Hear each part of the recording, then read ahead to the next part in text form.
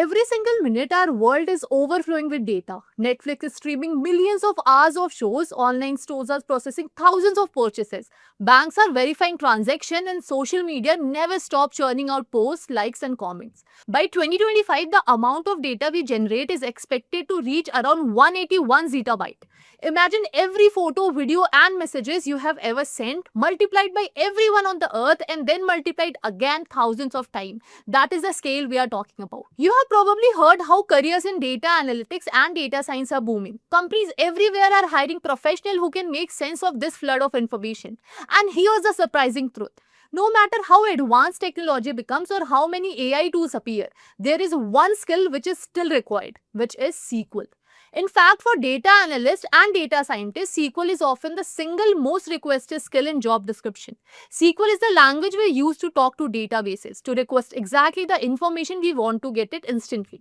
It's like walking into a supermarket where everything is neatly organized, but instead of wandering through every aisle or every whole section, you simply tell the store assistant, I need a pack of whole wheat pasta, and they bring it straight to you. You don't waste time searching. SQL pinpoints your request through queries and delivers exactly what you need from the data. SQL is everywhere. A retail brand uses it in Power BI to track inventory across hundreds of stores in real time. A logistic company runs SQL query every hour to update live dashboard on shipment. A hospital uses it to analyze patient flow and optimize schedule. According to LinkedIn 2025 Emerging Job Report, SQL is among the top 5 skills required for data roles. In this course, we will start from scratch, covering what SQL is, how databases work, and commands like DDL, DML, DCL. You will learn filtering, grouping, joining, and even advanced topics like normalization with hands-on practice experience and real-world example with interview preparation. So let's dive in. What is SQL? SQL is a database programming language for retrieving and managing data in relational databases. SQL is an acronym for Structured Query Language. The Relational Database Management System (RDBMS) standard language is SQL. SQL is the standard database language used by all relational database management systems such as MySQL, MS Access, Oracle, Sybase, Informis, Postgres, and SQL Server. They also use a variety of dialects like TSQL is used by MS SQL Server, PLSQL is used by Oracle, JetSQL is used by MS Access. This query language was adopted by as an ANSI standard in 1986 and an ISO standard in 1987. It is the most important query language to learn if you want to work in the field of data science. SQL is used by big companies like Facebook, Instagram, and LinkedIn to store data in the backend. So now let's see, what is the significance of SQL? A computer programming language is a set of explicit instructions for accomplishing specific operations on computers or equipment. We can use precise algorithms to control the behavior and output of a computer using a programming language. SQL is one such programming language used by the computer. This helps computer and machines to process vast amounts of complicated data more efficiently and effectively. That is why SQL is beneficial to business, particularly in the development of system database management services. So let's see, what are the different applications of SQL? As previously said, SQL is one of the most extensively used database query languages. Some of the applications are: the users can gain access to data stored in relational database management systems using SQL. Users can use SQL to describe the data. SQL also allows users to define and manipulate the data in a database. It allows SQL modules, libraries, and pre-compilers to be embedded within other languages. The users can have the ability to build and delete database and tables. It also allows users to build database views, stored procedures, and functions. Permissions for tables, methods, and views can be set by the users with SQL. So let's see, what are the salary expectancy of SQL enthusiasts? From startups to established companies, the job market looks good for SQL enthusiasts, and it is expected to grow exponentially in the coming years. SQL programmers or developers have good opportunities in all the geographies. Also, after obtaining a certification in SQL, the average salary hike expected is around 40 to 50%. So that's all about SQL. Just a quick info guys, Intellipaat offers a SQL Developer and SQL DBA Masters program. Through this course, you will gain complete expertise in SQL Server, relational database functionalities, writing advanced SQL query, managing and securing databases, automating SQL Server, and much more. All from the top 1% of industry experts around the world. With this training, thousands of professionals have already made successful career transition into high-paying SQL developer and database administrator role. You can even check out their success story and testimonials on our Achievers channel. The link is given in the description below. Without a doubt, this program can take your careers to new heights. So click the course page link given in the description and take your first step toward building a strong career in SQL development and database administration. So before we get into the actual concept, let me take you through a quick story, something that you can easily relate with. So meet this guy on the screen here who has recently settled a general store in his locality. Everything is going way smooth. Like why? Because he was satisfied with his old school approach of maintaining a register, obviously the traditional one, with all the records of orders, transactions, stocks, everything written over registers manually with pen and paper. But as the time passes over years, the register started getting piled up. And now this man is frustrated by cleaning and going with all the messy and complex records that he has made manually. He is just frustrated by flipping over the pages just to find basic infos like what he's selling the most, what's running out of stock, or let's say what did he earn last week. So, in order to tackle this issue, don't you think we need something smarter? Correct. Now it's the right time to introduce SQL structured query language to this man and to you guys as well. So what this SQL is? Now, just like we all have our own languages to communicate with human, in the exact way, we do have this SQL structured query language again to communicate with data. We can get the exact information we need in just seconds by writing few queries, just few lines of queries. But here's the thing that SQL doesn't work alone. It gets paired with a term, something called as a database. Now, the thing that must be clicking in your mind is the term that I have mentioned right now, a database, right? Let me take you through that. So, a database is a system which is used to store and organize your data so that it can be easily managed and accessed whenever you need. I'm not just talking about few pages, but tons of information can be stored here. You can think of your favorite shopping app, let's say Amazon, Flipkart, whatever. So every time you are searching for a product, let's say, or let's say you are adding something to your cart, checking your delivery status, everything, like whatever task you are doing now, it's the database doing its all the thing in the background by storing all the information within it in a super organized way. All right. So yeah, every click you are making, there's a database which is doing all its job in the background. This is what the job of database is, like storing everything within, like inside itself, like a storage box. It's like, how do we indicate a database? You can see a kind of tank, a cylindrical tank where all the data is getting all the data getting stored inside it. All right. Moving to the next round, as we already have a system to store all the data, but we also need a source to directly interact with it. Don't you think that? Correct.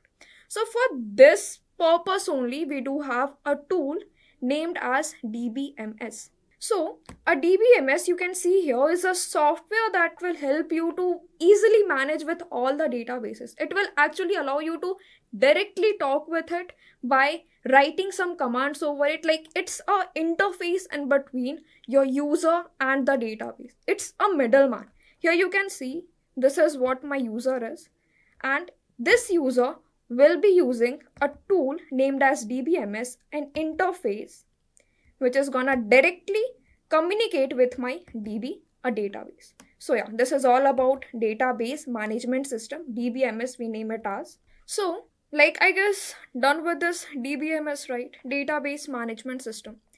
The next is we do have Some types of DBMS, starting with what relational DBMS is, like the full form RDBMS, we call it as Relational Database Management System. So in this type, my data should be structured. Structured in the sense every data will be organized in terms of rows and columns. It will be structured. And one more thing is like this RDBMS works great when you are having relationship among the table. Obviously, when you are dealing with some real-time problems, there will not be only just a single table, right? You will be having different multiple tables. One will be focusing on orders, one will be focusing on customers, and so on, right? So each and every table will be related to each other, correct? So therefore, we call this type of database management system, we refer it as relational database management system, because tables will be having relationships and your data will be structured in terms of rows and columns. This is must. My data should be organized in terms of rows and columns only. Then only this RDBMS will help. Now the second type is NoSQL, and we also call it as not only SQL. Here we have just made this relational more advanced. Why? Because my data in this can be unstructured or semi-structured as well. Here my data can be stored in key value pairs, or let's say in graphs, or let's say in wide columns, document as well. It can be a plain text as well. So this type, not only SQL, is you can say it like it's more flexible than relational database management system, because there is no constraint over the data management. You can store your data in any order, and this type of DBMS will help me to store and manage those kind of data, which is again semi-structured or unstructured. Fine. Now we do have some databases to deal with this RDBMS as well as this NoSQL. Let's go with that. Here are the examples written over here. So comes your MySQL SQL Server, that we will be dealing with Microsoft SQL Server. It is also used for dealing with RDBMS, like relational data should be there. And like structured, I'm talking about again Postgre, Oracle. So these all are the databases management system which is gonna deal with structured data in terms of rows and columns. Whereas this MongoDB, which is very popular for dealing with non-structured data or semi-structured data, which comes under this type NoSQL. Done, I guess. Done with that. So right now we all know about what a database is, what DBMS is, and its type, right? Again, database is storing my data. DBMS is a tool which will help us to interact with data. But how we will be interacting with those databases, correct? And the command or the language that I was talking about, SQL. So guys, I have opened SSMS, that is Microsoft SQL Server Management Studio. This studio will help me to talk to that database directly. Okay, but obviously we need to create a database first. So whenever you will open this SSMS thing, you will get this pop-up, which is asking you to connect to the server. I'm having Microsoft SQL Server, and I have to let this SSMS allow to connect to that server. Then only there will be a direct communication between these two elements, correct? So you don't have to do anything. By default, all these information will be tackled through this setup itself. You just need to click on connect, like allow this SSMS to make a direct connection with the database, with the server actually. So click on connect. Done. Your connection will be established. And yeah, let me take you through the interface. Here are all the folders that you can see, the important files. It will be stored, like here is a folder for databases, security folder, application and all. So if I'll expand this database folder, I'll not go in more detail. Let's see this database folder first. I'm having these databases which is already created in my server. Okay. So let's say I want to create a separate database for storing my customers record. Correct? So for that, there are two ways. The first way is you can use this GUI to create a database, and the second way is you can directly write a command using SQL. So let's go with the first approach, that is using GUI. Within few clicks your database will be ready, right? And the second approach will be the writing queries. I'll go with that later. So what you have to do, guys, is just select the database option, right click over here, and you can see the option of new database, correct? Make a click, give a name. I can give, like, it should be non-existent already. It should be a unique name which is not already in your server. So let's say I'm giving it as customer, and simply click on OK. So a database with a name of customer will be created here. You can see it, like a new database is added, correct? Now let's create one more database by writing a command. And my command is very simple. It's just like a single line using 3 words, that is create database, then the name of your database. Let me write that first. It will be create, then comes your database, then it will be the name that you want to give. Let's say I'll give ever. So first thing I want to mention here is your SQL is not case sensitive. You can either write in uppercase, lowercase, doesn't matter. But like for simplicity or for following the standards, we usually write my keywords in caps lock or in capital, like in uppercase. But yeah, like I'm going in small case here.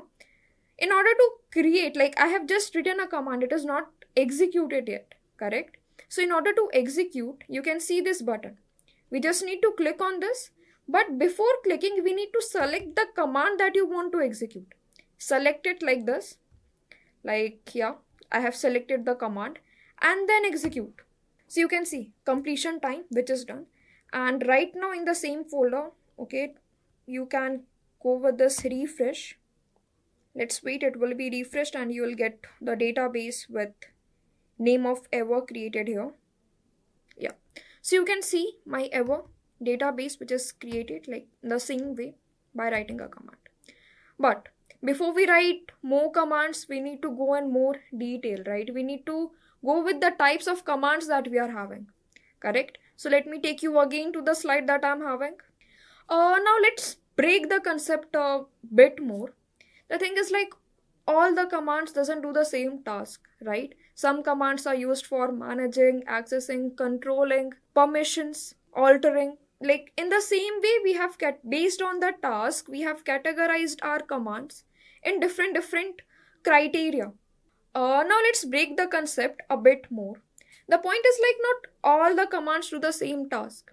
Some will help you to build the structure, some will help you to manipulate the data that you have stored, and some will help you to manage the flow, right? So in the same way, the SQL has divided all the commands in different categories. And here is the list of categories that you can see: DDL, DML, DQL, DCL, and TCL.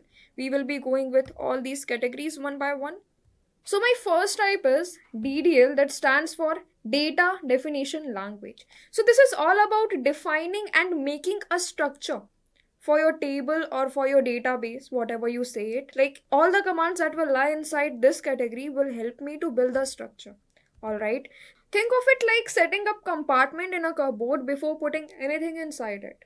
So like you're creating space and structure for everything that you can place it inside, like once compartments are done. So the commands that you can see over here that will lie in this category is create, that we just have recently used for creating the database, right? So this is what create is. Whatever element you want to add, we can go with this create command. Next is drop, alter, and truncate. These all comes under DDL, which will help you to define the structure, delete the structure, or alter the structure. Okay, we'll go with all these commands one by one practically on SSMS. So just remember these points.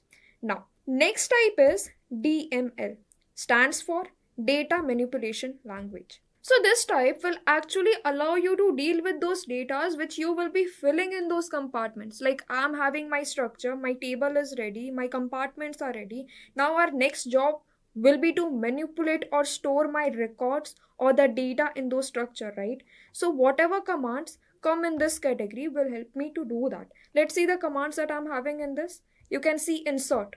Obviously for inserting your data or records inside your compartment or let's say your table. So this command will help me to insert my records.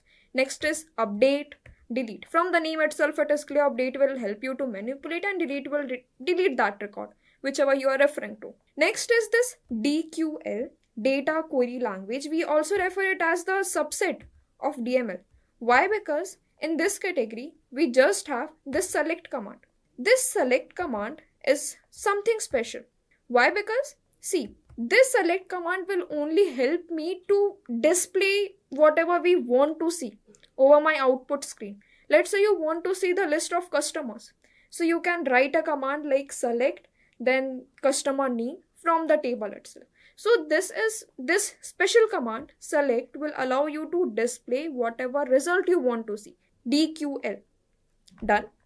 Now, coming to the second last, that is data control language. This data control language is like, it will help you to handle permissions. It's like giving keys of your home and taking it back. Like it will control all the permissions with whoever person you want the access to be given. You can allow that or you can revoke that as well. It is up to you with the help of this DCL command, and you can see grant and revoke. These are the two commands that will help us to go with controlling my records or the permissions. Lastly, we do have transactional control language. So this transactional control language will allow you to prevent the conflict between the transactions or two processes which is going in between. Let's go with the commands first that we are having. Commit, rollback, and save point. This commit will allow me to permanently do the changes. Like let's say you have started one process, you have started one execution, and if from the start it has executed till the end without any error, so it is a commit, which means my changes will be permanently done. Or anything which will tackles the execution or process, then this commit will not work. Again, the process will recontinue. Therefore, it is, preventing the conflict between two or multiple processes.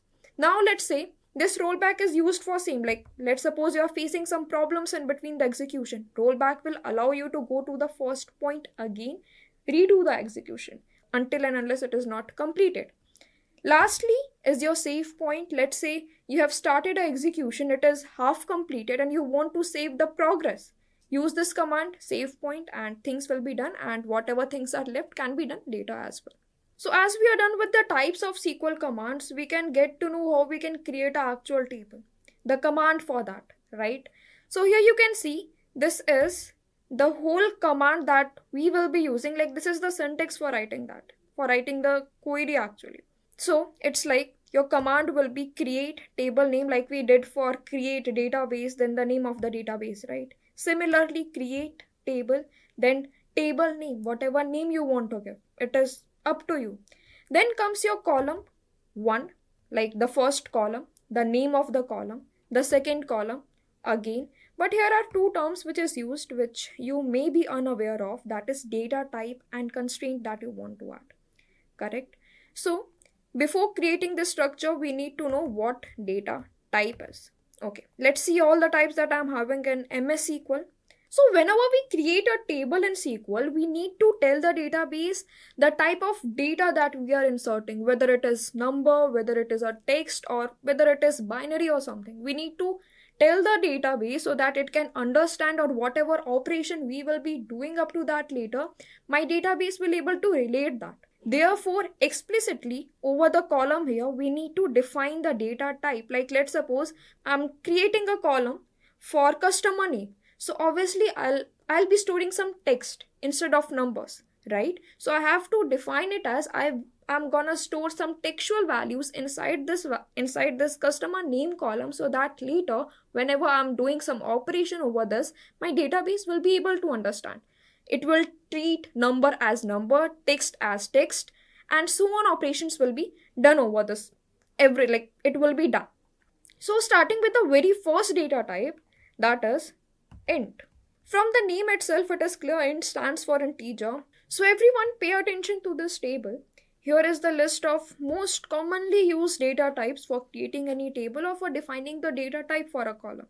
Starting with the very first type, that is int, stands for integer, which is used to store numericals. Alright. So you can store whole numbers itself, starting from it can be 100, even in negatives as well. You can store both positive and negative integer as only integer, not decimal, not fraction, nothing like that. It should be a whole number using this data type, that is int. For example, storing age, storing quantity, correct? So yeah. Next is big int. So very large whole number, if you are expanding the range, we can go with big int, like tracking large IDs or counts, correct? So yeah, big int is also a type. Next is tiny int. If the numbers are too small in the range of 0 to 255, you can go with that. Why I'm having these three types? It is all about the data, it is all about the memory it is gonna take. Obviously this big int will take more memory than this int and tiny int. So these are the three types which is gonna help you to deal with numbers, numerals. Next is bit. It is used for storing binary numbers 0 and 1 itself. Like you all know, 0 stands for false, like it is an indicator. 0 is for, like you can refer this 0 as yes, true, or 0 signal. Like it is all about signals and all, on, off, yes, no, true, false. So yeah, if you want to store something in that way, indicating the flags, you can go with this bit, used for storing 0 or 1. Next is decimal. Like we have dealt with whole numbers, right? Like it should be whole, it should be an entire number, not decimal, not fraction, nothing should be like that. But for dealing with fractional number or dividend, we do have this decimal data type. This decimal data type is having two parameters, p and s. So this p will be telling you the total number of digit. Let's suppose you want to store 175.015. So in this case, this p will contain the total number of digit that the number should contain. It can be more as well. Like you can define a range, you can make it as 10, 20, anything. The next is this s will tell you the decimal places. The decimal places in the sense after point how many digits you are inserting there. So for this case, I am having 6, 3. So this is how I will be filling up the parameters of this data type, that is decimal. Next is char, varchar and varchar. These three categories are used for storing textual data, like let's say name, country code and so on. But there is difference in all these three types. There is a difference. I'll tell you what. So this char is used to store fixed length text. The thing is, like whenever you're going with textual data, you need to give a data type, right? And out of all these three types, let's say if you're going with char or varchar, you need to specify the number of bytes that you want to reserve. So this n stands for the number of bytes and the number of characters as well. Like 1 byte will store 1 character. So therefore it is fixed length. So let's say I'm gonna create a customer name column and I'm giving this char data type to that customer name. So it will be like the column name, customer name, then data type will be char, and this n, let's say I'm assigning it as 50, which means I will be able to give a name of 50 characters only. Like my column, each record of my column can contain 50 characters maximum, and it is this size is fixed. Like my 50 bytes are reserved for this name. Each record will be taking 50 bytes in its memory, right? But there is a twist with this varchar. Varchar is dynamic. Like let's suppose you are, like instead of going with char, this time you're going with varchar. So what will happen in this time if I have written 50 and my name is only of 3 characters, let's say Ram, so only 3 bytes will be used and rest of the 47 bytes will, like it is not used. It is dynamic. Therefore it is variable length text. Like my bytes are saving. But previously what was happening, my 50 bytes will be reserved either you're using it or not. Like let's say if you are having a name of 3 characters or 10 characters or let's say 20 characters, rest of the bytes will be wasted in your memory. It is consuming the size but we are not using it. So this is not efficiently using my memory management, correct? But if I'll compare both, when to go with what type, here you can see the examples. Alright, so if you want to go with char, So it should be fixed like the characters that you want to store should be fixed as well. Here you can see country code.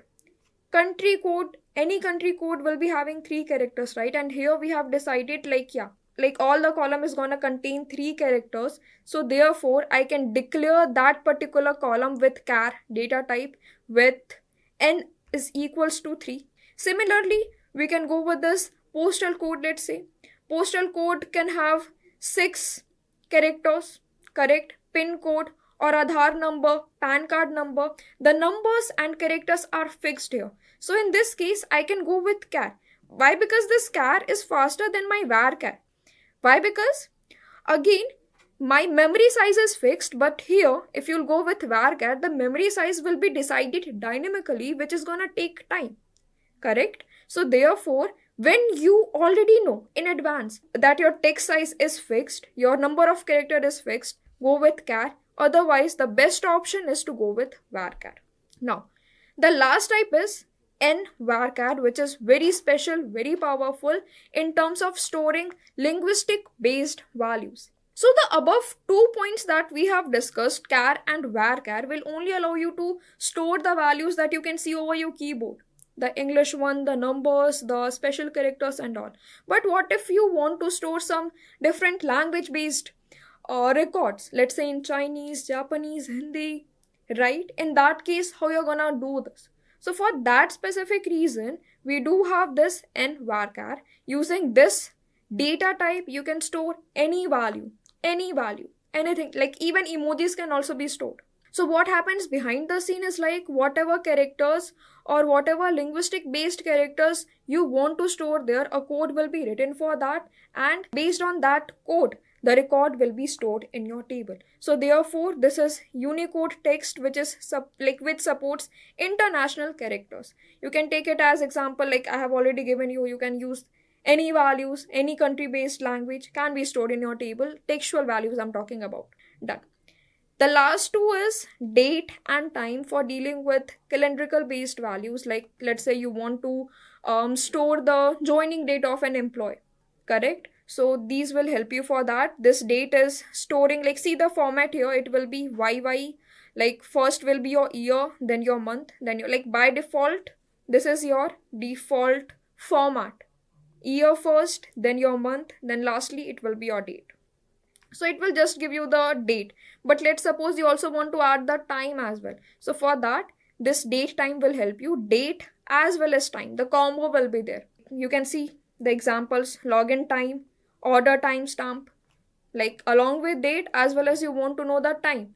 So must go with this data type. And I guess, yeah, with this, we have already covered all the data types that we are having over this, like on my SQL server that we can use. Once we know what kind of data we are storing inside our table or let's say database, the next step is to ensure the data that we are inserting should be valid and follow certain rules. Let's take an example of an employee table. In that employee table, you are having an age column, and obviously age should not be less than 18 years of any employee, correct? So here we have to apply a rule in such a way that the age number should be always greater than 18. Correct? So here is the rule of constraint that comes into the picture. Let's go more in detail with this. This is where constraints come into play. Constraints are like enforcing certain rules that will keep our data clean as well as accurate by maintaining the consistency. Just like the traffic rules for our database or for our table, it will just prevent the wrong moves that any person or any employee can take in order to deal with the databases. So here you can see on the screen, we do have certain constraints written over here. Let's go with each one of them one by one, starting with what primary key is. This primary key constraint is like a tag for my column. This special column will uniquely identify each row. Let's take an example of customer table. In that customer table, my customer ID can identify each row uniquely, correct? Similarly, in orders table, we do have order ID, student table, roll number can be a column that will identify each row, each student uniquely, right? Here are two conditions that my column, like this the column over which you are applying this primary key constraint, it should not be null, like no null values are allowed, as well as each values should be unique. In this sense only, my each record will identify my every row properly, right? So this is all about primary key uniquely identifies each row. An example is customer ID, roll number, student ID, correct? Next is not null. This not null field can be applied over a column where you are sure that this record must be filled. For example, you probably don't want any customer's name to be empty, right? It should be something. It should be having some record in that as a customer name. So you can apply this rule over that column, not null. Next is unique, where no duplicate values are allowed. We will be executing each and every constraints, like you have seen the structure of how my table will look like data type, then comes the constraints, right? So once we will start implementing the things, you will be able to relate that how we will be getting errors whenever we'll insert some values which is not correct. Okay, talking about this unique, again, no duplicate are allowed. You can apply this constraint over, let's say, customer email address column, where no two customer will be having same email address, right? Each and every customers will be having their own individual email address, and therefore it must be unique. Done with this. Next is check. Again, let's say if you want to apply a check constraint where you want to check a condition in the sense whether a customer employee age is greater than 18 or not, 18 years or not. If yes, then that value will be inserted, otherwise it won't get executed. The next constraint that I'm having is default. This default is used when you're not providing anything and you want by default a value to be present there. Let's say you're having a column city and someone has not inserted the exact city a person belongs to. So in that case, default value can be unknown, which will automatically be filled in that particular column. You don't need to do anything in that case. Lastly, we do have this foreign key, which is very unique. I'll just give a reference to this. Why? Because you will not be able to understand it unless we implement it on the table that we are having. This foreign key helps us to link two different tables based on a common column. So here I'm having employee table as well as a department table. You can see employee name, employee number. This is what your primary key is, which is uniquely identifying each employee row wise. And similarly, I'm having this department table here. Here this department number is my primary key, and this department number is identifying, like you can take it as this 101 as identifying each department name. So in these two tables, can you find the relationship? Obviously, this department number and again this department number, both can be linked together, right? And therefore, this column in this table will be served as a foreign key because this is building a relationship with my next table. Okay. So yeah, the foreign key is used, like we will be obviously practically implementing it later once we'll go with all the table creation and all. But as of now, just take it as this foreign key will help us to make a reference from one table to another table by some column, a common column that is existing in both of the table. Done. Alright, so now that we have talked about what data types are and the rules that we can actually apply to it, let's put it all the things into an action. Okay, my condition is like, let's suppose I want a space to store customers' information, their name, email address, age, everything and all. In SQL terms, we have to create a table. Here you can see this table that we will be creating. Let's come back to my SSMS and we'll execute this line by line. We'll see the process, everything in one. So I have already created this database ever. I want in this database itself, my customer table should be executed, right? The first thing is, like right now, I guess I need to refresh it. Okay, I'll once again connect it. Why? Because see, it's been a long time we have worked on this SSMS. So therefore, we again need to make the connection with this SSMS as well as the SQL Server. Yeah, everything is now fine. So right now, currently we are in this default master database. We do have certain default databases priorly created by this SSMS itself for our work. But as we have created this ever database, all the things, all the tasks should be done inside this ever database, correct? So what we have to do right now, instead of this master database, we need to switch to this ever database. For doing this, one step is you can click on this drop down and select your database. Otherwise, you can use a command that is use then the name of the database in which you want to enter. Here it is ever, right? Execute, select and execute. So here you can see instead of master, now I'm having ever, which means right now I have switched from my master dashboard to the current dashboard that I have created for you, that is ever, right? Next task was to create a table, as I have told you. So command for that is create table, then the name of the table that you want to give. Let's say I'll give a customer name, customers, then I'll put a braces. Here you have to define all the columns that you want to be in your, that you want to be present in your customer table, one by one. So let's say first thing can be a customer ID, correct? I'll be going with that, customer ID. And the data type for this will be integer. Make sense? Again, you have to define a constraint. So now I'll add a constraint of primary key to this column. Why? Because this customer ID will be identifying each customers separately, uniquely. Like each customer will be having its own unique ID. Therefore, this column will not be having any null records, as well as each record will be unique. Correct? Next column can be my name column, and I'll go, the data type will be varchar. I'll go with this and I'll give 50 bytes for a name to be stored. Anyways, this varchar is dynamic, so whatever numbers of character you are inserting, only that much space will be taken, right? Think of a constraint that we can apply over here. Fine, let's go with not null. Why? Because none of the customer will be there who will not be having any name, right? So let's go with not null this time.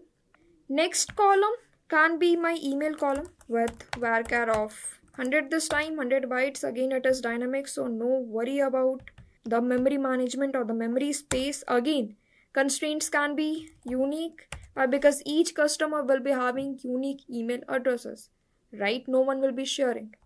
So let's go with unique constraint. And next column, we can add it as city with varchar of 50 again. Any constraint that you want to add here. We are left with check and default. So I guess default will work here, right? Let's add a default constraint, and default value will be unknown. We can go with this, right? Again, put a comma, and last column will be age with integer, and the constraint that we are left with is my check.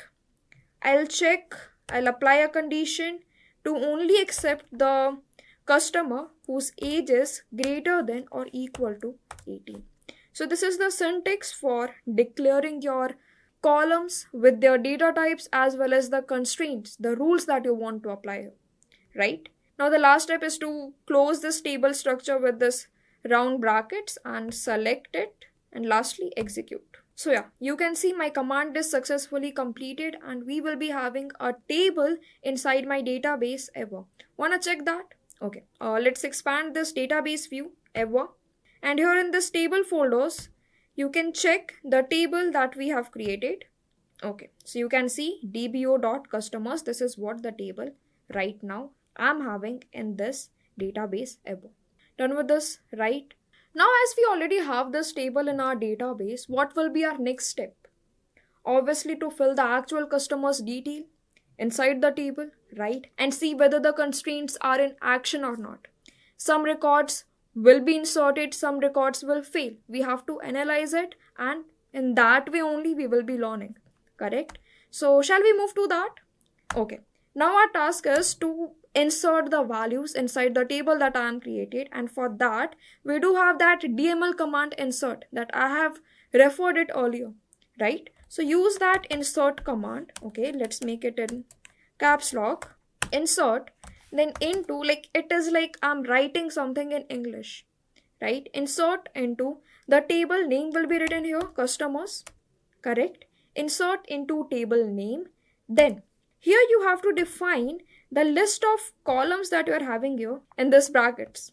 So my column names are like customer ID first, comma, name, then it's your email and city, and lastly it's my age, right? Here I have defined the columns that I'm having here, right? All the column list. Then you have to write the values that you want to insert in each column. Values, okay. My first value will be the customer ID, will be starting with 101. You can give it up to you, like whatever number or whatever textual values you want to give. Again, we cannot add any textual value because this customer ID is an integer type, right? So we have to go with numbers only. Number, it is up to you.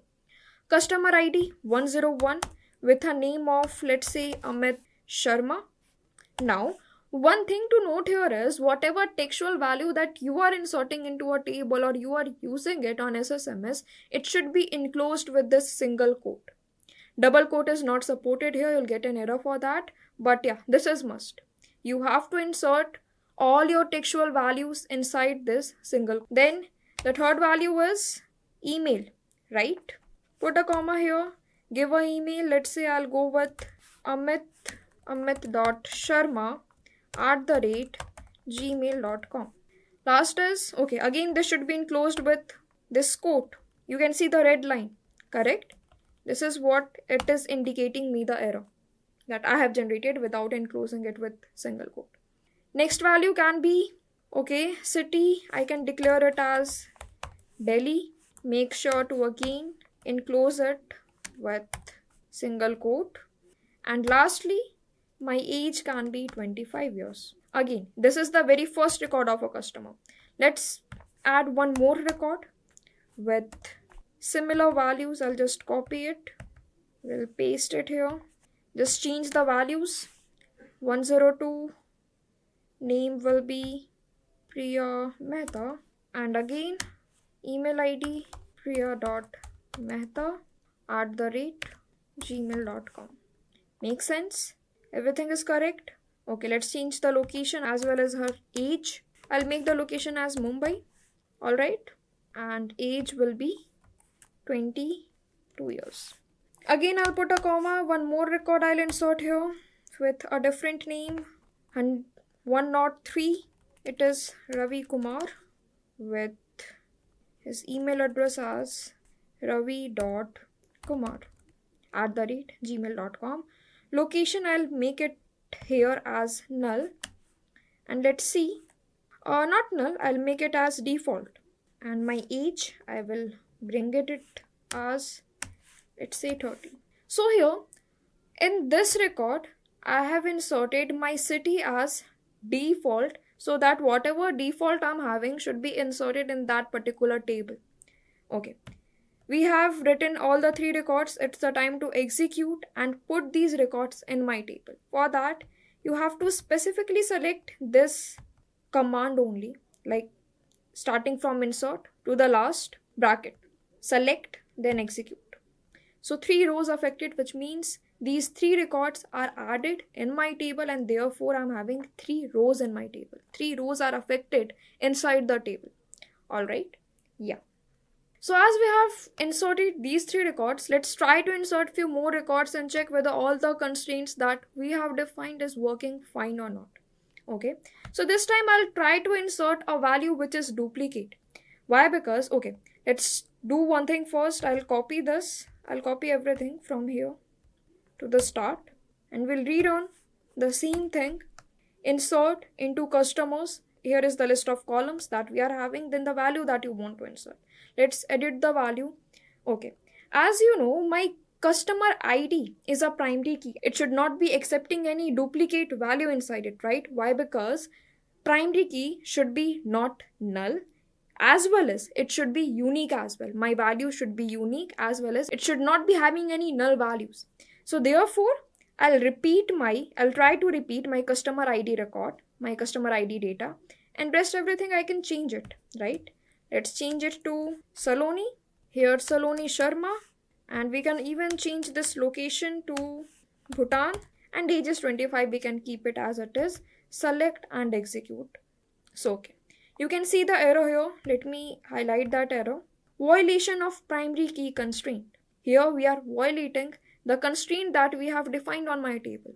I am giving a value which is not acceptable, correct? So therefore, whatever constraints I have highlighted here will work perfectly and it will not allow any invalid data inside my table. So I guess you are able to relate it now, why these constraints are important and how it is defending my table from unnecessary and inconsistent values, right? Let's check for all the constraints that I have defined, correct? So I'll copy it again, will execute it with something different.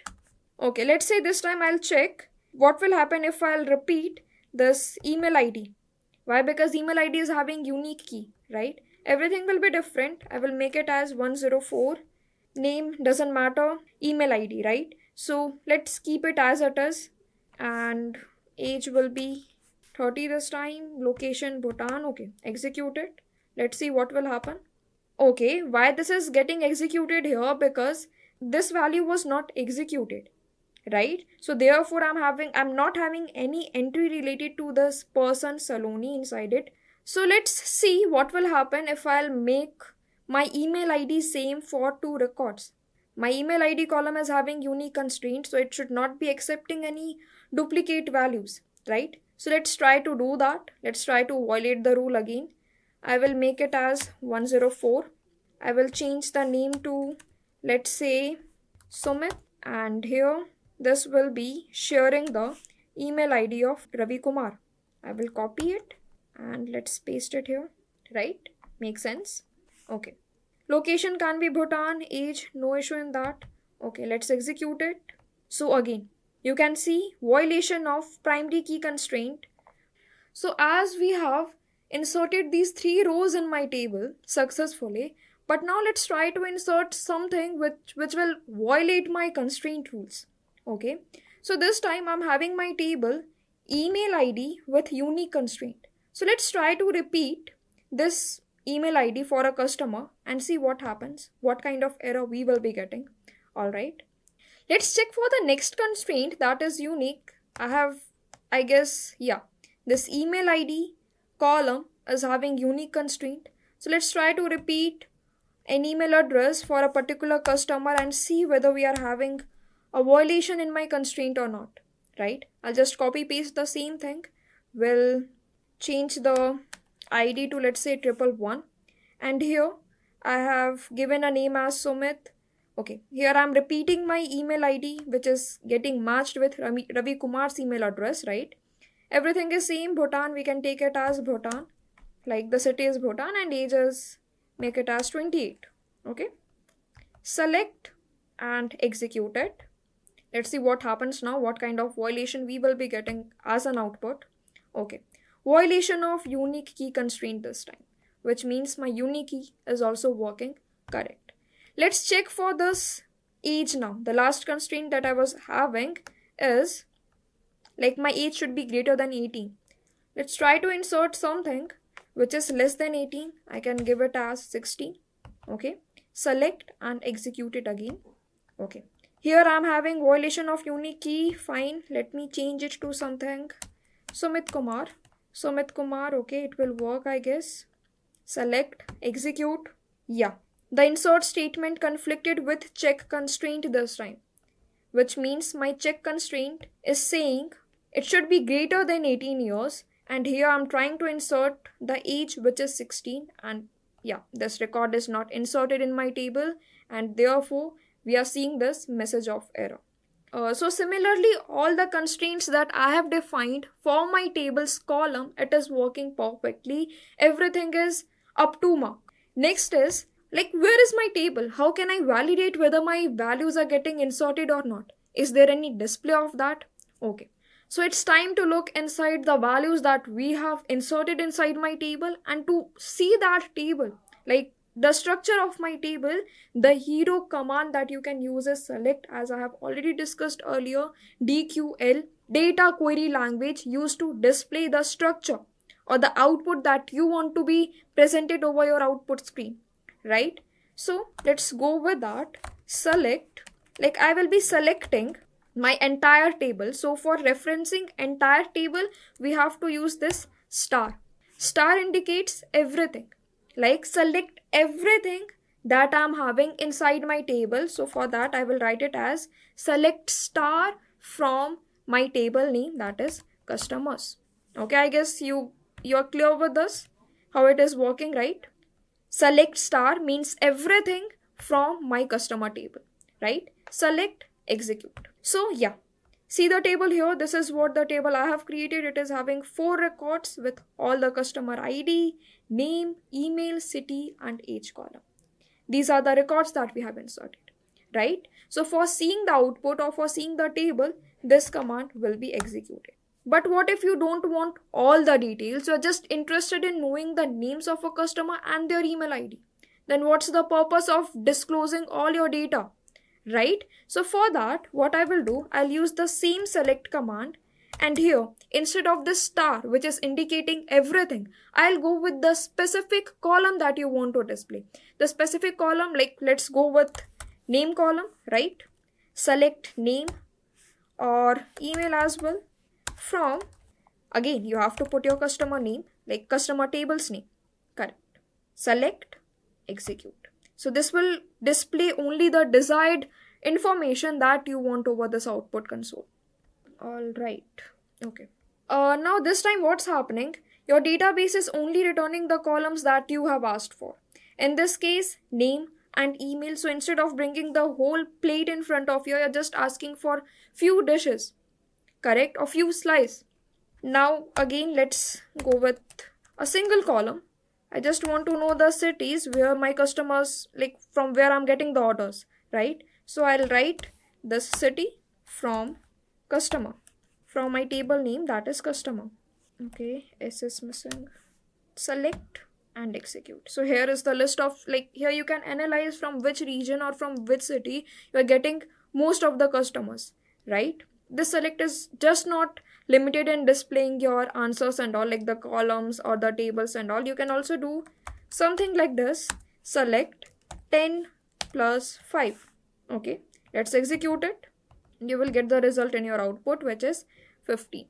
Okay, so here you can see no column name, which means it is not showing any information what this 15 is. So let's say if you want to give a column, like, or if you want to give a tag, here is the concept of alias, which is a nickname or a temporary name that you will be assigning to a particular value, or let's say a column as well. For that, it is very simple. Select, and you have written your data or whatever output you want here. Then you can put as the number sum, like here you have to define the tag or the name that you want to give, number sum. Right now, select and execute it again, no problem in that. Yeah, successfully completed, and here I'm also having a tag that is number sum. So this as is working as an alias, a nickname which is given to the information that you are extracting, correct? Done with this. Now let's move further. The condition is like, let's say you want to know the customer who is just from Delhi, not from all the cities. You just want the information of a customer who is living in Delhi. So in this case, I'm going to introduce you one special clause, that is where. First, let me take you through that where clause, what this term is. So this where clause will allow you to filter the records and return the exact row that you are asking for. And this where is sometimes work with these operators. I guess these are all the basic operators you all know. So let's write a query for that, like using this where clause. Let's try to extract my customer who's coming from Delhi.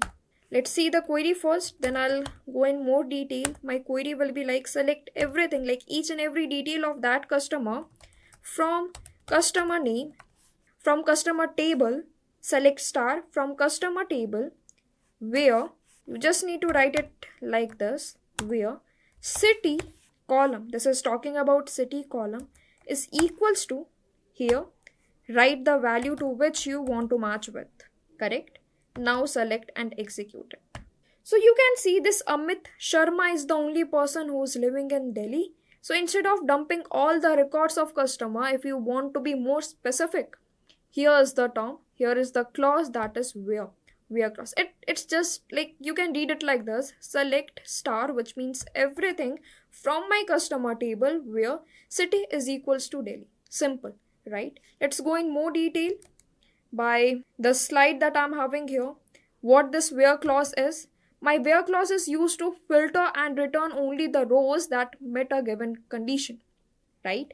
And along with this where clause, you can use these operators. Getting my point? Let's go with all the basic operators first. This is equals to, we all know. And here it is not equals to. Let's say you want to check my age, like I want the customer whose age is not equals to 30. You want those customers, right? So either you can use this operator or you can go with this. Like both will work perfectly. Greater than, less than, you all know. Greater than, equal to, less than, equal to, we all know this. Again, and, or, not. We all are aware of all these basic operators, right? So where can be combined with these operators in order to check a given condition, and based on that condition you will be getting your output, you will be getting your result specifically. All right, let's implement some more thing using this where clause itself along with the different operators that we have discussed. It will work like this. I'll copy it, paste it here. Now I'll just change the condition to something like I want to check where my age is greater than or equals to 21. So in this case, what I will be having in my result is all the customers whose age is greater than, or let's change it as 27. Okay, so select and execute it. You're getting it as Ravi Kumar as well as Saloni. So these are the two customers who's having age more than 27, right? Let's suppose you don't want all the details of that particular customer. You're only focused on the name. So remove this star and make it as name, right? Select, execute. So here you're only getting the name of the customer whose age is greater than 27. Shall we do one more example? Let's go with that. So let's use one logical operator, that is select. So this time let's use that logical operator and operator to check two conditions at once. So use select command with star from customer table, where my condition will be like where my city column is equals to Delhi, as well as I also want to check for, like if you want to check two conditions, both should be true, then you can go with and, or make it like this, and age should be greater than, my age column should be greater than or should be greater than 25. This will work, I guess. Let's see whether we are getting some output or not. So no records for this. Let's check for Mumbai this time. Do we have certain records? Okay, I will just be checking my table first. So alright, let's make it as 20. So I will get this Priya Mehta in my output. A Mumbai spelling, we need to check this as well. Yeah, so makes sense. This is Priya Mehta whose age is greater than 20, as well as she is living in Mumbai city.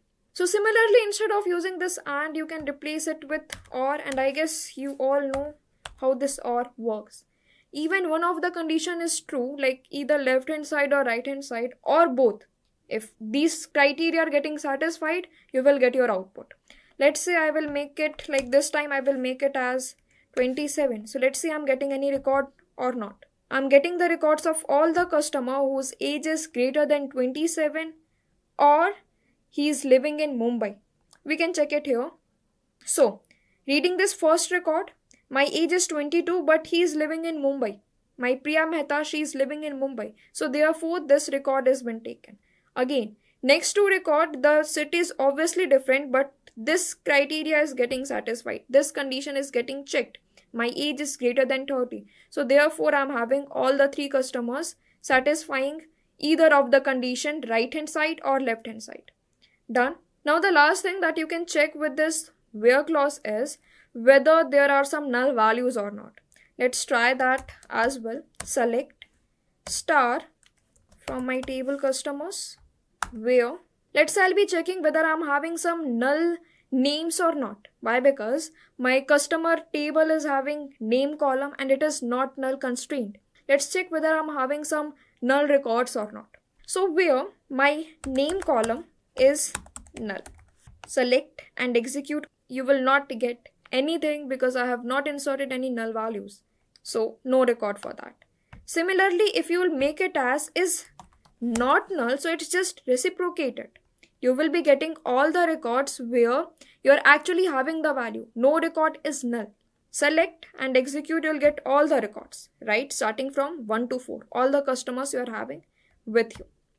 So as we all are done with the basic operators that we usually use, but that is just not enough. Therefore, SQL is giving us some special operators to enhance the experience of our filtering activity. It will just make the process more smooth. So let's see what those operators are.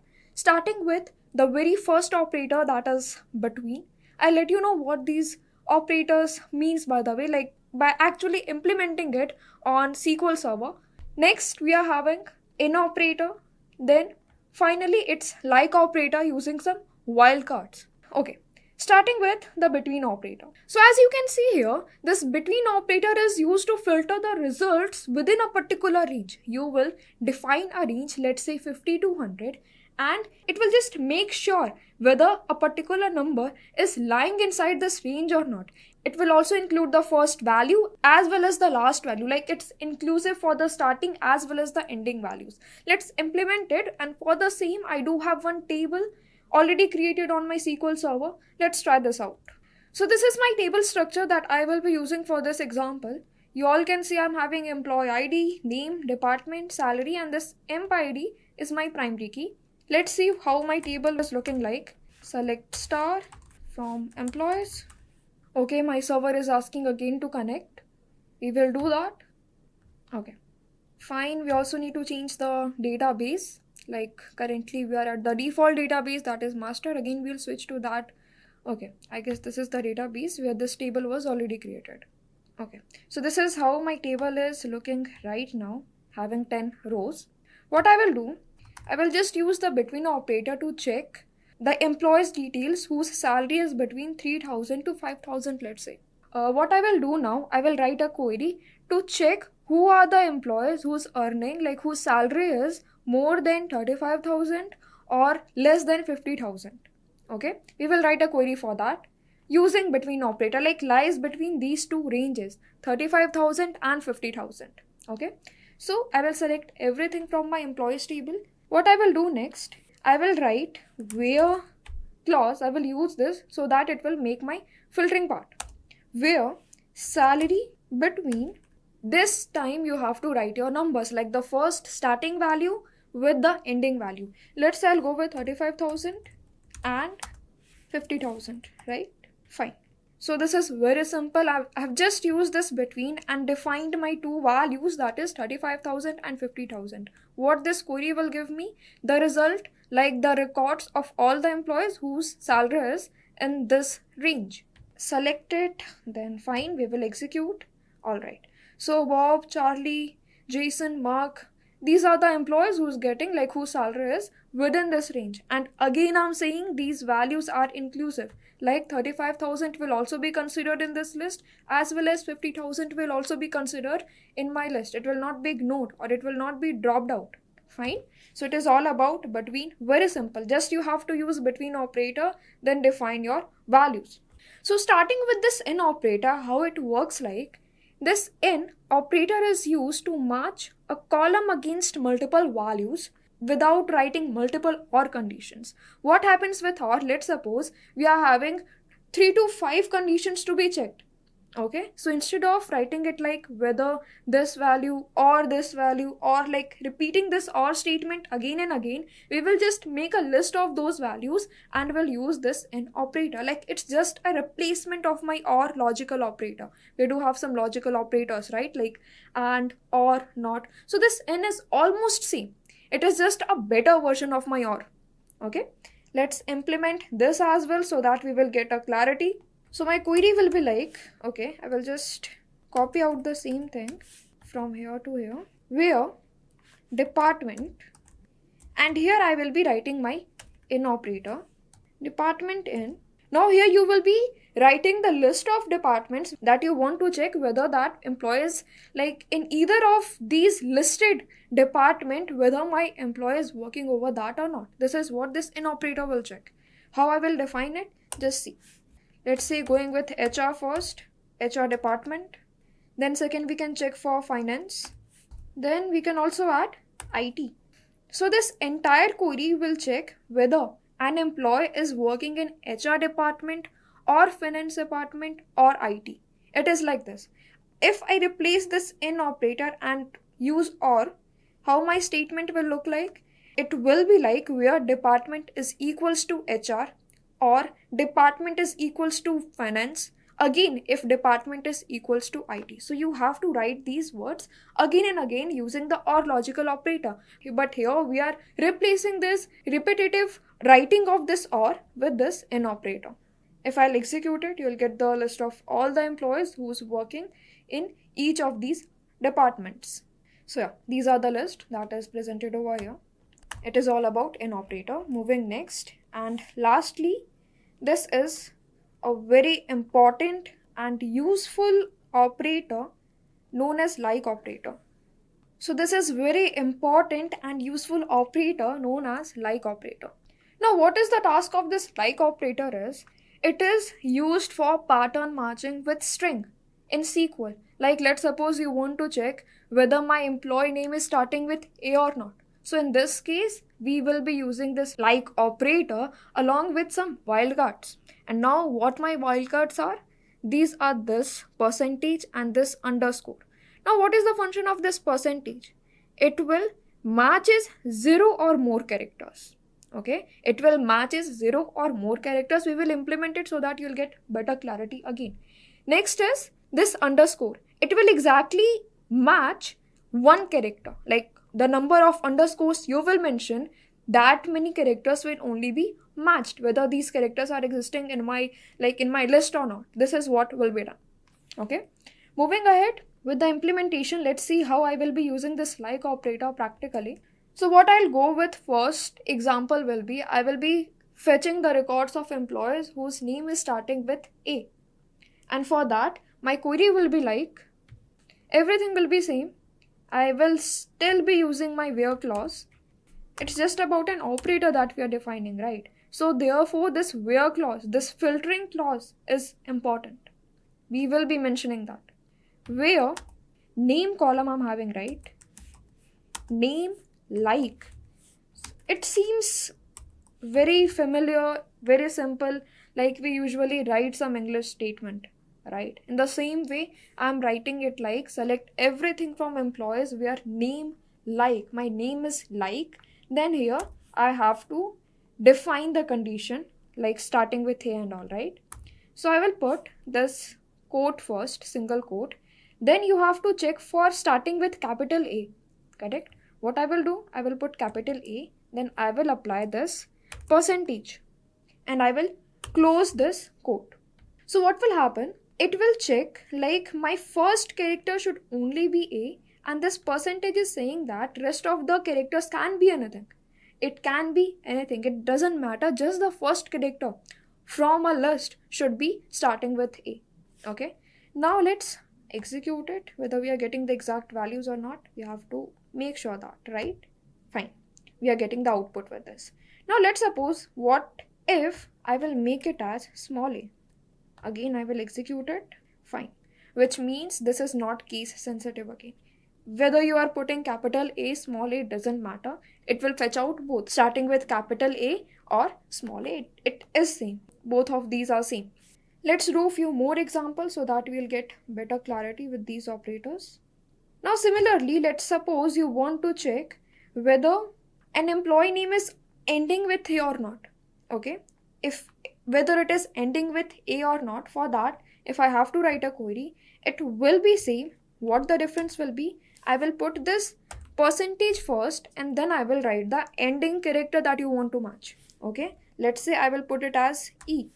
So it will check whether an employee name is ending with E or not. We have just reversed it. Whatever characters are starting, it doesn't matter. This percentage will handle that, and ending should be E. This condition should be satisfied. Yeah, so we do have two records, that is Alice and Charlie. These are the two employees whose name is ending with E. So it is all about pattern matching with string. Like we are matching characters, right? We are matching characters pattern based on a specific pattern that we are specifying here. Correct? Now, moving ahead with few more examples. Let's say this time, instead of this, I want to check, like here we are just checking one character, whether it is ending with that or not. Let's suppose if I want to check for more than one character, okay, like this, percentage and SON. So what this query will do, it will check whether an employee name is ending with these three characters or not. Starting of the character doesn't matter. It is not my concern. It is not your concern. But last three characters should be this SON. Okay. Let's see who are the employees. Right. So Jason and Carson, these are the two employees ending with these three characters. Like, yeah, my pattern matching is successfully implementing. Correct? Fine. Now moving to the next wildcard operator, that is underscore here. This will match exactly one character, right? Let's see and implement it. We will get more clarity again. Okay.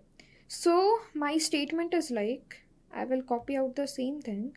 It's just about the pattern that you are defining. Everything will be same, just the pattern matters whether it is valid or not. Okay. So here, what I will check, I will be checking like this. You have to put single quote again, and like every time wherever you're using this like operator, this single quote will be used, and inside that you will write your condition for pattern matching using wildcards. Alright. So first quote, okay. What I will do, I will put one underscore and I will write A, then percentage. I will close my condition. So what this pattern matching statement will do? It will check like my first character can be anything. Okay, my first character can be anything, but second should be A and rest of the thing doesn't matter. Which means whatever underscores you are presenting, it should be having that many numbers of characters only before or after that. Okay, let's execute it. So simply it is saying like I will comment it here, my second character should be A. Rest doesn't matter. Okay, fine. So these are the list of all the employees having second character in their name with A letter. Similarly, I'll do some changes. Let's suppose I will put two underscores and instead of A, I will change it with S, which means at starting there should be two characters, like the number of characters should be defined and it is defined by this underscores, right? It should be two only. Then after these two characters, it should be S and rest of the things doesn't matter. Correct? So yeah, I'm having this employee fulfilling my condition that I have written. Okay. One last example that we will be going with is fine. So this time I will write it like this, percentage AR again percentage. So what do you guys think? What will happen if I'll go in this format? So it is saying starting doesn't matter, ending doesn't matter, but in between it should be AR. These two characters should be lying with my employee name. Okay, starting of the characters doesn't matter, ending characters doesn't matter, but this substring should be existing on my name of the employee. Okay, so let's see. Fine. So these are the list of all the employees fulfilling my criteria. Okay. Similarly, if I'll put O here, so let's see whether we are getting this output or not. Harold, fine. We are having two employees fulfilling this pattern. So this is all about the special operators between, in and like.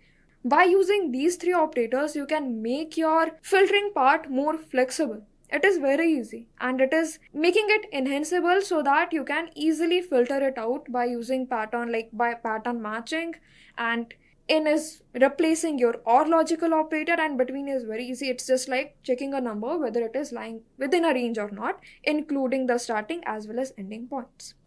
So that's how we deal with missing values in SQL using is null or is not null. Alright, so let's say we have pulled out customer records using select. That's great, but what if you want those records to shown up in a particular order? Like maybe you want to see customers arranged by their age or by name alphabetically, or maybe the latest one first. That's where order by comes into play. You're basically telling SQL to give the data which is served neatly and sorted. Let's take an example. Let's suppose we all know what table we are using, right? I want to order my age column. Select star from customers. I'll go with the same table again. And here, what I'll do, I'll use this clause order by, then the column that you want to order, age. Alright? Select it and then execute. You will get everything, each and everything, just your age column will be sorted. So yeah, here you can see the smallest age is 22 and it is arranged properly in a sorted way. Now one more thing to note here is this order by sorts everything by default in ascending order. But let's say if you want the same thing to be done in descending order, you have to explicitly define it here by using DESC, or you can also write the full descending word here. Okay, now you'll see just the opposite. Your 30 will come first and this 22 will come last. Done? Correct? So this is the work of order by, and here I am ordering my age column based on the numbers. Same can be applied on my name column as well, where your name will be sorted based on alphabets, right? Let's do the same thing. I'll just change the column here, column name here with this, and let's remove this descending. Like why? Because by default you will be getting A first and Z last. Correct. Amit Sharma, Priya Mehta, Ravi Kumar, Saloni. Everything is fine, right? Similarly, if you'll make it as DESC, let's see what will happen now. Then it will be everything opposite, starting with S and ending with A. It is sorted alphabetically based on alphabet orders. Now let's say what will happen. Instead of just one column, let's define more than one. Like I want to first sort my city column based on alphabets, and then in that, like let's say you want the age column to be sorted. This can also be done. The difference is, okay, just remove this name and add city first. So a group of city will be created, city as well as age. Both the columns should be sorted. Like, okay, this time I'll remove this descending. So what will happen? Let's suppose 3 customers are living in Delhi. So Delhi will come first, Mumbai will come later, and all the 3 customers based on their age in this Delhi group, they will be sorted again in ascending order, in increasing way, right? So like right now I'm having each city unique, so therefore you'll get the same result. You will get the same result. No worries in that. Why? Because see, if there is no group, let's say, so my city column will be sorted first. You can see it here, Bhutan, Delhi, Mumbai, and lastly it's unknown. So by default it is sorting my city first, but let's say if we are having more than 2 values, like let's say if my values are repeating in the city column, obviously more than one customer will be living in a particular city, right? So in that case, my age first, my city will be sorted, and lastly my age will be sorted in ascending order, starting from the lowest number to the highest number. So far we've been adding our values through inserting and making some manipulation, finding out the specific value based on the condition, right? But what happens if a customer has changed their location, or let's say a customer has entered wrong email ID? So what do you think? What could be done in this case? The entire table will be deleted, entire row will be deleted. What do you think in this case? So no worries guys, we do have that DML update command here, and using this update as well as delete, we can manipulate each record cell by cell. Let's implement this as well on SSMS again. I will take the same table. So let's say I want to update the city of Ravi to Bangalore or any city that you wish to. The query for that will be very simple. What I'll use the update command. What you want to update? I obviously want to update my customer table, right? So you have to write the name of your table, customers. Then here you have to write set, like update customer, and what you want to change, what cell you want to change, right? So set my city is equals to, let's say I'll go with, I want this city to be changed as Bangalore, where my name is Ravi. Name is equals to Ravi. So this where clause is very important because this name is the reference. It is referencing where you want to update the city column or the city cell. If you leave this field now, if you like, let's say you're not specifying any condition, so in that case, all the records of this city column will be replaced with Bangalore. Let's execute it first. Instead of name, you can take any column for referencing. Let's say you can take customer ID. If you know the customer ID of Ravi, you can mention that here. Even you can take email address. Age you cannot take because multiple customers will be having like will be going with the same age, right? So you have to choose which condition you have to apply for any updation in your table. Very simple, select and execute. Everything will be done. Here my Ravi Kumar is living in unknown city, right? I will make it as Bangalore. So, okay, I have not added any row, therefore it's saying 0 rows affected. Let's see my table how it is looking like. I will just select this command, select start from customer. So right now you can see one row affected, which means one row is altered. It is manipulated with this command that I have just executed, right? Let's see the result now. I'll run the same command, select star from customers, and you can see Ravi Kumar is now living in Bangalore. Earlier it was unknown and now it is changed to Bangalore. Correct? Now let's say you want to update multiple columns at the same time. For that as well, it is very simple. You just need to separate it with comma. Like let's say my Ravi age is changed now.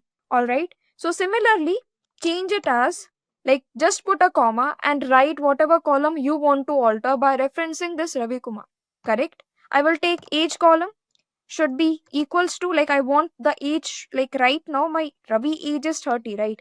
Make it as 40. Okay, and again rerun this statement, execute it, again select display the table, and here you can see my Ravi Kumar age is 40 now. Make sense? All right. So see how simple it is. Just by separating all the multiple columns by comma, you can manipulate more than one cell or more than one record just by referencing a proper name, let's say, or let's say customer ID, right? So what if you no longer need some data? Or maybe some customer is asking you to delete their information, or maybe some entries were mistakenly entered there. So in that case, again, do not worry. We do have that delete command in my DML category. I will use that in order to remove my entire row.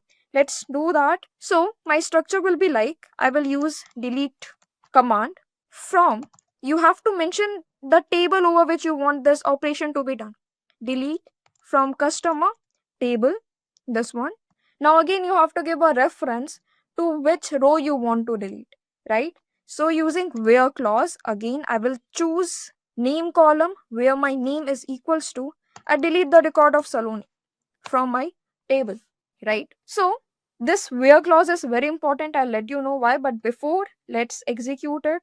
Done. Again print the table, display the table. So yeah, you can see that row, the entire row is deleted, referencing my name column instead of this name column. Again, you can use customer ID, anything which is appropriate, which will exactly go with the condition. What will happen if you just miss this where clause or this condition? You're just writing it like this. Delete from customer. So here is a must warning that you should remember. If you'll select this and execute it, entire row will be deleted. Like whatever rows you are having right now, I'm having 3 rows. All these 3 rows will be deleted. So make sure to give a reference, that where clause. You have to specify where and what you want to delete. Correct? So make sure you're not running this, otherwise you will lost all the data. Your table will be empty. You will be obviously be having the structure, customer ID, name column, email column, city, age. These columns will be preserved, but the data that these columns are having, the records which is stored inside this, will be lost. Understood? Now the next word that we will be discussing about is, let's imagine I'm having a proper customer table, and in that table I'm having more than 100 rows. Why? Because my customers are in thousand, in lakhs, any number can be there in my table, right? So in that I'm having city column, and more than one customer will be living in one city, right? Now my question is, I just want to get to know all the cities in from where I'm getting the orders. So in that case, obviously my city column is having duplicate values, multiple cities, right? If you want to filter it out and only want one city, like for that purpose only, we have one term that is distinct. Let's see how to use that practically. Very simple. You just need to use select, and before the column name you can just use the word distant, and this distant will filter out all the duplicate records and will only give, it is not deleting anything from your table structure. Getting my point? It will just return you a filtered column with all unique cities. Okay, so here I'll go with city column from customer table. All right, so fine, let's execute it now. So yeah, Bangalore, Delhi, Mumbai. These are the unique cities that I'm having, like from where I'm getting the orders, right? So now sometimes you don't want to see the entire table, just the first few rows to get a quick look at the data. In SQL Server, we use top for that. Let's say you want to see just the first 5 customer records.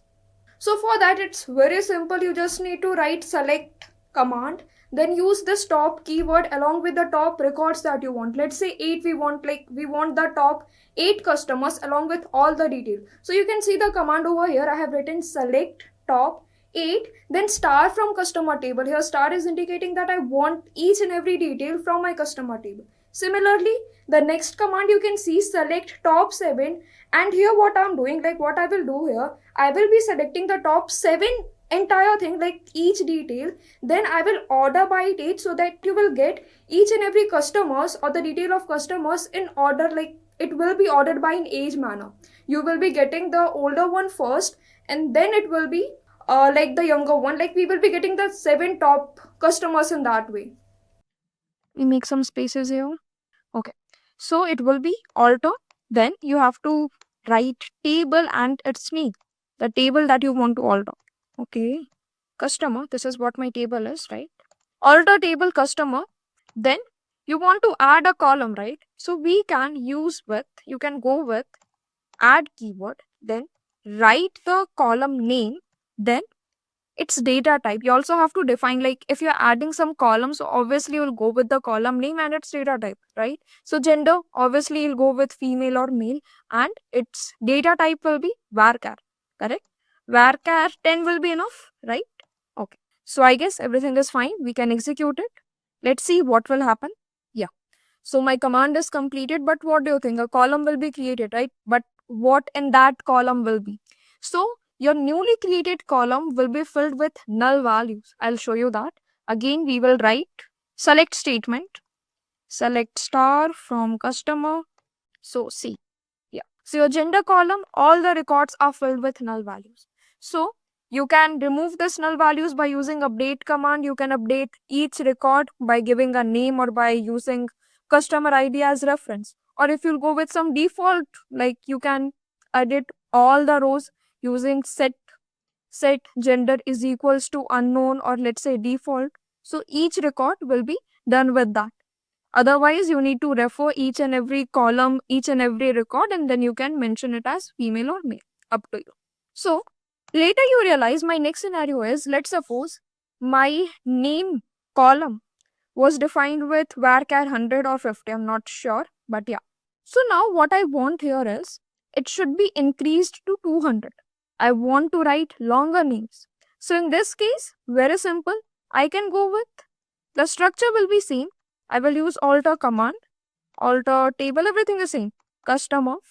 Then you have to write alter again, because you want to alter an existing table, correct? You want to make some changes on an existing table. Therefore, I'm using this alter command again to make the changes over that. Alter, then the column name that you want to alter, which is name, correct? Making some sense to you? So alter table customer, again alter column, which is name, and you want to change the data type, right? So mention the data type with whatever changes you want to be here. Like let's say instead of varchar, you want to make it as char or nvarchar. Up to you, you can write that here and just change it to, let's say, 200 and execute it. So commands completed successfully, which means my, like I'm having more size so that I can store longer names in my name column. Again, let's say later you realize this gender column is no more needed. It is unnecessary, making your table more expanded, and it is storing more data, like it is storing more memory in your drive. So I just want to remove this column. I want to delete this column, the entire column.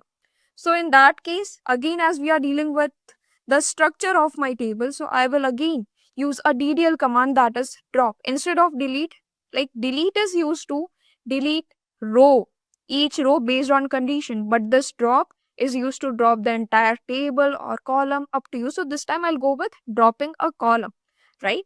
So how we can go with this is simple. Again, alter command, table along with the table name, then go with drop. It is a DDL command. We are right now discussing DDL command dealing with the structure, the definition of the table, right? Drop, then column, and the column name that you want to delete, that is gender. So it will again remove the entire column. That column will be gone. It's executed. I guess everything is fine here. Correct. Success, acknowledgement. Again, use select command and to see whether that column is existing right now or not. Select star from customers, right? So yeah, that gender column is no more existing here and that is deleted. So here I'll go with this. So guys, right now we are done with alter. Update is also done. Delete is also done. And again, drop, we also know about this drop as well. But these three are very important: delete, truncate, and drop. So before going with this truncate, I'll let you know what this truncate command is. What this truncate will do, it will preserve the structure. It will preserve the structure of your table, but it will remove all the records, all the rows that you are having in that table, right? So your columns will be preserved, the data types, the constraints that you have applied over the columns, everything will be fine. Just the records, it will just make your shelf empty. The cupboard that you are using for storing your clothes or for storing your stuff, it will just clean that so that you can refill your different things, different stuffs. All right, so that is what the difference is. Let me take you to a different table. I'll make it more clear.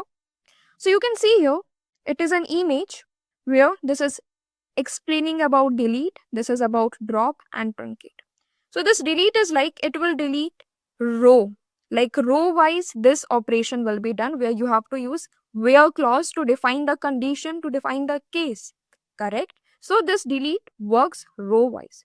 Whereas this truncate will remove all the rows that is existing on your table, preserving the structure. My structure is preserved. Everything is same. I'm having name column, class column, ID column, everything will be there. Just the records that is existing on that column will be gone.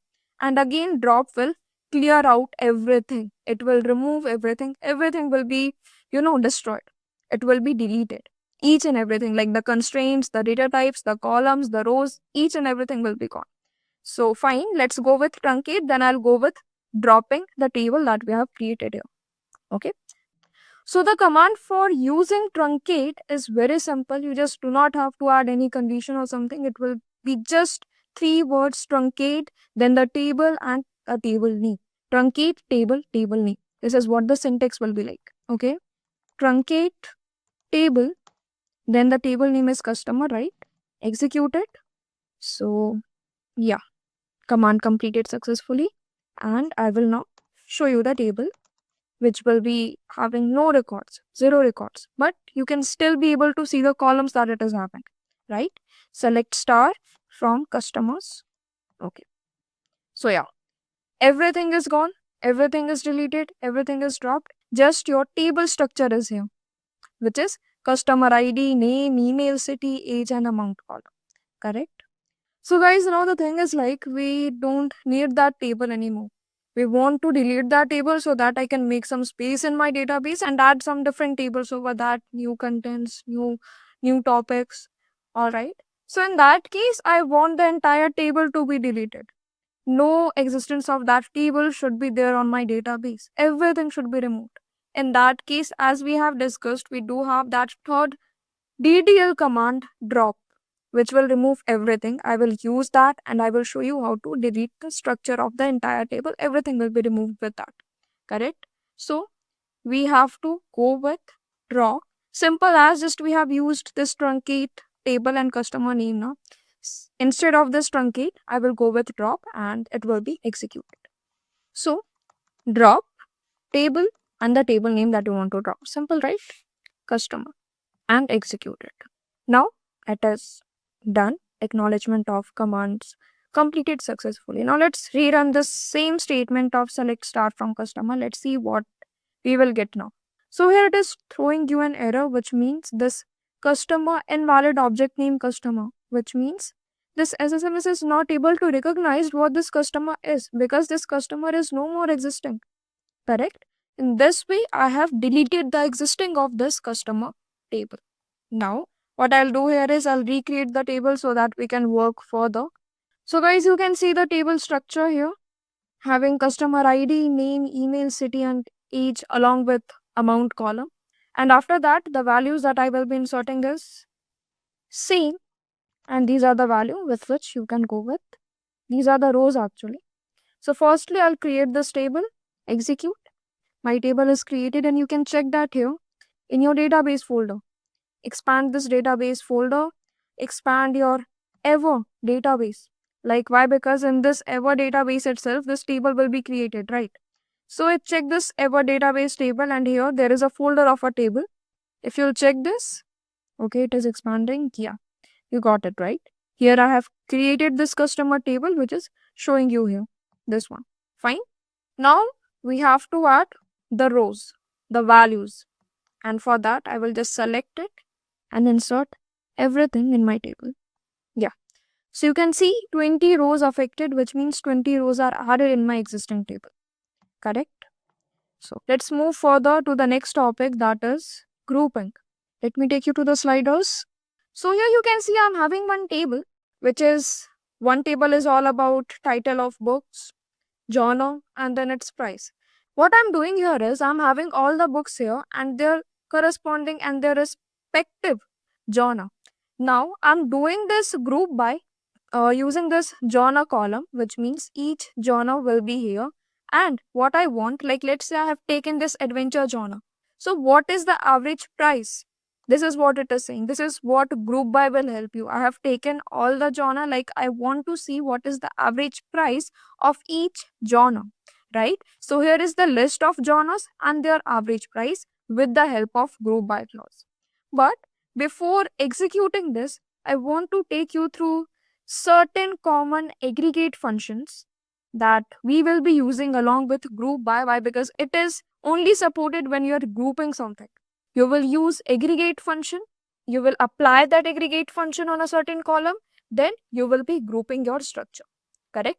So you can go with count. This function will obviously count the number of contents, the number of rows, like how many customers you have. Then it is your sum. Sum is like it will add the value, total of all customers each. You can take it as an example. Next is average. Obviously, the formula of average will be applied over a certain column. Next is minimum. The minimum value will be extracted. And lastly, the maximum value will be extracted. And using all these aggregate function, we can execute the concept of group by. So let's go with that. I will take you to my SSMS again and will execute. So I will be starting with something very simple, very easy. What I'll do, just see the structure first, then I'll explain you the things that is being executed. Select. I will go with, I want to select city. Then I will put a comma. And I will use count function, which will count up my rows, the number of rows. And which row I want to count, that is, let's say customer ID. Alright. I want to count customer ID. Okay. Now I will give it an alias. What an alias is? It will be having a nickname.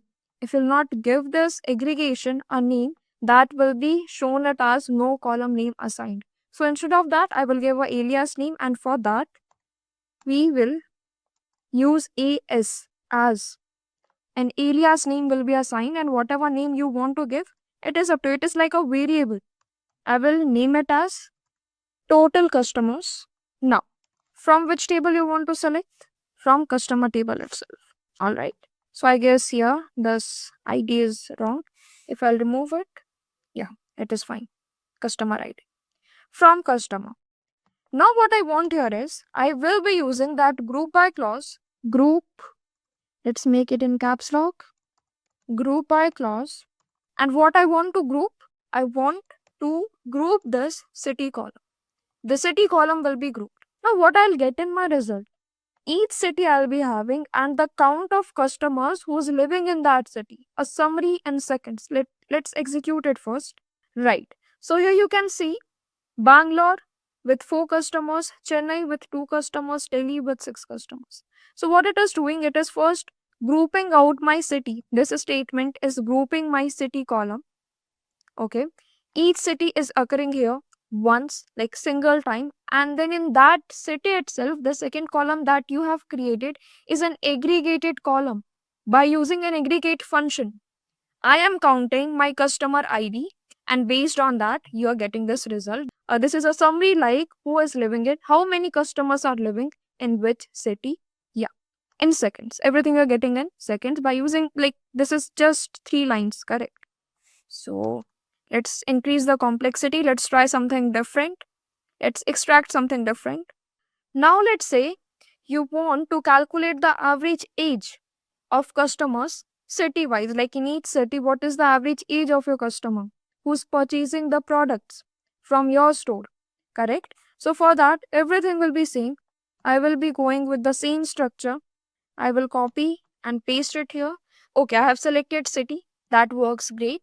Here, what I will do, instead of this customer ID, I will calculate the average age of my customers, correct? And for that, I will use average, AVJ, the aggregate function for calculating the average. And I will pass my age column. Okay. Age column is passed here and you can change the alias as well.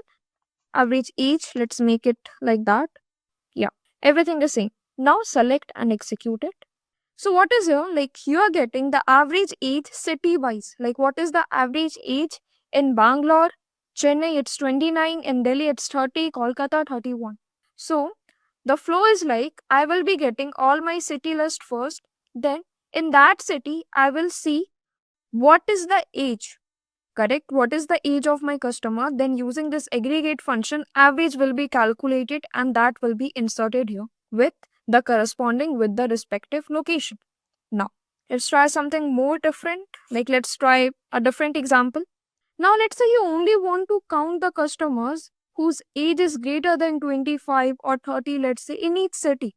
Now, you want to count the number of customers whose age is greater than 25 city wise, location wise. So, for that, let's see the structure.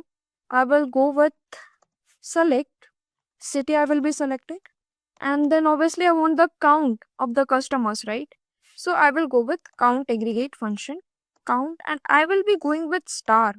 What this star is, this will consider all the rows including null as well.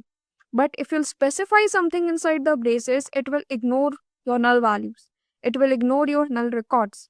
Getting my point? So yeah, this star will also count including null records as well as the records which is filled. So I'm going with select city, count, and again let's give an alias name to this result. Okay, as total customers. Then from which table you're selecting, that is customer table itself, right? Now, what you want to include? You just want to include your customers whose age is greater than 25, right? So write the condition for that. I will be going with where clause, which will filter out only like this where clause will only keep the customers whose age is greater than 25, where age is greater than 25, correct? Now I will be doing my grouping. See the flow. First, I will be selecting the columns to be displayed. Then I will apply the filter that you want over the table. Then on the resulting table, I'll do the grouping. My grouping will be done based on city-wise simple group by city. Correct? Let's execute it. Yeah. So here we're getting in Bangalore, there are 4 customers whose age is greater than 25. Same goes with Chennai. Same goes with Delhi. Let's change this condition and let's make it as 30 now. Alright. So here I'm only having 4 locations, that is Bangalore, Chennai, Delhi and Kolkata, whose customers' age is greater than 25. Sorry, 30. It is 30 now. So it is working fine. Let's do one more example to get better clarity. This time I have included where clause, right? I will also include order by in this structure. Let's see the condition first. Okay, so we are getting this output, right? Now, one more condition that I'm applying here is I want this column to be sorted. in ascending or let's say descending order, up to you. So obviously after writing all of these structure, I will apply my order by clause, ORDER, order by. Then you have to specify the aggregate, or you have to specify the column name, the alias here, correct? I will copy it and paste it over here. That is total customers. And let's say I want this to be executed in descending order. Let's see whether we are getting the result in 3, 3, 2, 1 or not. Correct. Working perfect. Everything is right. Going in a flow. Right? Greater than, like again, I will use the same this thing. You can go with it. I have just applied here and I will write one condition which is greater than 1. So if you'll read it, you will get a sense here. First, I'm selecting the city. Then I'm counting all the customers belonging in each city by using this group by statement, right? And after this, having count greater than 1, which means this will again filter out this resultant, the resultant that we are getting here, and it will only include those cities where this count will be greater than 1. So if you'll have a look here, all the customers, okay, let me execute it again. So yeah, all the customers are greater than 1, correct? The count is greater than 1. So let's make it as 3 this time so that we can see the actual filtering here. Done.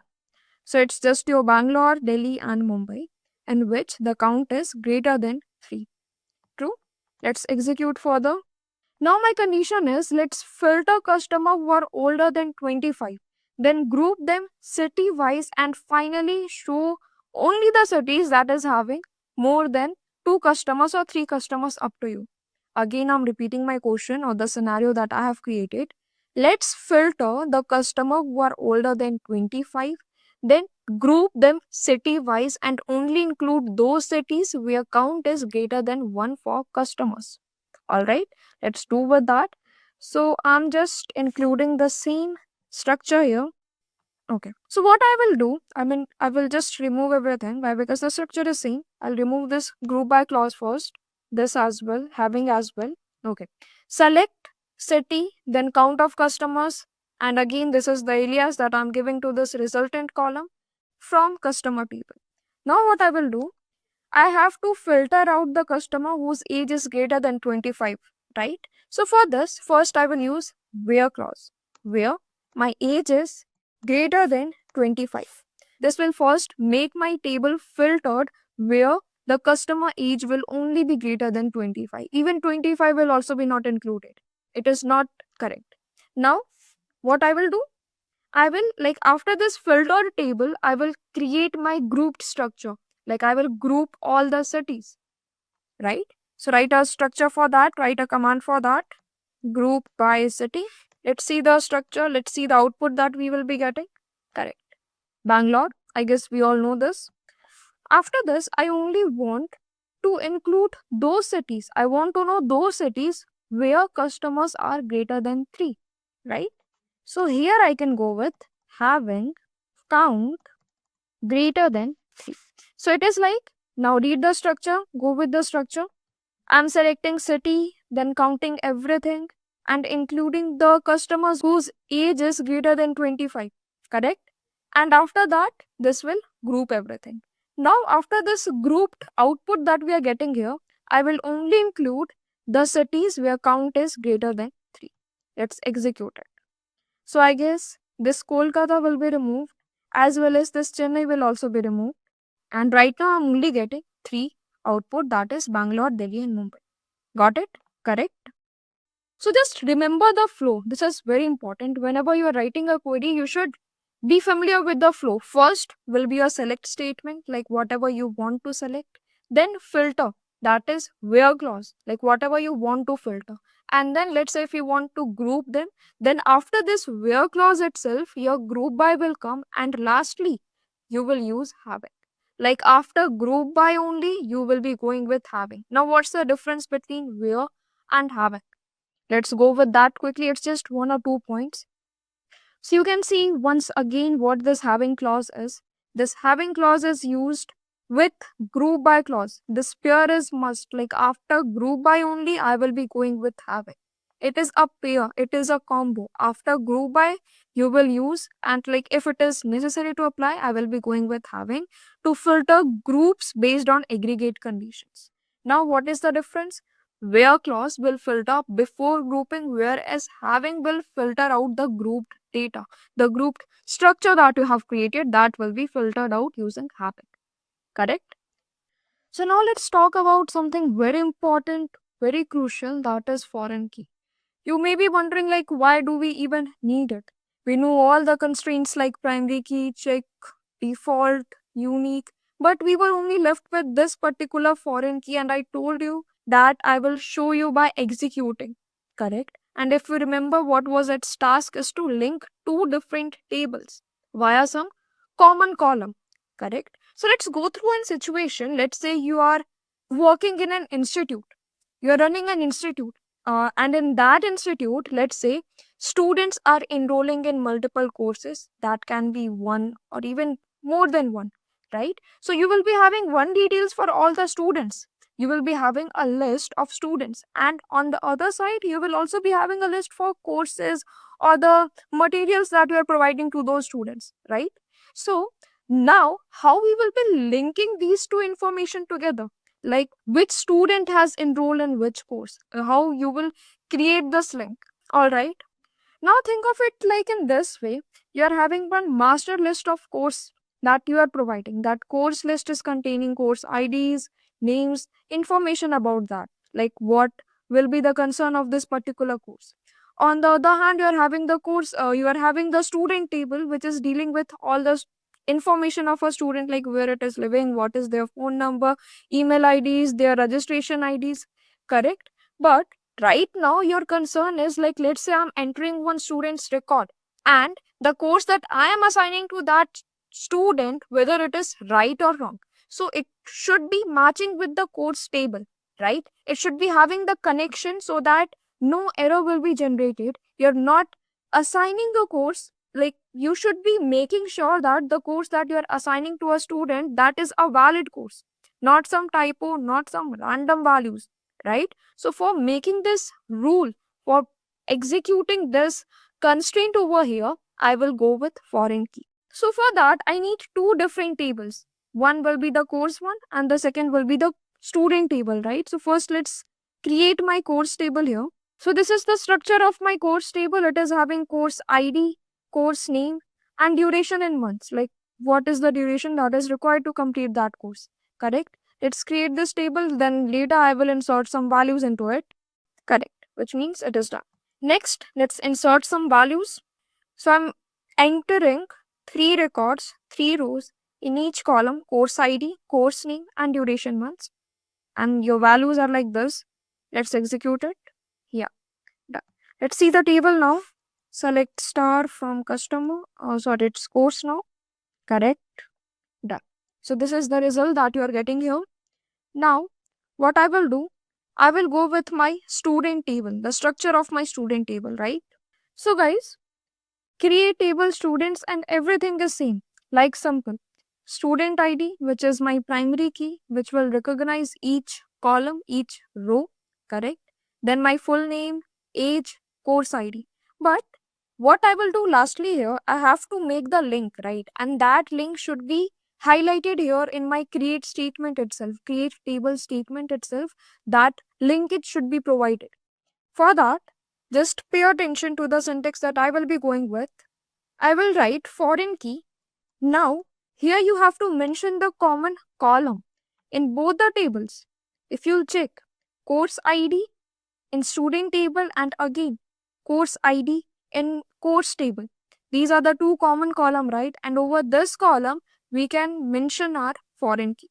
This will be my reference. This will create a relationship among those tables. All right. So here my foreign key with course ID, you have to mention the column name itself, course ID.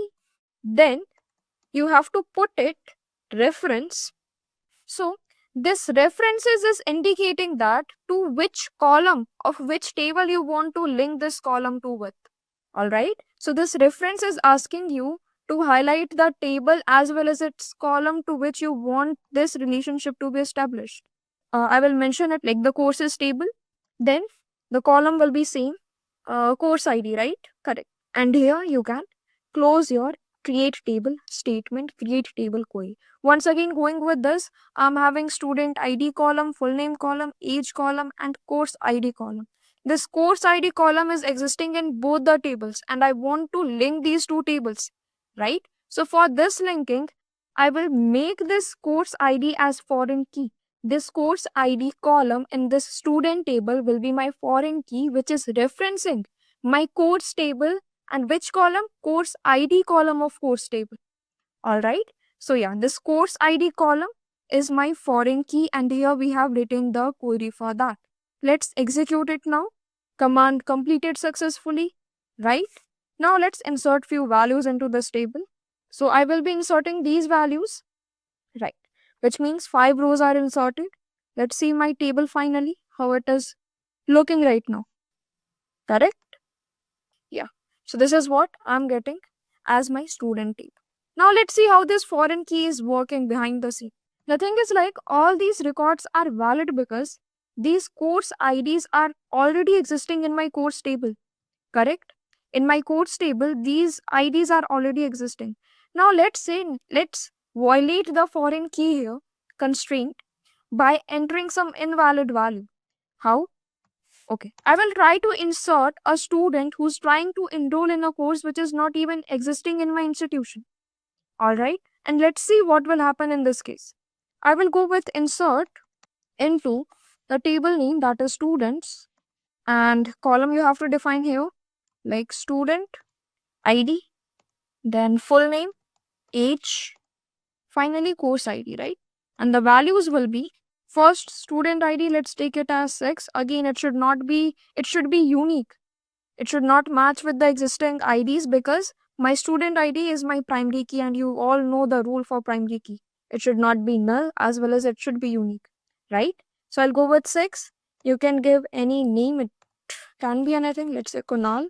Then I'll go with the age as 22. Then I'm entering a course ID which is, let's say, 999. Makes sense? And this 999 course ID is not existing in my course table. And I'm trying to insert this value. Let's see the magic. Let's see what happens now. Okay. So the insert statement conflicts with the foreign key constraints. I guess you got your answer, right? Here, my foreign key is guiding the insertion of invalid value in my table. This is what this relationship is making this happen. All right. So what are the benefits of using this foreign key? What are the key roles? First thing is it is ensuring data consistency. It is preventing invalid or orphan records to be placed inside my table. What do we mean by orphan records? Whose relation is not existing in other tables. The value which is not existing in the related tables. This is what an orphan record is. Orphan record with no parent value. Alright. Next is it helps us to create real relationship between the tables. Alright guys, so now I will take you to the next point, that is concept of joins. Now, this topic is very crucial because once you'll practically start dealing with some databases, tables and all, you'll face such scenarios frequently in your life. Now, what the scenario is, let's say I'm having two tables. Two tables, like one is of employee and the second one is of department. My employee table contains each detail, each information of an employee, like their age, their name, their salary, and where they are living. Now my next table, that is department, it is storing the information of a particular department. Department in the sense department ID, department name, where the department is situated, let's say who's the manager of that department, and where the headquarter is of that particular department. And yes, ideally this is the proper way of storing your data. We cannot store all the information together in one table, right? We need to separate them, we need to segregate them in order to preserve the simplicity. Otherwise, it will be very complex. Earlier, we were taking the example of student and course. So it's not like a student has enrolled in a course and we will store the information of that course in the same table. This is not an ideal approach, this is a wrong way. And we have to preserve the simplicity. So therefore we create two different tables. There will be, as I have told you earlier, there will be one reference column, reference key, with which we will be fetching the details from another table. Alright. So here my scenario is like I'm having two tables, employee and department, as I have already told you. Let's suppose to your presenter, I want to present the details of an employee as well as the details of their department. Okay. Now let's say I want to display the manager of a particular employee or where the headquarter is of that particular department. So these two informations are stored in a different table, two different table, correct? What we need to do, we need to bring them together, present it on your console, and yeah, that is what your result will be. That is what your output will be. So for that reason only, we do have this concept of joins. From the term itself, it will be clear, like we will be joining two different tables. We will make a result by joining the data which is presented on a different location, different tables. All right. So yeah, what join is, I guess you all know. Here we are having four types of joins: inner join, left join, right join, and full join. One by one, we will go with all the types and see what is the difference. Okay. And for this concept itself, I have created the table. You can see my SSMS here. It is having department table first. The second table is employees table. Let's see the details that I'm having here. My department table is containing department ID of a particular department, department name, their manager, like who's the manager of that particular department. Next is headquarter, like where is the headquarter of the department in which, let's say, an employee is working. All right. Now, next table that we are having is employees. This employee table obviously contains some details. Obviously, it is not all the details that company must need. It is just a sample values that we have taken, sample rows, like employee ID, that is must, employee name, obviously, age, department ID. We can also add their salary, their location where they're living, phone numbers and all. These are all the details that can be stored, but I'm just making it simple so that we'll not get complex results. All right. Obviously, I have also applied the concept of foreign key that I have just discussed, right? Here, my foreign key is department ID, which is the primary key on my department table, which means this department ID is referencing department ID of departments table, right? Now, let me insert the values in these two tables, but before inserting the values, I guess I need to execute it so that my table will be created. So firstly, I'm executing departments table. Done. All right. Next is employees table. All right. So, okay. Let me bring the values. I will paste the values here for each of the table. So these are the values that I will be inserting on my departments table. Department ID, department name, manager name, and headquarter respectively. You can see the values for each of them. I will select all the records. I'm inserting 5 records in my table, selecting it and execute. All right. Done. 5 rows are inserted and we can see that by using select statement. Let me see the table. Select star from departments, right? Correct. Select it and we can execute it. The shortcut for execution is Ctrl+E. You can go with that. Otherwise, this works, you all know, right? So Ctrl+E will also work for execution. All right. So this is what my department table is right now. Next, the values that we will be inserting on my employee table. Let's do that here. Okay. Here I'm inserting 7 records, 7 rows of an employee. Let's see. Employee ID will be like this: 101, 102, 103. Employee name, age, and department ID. Correct. Here I have also given some null records so that, like in the concept of joins, we will try to understand what this null will do. Okay, so as of now, just ignore this and take it as a value which is getting inserted in my table, which will show null, which means nothing has been filled in that employee table. All right. So select it and let me execute. Okay. So the thing is, like, I'm getting an error, insert statement conflicted with foreign key constraint. Why this is happening? Again, if you'll pay attention on this record 107, which is having department ID 99. Correct. But no such department is situated. There is no department ID having value as 99. Correct. Yeah, 1, 2, 3, 4, these are the only department IDs, which means, as you know, this department ID is my foreign key, primary key on my department table, and this is my foreign key. Department key is a foreign key on my employee table, right? So therefore, this is making the issue, which means we are trying to insert a value which is invalid, and therefore I'm getting an error. Again, the concept of foreign key that we have implemented here, correct?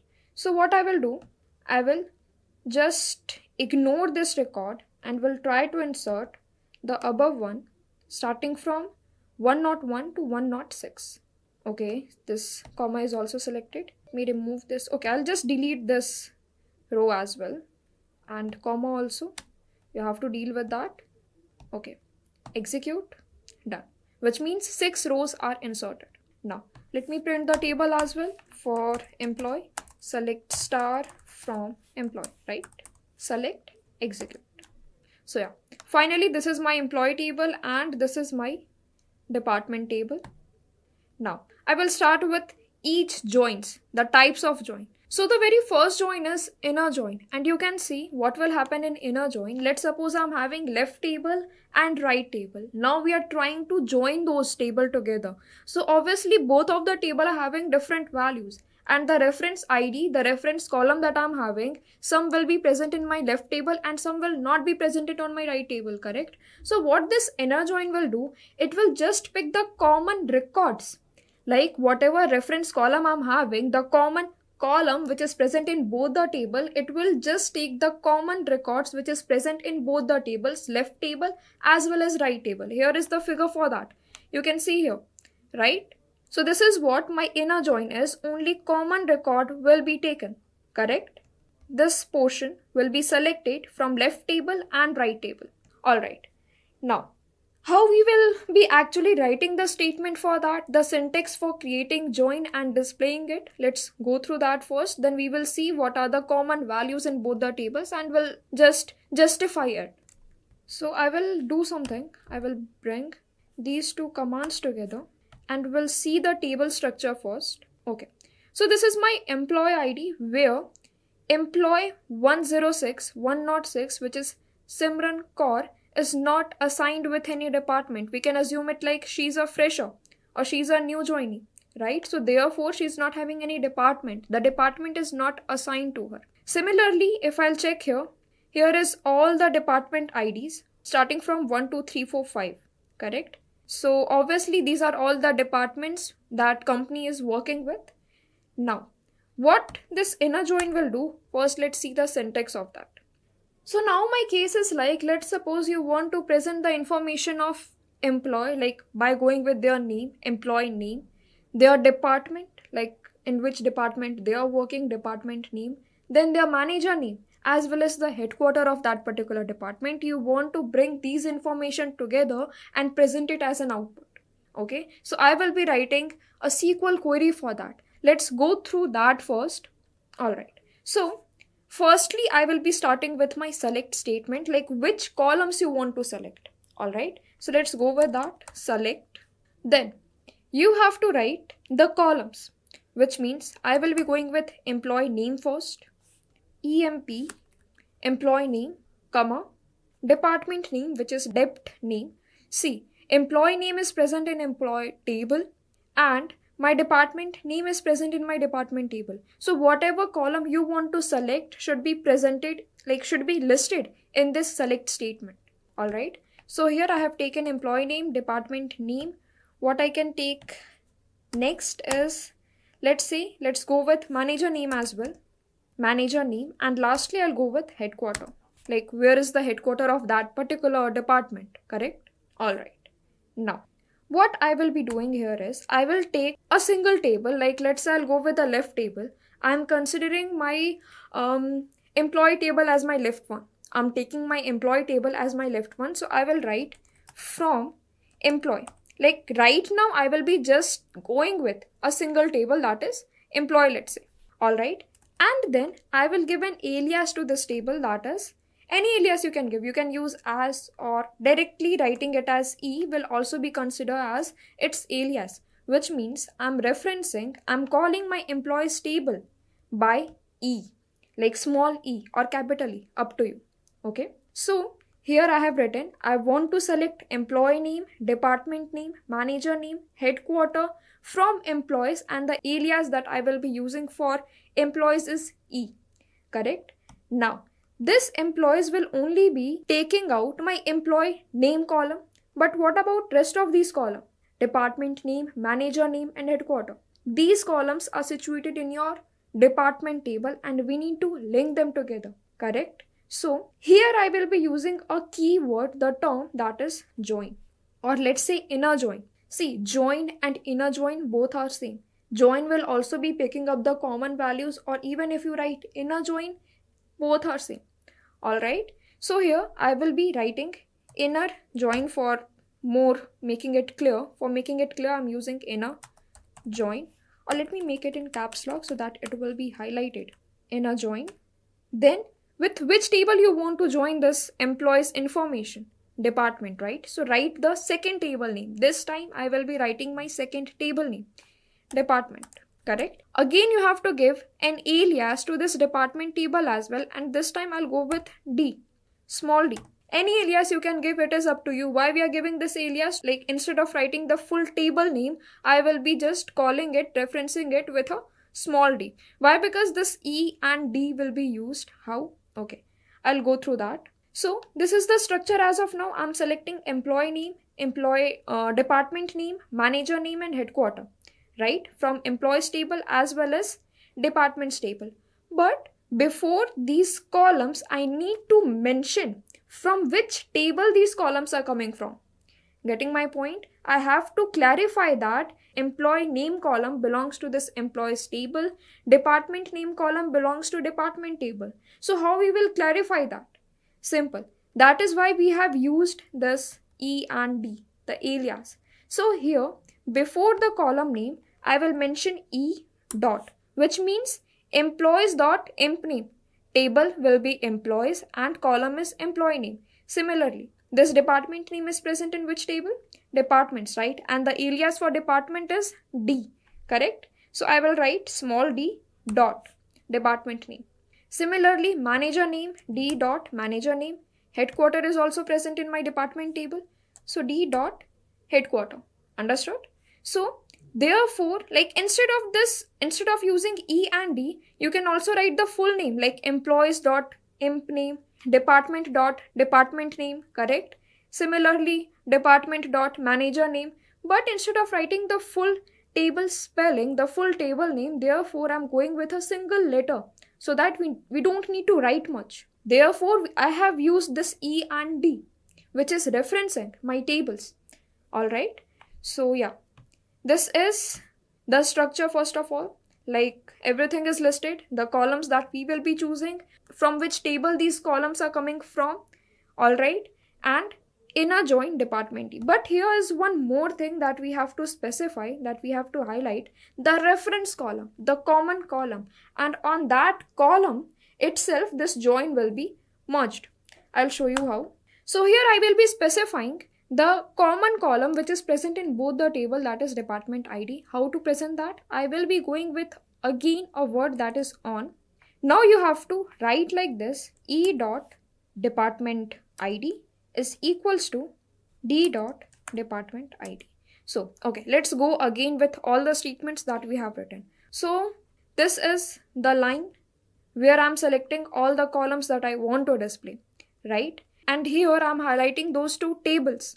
That is, I want to select employee name, department name, manager name, headquarter from employees E joined with departments D, which means I'm joining my employees table as well as departments table. Then only I'll get these columns. Now, this joining needs a base. A base in the sense a common column. And that common column is my department ID, which is present in both the tables. And therefore, this join will be done upon a base. Therefore, I'm using this on word, on keyword. And here I'm signifying that I'm taking my department ID from employees table and the department ID from departments table, which like both of them are equal, right? both of them are equal. Therefore, I'm taking my employee's department ID, which is equals to department's department ID. All right. So yeah, this is the overall structure. We will do some more questions so that it will get more clear to you. You'll get the structure, you'll get the statement, you will understand it properly. All right. So simple. I will be selecting this. And again, I'm highlighting only the common records will be taken. First, let me execute and then we'll see what is taken and what is discarded. Fine. So here I'm getting these records. Now, let me compare with the select statements as well. Like I'll display everything. So this is my employee table. This is my department table. And let's see what this inner join is doing. What records are taken.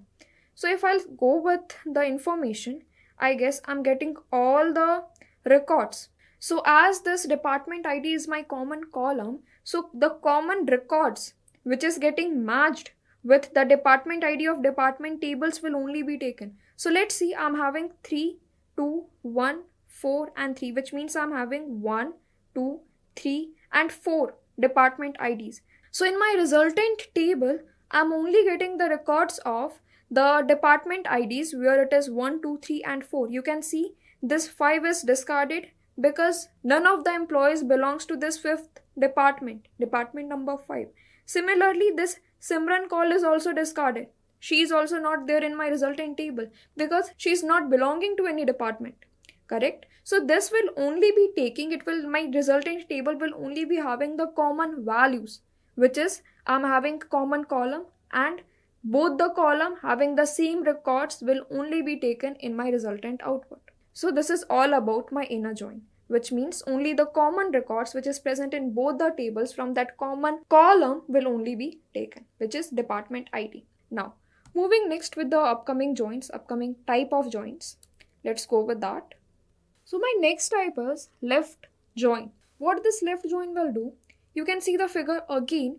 It will consider all the values. All the values will be taken on my resultant output, my resultant table. Whatever you will take it as left table, let's say my employee is my left table and department is my right table. So all the employees will be listed.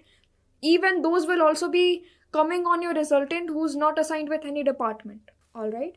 Structure will be seen. Everything will be same. The query will be same. Just instead of using that inner join or join, I will be writing left join. Let's see and let's execute it. Again, I will not change anything here. Instead of this word itself, just a single word will be changed, that is inner. Instead of inner, I will go with left. L-E-F-T. I will go with left join. Let's do one thing. I will also include my employee ID as well as department ID so that we'll get more clarity over this. How to include that? Simple. My employee ID will be present in my employee table. So I will reference it as e.empid. Correct? You have to put a comma first. I also want to include department ID as well. So after, before this department name, I will go with department ID. So referencing with d.dept ID. Alright. And again put a comma. Alright. I guess everything is fine now. It doesn't matter whether my referencing is in caps lock or whether I'm using uppercase or lowercase because my SQL server or it is not case sensitive. Even if you use capital E or small e, both will work. It's fine. It is not case sensitive. It will take everything as same. But let me make it as small e so that my format will be preserved. Alright. So it's fine now. What I have done here, everything is same, which means my left table will be employees. All the records from my employee table will be included. All the employees will be listed. But only the matching records from my right table will be taken. Let's see the output. Executing it. So you can see, right. This time my Simran core is also included in my resultant output. Why? Because I'm using left join, which means all the records from my left table will be presented irrespective of my right table.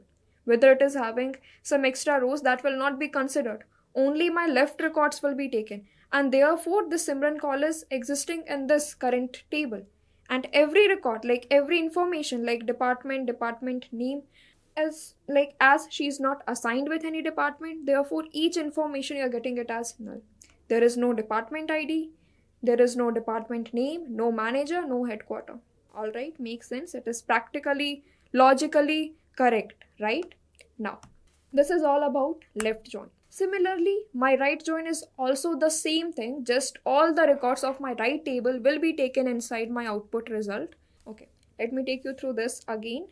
So see the diagram, guys. This is my right join and left join. Left join, all the values from left table will be taken and the matching values from the right table will be taken. Similarly, from my right join, all the records, all the values from my right table will be taken and only the matching values from my left table will be taken. Okay, so simply you just need to change this left to right and you will get your result. So this time you can see this department. Okay, let's execute it first and let's predict what will be inside my resultant output first. So my right table is department, correct? My right table is department. Whatever is written first, like from employees, my employee table is written first, which means my employee is my left table. And whatever is written second will be considered as your right table. All right. So here my department is my right table and it is having 1, 2, 3, 4, 5 departments, correct? But this fifth department is not assigned to anyone, correct? If you'll check this, there is no existence of 5 department. So for employee name and employee ID, that will be having null record. It will be listed as null in your output statement. Okay, I'll show you, I'll prove it here. So instead of left, I will write this word right join, select it, and everything is same. The columns are same. The base columns are also same. Execute it. So yeah, as I have told you, all the records from my right table will be taken starting from 1 to 5. But as this fifth department is not having any employee, so it is listed as null, correct? Now going with the last type, that is full join, in which irrespective of the common or matching values, I will take everything, every record, each and every record from my right table, from my left table will be merged together wherever you feel like. If let's say some department is not having any employee, so that will be null. And similarly, if an employee is not having any department, so that records will be null. Everything will merge together and you will get the output on your screen. So this is all about full join where each and every record will be listed. So simple, you just need to change this from full join. Like full join is also termed as full outer join, and therefore here we will be writing it as full outer join. Full outer join. Select and execute. So you can see the output. Simran Kaur, she was not assigned with any department, so therefore all the information is null. Similarly, my department 5 was not having any employee, and therefore employee information is null here, correct? If you'll also include age column, salary column, whatever columns you are having in employees table, that will be having null in each column. Alright, so this is all about dealing with joins. Once you will deal with some problems now where you want to bring the information. Same goes with some other scenarios. You can take it as course student table, customer and orders table. Same happens. You will be merging your table based on the common or reference column and you will get the result on your output screen. So as we now know the basics of joins, let's do some question by implementing the concepts that we have learned so far. That is order by, group by, where clause. We'll include everything with join as well. So I'm having one question. See it here on my screen. So you have to display, you have to calculate the total employees per department. Only age should be greater than 30 and sorted by count in descending order. This is what my problem statement is. So basically in layman terms, you have to display the total employees in each department whose age is greater than 30 and that count should be in descending order. It should be sorted in descending order. Let's write a query for that. My query will be like, okay, first you have to decide what will be presented on your output structure, what columns you want to present. So for that, I will be going with department name obviously. So my structure will be like one column will be the list of department and the second column will be the list of count. Correct? So I will be including 2 columns, right? So write it like select.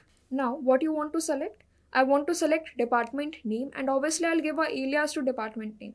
So therefore I will go with d.dept name, department name. correct? Here you're getting error, but it will be resolved later once you'll mention the table name. All right. Now, next what you will be including? I want to count the employees, right? So for that, I will go it like count. I will use aggregate function count, and this count will be having, it will count the number of employees, okay? Which means e dot employee id, emp id I'll go with. So again, I will use E for referencing my employees table. Therefore, I have included E here, correct? You can also give an alias name to the resultant column, like as, let's say, total employees. This is what your alias name will be, total employees. All right. And I will write it as over 30 so that it will be more clarified. Total employees over 30. So these are the two columns that you will be including in your output table, output structure, right? Now you will be mentioning, you will be highlighting the tables, that is from which table you want to include. Okay, let's go with employee table first, employees, and the reference that you are using is E, right? Again, you will be joining this employee table, then only you will get the result of department name, right? So here I will go with inner join. I will only extract the common values, inner join with department, and the reference will be D. Okay, I guess it's departments. Yeah, it will work. Like, see, it is not completed yet. What we are having, department name and the count of employees, right? But here we have to group my department name, then only this aggregate function will work. It will not count like this. Aggregate function is counting all the values and it will be a single value. But in order to distribute it department wise, we need to group my department name column, correct? So here I will go with group statement, but before using group statement, you have to filter this as well, where age is greater than 30. So must write it where age column, and in which table this age column is present? Employee table, right? So I will write it like E dot age column is greater than 30. And now once I'm having my filtered records, which means only the employees whose age is greater than 30 will be included, now is the right time to group my departments. So therefore you have to group it. Group by D dot department name, correct? And lastly, as it is asking you to sort it in descending order, which means your count column should be sorted in descending order, right? So order by, you can use this alias here and mention DESC, which means in descending order from highest number to lowest number. Now I can run this, but here I'm getting an error. What I'm missing here is the statement, the common statement, that is the common column should also be included. The base of my join is missing here, right? So that must be included here after writing this inner join department D. Then on which column you want this join to be happen, this should be also included here, right? So here you will be going it like on E dot department ID is equals to D dot department ID. So yeah, with this only we were missing, which means I was not mentioning on which basis my joins will be done, right? And therefore we were getting the error. So in this way I have figured it out, and yeah, now it is perfect. No such error you can see here. But again I'm having this, okay, DEPT, it's dep name, right? Alright, now we are ready to execute it and you will get your output. Alright, so this is what your output is, which means only one employee is there whose age is greater than 30, and that employee belongs to finance department. Now let's confirm it whether it is right or wrong. So for that, I will check my employees and department table both one by one. So first I'll check who is greater than 30, right? So I will check my employees table, which means, okay, this Simran will not be included because she is not belonging to any department, but we can consider this Neha Singh, right? Neha Singh of age 31, none of the employees more than 30 except her. So therefore Neha Singh, whose department ID is 2. And now let's see what is department ID, like what is the name of department ID 2, right? So for that I have to check this department table. So department 2 is finance, which means my output that I'm getting is correct. My Neha Singh is the only employee whose age is greater than 30 and she belongs to finance department. So yeah. Now let's do one more question to get better hands on and the base. You will get more clarity of the structure and all and the application of all the clauses. Alright. My question is saying like show only departments with 2 or more employees over age 25 which should be sorted alphabetically. Correct? So like this question is saying like my department which is having 0 or 1 employee should not be considered. It should be 2 or greater than that and age must be greater than 25 years. Correct? So everything will be same. The structure will be same. We have to get the department name as well as the count of employee, making out like fulfilling the conditions that I have specified here. What I will do, I will just copy the same structure and will do the changes which is required. Okay. So I have copied this answer and here I will paste this. Alright. So what changes needs to be done? Select department name. Correct. I must need that department name. Now count of employees. Again we want to count that. But we can change this. It is employees count over 25. My column name will be total employees over 25. Right? From employees and I will be going with inner join. Fine. Will work. Now from this select statement to departments to this everything is correct, right? What needs to be changed here? This where clause should be 25, correct? Where age should be greater than 25 years or we can also make it as equals to, but leave it as it is. It should be greater than 25. Now after this I will be grouping my department name, which means department name should be grouped here. Let's see the result that I will be getting. I'm not including this statement as of now. Let's see the result.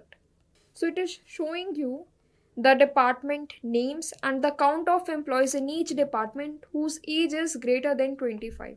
But now my next scenario is it is asking you to only include the department with 2 or more employees. But here I'm having 3 departments which is having 1 employee. So these must be dropped out, right? So it is asking me to filter out my grouped statement. It is asking me to filter out my grouped statement, the result that we are getting from here. And for the same purpose, I guess you all know we do have having clause, correct? Having is used to filter out my grouped structure. And I will include that having. Having count, I will copy and paste it here. And will apply the condition which should be greater than equals to 2. Correct? And finally, I'll add this statement that is sorted alphabetically, which means I have to apply order by clause and I will be ordering my department name. D dot department name. By default, it will be ascending and yeah, correct. Select it and execute. Let's see whether we are getting this engineering or not. Which means this is working perfectly fine and everything is going in a right track. So with this, I guess we are done with joins and we have also done some questions to get more experience, to get better hands-on over it. Now, going with the next scenario, the next topic. What I feel is we are done with a lot of topics, a lot of concepts. So I guess it's the best time to practice few questions. And I do have certain questions so that we can have good hands-on with those. Okay? Fine. So before starting with the questions that I'm having, I'll show you the data, the table that I will be using. Okay. So first table that I'm having here is patients with all these columns. Let me create it first. Done. We need to insert some values as well. Alright. So these are the details of my patients. I'm having few patients records as well as the hospital records like the doctors and all appointment IDs. We will be dealing with that. So I'm again going with 10 rows with all these patient names, their location where they're living, their age and the gender. So this table appointments where I'm having appointment ID, patient ID, doctor name, appointment date, city and charges that they are demanding, right? So executing. You can get the details of the queries or the dataset that I am creating on this description box. So touch with that. You can go with the data types that I'm using. This fee is decimal having decimal data type. Again, charges is also in decimal. Appointment date is a date type. The data type is date. Okay. So whenever, okay, one point is here, whenever you're trying to insert some date values, it should also be bounded with quote, single quotes. Just like we insert some string values, same goes with date as well. It should be binded with single quotes. You can see it over here, right? Okay. So I guess I'm ready with the tables. 2 tables I will be going with. Let's print the table first. Let's see how my table is looking like. Appointment as well as patients, right? Select, and similarly I'm executing both of the queries. So okay, let's see the tables first. First is my appointment table, second is my patients table, right? Sure. So let's see what my first question is all about. Okay, so my question number 1 of the day will be, show all appointments where appointment ID is an even number. Okay, so we have to present the appointment IDs which is an even number. So for that, I guess we all know the logic for extracting what is even, what is odd. That is, if the remainder is 0, which means it is an even number. Otherwise, if my remainder is 1, it is an odd number. We will be dividing everything by 2. Correct?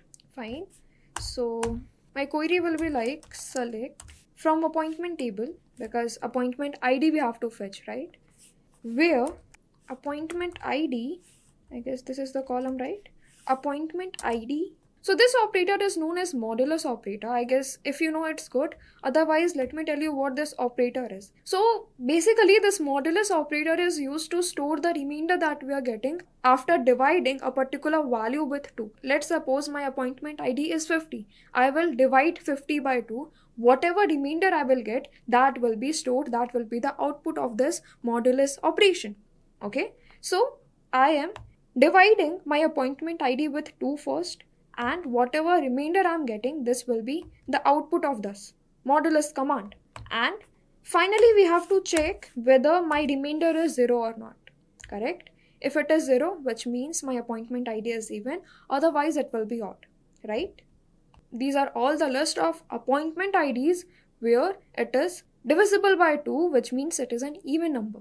Correct? Very basic question, very easy. Moving next with the second question. What my question number 2 is asking, it is asking me to fetch the records of appointments where doctor name is not Dr. Sharma and the charge should be more than 100. Like the charge that they are demanding is greater than 100. This is what my condition is asking for. So you can pause this video, try it by yourself. What will be the operators, what will be the clauses that you will be applying, and once it is done, you will feel confident by yourself, right? So alright, let's reach to the solution for this. So I will fetch all the details, okay, from appointment table. First, I will write a condition where my doctor name is not equals to Dr. Sharma. Okay, then we will apply that condition of charges greater than 100 or not using logical operator, that is AND. This is the approach that we will be going with, okay. So doctor name, this is the column that I will be using, should not be equal to, right? So operator for that is this. To use not operator, we will be going with this, okay. This is equivalent to this one, understood? So you can use any one of them, both will work. So we have to write here that Dr. Sharma, right? Now, this is my first condition. What about the second condition? Both should be matched, right? Here I will write AND condition so that both the conditions should be taken, it should be considered. Fine. And charges, this column should be greater than 100. Like my charges should be greater than 100. Okay. So these are the appointment IDs, these are the patient details, doctor name, appointment date, everything which is listed here, right?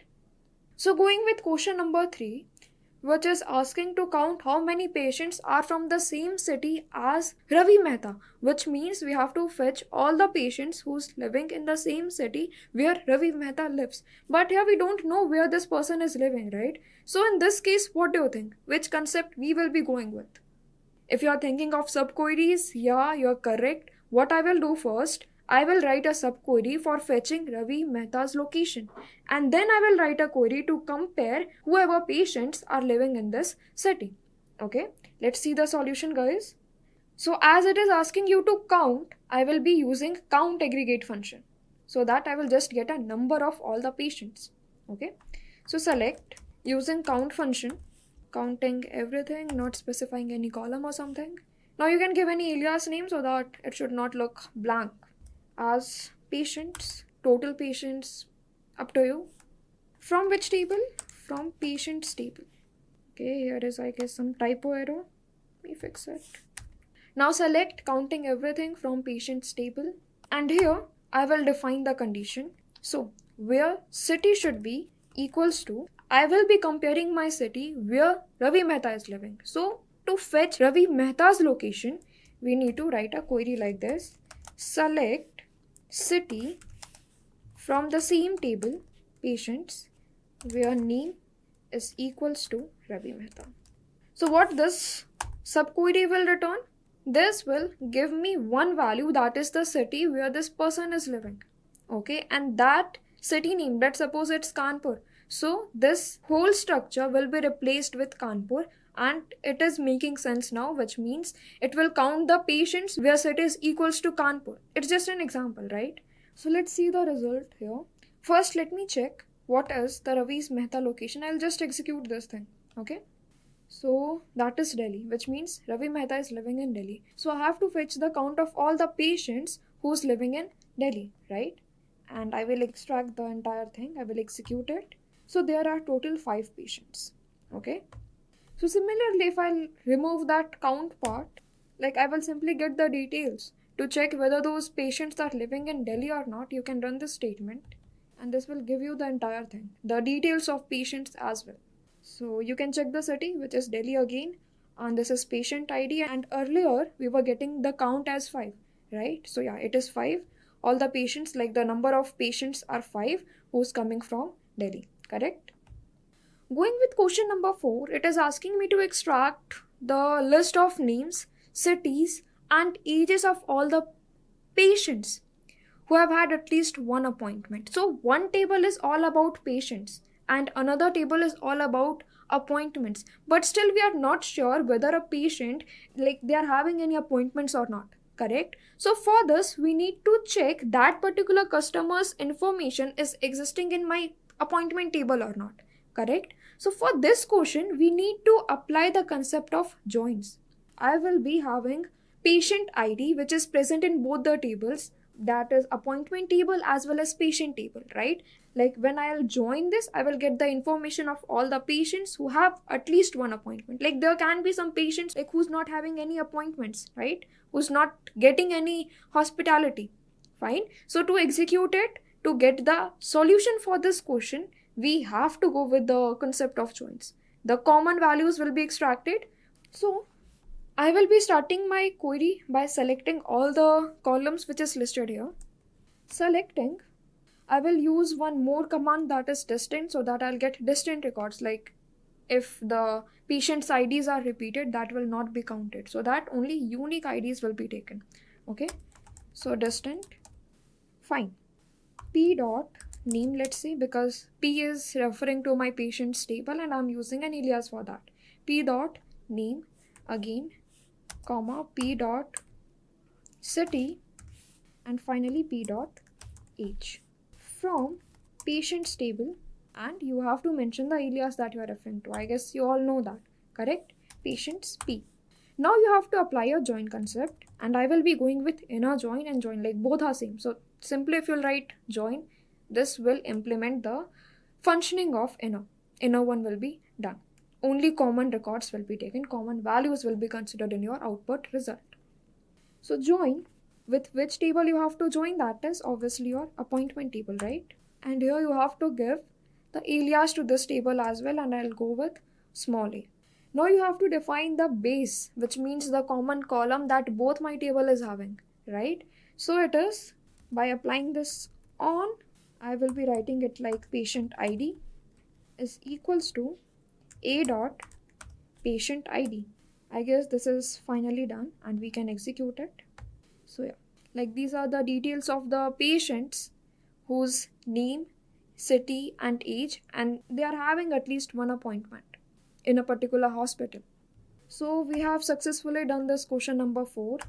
Moving with the next question, that is, so question number 5 says, to find the doctor who has treated the highest number of unique patients, like patients are not repeated, it should be unique. We have to write a query for the same. Okay. So think of the logic, think of the clauses again that you will be going with this. Pause the video, get the solution, try it by yourself. Then you can resume it to see the solution. So to get the solution for this, let's suppose I'm having a table where a list of doctors I'm having and the patients, the unique patients that they have treated. If we are having that table. So what we will do in this case, I will sort it first so that I will get the doctor at the top who has treated maximum number of patients, right? And then I only want that doctor to be presented, correct? So for this case, I guess we all know we need to fetch the top record out of a sorted table, correct? So let's execute it and see the solution for this. Go with select along with top 1. And one more feature that I will use here is top 1 with ties. So what this ties will do, if let's suppose we are having a doctor, like we are having 2 doctors who has treated the same number of patients, which is maximum. So if I'm having any tie among 2 or more doctors, that doctors, like those name will also be listed. So I'm selecting top 1 with ties. What you have to select? Doctor name, right? So before I will be creating the table where my doctor name will be listed and the number of patients that they have treated with the help of group by, right? So my second data that I will try to extract will be the number of patients, right? And for that I have to use count function and counting the patient's ID, distant patient's ID, correct? Distant patient IDs. And you can give any alias name like let's say unique patients. Alright, and finally I will be defining the table that we will be going with, which is appointments. Alright, so right now we have written a query, like we can ignore, like this will be executed later once my table is ready with the doctor as well as the number of patients, right? So do that, we have to use group by clause just to group my doctors, okay? And lastly I will apply order by this thing, okay? I will be ordering based on the number of patients a particular doctor has treated them. And in which order? Descending, correct? So, alright, let's see what the output. Okay, so we are having tie among these all 3 doctors. Like the unique patients that they have treated is 3, Dr. Arora, Mehta, Sharma. So therefore, I am using this feature with ties. Otherwise, if you'll remove it, you will only be getting the topmost doctor. It can be anything, Dr. Mehta, Dr. Arora, like it depends on how they are stored in my table, inside my table, right? So fine.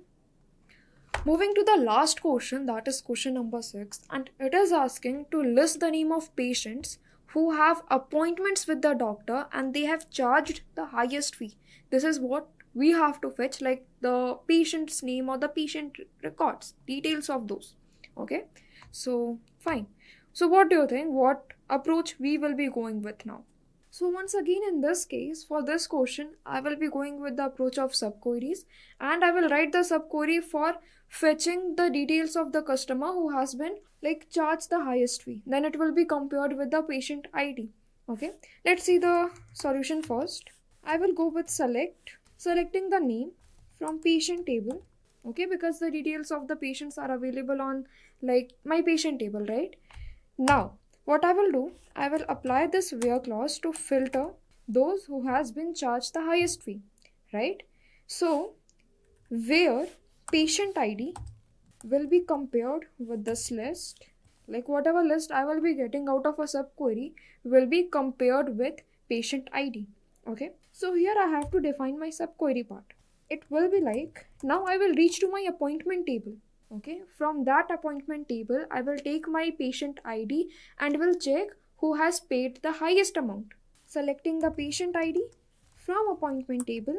Now here you have to define the condition where fee is equals to, then here I'm going to my nested subquery approach where I will write one again subquery to fetch the maximum of the fee that has been charged. Okay, selecting the maximum fee from appointment table. Done. So this subquery will first fetch the maximum fee from my appointment table, and this will be returned, like whatever amount you will be having, it will be written here.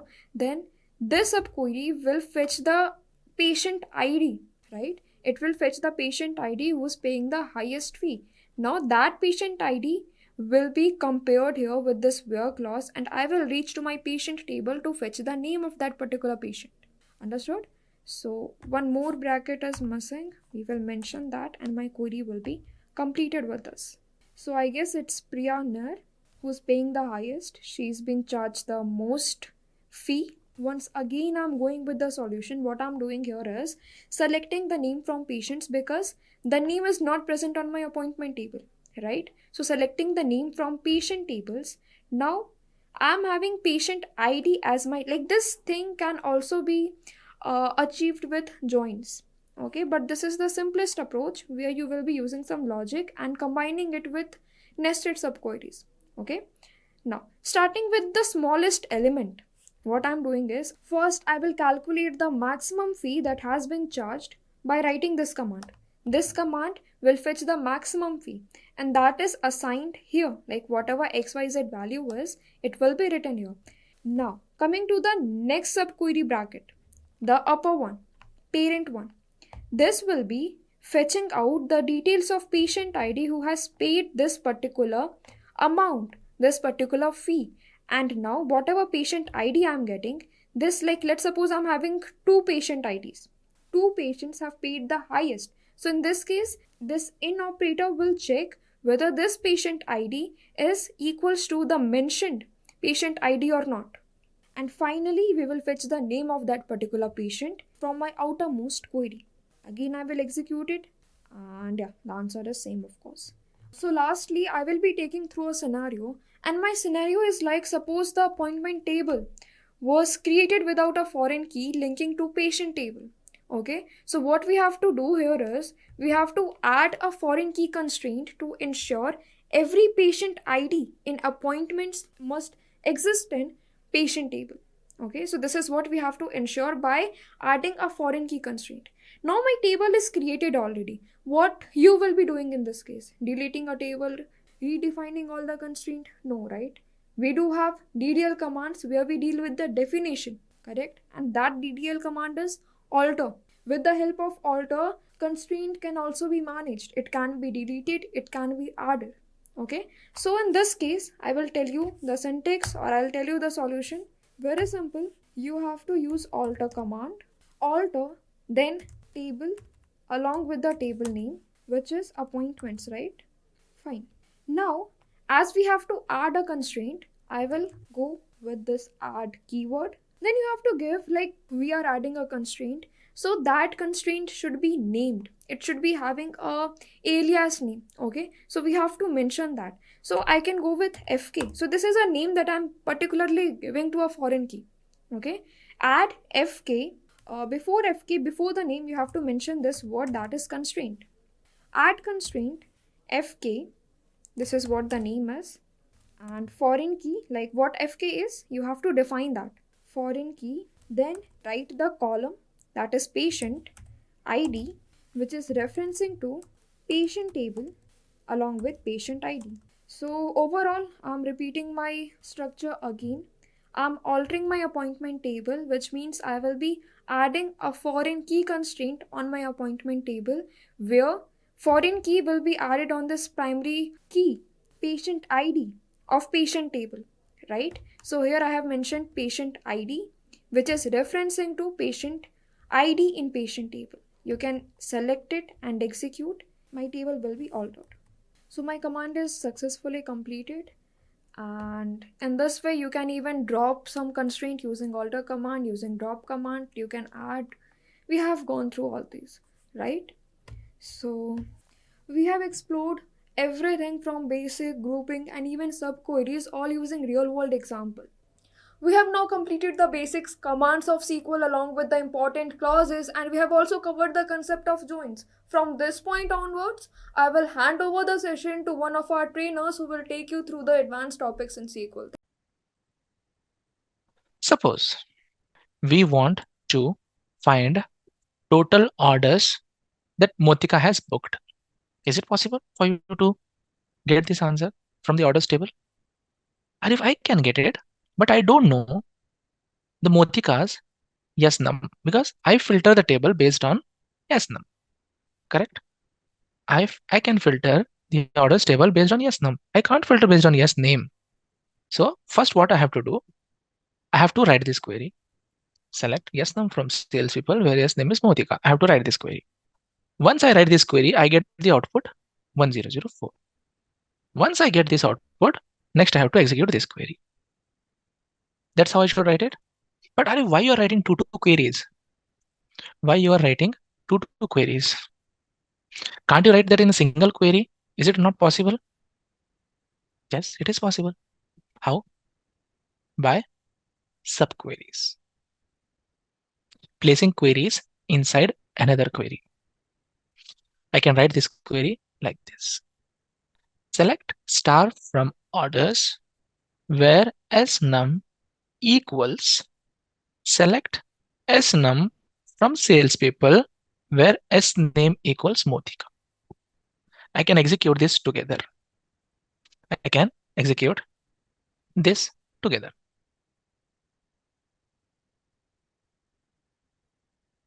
See, there is only one order given for Motika.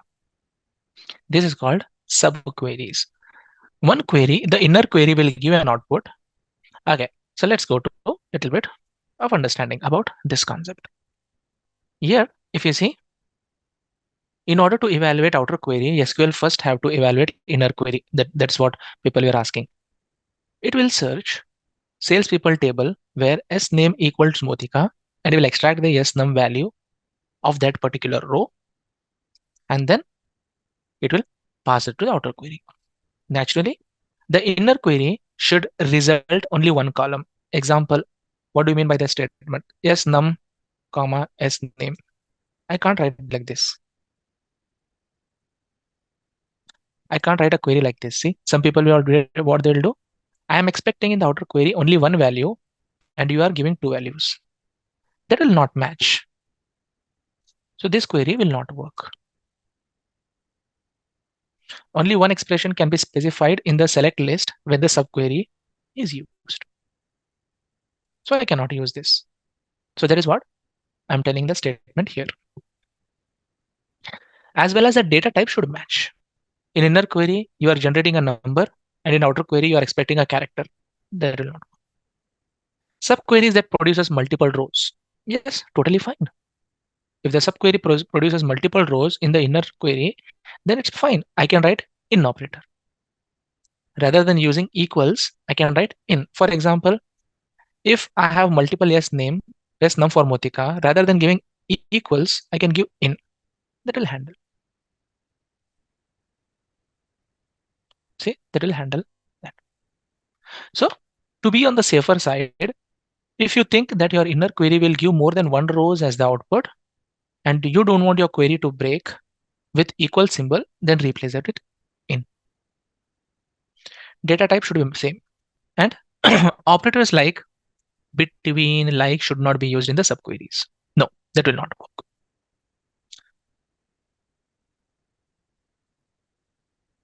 Okay. Let's see the solutions, friends. And then we'll execute one by one to see them. Here we go. So the first question was, write a query to display all orders credited to the same salesperson who serviced customer 2008. But I don't know who is the salesperson who serviced customer 2008 here. I will write this query. So there is only one. I have written it here in just to ensure if it is more than one customer salesperson servicing them, then can be taken care. So I want to see the orders. Good job. Yes. Second query, solution.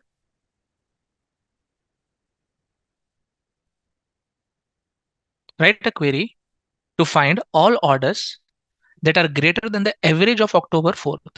I don't know, first of all, what is the average sales of October 4th? First, I'll find average sales of October 4th. This one. Then I'll write this entire query to show that. Now, can you try this query with the help of joins? If anyone can try this later as a exercise, just to know whether it is possible or not. Some people asked, how is it different from join? Yes, let's try to solve this using a join. I want you to try it, just to know whether it is possible or not. Last question that I have given is here. Write a query to find all orders attributed to the same salespeople who all are living in London. But I don't know who are the salesperson who are living in London. I'll just run this query. I know that 1001 and 1004 are the salespeople who is living in London, who are living in London, because there might be one or more. I don't know. And then I want to see all orders credited. So this way, I can write the subqueries. Okay, now a question was given to me like this. Write a query to display employee details whose salary is greater than the company's average. But I don't know the average salary of the entire company. Okay, do select average salary from EMP, which is this, and then pass this to the same table, to find out average salary people who are greater than the average. This query making sense? Write a query to display employee details whose salary is greater than the average of the company's salary. Means take salary of everyone, average it out, and who is getting more than average. I can get from this. This query is straightforward, like you have read other queries. But if I ask you a query like this,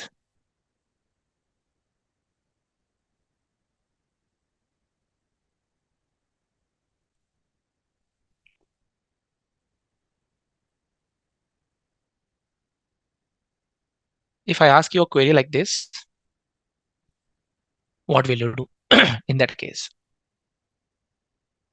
Write a query to display employee details whose salary is greater than not the company's average. Not the company's average. It's their department's average. Only their department average. There is a difference between line number 337 and 341, right? Read 337 and 341 and tell me whether they are actually different or no. Here the comparison factor is not the average of the employee table. Average of the employee, but department number of the employee. So if I take this same query and type it, I have to write a where condition. Where department number. Then how will you tell department number? How will you tell department number? Department number should be the employee's department number, not 10, 20, and 30. But how will you decide in the query? That is where correlated subqueries will come into picture. That is where correlated subqueries. I don't want to pass any number hard-coded, Dipendra. No hard coding of the numbers.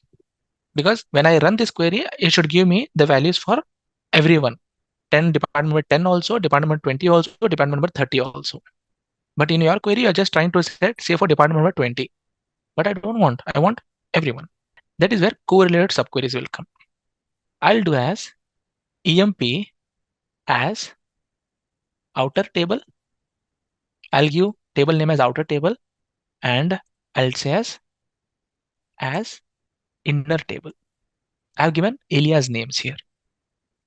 In the where clause, I will say where inner table dot department number equals outer table dot department number. Arif, this seems interesting.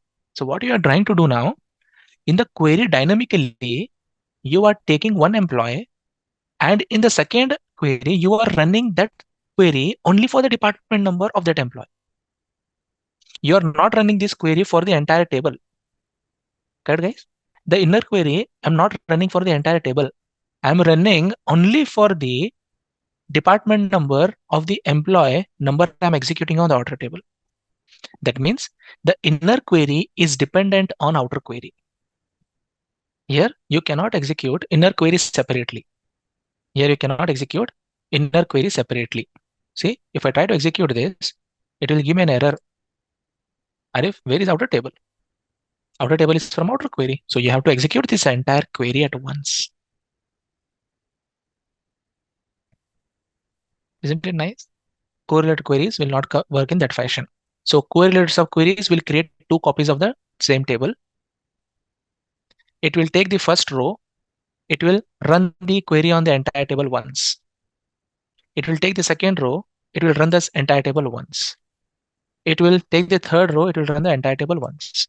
So totally 1 plus n number of times the table is searched. So how many times in the subquery, this one correlated subqueries, how many times the table is searched? Every one line in outer query, entire inner query is run once. If you have 14 records, 14 plus one time the table is searched. If you have 1000 records, 1000 plus one time the table is searched. If you have 1 lakh records, 1 lakh plus one time the table is searched. Correct? That's what the purpose of correlated subqueries, right? Because inner query is dependent on outer query. So inner query give one value to the outer query give one value to the inner query, like 7839. Now then the inner query will take the department number of 7839, which is 10, and run this query on the entire table. So for one line, one entire table. Next line 7902, this will get passed to the salary of this will get passed to the inner query department number, and using that department number 20, the inner query will run once. Am I making sense?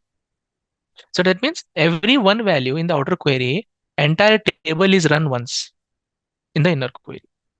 That means n plus 1 times the table is searched. But whereas nested subquery, it's not like that. One time the inner query, one time the outer query. Only 2 times.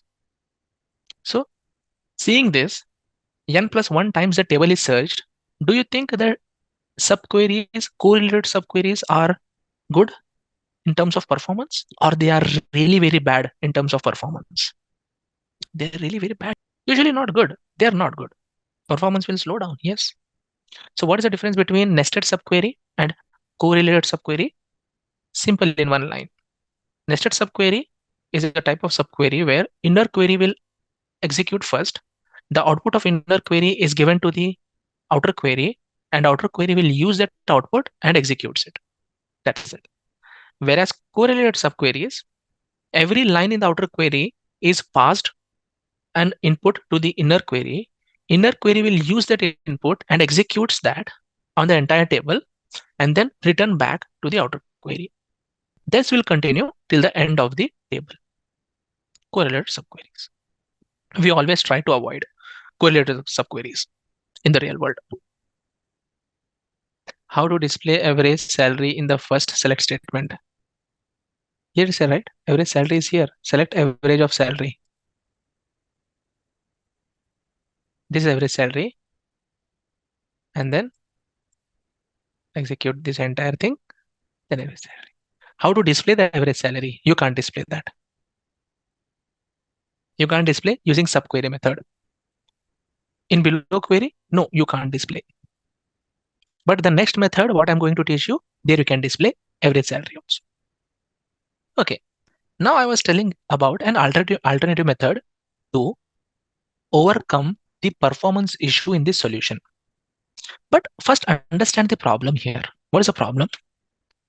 Every new line that I'm executing in the outer query, the inner query is executed once. Correct? That is the problem actually. Everyone agree with this problem?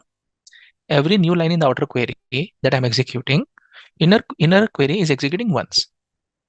That's the problem to give us the bottleneck on the performance. Somehow, if I store the output of the inner query somewhere, somehow, if I store the output of the inner query somewhere and then refer to that output and run the outer query, that will solve my problem. If I somehow store the inner query's output so that I need not run the inner query multiple times. Now the actual problem is every one line in the outer query, inner query is executing once. So in order to overcome that, if I can somehow store the output of the inner query somewhere in the table and then use it further. But people will say, okay, Arif, create a table and store the output there. But I don't want to store that table permanently. I don't want, what's the use of that table to store permanently? I don't want to store that table permanently. That is where concept of common table expressions comes into picture. Common table expression comes into picture where temporary tables can be created and stored within the scope of the query. Common table expressions, which is called as CTE. How we write this? With department average sal as select department number,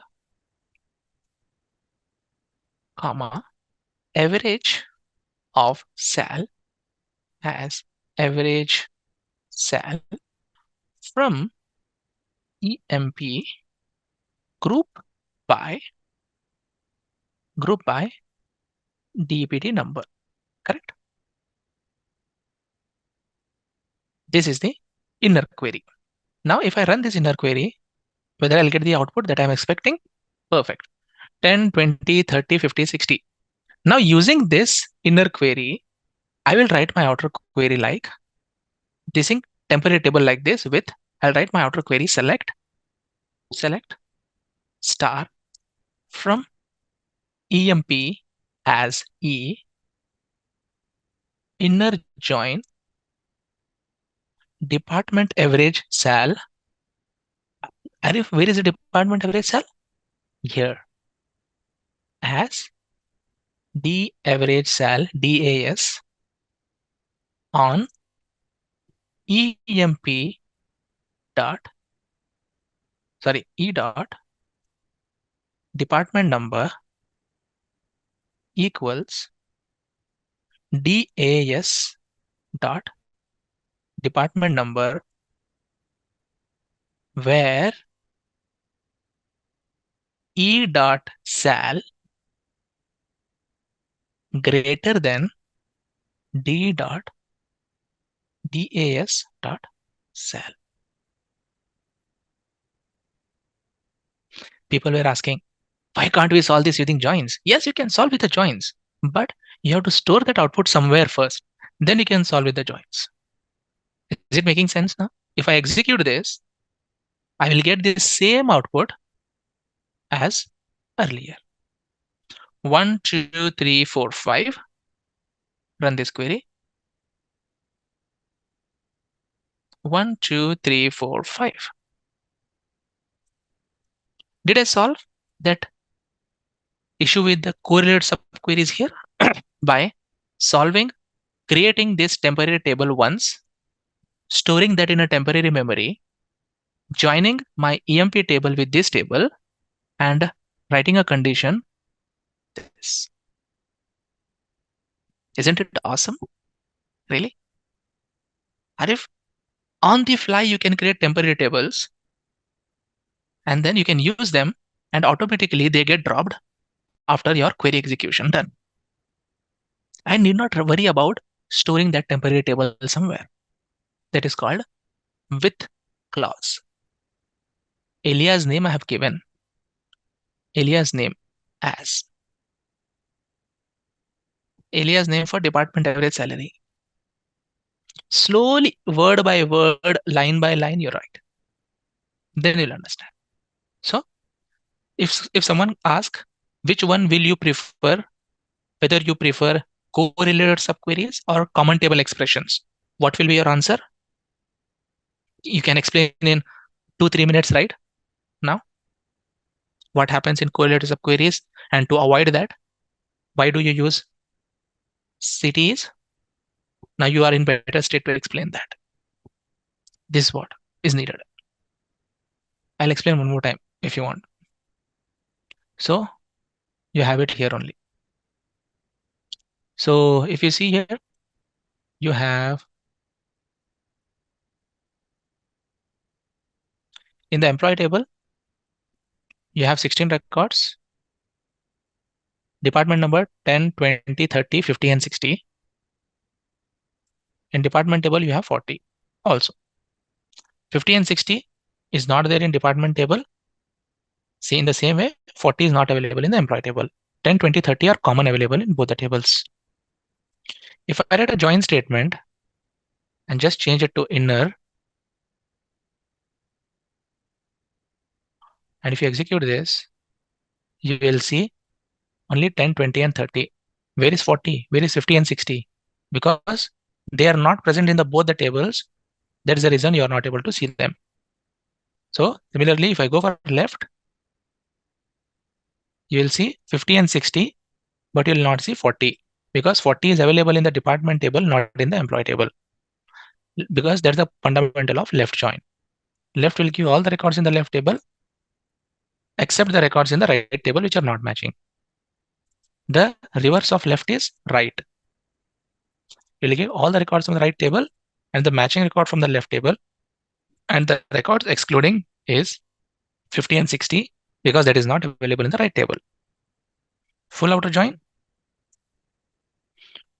is where you will see all the records irrespective of whether they are there in the left table, they are not there in the left table, you'll get it. But if the value is not matching, it will populate null.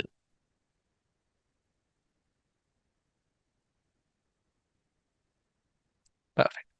Okay. Can I give one question?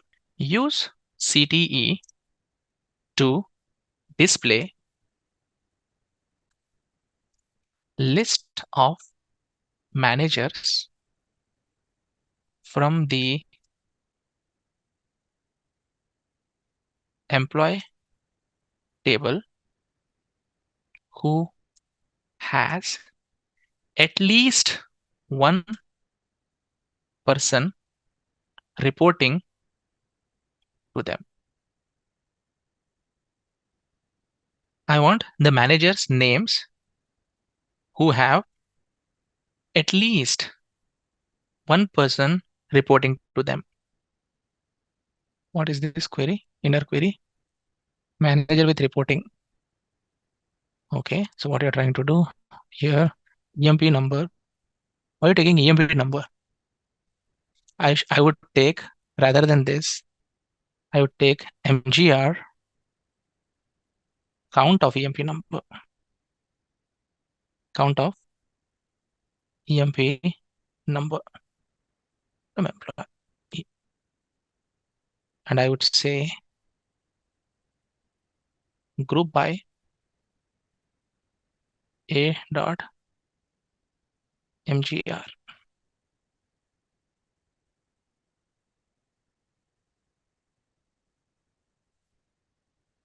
Correct? Now I have the number. I don't have the name. I have the number. Now, when you know the number and the people, number of people reporting to them, then what you should do? Select star from EMP, where EMP number in or what?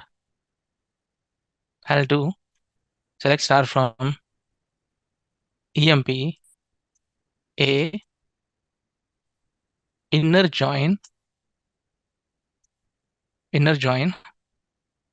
MGR with reporting as M on A dot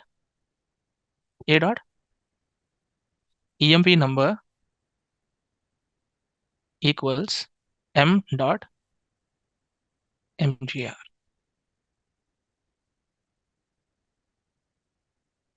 See, reading wise should be interesting. As people start reading from top to bottom, right, they should feel connected. So first what I did, I tried to find out the number of all managers who have at least one person who is reporting to them, then join them to see the entire result. So what is this? No column name was specified. You have to specify the column name as CT. Execute. See. So these are the managers who have number of people reporting to them. I can see the number of people reporting to them also. Correct? Just a quick info, guys. Intellipaat offers SQL Course training. Through this course, you will learn database normalization, transact SQL, stored procedures, user-defined functions, and much more from the top 1% industry experts around the world. With this course, we have already helped thousands of professionals in successful career transition.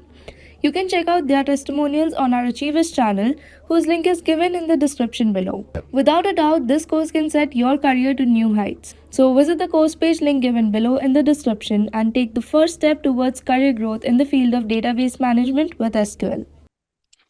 Now, let me just expand this. Tables. We have countries, department, job grades. You have table called select star from EMP. What do we mean by conditional statements? Guys, any idea? When do you use conditional statements in SQL? To execute a code based on a condition. So now there are two types of conditional statement that we should remember. One is case when used within a query, within a single query, or you can say used in select statement, and also outside select statements, outside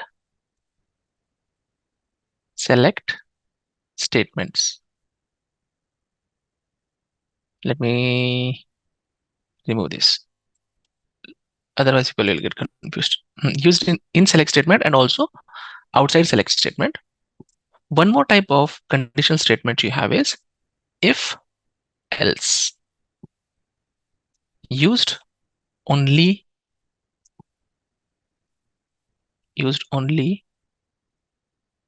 outside the select statements to check conditions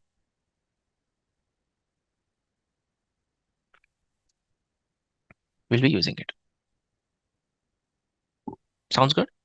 We'll be doing an example. Just by seeing that it will not help, but we'll be seeing an example. But keep this in mind.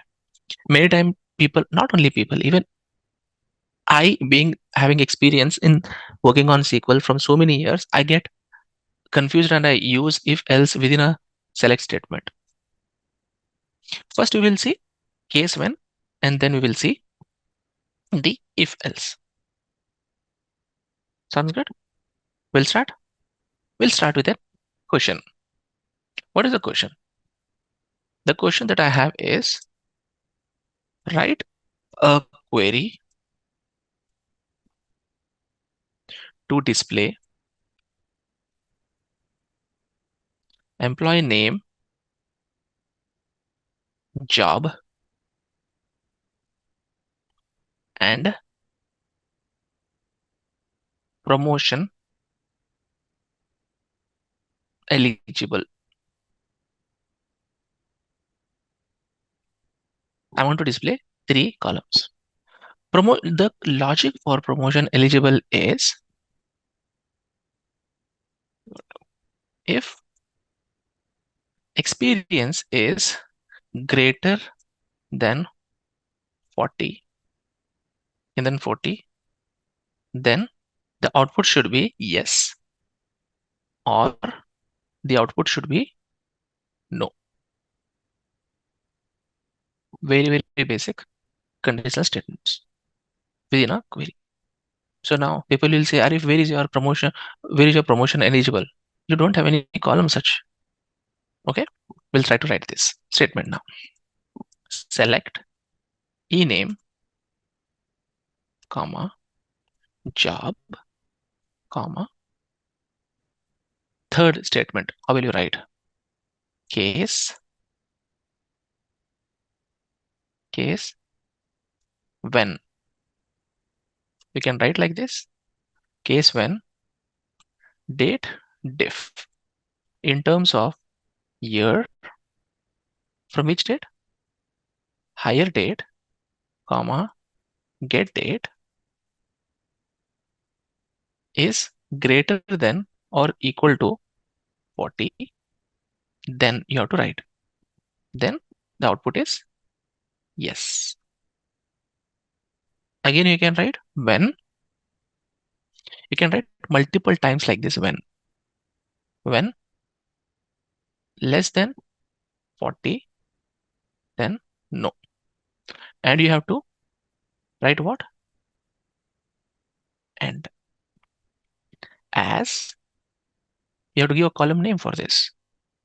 The column name is promotion eligible from EMP. Execute. Can you see that output? So Scott, he is not eligible for promotion because he has not completed 40 years in the company still. And Adams also is not able to get promoted. So you can write this. Case when. Yes, it should always have an end, guys. It should always have end. Within that, n number of when you can add. You can even tell if you have only two conditions, guys. If you have only two conditions, you don't need to write the when condition. So you can just directly write else. No, this also will work. I want to add another column that is experience years. Okay, go ahead, add it. What's wrong? You have date diff. You have date diff here. Paste it here as experience. What's wrong in adding that as experience? You can write it. 37, no. 37, no. Rest all are greater than 40. Okay, the question that I want you to write is employee tier. I want to display same way. I want you to display EMP name, ename, job, and experience. Along with that, I want you to display employee tier, which tier that employee belongs to, and the tier decided based on the employee. 0 to 20, tier 3, tier 4,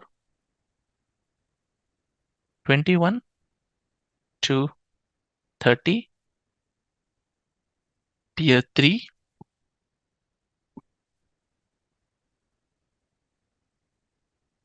31 to 40, it is tier 2, and then 40 and above, 40 and above, tier 1. Can you write this? I can say 0 to 20, or you can say less than 20. Less than 20 to be specific. 20 to 29, 30 to 39. Will you try? Based on the experience, yes. Employee tier, experience. I'll write experience. Where you have multiple conditions. So the concept is same, but the conditions will be more.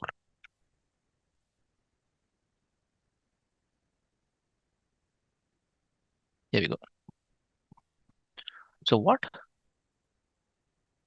is given here is case when date div less than 20, tier 4, 4 different conditions, correct? Now if I execute the same, ename this is not emp name. And it will display based on this. Now everyone is tier 1, only 2 people are in tier 2. That means it's working, correct? Now people say that if every time writing this big expression is difficult, correct? That is making my query bulky and looks big, correct? People suggested either use variable or experience or age is like a very common scenario, right? Can't we create a function for that, saying experience and then use it, correct? Create a function and store it.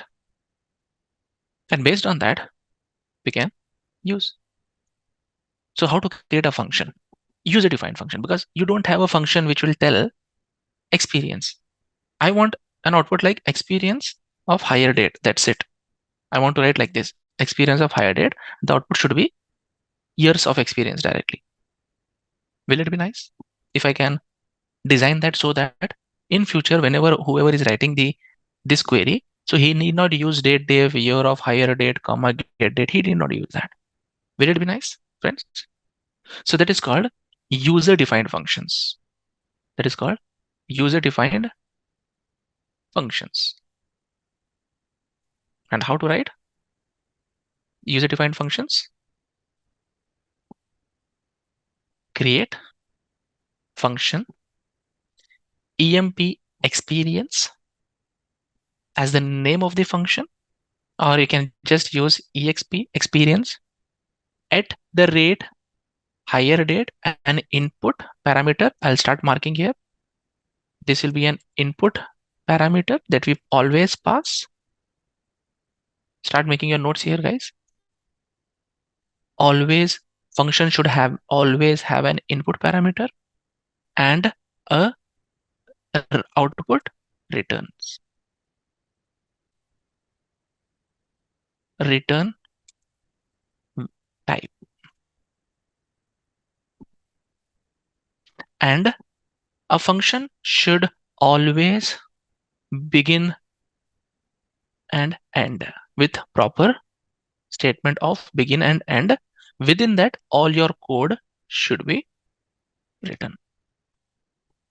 This is a structure of writing functions. Is the structure clear? It should always have an input and always should have returns, integer, character, whatever it is. It should have that. And then always should have begin and end statement. And within that begin and end statement, you should write all your expression.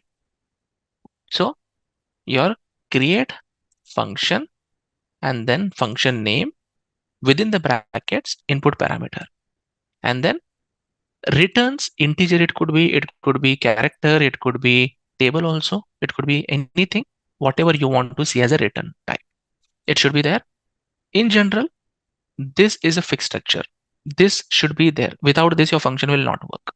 This should be written. And within begin and statement, whatever you write, that is your function logic. And a function should always return statement here. Sounds good?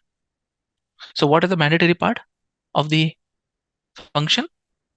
This. At the rate, you can write as v higher date. Okay? To create. So not have any confusion. You can give different name. Whatever name you want to give. But that will be the value that you'll be passing there. Okay? And I'll write v experience, and return v experience. Does that clear the confusion? You thought that it's an higher date, directly field name I'm adding there. No, it's a variable. It's a input parameter and also acting as a variable. The use of this is like you have year function, month function, other functions, I am creating a logic to create a function, user-defined function. User-defined functions. Year function take date field and give in the return to you the year of that date. Correct? Here, this function will use date field and give you the experience of that person in return. Do you have any function in SQL internally stored which will take input as a date and give experience as the output? No. So to simplify my code, rather than using date, def, year, higher date, I want to use a shortened form. Here, this is a basic example that we are doing. So whenever function execute, it has to return something, right? Whenever you call a function, it has to return something output. See, input output. Function accepts input and returns output. He is accepting an input in this variable and returning output in using this variable. Now, let me execute this first. If I execute this part, it says that command completed successfully. Function must and should return only one value. It cannot return more than one value. It can return either integer, either it can return a character, but not more than one. It can accept more than one value as an input, but not. Here, at the rate we had it is a variable. That's the way you can declare within the functions. So once you execute your function, it will show completed successfully. But what happened internally? If you go and see in my programmability, inside functions, scalar function, you will see that function has been stored there. Because these are the concepts you learn once and you apply a number of times. Perfect. Now, how will I use it? Now have a look. I'll just get rid of this. I don't want this. I don't want this. I'll just write dbo dot emp underscore experience pass higher date. That's it. I'm using this. I'm using it here. I'm using it here. What is this? I'm using it here. I'm using it here. I'm using it here. And I'm using it here. Now see, if I execute this, isn't it really very cool? And this function has become an independent object of my database now, which I can use anywhere. One advantage. Another is my code has become so much readable now, so that any person can read it. Rather than reading that date, diff, big formulas, I can read it like this. Correct? Don't you think functions are really very beneficial in order to store the logic so that you need not remember it every time, and also reuse multiple times?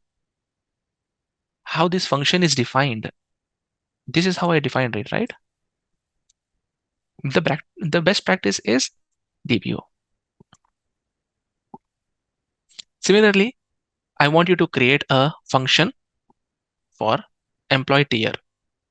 Once you do this, I want you to create a function for employee tier so that I need not write this big expression. Employee tier experience, I'm writing it, right? So directly tier I can use rather than using case when. Can I use directly tier? Can I create directly a tier function? We can't do it directly. Now, Arif, let's do something interesting. Rather than using experience as a function, let's create tier only as a function. How? Take this entire thing here And now the return type would be what? I'll create a new function altogether for that. I'll create a new function altogether rather than modifying that existing function. I can use it. And I will take this logic here and I'll just add it here. See, I'm not doing anything new. I'm just extending that code. Rather than returning a integer, I will return what? I'll return what? Tier. It should be character. And now one more variable I need. When I have variable, I have one more variable. One more variable will be what? @ v tier. And that will be character. And now I'll say set @ v tier equals case. And now rather than writing this everything, I can write @ v experience.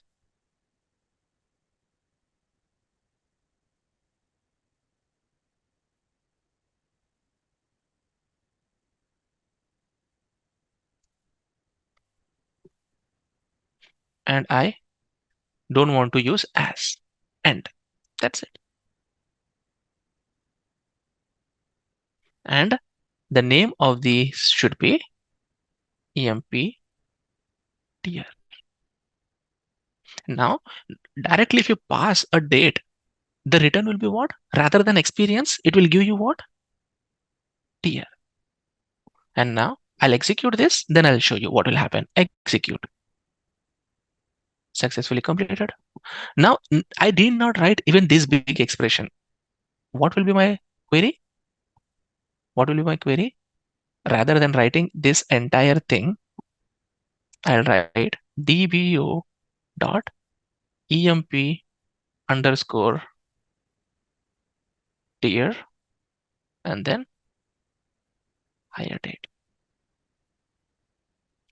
as I'm right here. Now execute. Why is showing star, star, star, star, star? Just think, what could be the reason? Have I written my function correct? Exactly, you are correct. So your expression is wrong here because see, you are returning a bigger length character and you have defined a smaller length character here. So you can say varchar of 10. That was a mismatch. And now Arif, do I need to create a function by dropping it? No need.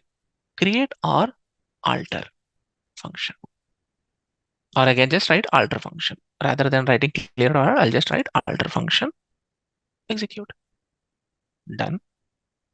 Execute this query now. I'll get the return. Okay, what am I getting here? Return again as experience. No, Arif, what you are doing? Returns what? V tier. These all mistakes intentionally I'm doing so that you understand not every time getting an output says that it is the right answer. Guys, are you understanding that? Not, see, the function is working perfectly fine, but rather than returning V tier, I'm returning V experience. Then do you expect it to work? Do we expect it to work as required? Definitely no. So you have to pass the right parameter as a return. Alter the function again and then execute. And I'm getting T here. Why? Because V tier is what? Varchar of 10. Now you didn't create it properly. See, all the dots should be connected correctly. Then only the function will work. You define something as a return type, you use something, you store it in something, and you return something. No, it will not work. Now all the issues should get resolved and I should get the clean output as I wanted. Just imagine now. First, we have written such a big query. With the help of functions, we stored this logic somewhere in the place, and then my query is just one line because I had created that earlier. If you're doing it for the first time, you have to write create. Function is already created, you are modifying it, you have to use alter. You are not sure whether it's created or not created, then you can write create or alter. Makes sense, right? Logically makes sense. And I did so many mistakes here so that you guys will understand. Whatever you are using here should match here, should match here also. Otherwise, you are doing something, you are passing something, and you are returning something. That will not work, right? Now, the larger the code, it's more prone to do errors. I did so many mistakes. That was just to demonstrate, but so many mistakes I did. And I did logical mistakes. I didn't do syntax mistakes, correct? Everyone? I did logical mistakes. Logical mistakes means output was there, but output was incorrect. So all these things you should be noting down. So everyone have understood why to use functions to simplify our code, to create reusable codes, to make our codes look simpler and smaller, and other people to understand how it can be. Procedures can be used inside the functions. You can use functions inside the functions. Totally fine. Not an issue. Example, have a look. dbo dot emp underscore experience at the rate v hired it. Okay. I'm using function inside a function and executing a query. Did that affect the output? Nivedita? You have the answer.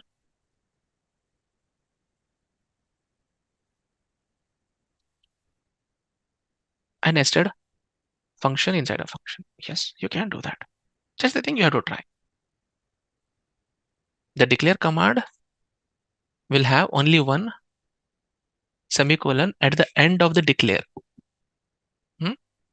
You can declare multiple variables inside a declare statement, like select statement when you write, create table statement when you write. You don't write semicolon after every column, right? You write a semicolon only at the end of the columns list. Making sense? Sometimes entire code will look good, only we don't pay attention to commas and brackets. That happens, but you have to overcome all those things with practice. Okay, so what I want to create now, a function. Here an example will be if else. Create a function to calculate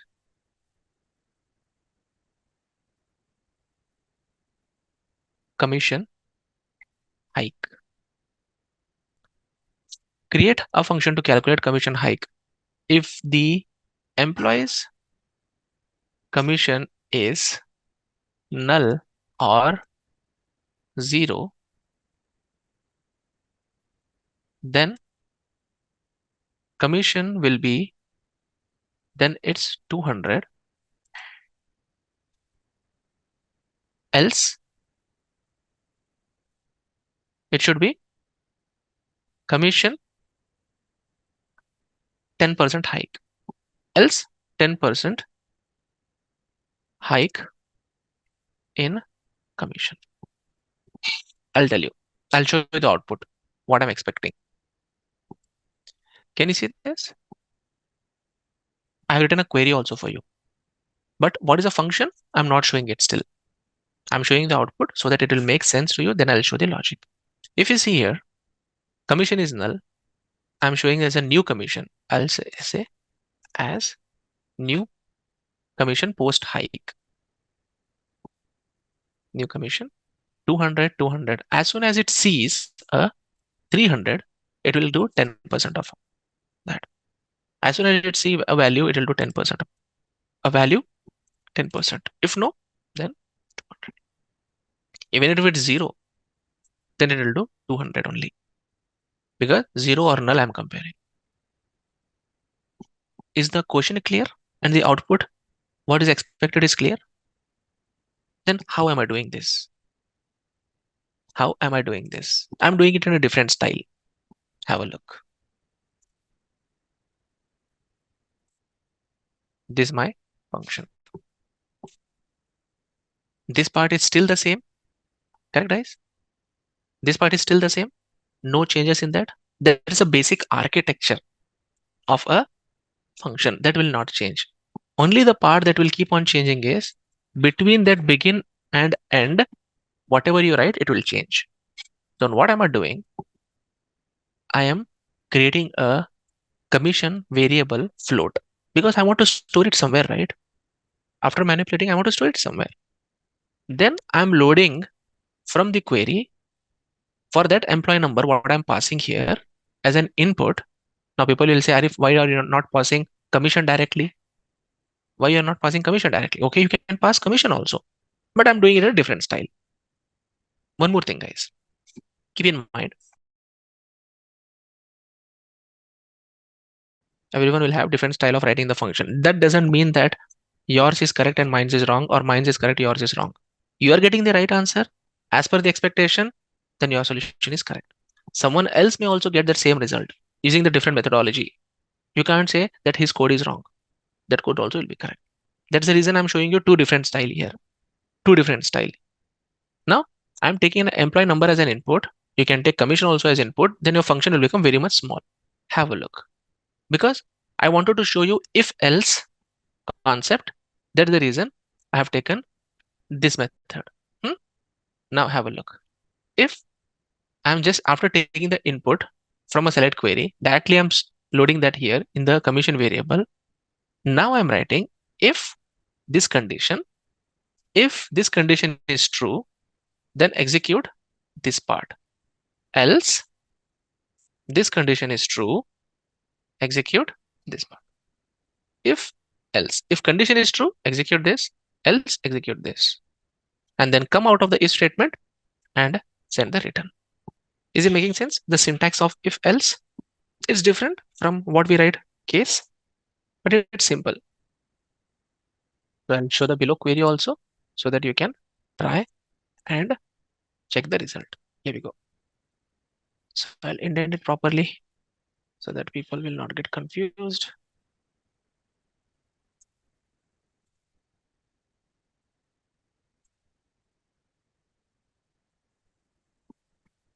If condition satisfied, then only to enter the loop. You can write another condition there. If multiple time.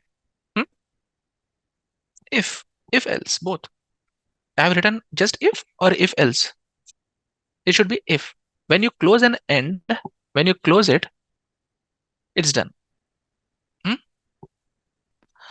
Now, many times what happens, a function can even return a table also. You might be surprised to know that a function can return a table as well. How? See this function. See this function? What I have designed.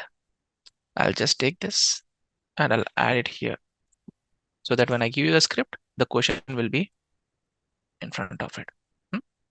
Okay, this location sequence. So what is this function doing? I have only one statement. So I'll not write begin and end. So guys, if your function has only one line, then you don't need a begin and end statement. Nice, right? Simple. So it's creating a function which will return the table out of this query by applying a predefined filter. Have a look what it will do. I'll create a function created successfully. Now, rather than writing select star from table where clause, I can just use this. Can you see this? I can pass 30 here directly. Can you see that? Is it returning full table, Priyanka? Or it is returning only the table which is saved in the output of my function? It's not giving the full table, right? So sometimes what happens, I want to return the table. I want to return the table. So this is called table valued function. You have scalar functions and you have table valued functions. See, table valued function will appear here in this list. There are two functions, types of functions which are used, table valued functions and scalar valued functions. What is the use of table functions to make queries shorter? Yes. And also it can be used in different softwares. So for example, when you are doing reporting in Tableau or in Power BI, at that time you don't want to get the full table. At that time you want to get only the short table. It can be used in different systems. You can pass parameters dynamic queries. Sometimes the where clause is dynamic. What will you do? Where clause itself is dynamic. You can make using this where clause as dynamic, right? Guys, don't you think using table valued function, where clause can be made dynamic? Yes. Based on an output of a function, based on the calculation that you are doing, then you can display the output. Are we clear? What are functions? What are conditional statements? Case, when to use? We can ask user to pass parameter in the select statement. Is it possible? What are we doing here? In the select statement only he is passing the parameter, right? He is passing a parameter in the select statement here. Okay, so the next concept that we will be learning is stored procedures. We can create our procedures and store them. Example, if someone comes and say that, Arif, I want you to update the table. You should write a DML command inside the code. As you did for here, commission hike, as you did for commission hike, I want you to update the table. I don't want you to return any data. I want you to update the table directly. Can you do that? Using a function, people say that, Arif, how is it possible? It has to return some value, but I don't want any return value because I'm not using it anywhere. The requirement is give me an input of employee number and I will update the table accordingly for you. I don't want any output. I just want you to do some task, do it and close it. Stored procedure. It can return some value also, but not officially. What is meant by stored procedure? How we write it? The syntax is same and the example also is same. And here we go. I'm showing you a very basic stored procedure. Here we go. I'll explain line by line. Just pay attention. The question that I got is create a SP, that means create a stored procedure to take input as employee number. If the commission is null, then update commission to 200. Else if commission to increase by 10%. What am I doing here? I'm updating the table. I'm not giving you any return value. I'm updating a table. So the syntax remains same. There is no change. Begin and end will be there. The syntax will be same. There will be always a begin and end. Only the difference what you see here is what? You don't have returns. Do you see any return here? Returns data type, do you see? Do you see any return keyword? You don't see that. We don't have that. But the logic inside what you write is everything same. See, what am I doing here? I'm creating declare a float. Then I'm using the same input here, but just rather than storing that in a variable and returning it to the output query, I'm directly updating the table here. Yes, we can directly write update table command. Let me execute that and show. Then we'll see. I'll just write sp underscore commission hike. Execute. Now where you will see it? Stored procedure. Here, that procedure will be visible for me. Can you see this? Stored procedure. Now, how will you execute it? Select star from EMP. Now, if you see, commission for Jones 7566 is null. If I want to run this procedure for Jones, I would say execute exec execute, or you can tell full word also execute.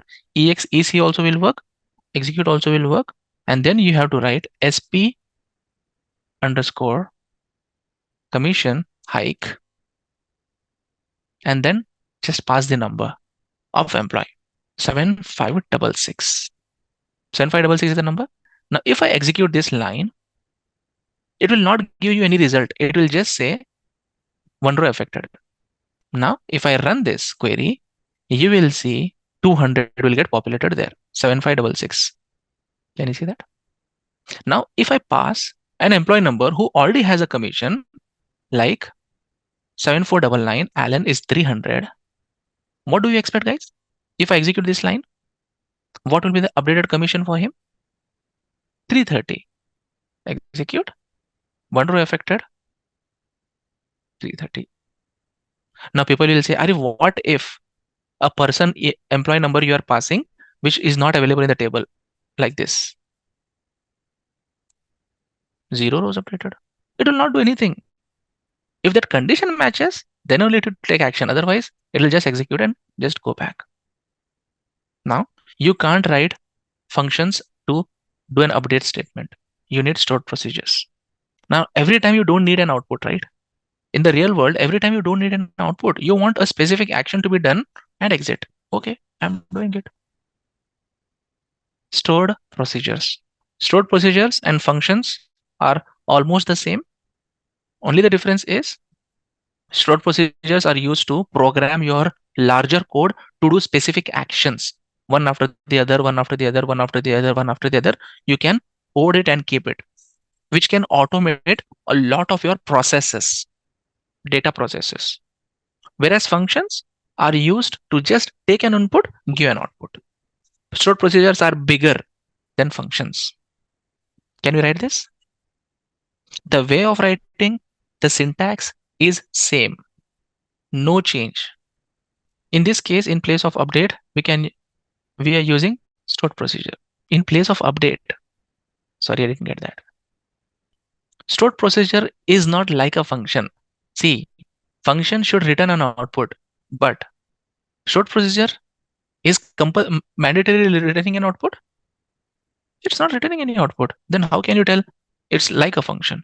The syntax is like a function, but operation is not like a function. Okay. Just a quick info, guys. Intellipaat offers SQL Course training. Through this course, you will learn database normalization, transact SQL, stored procedures, user-defined functions, and much more from the top 1% industry experts around the world. With this course, we have already helped thousands of professionals in successful career transition. You can check out their testimonials on our Achievers channel, whose link is given in the description below. Without a doubt, this course can set your career to new heights. So visit the course page link given below in the description and take the first step towards career growth in the field of database management with SQL. What do you guys see in this file? Tables and data inserted into the tables. Correct? One is a customer table, and another is, if you come down, it has orders table. Two tables are there. Now, what I want you to do is select your database, and click on new query. Right click, new query. We know everyone how to open a new query, right? And from that text file, copy everything, Control plus A, Control plus C, paste it here. Correct? Copied everything and pasted. And then I'll just hit execute. Let's see what will happen. in a new query window, I copied everything from there and I pasted it and executing that script. So what I can expect after this script is executed? Two tables will be created in my database. One is a customer table and another is orders new table. We'll see what will be the result.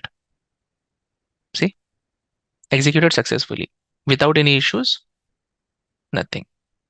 Now, how will I check the data inside that? Select star from customer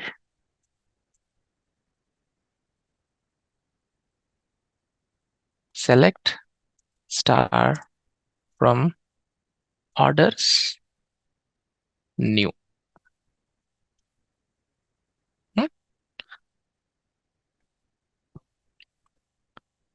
If I run this first command, I can see 1590 lines. In the orders table, I have 1590 rows. And here I have 20,172 rows.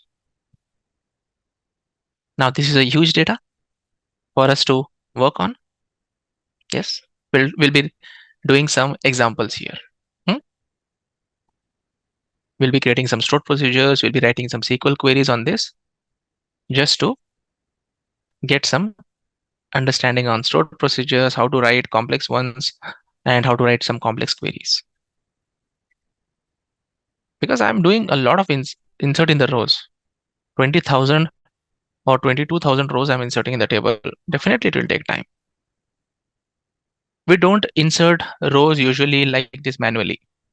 In the real world, data is not inserted manually like this. Data flows from system to system with various tools. We don't insert manually like this. For exercises, we are loading it like this. In the real world, data will flow from various tools into the system with the help of various softwares. We don't do manual inserts. You see the table structure here for orders table. For customer table, this is a structure.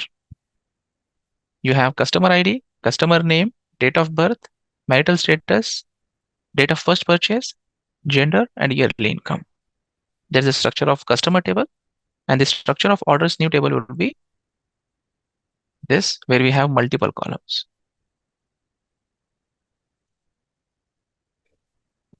Okay, as we have the data loaded here, let's do some real world examples.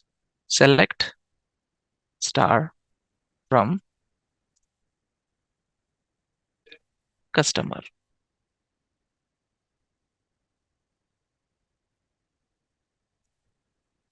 I have these many customers.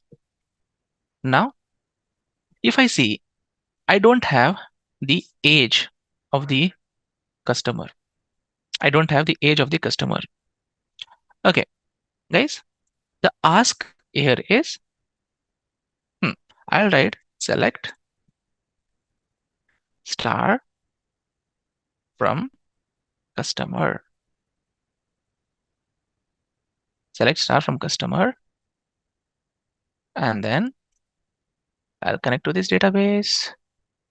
And I will drop down here and tell B 26. Execute. This is the table I have. Now the type of question I got here is write a query to show list of customers, age, band, and count of customers. And the age band would be like this: 0 to 9, 10 to 19, 20 to 29, 30 to 39, so on till 90 to 99. Question is clear? Now, for this, what I want you to do is create a function to make your job easy. Create a function to take input as age and return the age band. In that, if you do this, then your query will become very simple. Is the question clear to everyone? What is the ask? I want to say how many customers I'm having in the each band of age. Now for that, what you can do, you can calculate the function. You can create a function which will accept age and give you the age band. I'll give you the structure. I want you to just write the logic. I'll just remove this part. I'll not write any this thing here. The input should be at the rate v what date of birth, because we have date of birth as a column. Returns varchar of 10 and at the rate v age band is the return I want. Now this part, in this line what you will write, I want to know that. And the function name also I'll change. Age band. See, 50% of your work I have done. Because we know that this structure what you see for a function is common for any function you write. Am I correct?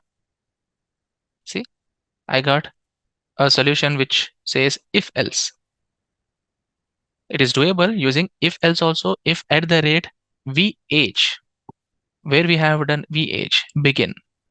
Okay, and here we have used declare at the rate vh, which is what? Age integer we have used. Correct? And then another variable created at the rate v age band. Nice. So the input is taken from the date of birth, and then I'm creating two variables, v age band, varchar of 10 and integer respectively, and I'm setting v age is equal to year of get date minus year of date of birth. You can use that, or you can use date diff also. Any methods that we have learned so far. Then if else. Okay, you can use if else also. You can use if else also, or you can use case statement as well. Whichever you feel convenient, you can use it. Now let's execute this using if else. Let's see what will happen. So now if I try to execute this, what will be the result? It says that Arif, you have a error here at the rate age. So what you have used at the rate vh, that is.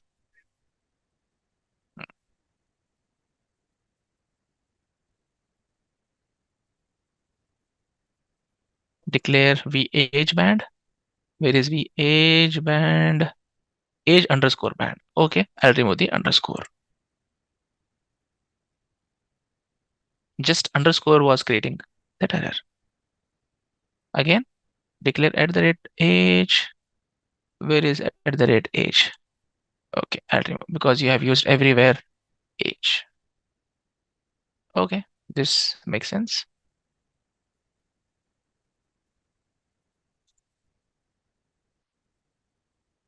must declare @age y set @age @age. Now I don't have any issues.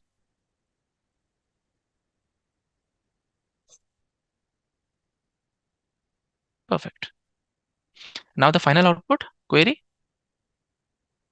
with customer age band as a temporary table, common table expression, customer ID, customer name, date of birth, and DBO age band.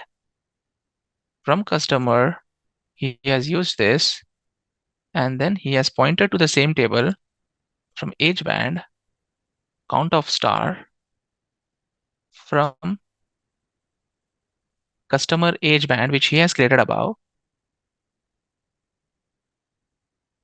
I'll just give Elias name as count customers and then group by this.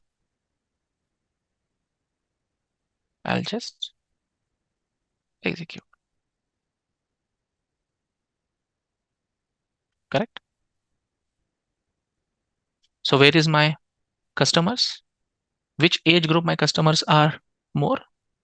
I can say order by 2 descending. Between 40, I have 40 to 49, I have highest customers, which 293 customers.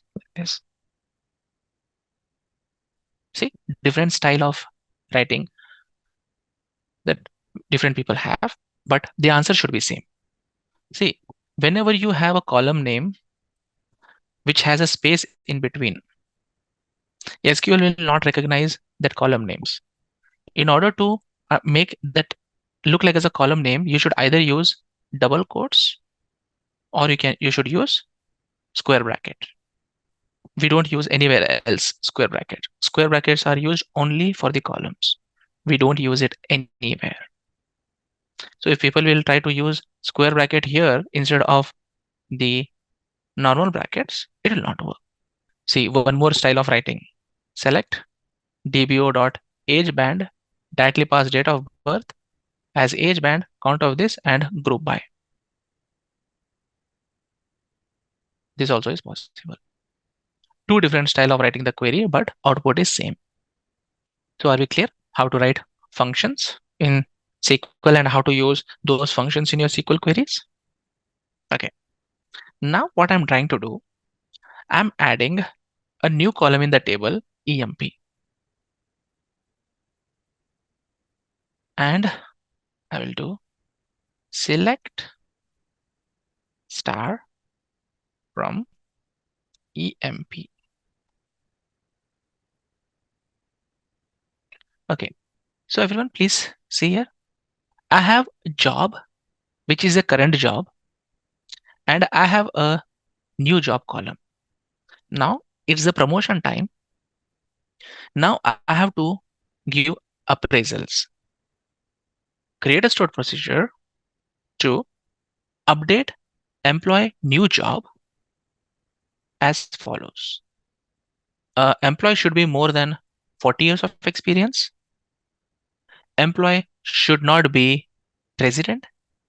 And if employee is department number 10, his new job would be VP Ops. If he is from department number 20, his new jobs will be VP Research. If his department number is 30, his new job will be VP Sales. His new job would be VP Account. Take input as EMP number. I have added a new column. I have added a new column here in this table, employee table, which is new job. And then I want to create a procedure which will take input as the EMP number, and it will check the experience. It will check if he is not a president. He will check the department number also. Based on that, it will give the output. And the structure of the procedure will be the same. copy this, and I'll come at the bottom. I'll paste this part here. I don't want any of this code in between. The structure would be here. SP, promotion, employee number, declare which all variables you want to declare. You can declare accordingly, and you can. And your code should be written here. The structure is still the same. Structure is still the same. What logic you are writing, how you are writing, that will decide what will be the result. Okay.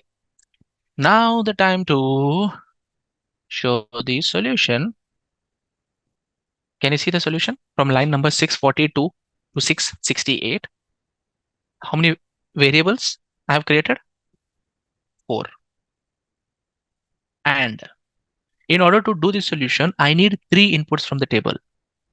One is the job, existing job that I will load into @job, existing department number that I will load into existing @department number, hire date, which is again this one. Now what I'm doing, I'm writing a if condition. If the person job is president, not equal to president, then only you try this. And also his experience should be greater than 40. If these 2 conditions satisfied, then only you enter into this begin and end.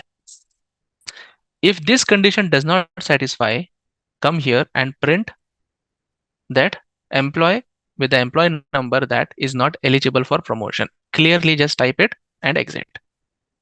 If he is eligible for promotion based on this condition, then you set new job based on this case statement. Is it nice, properly indented to read also? It is making sense, correct? Even you should also practice writing the code like this with proper indentation, guys. If you write your code with proper indentation, reading it will be very much easy. Because see, how I usually do indentation is like this. I will always keep this into same line. I will always keep begin and end in the same line. I will always keep case and end in the same line. I always try to keep like this. That will make sense, right? If I keep one block, if I keep the same indentation, it will be good. People who work on Python, you may relate this easily, correct? In Python, it's more of indentation that you should follow. Here, indentation is not mandatory, but it is very helpful for me to understand my code and read it. So one by one, you have to load. Now people will ask, Arif, why you are writing 3 times select statement here? Yes, that's how you do it. In a single statement, I can't load multiple values in one variable. One variable, only one value. In one variable, you can't store the entire table also. Can you store in one variable entire table? I can't store. So how many variables you have, that many times select statements you should write. Do it slowly, guys, line by line, then you'll understand. Set command. Set @job. You're telling you do like this, equals select. Okay, let me do one thing. What will be the result of this? I'll tell you an example. What you are writing here,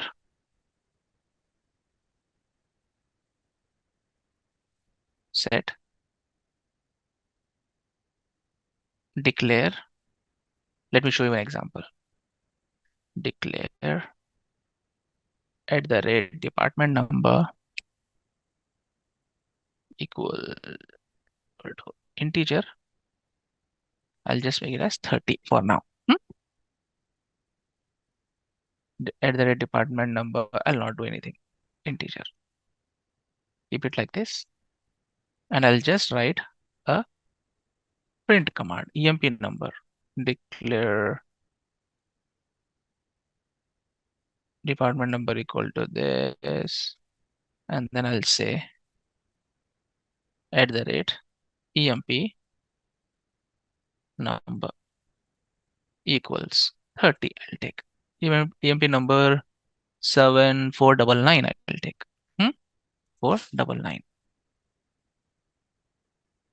It will be integer.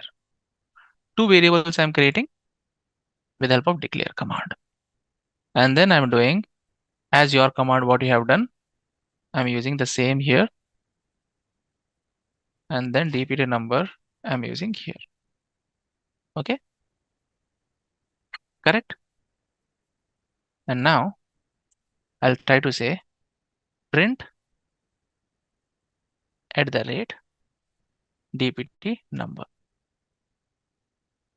Now if I try to execute this, what is it telling? Sandeep? Error. Now what I'll do, rather than using set, I'll say select equals department number from here.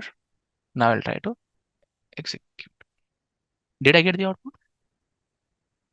I didn't get the output what you asked for. So what do you infer from this?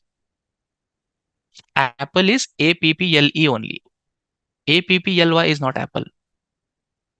Correct? It's a syntax. Every programming language will have a syntax and we have to follow the syntax. Did it make sense? Fine? Great. Concat is what it will concat the name. It will show as a sentence. Example. I'll execute this and show. I'll create this procedure.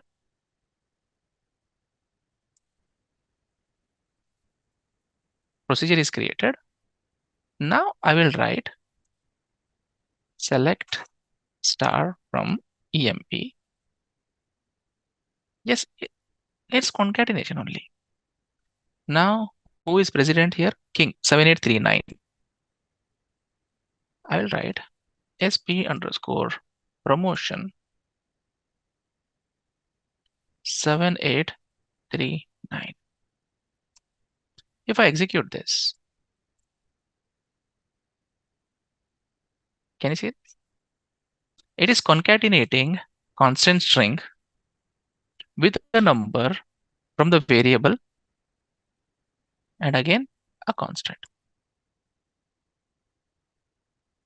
Simple as that. Now, if I pass a valid number like 7499, it will say again he is not eligible for promotion. Then who is eligible for promotion? 7839. 7839. Select star from emp. I want to see the person, email, emp number, any number. Okay, I'll take 7369. 7369. Execute. He is also not eligible. Why, guys? Why I'm getting for every person not eligible for promotion? They should be eligible for promotion, right? What am I missing? See, select star from employee. It is not updating anything here, but this person have joined in 1890. What is the mistake I'm doing? Very silly mistake I have done. If condition is and or. I'm using not equal to. That means and only will work. I'm using or condition there. If I'm using equal to, then it would have made sense.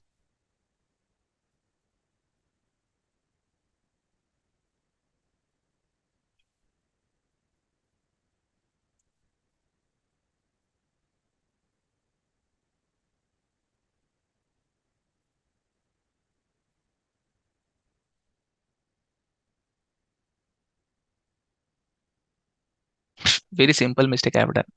Intentionally done. Sometimes happens. In 20 lines of code, only one silly mistake I have done.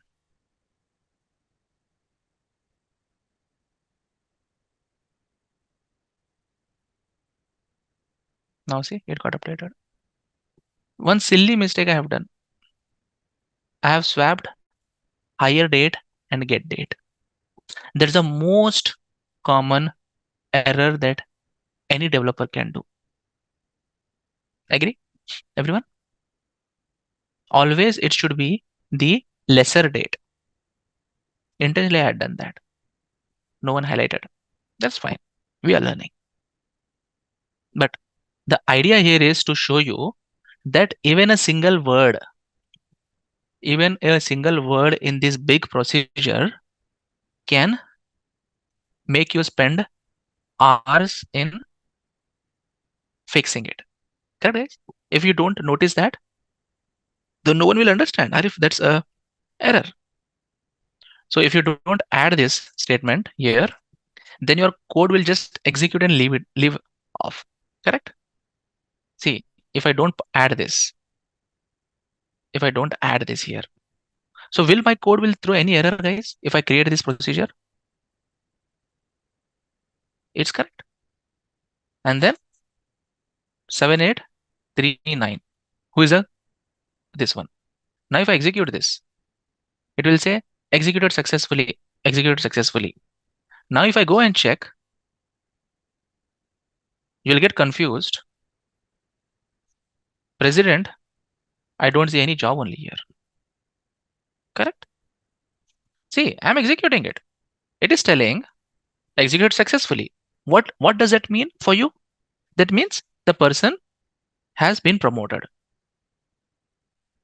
So now it's not an error. It's just like you have to show some information at that point. So what I did, the main purpose of adding this code here is to tell that if a person is not eligible for promotion, then I will display a message saying that he cannot be promoted based on the set rule. See, one row affected 7369. Okay, that's fine. But 7839, 7389, right? President 7389 is not eligible for promotion. Trust me, guys, when you go to job, you will find minimum 100 200 lines of codes that will take days for people to just read and understand. Yes, but these are the stepping stones for that. And guys, trust me, the more you practice, the better it is for you. The more you practice, the better it is. As in every example, I'm trying to show you how a single bracket, a single comma, a single word, a single function will give you a headache. You think that, okay, my code is perfect, but somewhere or the other place, just one word or one bracket, it will be throwing some error. That you should be very careful. So this is separately executed. That is a execution of the procedure. 7389, there is no employee only. But if you are telling a message that 7389 is not eligible for promotion, the message is little bit misleading, right? It's misleading. It shows that employee is there, but he's not eligible for promotion.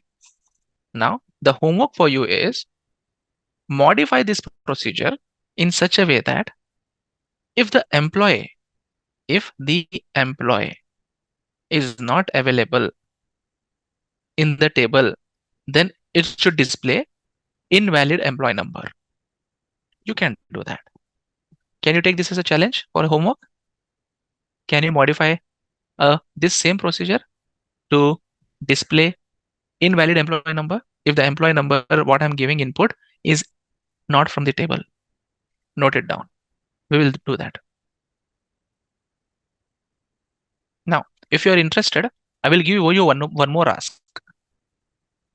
Will you try this also? I'll give you one more ask in the same procedure. I hope people had made a note of invalid employee number. One more ask is, if I execute this procedure once He's telling employee promoted as VP research. Now, next time when you run the same procedure, and if the new job is still the same by mistakenly, if you have run this procedure, then also see he has been promoted again. So now he was VP research only and he got promoted to VP research again. Does it make sense? If by mistakenly, if the job and the new job is same, at that time what will you do? I want to display a message saying that the new job and the existing job is same. That would be interesting to see. Like this, it will keep on improvising. Try this also. But important is employee number invalid that you try. Just a quick info, guys. Intellipaat offers SQL Course training. Through this course, you will learn database normalization, transact SQL stored procedures, user-defined functions, and much more from the top 1% industry experts around the world. With this course, we have already helped thousands of professionals in successful career transition. You can check out their testimonials on our Achievers channel, whose link is given in the description below. Without a doubt, this course can set your career to new heights. So visit the course page link given below in the description and take the first step towards career growth in the field of database management with SQL. So now what we did is we have written the stored procedure to take an input from the user and do the commission hike, correct? Commission hike stored procedure, but we are taking an input from the user of the employee number.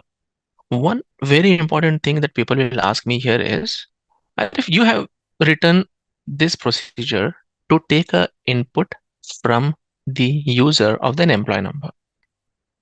Suppose when you do commission hike, you do it only for one person or you do for all the persons in the company? All the persons, right? Any logic that you apply, you'll not do only for one person. You'll do for everyone in the company. Appraisal, promotion also, you do for everyone. But here, the logic that we have written is only for one. Now, if you want to apply for that for every person in the company, if you want to apply the same logic for every person in the company, then what we have to do? We have to modify a logic a little bit and loop the rows. First, in a right manner, if I see, I can't keep on writing this execute 2564, execute 7369, execute for 7899. I can't do that because here 12 people we can write one by one. But in the real world, hundreds of people will be there. Can you write every line execute 1, execute 2, execute 3, execute 4? Can you do that, guys? Not possible, right? The code only should take care of that. This code, whatever you're writing here, the code only should take care of that. Means first it has to take first row from the table. For example, this is a table and these are the number of rows. The code should be written like first row is fetched and then at the end it has to go back, fetch the second row, execute this, go back, fetch the third row, go back, fetch the fourth row, go back, like this. That will solve our problem. One at a time, if I fetch from the table, one row at a time if I fetch, process it, update it, go back to the table, fetch second line, process it, update it, go back to the next line. This should happen till the end of the table. So we'll be writing a procedure which will have that features today. And those concepts are called loops and cursors.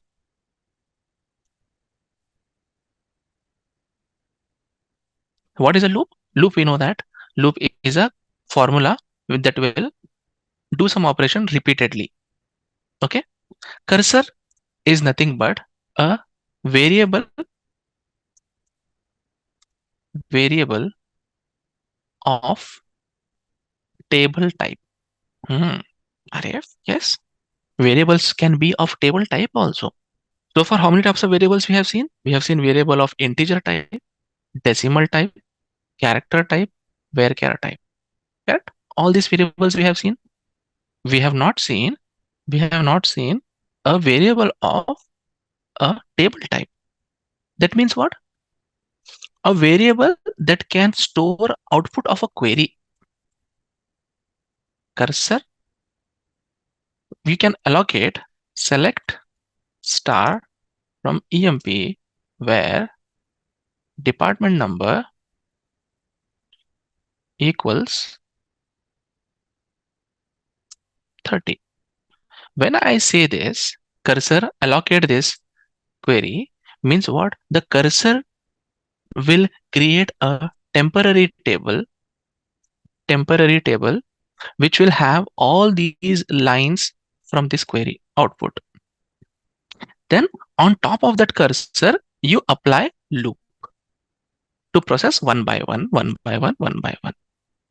Okay, guys, that will be the solution to do our procedures which will process rows one by one. So two concepts. One is cursor and the loop. Loops are nothing but while loop, which will execute your code repeatedly, one after the other, one after the other, one after the other. To proceed and execute one after the other, we need a variable to store the data. Whatever type of query you write, based on the query output, how many number of records your query will give, that much is the size of the cursor. We'll do example, then you'll understand. Or if we are just explaining concept now, let's do an example.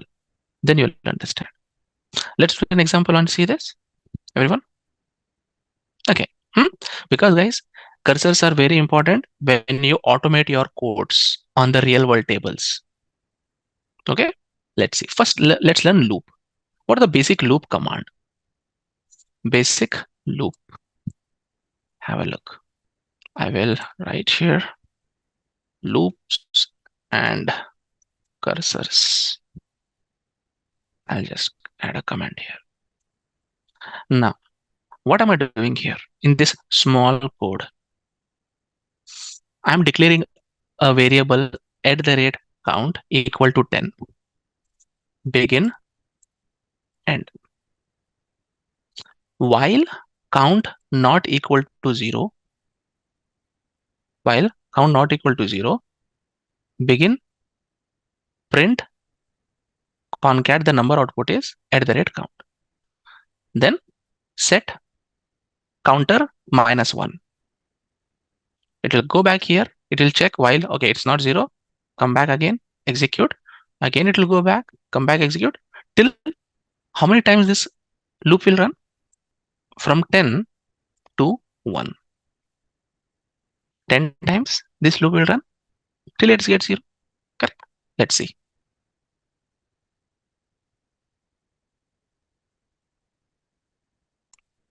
Can you see this?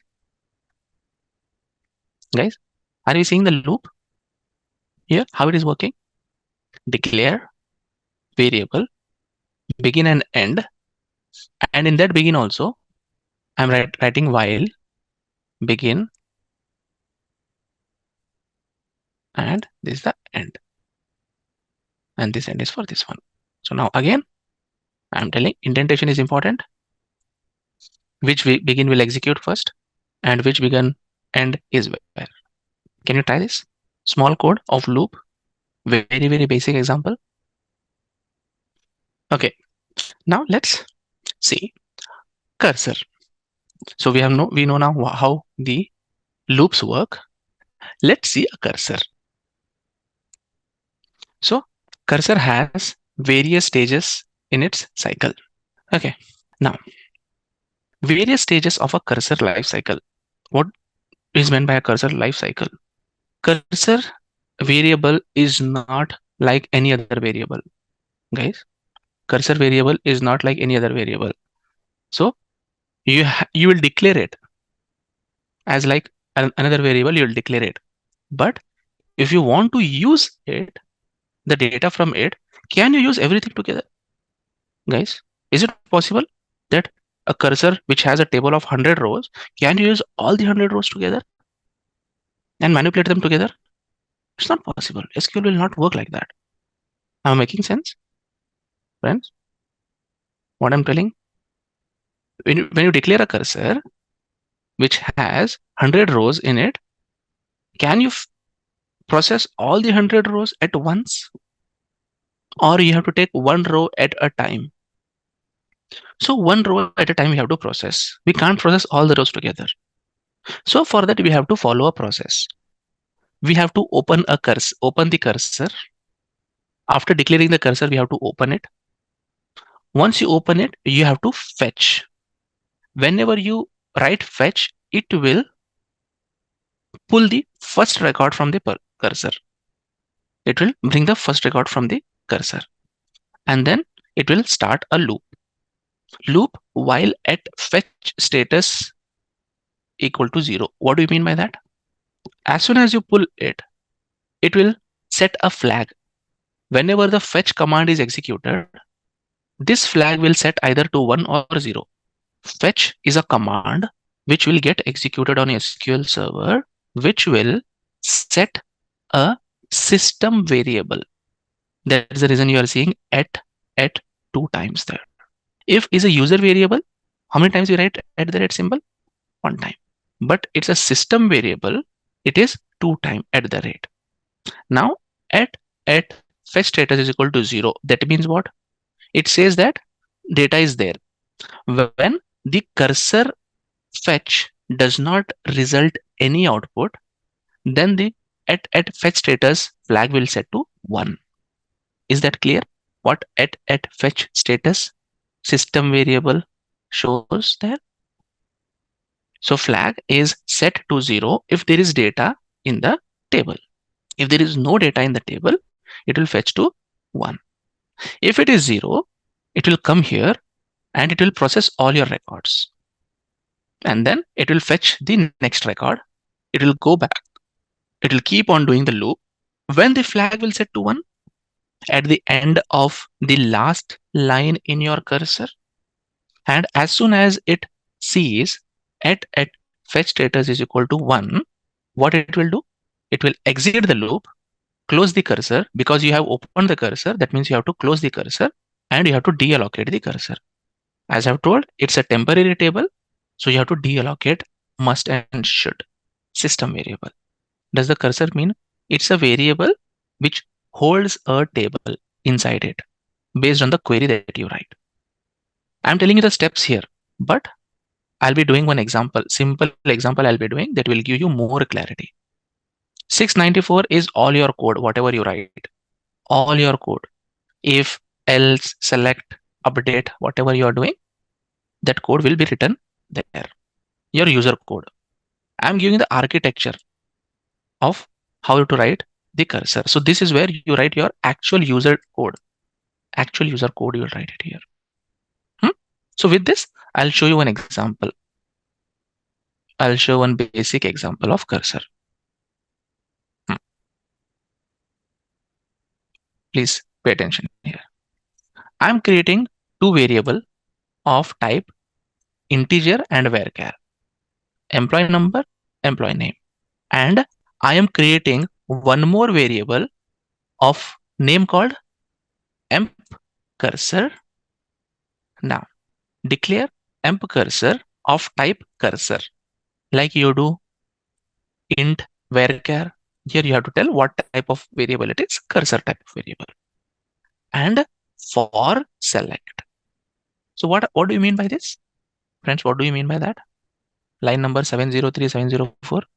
That means, Arif, you are creating a cursor which is holding all the records from the employee table where department number is 30.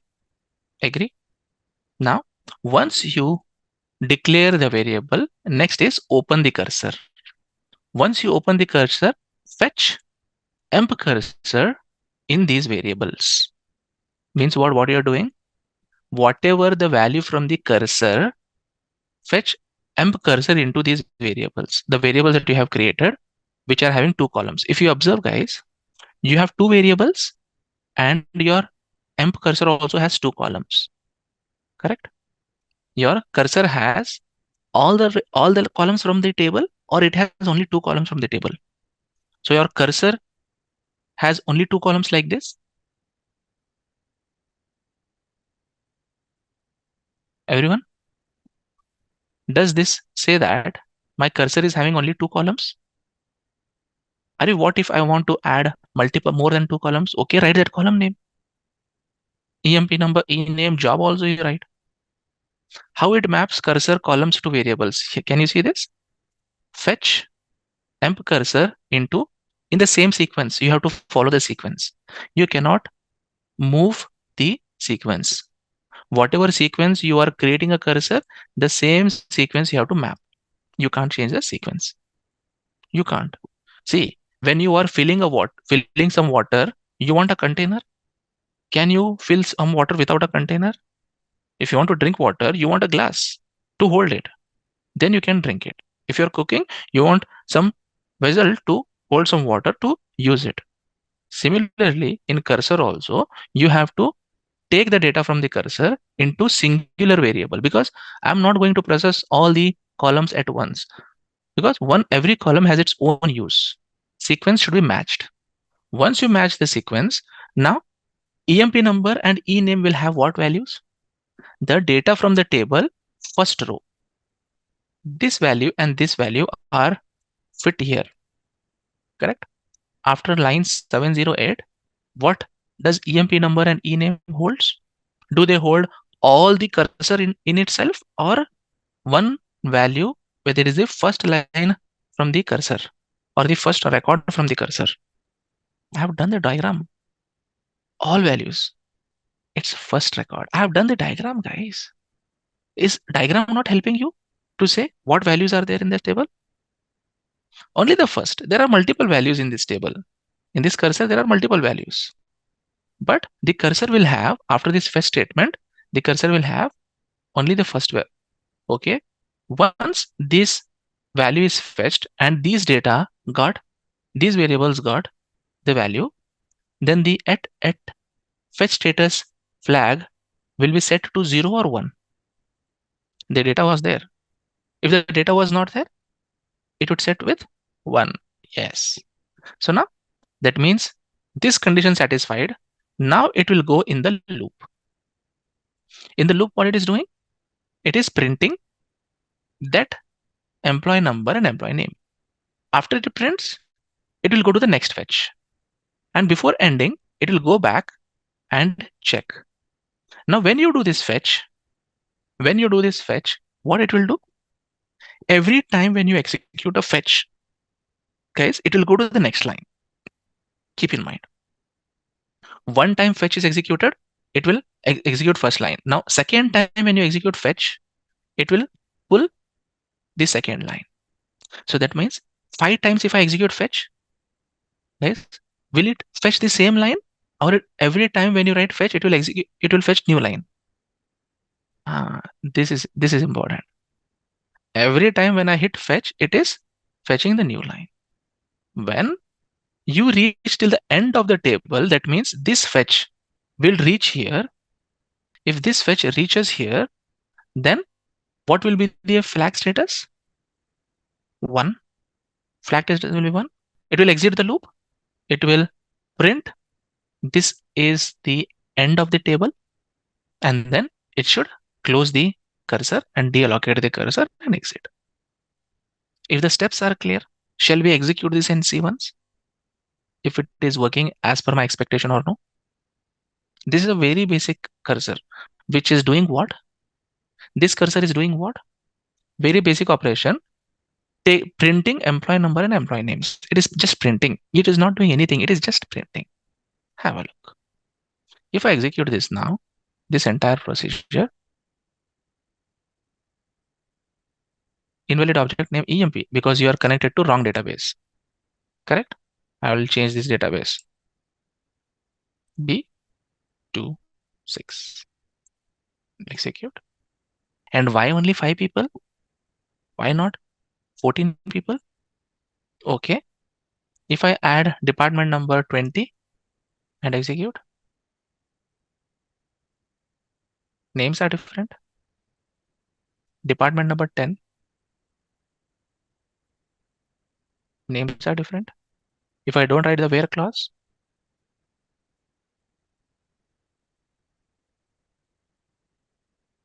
now people will say, Arif, can I do it in reverse order? Okay, right. Order by EMP number descending. Can you see that?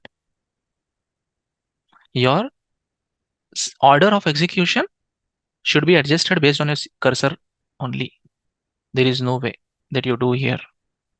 The way you store the data in the cursor, in the same sequence, it will get executed. Correct, guys? Is the sequence correct? First we learned the loop. Okay, what is loop? How the loops works. Then we learned what are the stages of cursors life cycle. Then we combined loops and cursors both so that it will make sense and display what we need. What is the use of this cursor? To store the employee number. Why can't we do this without cursor? If that could have been done without cursor, then cursor would have not been introduced. So whenever you keep this in mind, whenever you want to run a program on each and every record in your table, then compulsory you have to use cursor. If you're taking an input from the user and then based on that you are executing your code, then you don't need a cursor. But if you're not taking the input from the user and then want to execute the program for each and every record in the table, at that time you need cursor. So please make a note of it and remember that. Okay, so now have a look. I will take the procedure what we have done previously, which is a procedure which we have done earlier, this procedure, correct? So have a look. Using cursors, I'll not modify any logic. Guys, I will not modify any logic anywhere. Only thing that I'll do is I will add a cursor wherever it is needed. Now, first of all, do I need this input here? I don't need this input. This input should come here, comma, come here. Declare. This input comes here. Guys, I'm taking the existing procedure only and modifying it. I need to create another cursor, which will be this. And I will paste it here. If you want, you can write it in single line also. But I prefer writing in multiple lines. Now, in this procedure, will I be taking any input from the user? Or user will just execute and I will execute from the first row till the last row? From the first row till the last row. Okay. Now, EMP number and ename I'm storing in the cursor. But in this case, is it EMP number and ename? Or it's EMP number and commission? EMP number and commission. And similarly, commission is float here. So cursor is done. Next what? If you have done this, then what is next? Open emp cursor. First you have to open it. Before looping it, you have to open it first. First EMP number and commission, but where did I allocate that first? However you want. It depends on how you write your fetch statement. See, fetch emp cursor into @ EMP number, comma, @ commission. Correct? First I open the cursor. Now I have fetched the cursor. I don't need this line now. Yes, fetch the sequence matter. In what sequence I have created my cursor? In the same sequence I have fetched them. In line number 725, what is the sequence of creation of your cursor? In the same sequence you have fetched them. Not in what sequence you declared them. Not in what sequence you declared them. you declare anywhere you want for the other variables. Now, once you do the fetch, what is the next step to check? While at fetch status equals 0. Then what you have to do? Begin if this, then begin again. I'm not doing any changes in the code. Guys, pay attention. I'm not doing any changes in the code. I'm just adding wherever I need to add the loop. Now updated. After this update happens, then what I'll do next? If this is done till here, next is what? Fetch again. Fetch this. After the end of the if statement, I have to fetch the new line. Begin. Inside the begin, that fetch will come. And then end. Then close emp cursor, emp cursor. Then deallocate emp cursor.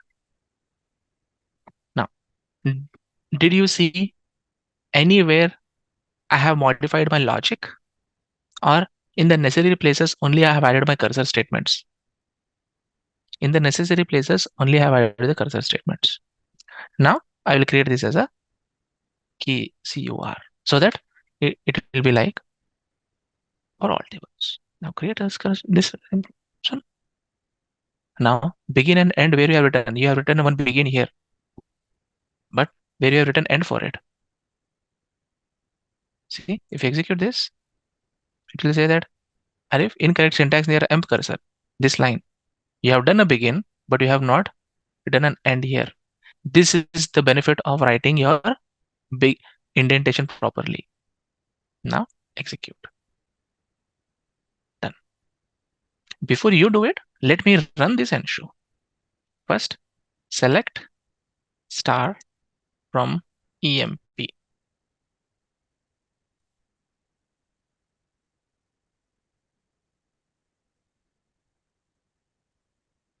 Null. Many places there is null here. Can you see? Many places there is null.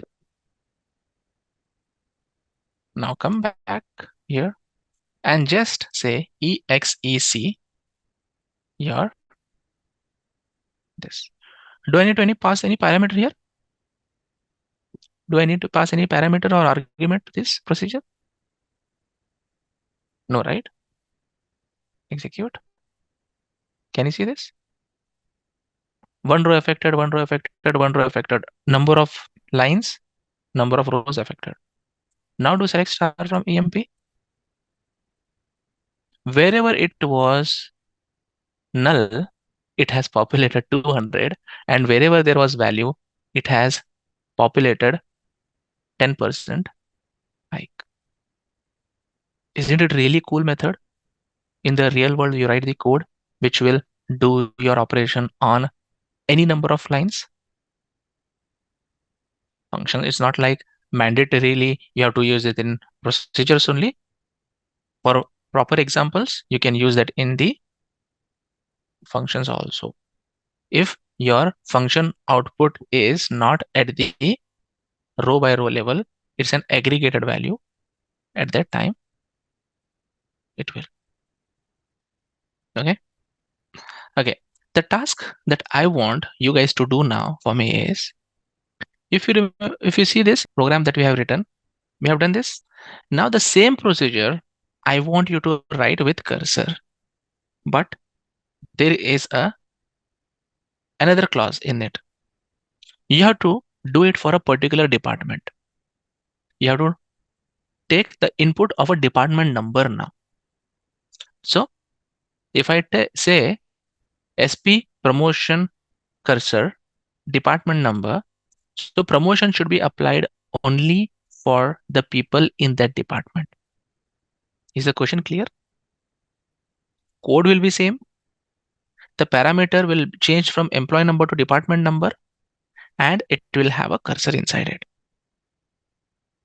Can you modify this code to do that for me, friends? Okay. So now write a procedure. My question is, write a procedure to update new job, take input as department number, and apply the same for all the people in the department. Procedure is same, logic is same.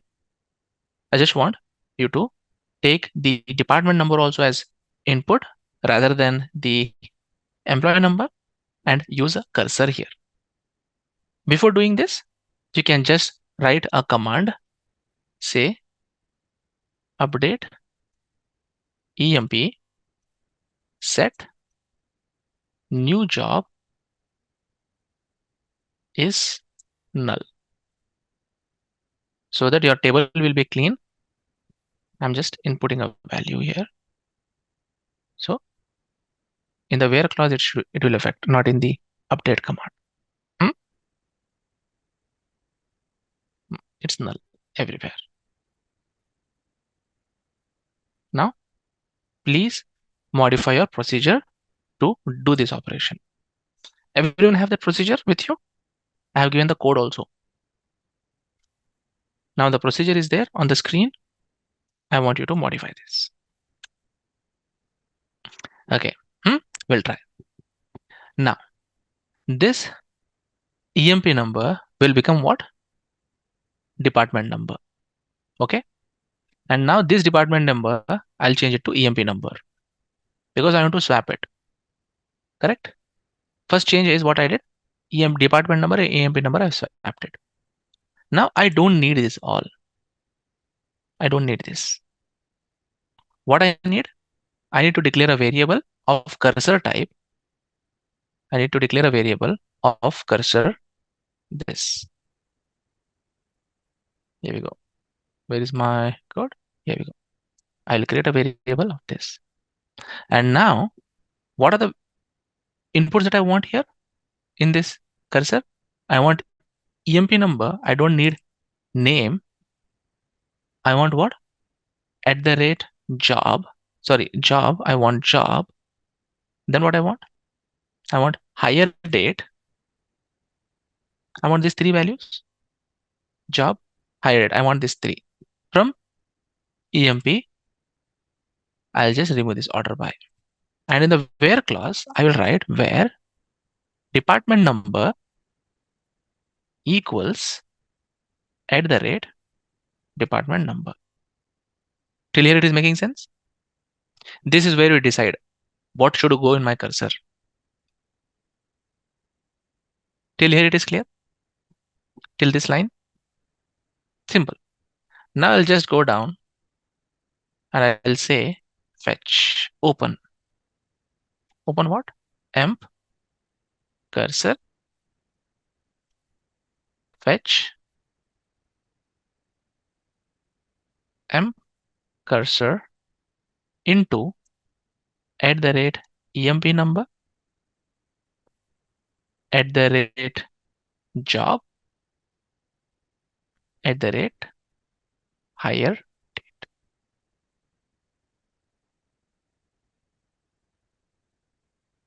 Correct?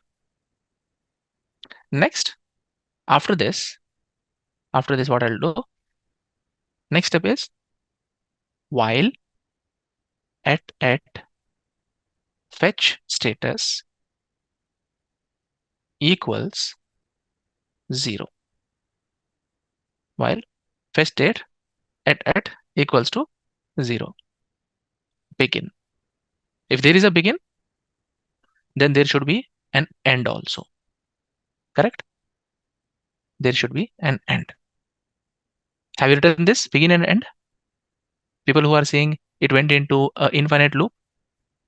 Have you written this begin and end? No. Just before the end, you have to do one more fetch.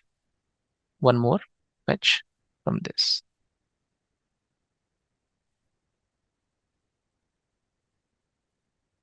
So what all did I change? What all did I change? I didn't change anything, Arif. Now I'll try to execute this.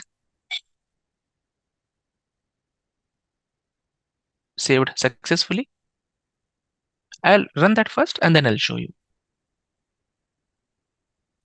Now sp underscore cursor department number 20. sp promotion cursor department number 20. I'll pass. Execute. Can you see this? Only the people of that department. And then do select star from EMP now. Select star from EMP.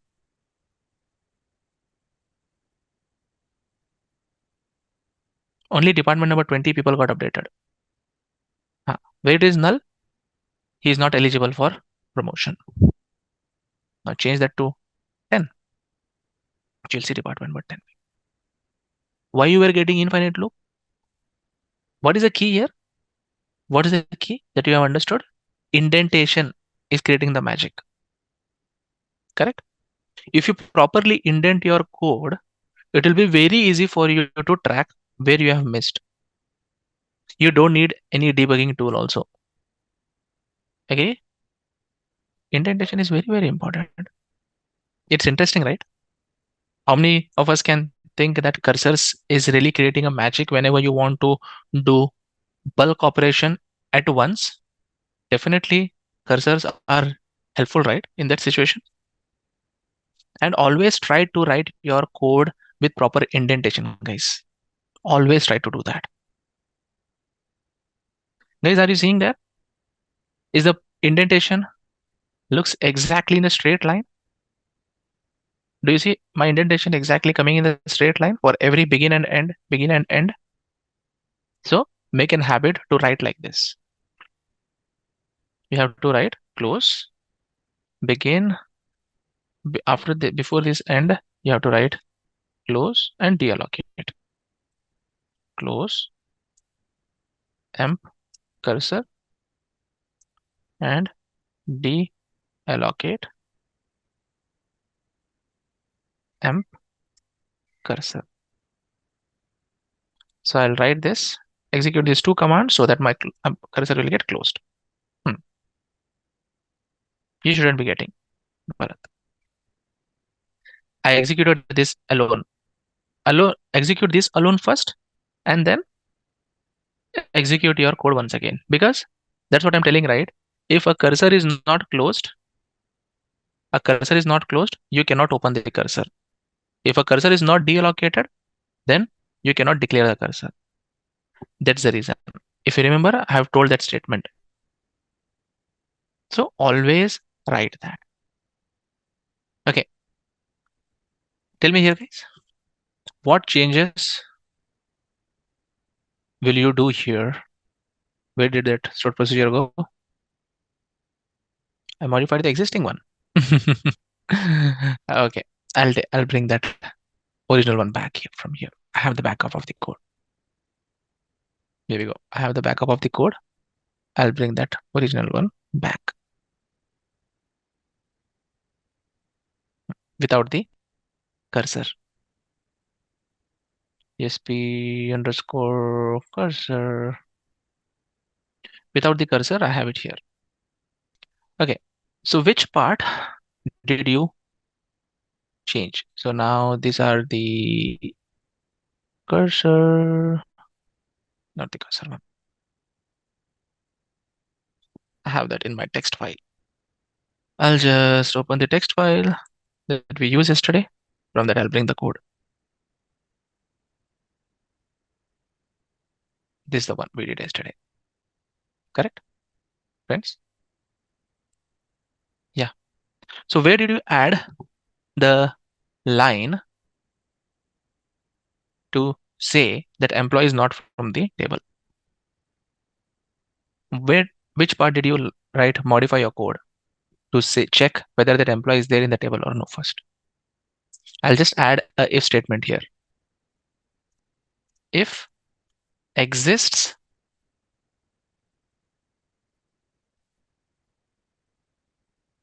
let's see, if exists, select EMP number from select star from EMP where EMP number equals @EMP number. Or you can say simple. If a person, if a employee number does not exist in the table, so do you think these parameters value will get populated? If employee number does not exist in the table, do you think this parameters value will get populated? @job, hire date, and department number? Because because I have a default clause in my table which will by default add @job. Okay, if @job is null, is not null, I'll write a begin clause. There are multiple ways, again I'm telling, to write this, but I'm doing at this point of time what I'm thinking it can be done. I'll just give some spaces here. Begin and else print invalid.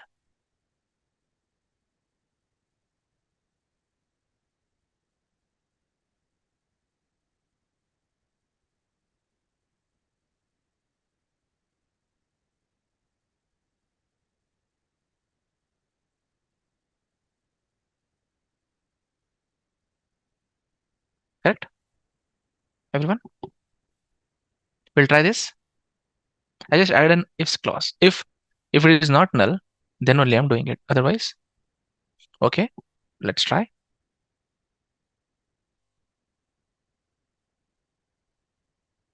3, 2, 4, 3, 4, 5, 6.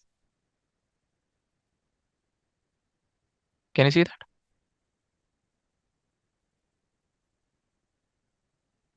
It's not doing anything else. 7499.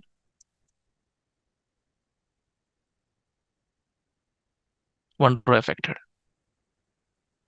And any number who is not eligible for commission, who is not eligible for promotion. What is the number of some?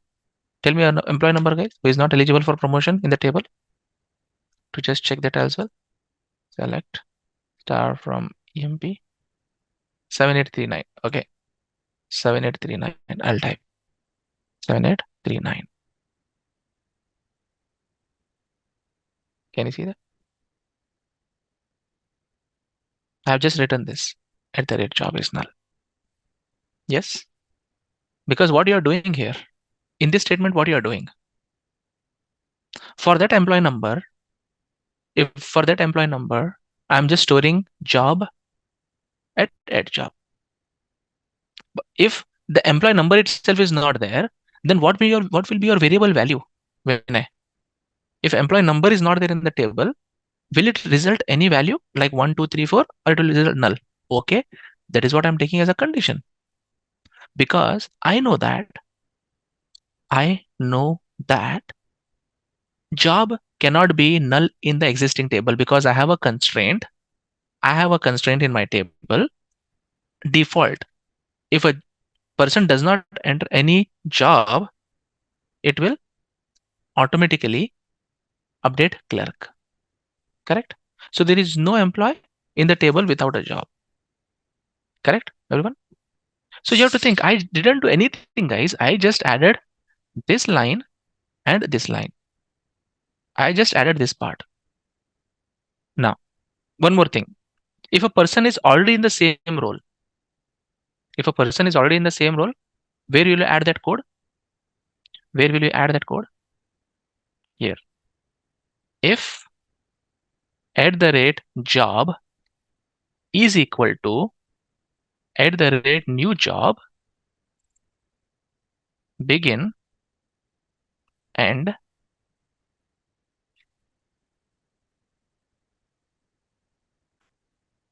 cannot be promoted to same position. Else begin and end. Now see, no one can understand this. What you are writing here, they'll think. If I just indent it properly a little bit, then it will start making sense.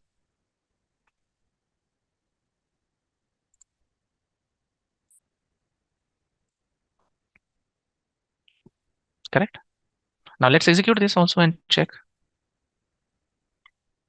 I'll just add that line of code, promoted. Where is that? I'll add this line also here. Now I will execute my procedure. Completed successfully. 7839. Not eligible for promotion. 7499. The employee is promoted to a VP. And then again, if I execute this, again it's telling VP. And then if I add 1, 2, 3, 4,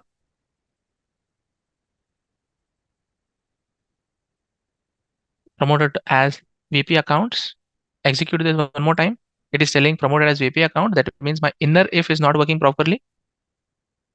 And if I write a person which is outside 72 like this 2654, it will say invalid. This is not getting executed. Why? This begin is where it is end, here it is end. So now, am I doing properly this clause? I should display, for example, select star from employee. If I do select star from employee, if I do the job and current job, because I'm not updating the existing column job. So guys, I'm not updating the existing job. I'm just updating this job. So it will never be same. So what you should do, you should update not new job. You have to update what? Job. You update job, that means the original column will get updated, and next time when you run, it will throw that error. Now I'll execute this procedure one more time. Then I'll show you all the 4 correctly. Here we go. 2356 is invalid. 7839 not eligible for promotion. 1, 2, 3, 4. Employee promoted for VP accounts. Execute at the same time. If I execute this same time, what I should get an error now? Let's run the table and see. So 1, 2, 3, 4. VP accounts, VP accounts. What should be the error now? If I execute this same one more time, it should show error or it should update? Error. Cannot be promoted to same position. Now we got an idea how we keep on adding the new features to the code. Everyone? If you understand the flow, is it difficult? If you understand the flow of the code, is it difficult to write? Where to write is important. Okay? Just a quick info, guys. Intellipaat offers SQL Course training. Through this course, you will learn database normalization, transact SQL, stored procedures, user-defined functions, and much more from the top 1% industry experts around the world. With this course, we have already helped thousands of professionals in successful career transition. You can check out their testimonials on our Achievers channel, whose link is given in the description below. Without a doubt, this course can set your career to new heights. So visit the course page link given below in the description and take the first step towards career growth in the field of database management with SQL. Okay, next topic we will learn is about triggers. What do you mean by triggers, guys? Any idea? Have you heard the term called trigger in SQL? Functions, procedures, and trigger. Functions, you call the functions. Procedures, you execute. That you are doing something. That means you are initiating that work. Functions, you call. Without you call, it will not get executed. Procedure, you should execute it. You should explicitly write a command and then it will run. But triggers are automatically fired. Triggers are fired. You should remember it. So when you say triggers are fired, automatically it will get fired. Functions are called, procedures are executed, or procedures are invoked, and then triggers are fired. In what scenarios? In what scenarios triggers are fired? Example, if someone is trying to update the data in the table, if someone is trying to delete the data in the table, if someone is trying to insert the data in the table, now everyone will not have rights to do that. But even if you have given the right to them, then also you want to take a backup of whenever someone executes something. For example, think if someone tries to delete the data in the table, in the backend, you want to sense that a person is trying to delete the data in the table, and before deleting the data in the table, you have to take the backup. If you could do that, that would be a really nice feature, right? Because functions cannot do that. Your procedures cannot do that automatically. Because whenever someone is trying to execute data in the table, manually you have to call the procedure. But you should be knowing when a person is trying to insert the data in the table for that. But the person who is trying to insert the data in the table, will he tell you and then try to insert the data in the table? Or will he tell you and then try to delete the data in the table? So that you go and run the procedure so that it will take backup? Or you will tell him, oh, hold on, I'll take the backup, then you delete it. Can you tell like that? In the real world, can you tell? If someone is trying to delete the data in the table, can you tell him, hey, hold on, don't delete it. Let me take backup first, then you delete it. But there should be something, automatic action taken when someone tries to delete the data in the table. Automatically backup should be taken. Or automatically, I should tell him, no, you can't do this. Those are triggers. So have a look. I'll show you a very basic trigger. I'll show you a very, very basic trigger. SQL triggers. What I'm trying to do here? Only this is a trigger. Create or alter trigger dbo.myFirstTrigger on this table. On this table for what action? For insert, update, delete. So what do I mean when I say this is, I'm telling fire this trigger when you see someone is trying to update the data in the table. Whenever someone is trying to delete the data in the table, when someone is trying to insert the data in the table, you fire it. And internally, what it is doing? Internally, what that trigger is doing? It is just displaying a message. It is not doing any complex work. It is just displaying the information message. I will not tell to display it. Automatically it will display. Have a look. I will create this trigger. Created the trigger. B26. I will create the trigger. And next, what? The trigger is saved here. See, in the programmability, triggers. I have to refresh it. Refresh. Programmability. Database triggers. It should be displaying here. I'll check that why it is not displaying data, but it will be there. I'll check. Not connected. What do you mean by not connected? Okay, the database was not connected. Next, have a look. When I try to insert the data in the table,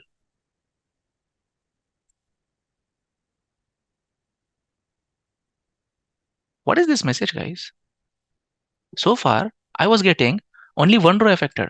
If you try to insert the data in the table, what you will get without creating the trigger? Try inserting the data in the table. You will get that message or you will not get that message. If you try to insert the data in the table, will you get this message without creating the trigger? I'm telling Dipendra. Without creating the trigger, will you get that message? Come on, everyone. But why I am getting that message? Why I am getting that message? You have modified the table. Why? Why you are not getting? Because I have created a trigger on that table only. If I go and try to insert in the department table, will it give me that error?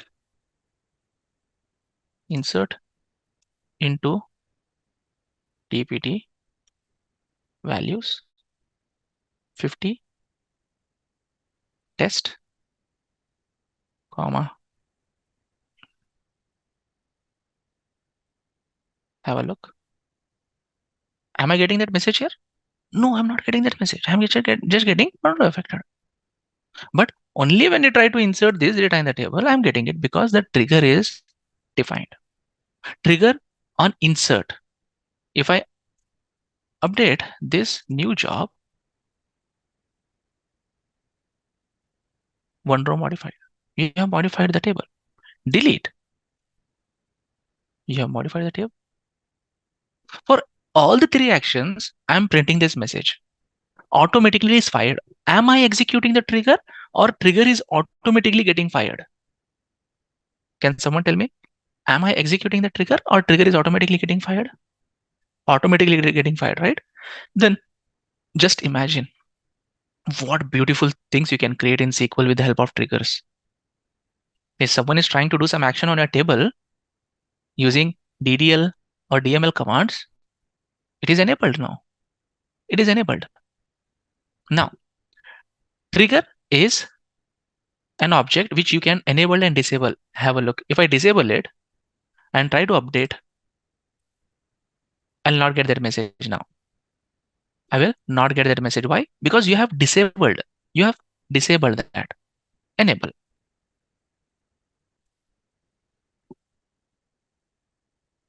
And now if I try to update, I'll get that. Okay. Now the question that I have now. Read this question 2 to 3 times. What I want to achieve there. Create a DML trigger to take backup of deleted row from the employee table along with deleted on and deleted by values. What solution I want to build using the triggers? Basically, I'm trying to build a solution. I'm trying to build an audit table that will record someone has deleted the data, who has deleted it, when he has deleted.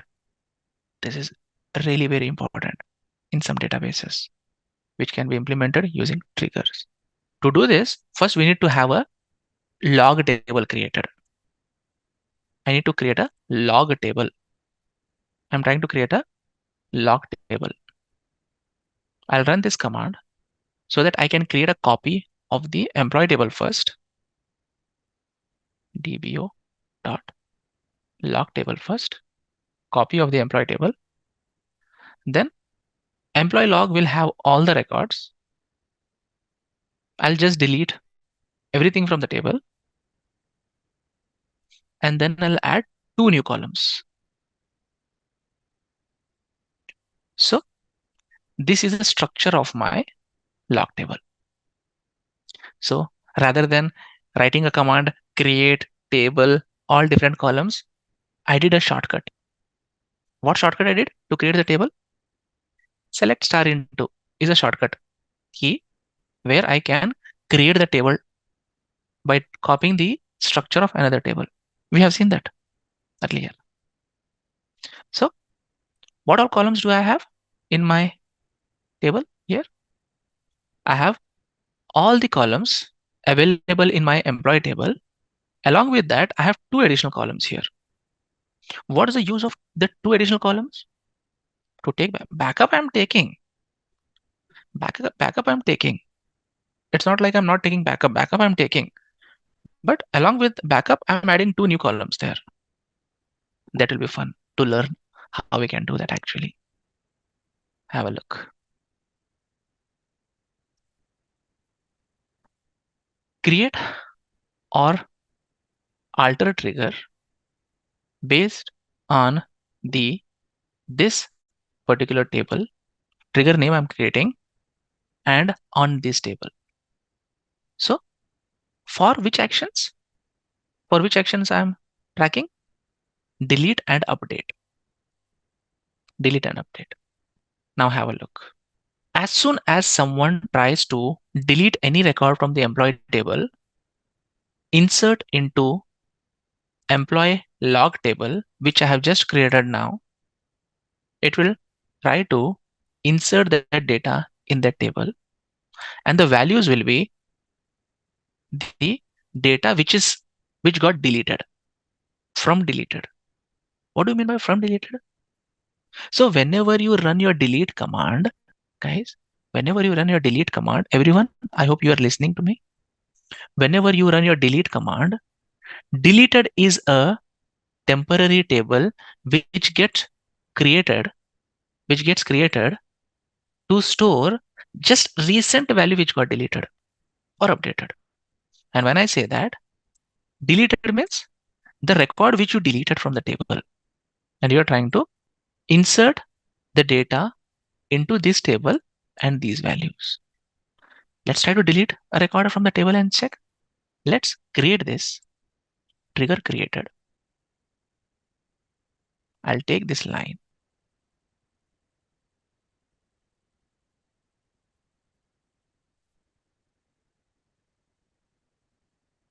Deleted is a table which stores an internal table of SQL Server. An internal table of SQL Server. What do you mean by internal table? Who creates that table? SQL Server itself creates that. Internal table of a table which will store the most recent updated values or deleted values. Okay? Did my statement make sense? Just now what statement I told? What is the deleted table? What is it deleted means? From deleted. I don't see in the table list a table name called deleted. But where the table is coming from? It's a system table or internal table of SQL Server which holds what? Which holds what? Recent deleted rows or recent updated rows. Okay?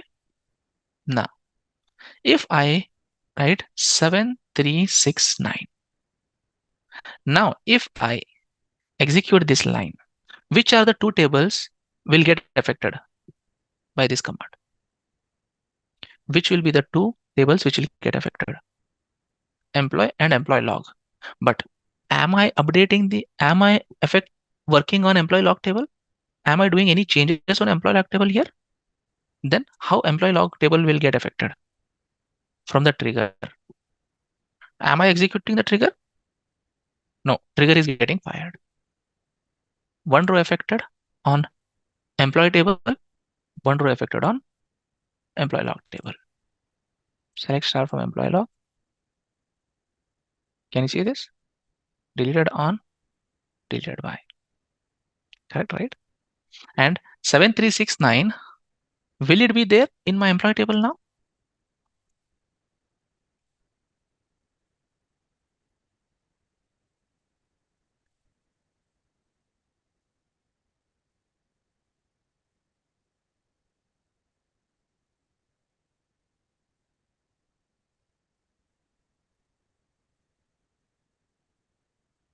Select star from EMP where tbo.employee.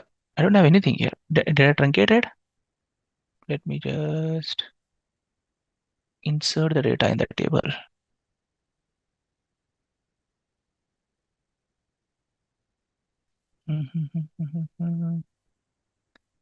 Select star from EMP. Okay, I have it. I was not executing the right command. And when I execute this, it will not have anything because that particular employee is not there in the table, but that has been moved. Let's work on update. Let's work on update. Select star from EMP. What will I update? Let's update the job of 7499 Alan from salesman to clerk.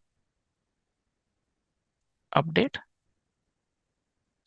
EMP set job equals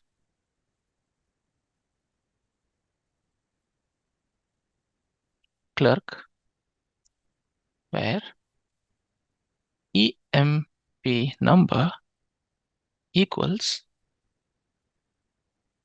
7499. If I execute this, again, two tables will get updated. In which table I will have job as clerk and which table I will have job as salesman? Definitely employee table you have updated. That means employee table should have job as clerk.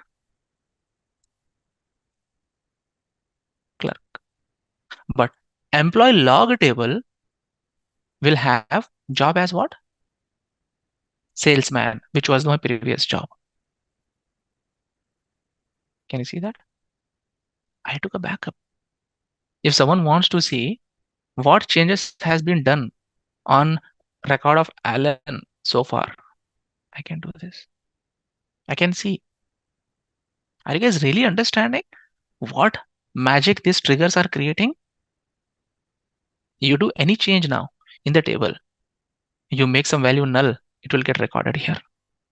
You change a job, it will get recorded here. You change department number, it will get recorded here. You change commission, it will get recorded here. Any operation you do, delete or update on the table, it will get recorded here.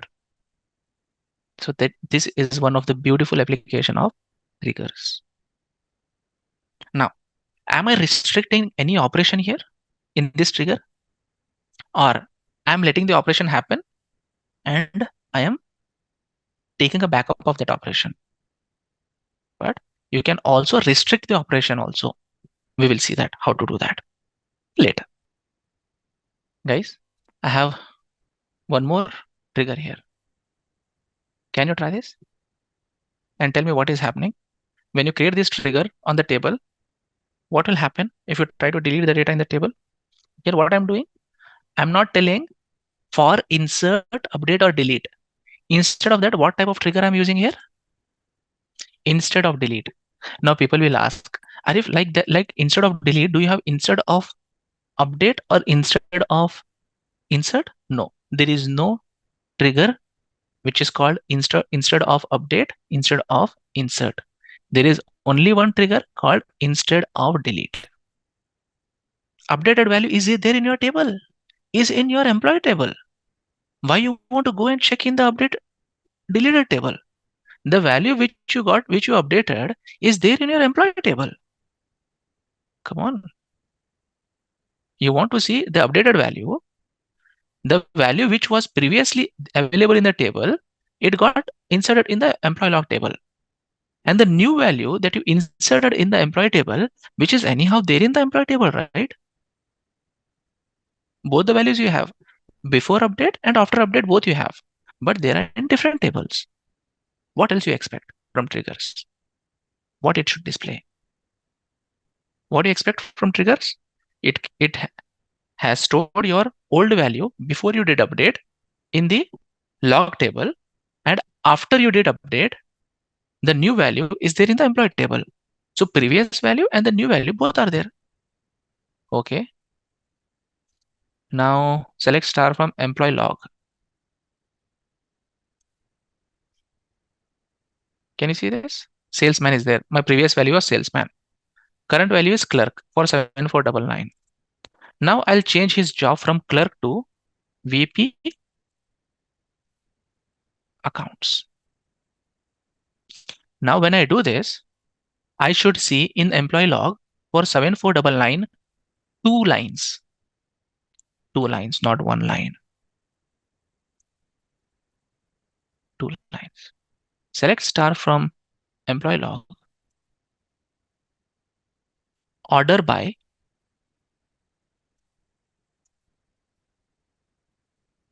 deleted, delete on descending.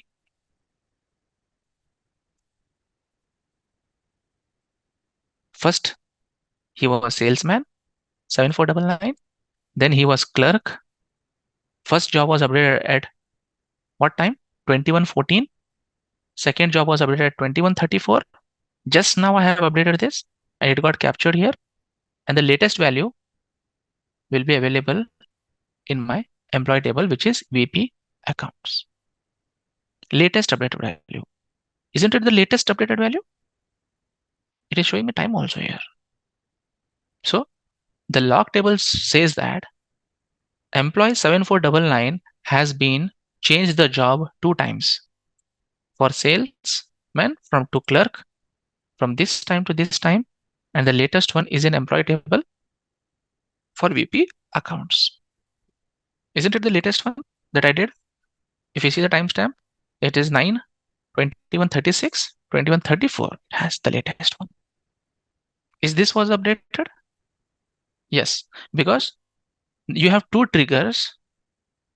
You have two triggers trying to work. Now, if I create this trigger,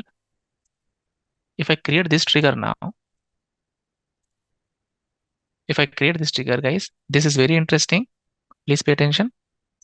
Now, if I try to delete this record from the table, now how many triggers are created on employee table for delete operation? How many triggers are there? Which are those? One is DBO delete log, DBO this log, and also the first one, which is information trigger. Information, that is my first trigger. I'll just disable this trigger. I don't want this trigger anymore. Disable my first trigger. I don't need that.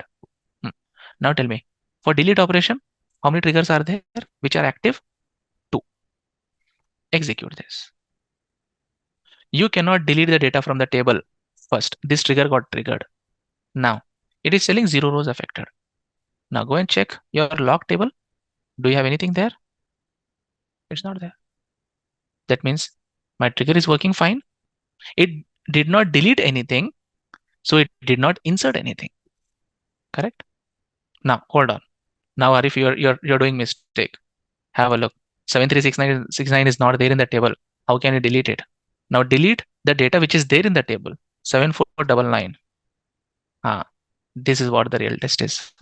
7369 was not there only in the table. Now the data is there in the table now. Execute this. Now it is telling 1 row executed. Because 7369 was not there only in the table. You try to delete it, nothing happened. But now go and run this table. It still will not have anything. Will still not have anything. But did that line got deleted from the employee table? Select star from employee. Where employee number is 7499. It's still there. That means it did not affect anything.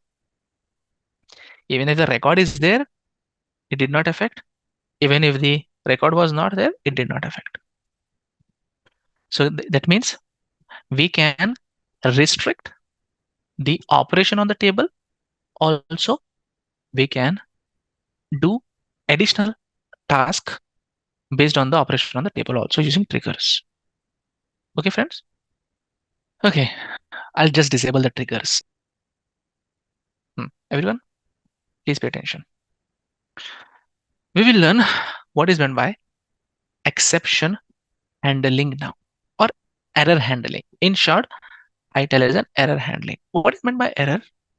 Error can be anything error can be anything which is against the system rule or business rule.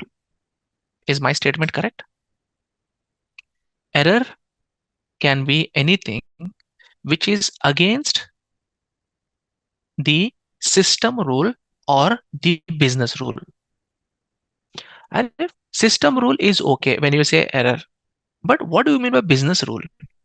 Error which are not actually the errors as per the system, but as per the business, it is not acceptable. Which is not acceptable. Those are called exceptions.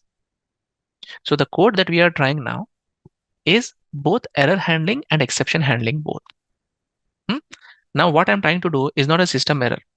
It's a business error like that. I'm trying. Now have a look. I am trying to insert this data in the table. Okay. Guys, I'm trying to insert this data in the table. Now every SQL code, please pay attention. Every SQL code will have two blocks. One is a try block. One is the catch block. Every code where you want to implement exception handling, it will have two blocks. One is try block and one is the catch block. How it is executed? You always your code start with a try block where it will try to run your code, your program, your procedure, your function. If it catch any error, if it encounters any error in the code, then automatically the complete control is passed to the catch block. Automatically. Any line before, after that will not get executed only. Any line after that it will not get executed only. As soon as it encounters an error on line number 872, will it execute 873? As per my statement, will it execute 873? No. It will immediately go into the catch block. Now let's see how it works. So to make you understand how my code is flowing, I have written print, print, print, print, print, print to understand which part of the code is executing and which part of the code is not executing. So it is telling that, Arif, your statement only is not correct. First pass the correct statement, then error will come. Now try to execute. Can you see that? This line says that it executed this inside a try block. Okay, it went inside the try block, it executed this. But why I don't see inside try block last line? Why this line is not available here in the output? Because the previous line, it caught an error. It caught an error. Then immediately the control was passed to the catch block. And the line that you see here is inside catch block, first line. Fantastic. And it is displaying error message. Perfect. Error number. Perfect. Error state. 1. Error severity. These are all flags that SQL Server displays. After that, it is executing this line inside the catch block. And finally, it is outside the catch block, end of code. So what is the learning here in this part?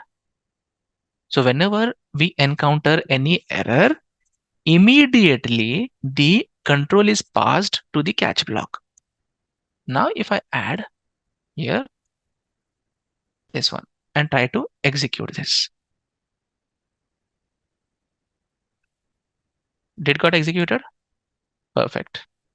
Inside try block? Yes, executed. One row affected. After that, print got executed. Now, why did not any of the line from catch block got executed? Why I don't see even a single output from the catch block? In the output, I don't have any line. If there is an error, immediately take some other action. This can be controlled. This is called error handling or exception handling. Okay. And these are the system errors. System errors. These are system errors, which system generated errors, because I have added on the table a primary key constraint. That's the reason it is a system error, because table does not allow. What is meant by business errors? We will see that example also, which is not a system error, but I am forcefully throwing error. Forcefully throwing error. We will see that also. Okay, have a look. I'll use the same system error now as a user defined error. Have a look. What I'm trying to do here, just read it. What I'm trying to do, read it here, this code. Begin try block and try block. With print, how can we combine text and variable display? What I'm trying to do here, actually I want to execute my procedure, but what I am telling that I'm restricting my data from 18 hours to morning 6 hours. Between this time, I don't want my code to be executed. I'll just say you cannot run this code during the non-working hours. What I'm doing here, if the time is between this, I will raise error. As soon as I raise error, the control will be passed where? The control will be passed here in the catch block. Correct? If my time is not between this range, then this begin and end would skip, and then this would execute. Friends, understood the flow? Understood the flow, everyone? Let's try to execute this. Can you see that? Could not find the stored procedure, commission hike cursor. Okay. Search for commission hike cursor. Where is my commission hike? SP commission hike. This one with cursor.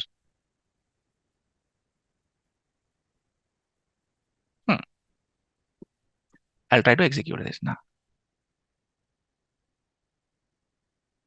Can you see that? It got updated all the records. But Arif, why didn't throw this error?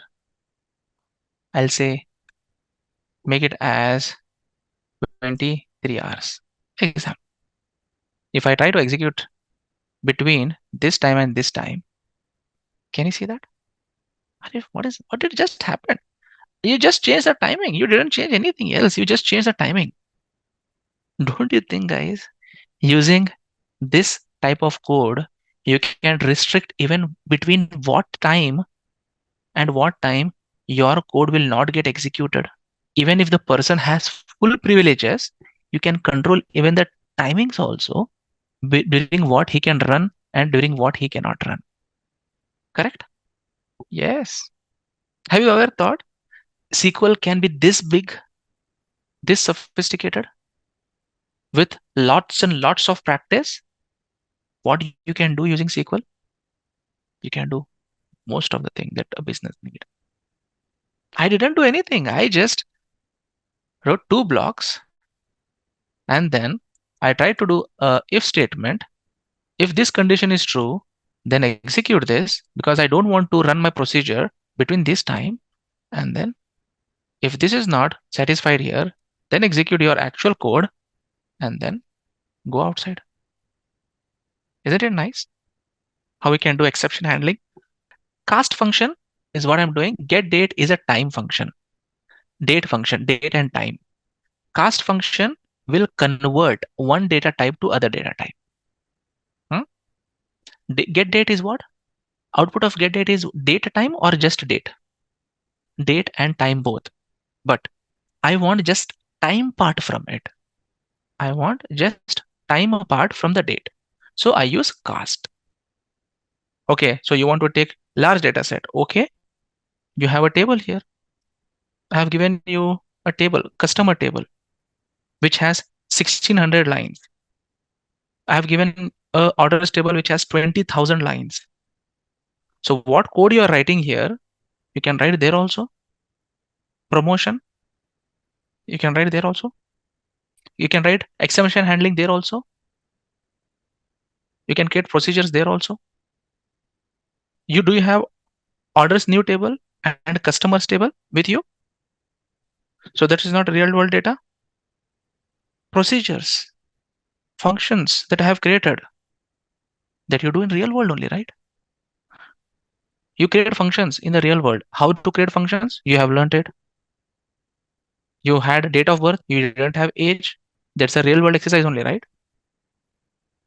Promoting the employees from current role to next role, it's a real world exercise only, right? Triggers to restrict or take backup, audit logs, a real world exercise only, right? So don't you guys think that's a real world exercise, guys? If this is not real world exercise, then what is real world exercise? In the job, you are going to do this only on SQL. You have data in one table. You will do all the transformations on the data. Transformation, when you say all the logics based on the business, that business will teach you. And then you either store the data in multiple tables or you combine the data in the one table and you store it. Yes. And that's what we did. Isn't it real world use cases, guys? Exception handling, error handling, triggers, user defined functions, stored procedures, cursors, real world, actual work only. Don't think that we are doing just for learning purpose and these concepts will not be used in the actual work. What you are learning here is the actual job based programs only. In job, you will write 200 lines, 300 lines code, but the fundamentals will be the same. Does that make sense? So what you are doing now in the sessions, these are real world exercises only. What you will be doing in your job. This is actual work. In actual work only, how I work on the SQL development, this is what we do.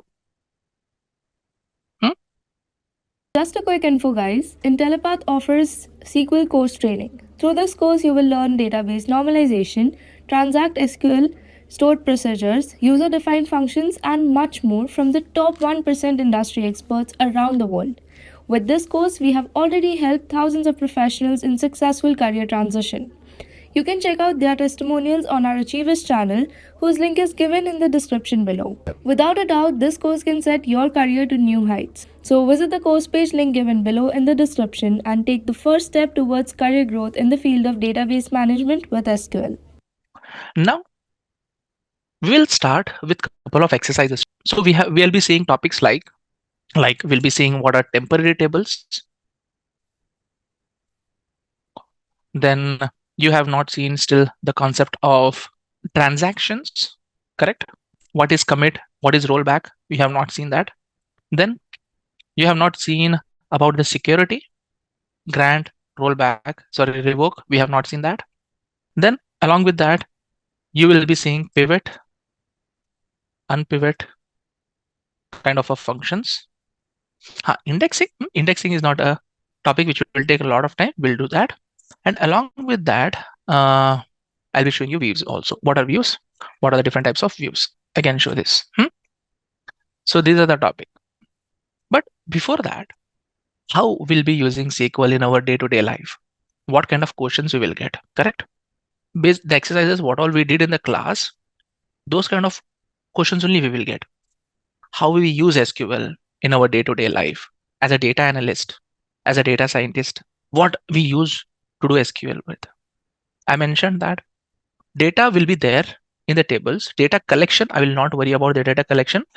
SQL, my data analyst job is not to worry about data collection. Once the data is there in the system, shaping the data is in my work scope.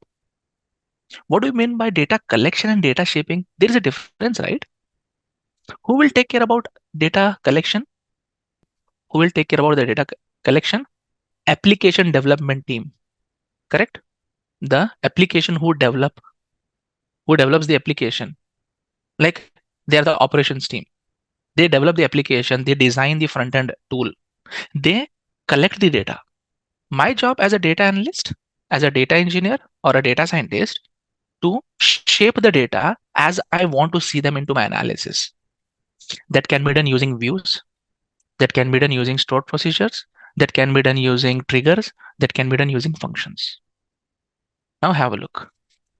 I want to see select star from customer.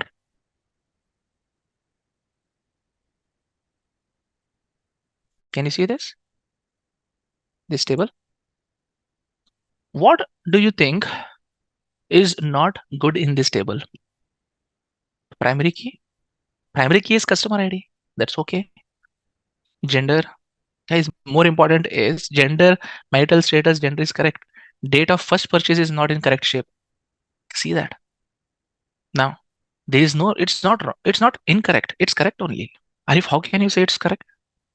Do anybody know what is meant by epoch time? Do anybody know what is meant by epoch time? When I say epoch time, have anyone heard about epoch timestamp? So have a look. epochconverter.com. It's a Unix timestamp. Unix timestamp. I copy this. Copy. Come here and paste. I pasted that time here. Timestamp to human. So that time, what you saw in the SQL server is this. Copy. Paste it. Yes. Because the server was deployed on the Unix system. That's the reason it is collecting the dates based on the Unix timestamps. Correct, guys? Because the data was deployed on the Unix systems and that system has collected the timestamps in the form of Unix. That's how Unix system works. And now, as a data analyst, as a data engineer, if I want to do analysis on first day of purchase, means I want to see which year, how many customers I acquired, which year, how many customers 2016, how many I acquired, 2015, how many I acquired, 2017, how many I acquired, which columns do I need? Definitely date of first purchase I need, right? Out of 1600 customers, I need to know which customers I acquired in 2015, 2016, 2017, 2018. Now you know how to create procedures. Now how this calculation works. So the timestamp is calculated, Unix timestamp is calculated as number of seconds passed from 1/1/1970. If you add these many seconds to this date, then you will get this. Number of seconds passed from 1st of January 1970. What do you mean by that? What do you mean by number of seconds passed from 1970? If I ask you, tell your age in terms of seconds, what will you do? You will tell from your date of birth till today how many seconds passed, you will tell, correct? From your date of birth till today, till this moment, how many seconds passed, you will tell as your age. Now this is reverse. I am giving you number of seconds and you tell me what date it is. Now what I want you to do, I got a requirement like this. Create a new column in the table customer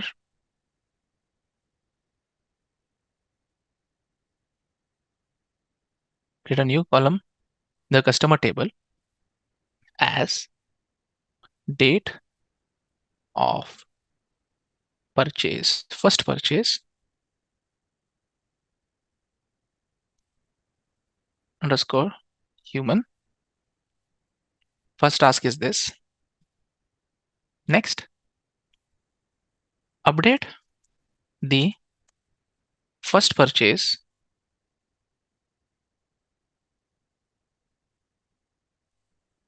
values. First purchase values as human time stamp. So what method will you use to do this? This is a task that you got. What implementation will you suggest for this criteria? First, people will say, Arif, let's create a function. Create a function to calculate epoch converter a function.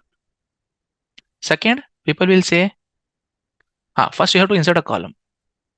Definitely, I'll say that as a 0. There is a pre-work. Add new column. Using what? Using which statement? You decide. Add new column, which this one. Create a function, then create a procedure to update all the values of the new column. Correct, guys? This is what I want to achieve the final result. This is what my job is as a data analyst. Data sometimes will not be in the right shape. I have to do this. Ultimately, the goal is I want a new column here, which will be natural time of this. And I have given you the logic. What is the logic, friends? How we interpret from this to the natural human time? I have given you the business context. Correct, guys? Again, I'm telling number of seconds passed from the date 1st January 1970. Okay, 1970. Okay, I'll just write my first command. What? Alter table customers, add. I'll use always underscore. Whenever you want to create a column with the spaces, guys, always use underscore. It'll be easy. This is date time.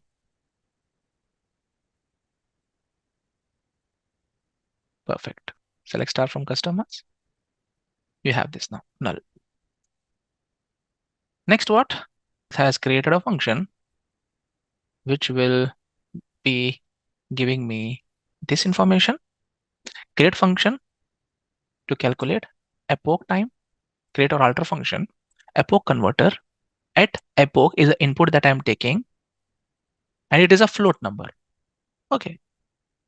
Returns date, time, because the data what I'm trying to enter in the table, it's date time. This is date time. Cast, date add, seconds, epoch to this date. 1991, are you sure? 1970. Yes, date time. Create this function. Select star from customer. Still it is null. Now only one update system is required. I don't even need to create a procedure here. I don't need even to create a procedure. If you want to update it for one time, you don't even need the procedure. You just write, what is that command? Update table customer set date of first purchase equals DBO dot epoch converter, and take the column from your table, which is nothing but date of first purchase. Again, I'll just take this, and the table information is given in terms of single quotes, close the bracket, without the space, date of first purchase. Guys, update table. Do we need table keyword?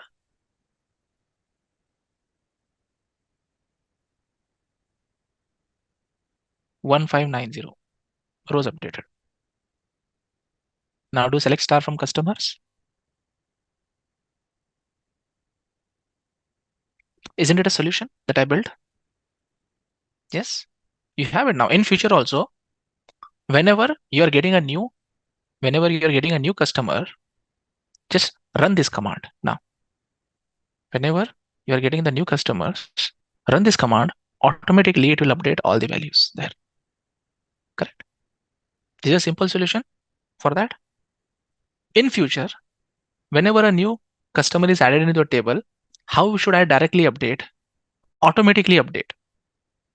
How should I automatically update the date of first purchase human? And so what will you add? You add a new customer. Guys, you add a new customer here. You add a new customer here, but will you populate date of first purchase as per your need? Or you wait for a record to be inserted in the orders table to populate that value here? Think in the real world as if you're designing a system, for your analytics. So this is not the job of the developer of the application. The developer of application is just to track the records. But why am I needing date of first purchase? Why do I need? If you go and ask to your person who developed the application, they will say you that, why do I need date of first purchase? Okay, the person who is giving me the order, I'm just tracking that in the orders table. But tracking date of first purchase is purely for analytics purpose. Agree, everyone? Purely it's for analytics purpose. If I want to understand in which year how many new customers I'm acquiring, it's purely for analytics purpose. And now to design that, what do you suggest?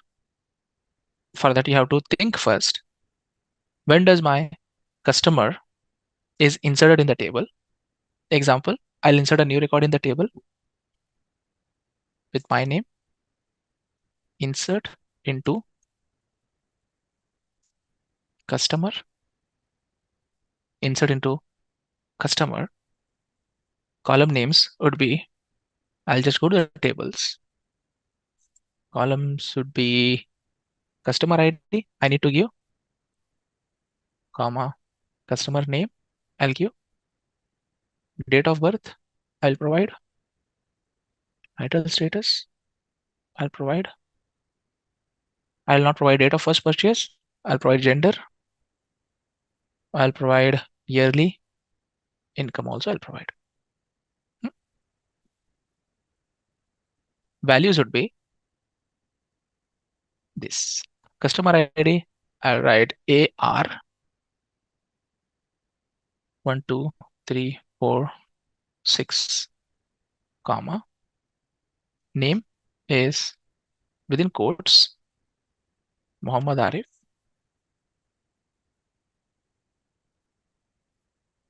comma. Date of birth, I'll pass it as 1991 -0 9-21 hyphen. Marital status is M. Then date of first purchase, I'll not add. Gender is M. Yearly income, I'll just add 120000, which should be in single quotes. Insert. One row affected. Select star from customers. We already have that command. Oh, do we have select star from customer? I already have that command. I'm at the bottom. Here we go. Now, when do you capture? When will you capture the record here for the date of first purchase? Guys, I hope I'm making sense and not overwhelming you guys. That's the reason I'm going slow. Just to implement one situation, it will take you even days to implement end to end. See, the situation here I come across now is, first, you have to think in this way. Track the entries in the orders new table. Orders new table. If any existing customer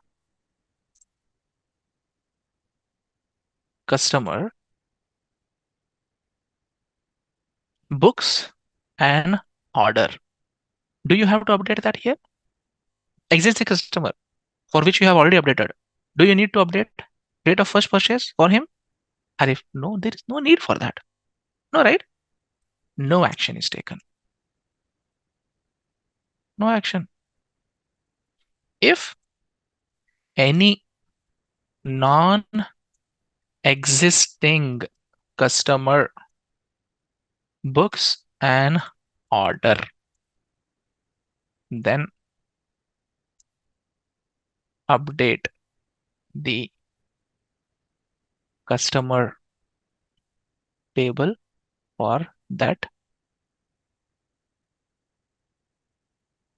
customer's record with date of first purchase. Assumptions in SQL, there will be some assumptions always. Assumption is, we agree that before booking any order, customer should be part of customer table. Assumption, I assume, so that I need not worry about that whenever I book any order, that customer will be there in this table or no. I need not worry. I'm sure that whenever a customer books an order, his data for sure will be available in the customer table. That has been taken care by DBA designer. Now tell me, what do you suggest? What do you suggest is the solution here? I'll show you. Select star from orders. New. Now people will say, Arif, there are so many columns in this table. There are so many columns in this table. So how many columns we should enter? I don't want you to enter all the columns. I just want you to write row ID, add row ID, add order ID, and add customer ID. That's it. Or add the order date. 4 columns. Other columns, I need not you to worry about it. So just add this, this, this, this. Rest of the things will not worry about, because if you try to insert all these columns, then you will spend an entire day for that. Correct? I don't want you to do that because I don't have any restrictions also on this table to do all that thing. So what solution do you suggest here, friends? Create a trigger as soon as a new order is created. Then the system will check if the date of first purchase is already populated in the customer table of that customer who created the order, else populate the order ID. If that customer is already there in the customer table, will it again go and populate? No, right? So rather than checking date of first purchase, check the customer is available or no in that table. Customer should be there and the date of purchase should be populated. Now, I'll not worry about all those things. I'll just worry about if that person is first time entering the data in the table. In the orders table, it is his first order. Rather than going and checking in the customer table, no validations are done on the customer table. Validation is done only on orders table. Because I have assumed here. I have assumed here, right? What is my assumption? That every customer before going into orders table, it has to be part of the customer table. Now that means the solution that you will build, whenever a customer tries to book an order, automatically his date of first purchase will be populated. That means for all the records, previous record, you are assuming that it is there. Then what we will do? After you do this, after you design the solution, we will delete all the records from the orders table and we will update the date of first purchase null in my customer table and do a fresh load of all the records in the orders table. Then we will test all the date of first purchase is getting populated or no. That is what your new solution is, right? So you are designing a system now, and your system should work whenever you add a new record in this table. Auto update should be performed on customer table while a new customer orders some product. Technically, it means SQL terms. What solution will you use? Let's design this. I have given you an assumption. First, what you have to do. Second, what you have to do. Third, what you have to do. Tell me. Yes. If any order is booked by that customer, then ignore. So create a trigger. Create a trigger on insert. I want you to just create a simple trigger that will sense if any customer for that order is there. Okay, let's do it in small increment. If you are getting confused with the full requirement, let's do it small increment. I'll tell you first step what you have to do. Say, implement this. See how I'll break the bigger problem and show you in the small problem. First, what you have to do for me is create a trigger to display a message when a new order is booked, saying as new customer booking order. This message I want if the new customer is booking an order, else existing customer booking order. Can you write a trigger to just do this line number 958? Rather than displaying, second part would be rather than displaying, going and updating it. Agree? So the requirement is just forget about this entire. Forget about this. This is a final requirement. I will take you till this point by breaking this into small pieces. First implement this, then we'll implement the second step. Now what code will you write for that? Can you see what trigger I have built? So guys, what am I trying to do here? Can someone tell me? Is my logic correct? Basically, whenever a new order comes in the table, I just check how many orders are there for that customer ID in the table already. Yes. At this point of time, this solution came to my mind. And you may do it a little bit differently. If this query gives me 1, that means what? That means what is the solution? What is the result? What is the inference from that? If it gives 1, what is the inference? If it is given 2, 3, 4, 5, 6, what is the inference? And before that, you understand the trigger is executed for insert when I say this trigger is triggered after insert is done. Yes, this trigger is done after insert is done. If 2 orders are inserted, one after the other only it will insert, right? One after other only it will insert. Every transaction is independent from each other. So can you insert 2 transactions together or one after other only it will go? It's SQL. Every transaction is independent from the other transaction. how the DBMS system works? Every transaction is independent. You enter 10 transaction. You enter 10 insert statement. Every insert statement is independent from the other insert statement. If you insert 10 records also, 10 orders also, first is separate, second is separate, third is separate, fourth is separate, fifth is separate. And this trigger is fired every time you insert a record in the table. Deleted means the record which is deleted. Inserted means the value that you have inserted just now. I have told yesterday in the last session. There will be two tables I have told, guys, everyone. Whenever you use triggers, two system tables or internal tables will get created. Whenever you update anything, basically what it is doing, guys, update means what? Delete existing value and insert a new value. That is what update, right? Internally, friends, correct?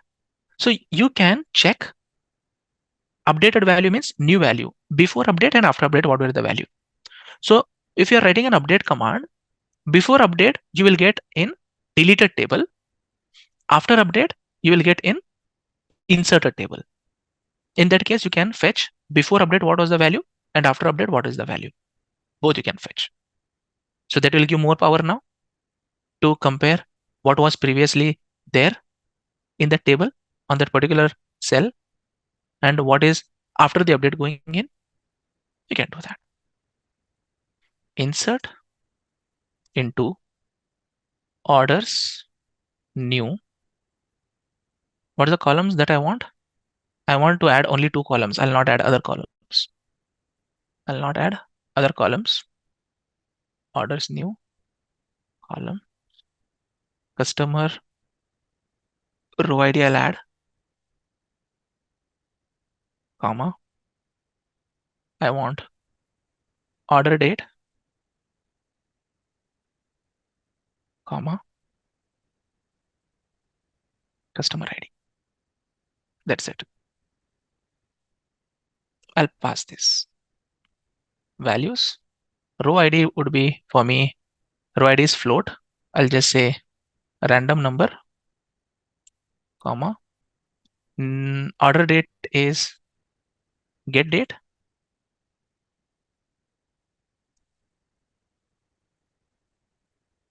Get date, comma. Customer ID is, what is the customer ID that I have inserted in the table? This one. So before that, I'll show you. Select this command.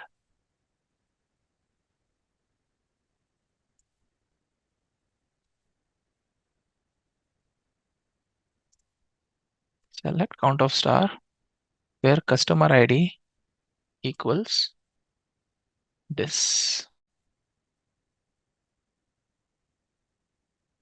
Do you see any records for that customer in the orders table? Okay, no records. Perfect. Now when I try to insert, based on this trigger, what message should get displayed? New customer booking order. I got it. I got the result. Okay, Arif, let's do some existing one. Okay. Select star from orders new. I'll take some existing customer ID, RD, copy and paste it here. Now what should be the message display? If my solution is correct, what should be the message that it should show? Existing customer booking order. Correct? I have, see, count of star. I have 19 orders booked by that customer. Okay, Arif, try.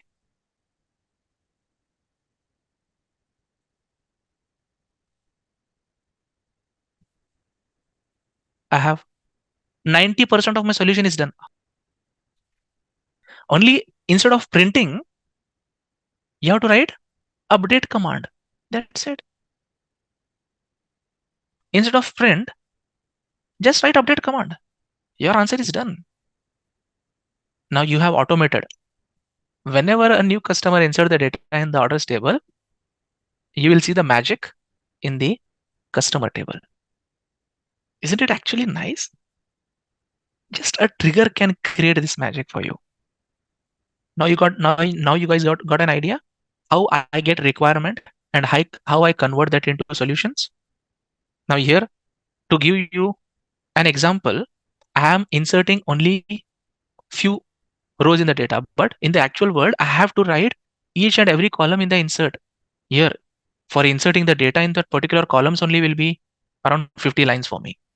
After that, designing the trigger will be around 20 lines. So if you see the full-fledged solution, at least 100 lines of code it will be to insert each and every value in the table. At least 100 lines of code it will be. Logic is important. I'll say update. Do I need to do anything else? Existing customer working in order. Do I need to do anything? No action. No action. I'll say less than 1. Less than or not equal to 1. Equal to 1.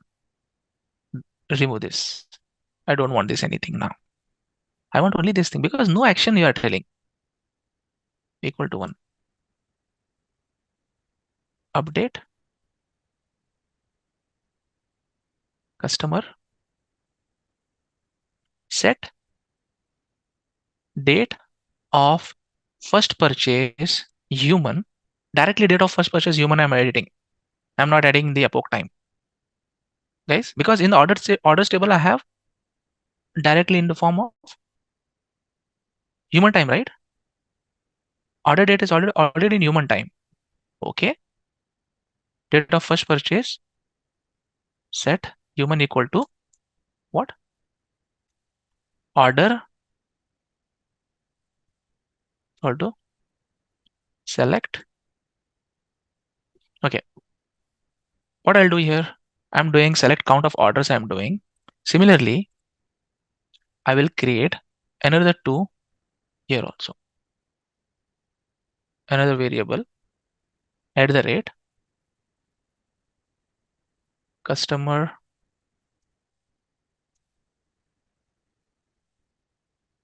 ID, which is nothing but varchar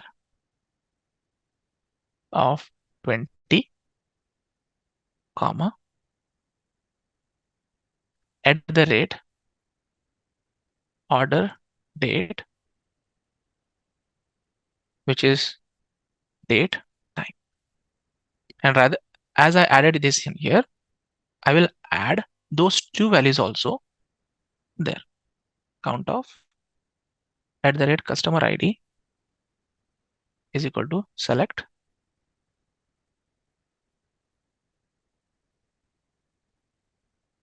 customer ID from inserted is equal to customer ID from inserted order date equal to, which is the order date from inserted.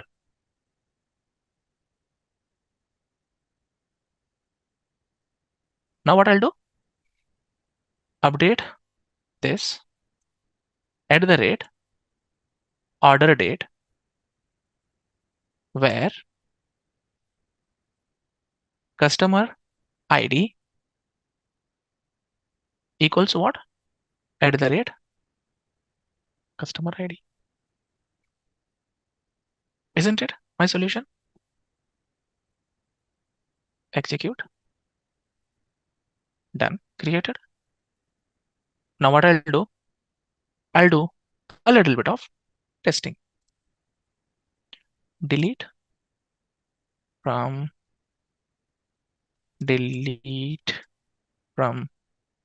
orders new where customer ID, this one ID, I'll just add delete from orders new where customer ID equals this.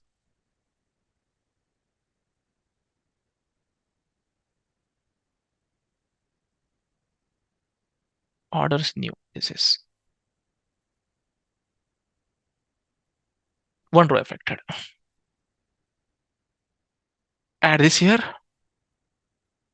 Before updating the value here, I'll say select star from customer. So what is there here? Is there any value here, friends? Date of first purchase human, is there any value here? No, right?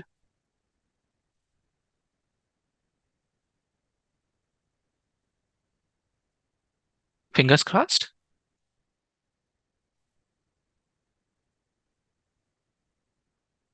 Fantastic. I got my solution.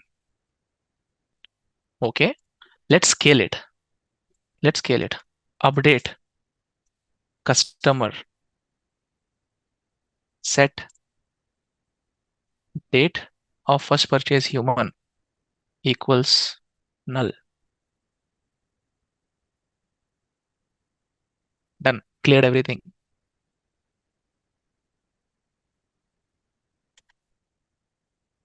Truncate table orders new.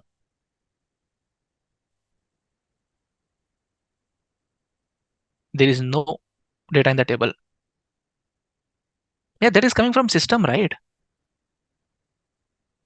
That is coming from the system. I don't care about that field. That is coming from the system. I'm bypassing that now. If you want to populate that also, you add another update statement here. We have not automated that part. If you want to do that, you write another formula to insert the value in the form of epoch time also. But do I really care about the epoch time now? Now, as I'm building a solution, do I really care about the epoch time now? No, I don't care. If you want to add epoch time also, just add another update statement. That's it. Okay. So now I'll go to my insert script. Where is my? So table is there. So table is there.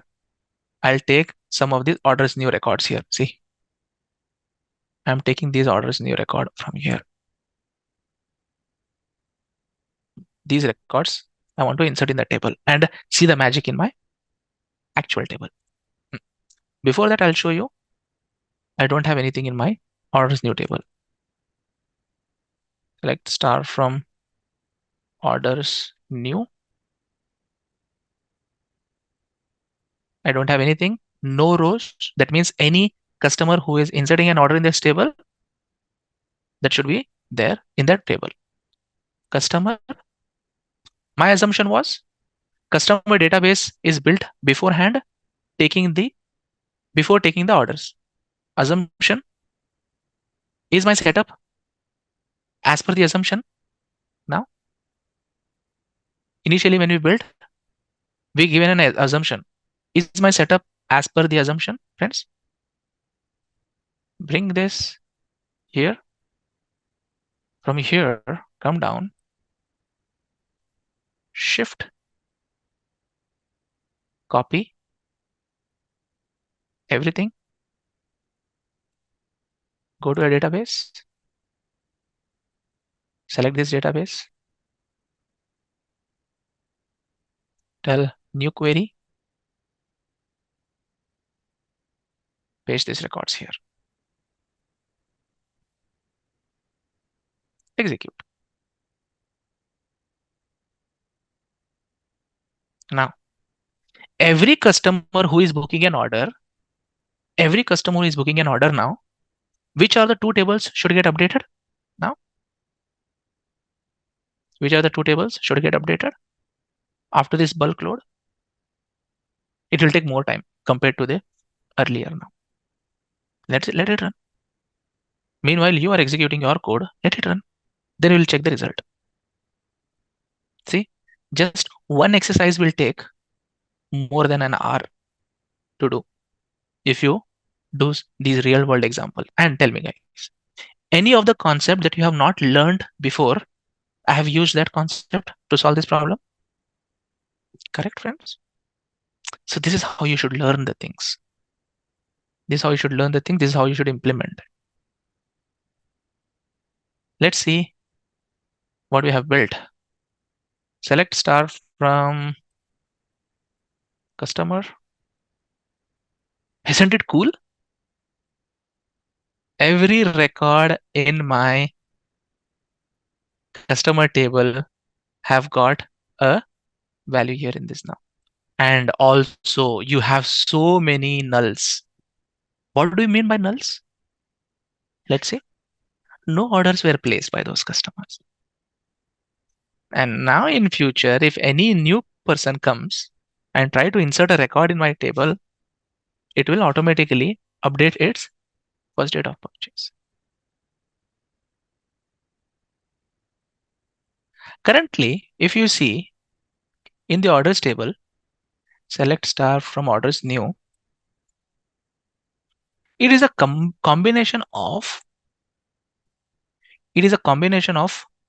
product table and the sales table, correct? Do you agree? Is it a denormalized table of product and the sales? If you closely observe the orders table, it is a denormalized table of product and sales. So if I say normalize it, what will you do? You will bring out the columns from the sales table or related to the product table and build a new table, correct? So now the task is simple. If you understand the question, it's only one query. It is only one query if you understand the question. Split the orders new table into in sales and product table. Product table should have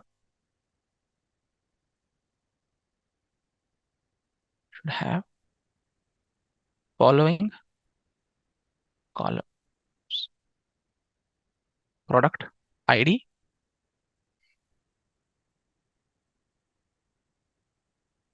name of the product, subcategory, category, and then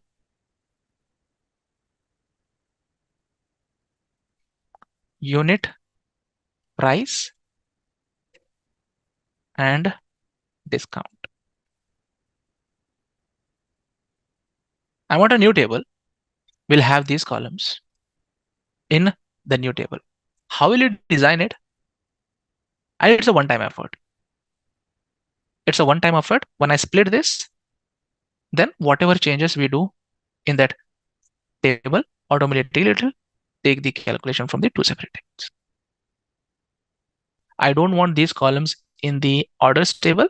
I want these columns only in the product table. Basically, I am normalizing the table here. Basically, I'm normalizing the orders new table. That's it. And guys, after training program also, you should keep on thinking like these ideas. Just take the data from internet.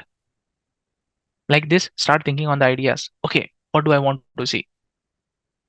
Can I do this? Then start building your codes. That's how you can do it. And the examples, most of the examples that I do in the sessions are on the fly comes to my mind. Some definitions, some basic codes I have already kept and written that I'll execute so that we can spend more time in explanation. Internet, you'll get many from the internet. So these troubleshootings you should learn. See, learning the code is not a big thing. Learning the coding, SQL is not difficult, guys. The way we took the approach, did anyone feel that learning SQL is difficult? Before starting the program, you were thinking learning SQL is difficult. But after learning, you are feeling that it's not difficult. But after learning, implementing is where it takes lots of efforts. This one you should have realized today. Implementing the bigger solutions is where it will take a lot of time. I don't say that also is difficult. Implementing also is not difficult. It will just take lots of time because you have to write functions, you have to write triggers, you have to write procedures and concentration also.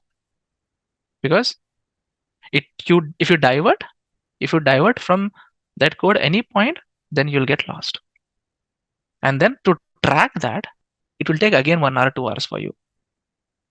Just last week only happened with me. I was trying to write a code for some of my requirements. And from Wednesday, Thursday, Friday, 3 days I worked on it. Some of the exceptions I was not able to handle properly. Some of the exceptions in the business scenario I was not able to handle. I have written 150 lines of codes. Then also it was not working. Saturday I sat and I did the same solution just in 50 lines. First attempt, what I did, it was 150 lines, but I was not able to handle some of the exceptions. I learned from the way I was writing the code, and I improvised it, and then I simplified and I've written the same code in just 50 to 60 lines. And that's common, especially in SQL. That is very common, because the more you write, the more you will learn the better methods. The more you write, the more you practice, the more you learn the efficient methods to write. The syntax will be same, but the way you handle the data will change. Okay, then. Just a quick info, guys. Intellipaat offers SQL Course training. Through this course, you will learn database normalization, transact SQL stored procedures, user-defined functions, and much more from the top 1% industry experts around the world. With this course, we have already helped thousands of professionals in successful career transition. You can check out their testimonials on our Achievers channel, whose link is given in the description below. Without a doubt, this course can set your career to new heights. So visit the course page link given below in the description and take the first step towards career growth in the field of database management with SQL. Okay, so what method did we use to split these tables? Here we go. Select these columns. Now let me just execute this. Run B26 and then execute. See, one query that has created one table directly for me. Guys, I haven't created any table. I haven't created any table manually. So select into. Select into is a shortcut way to create the tables for you. Let me just refresh my table and see what's the data available there inside it. Now, I want to understand from you guys if this query is correct. Let me go and see in the tables. I can write direct select star from products new.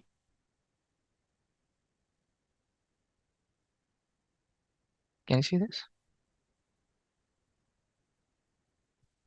Now order by 2, I'll say. Order by 2.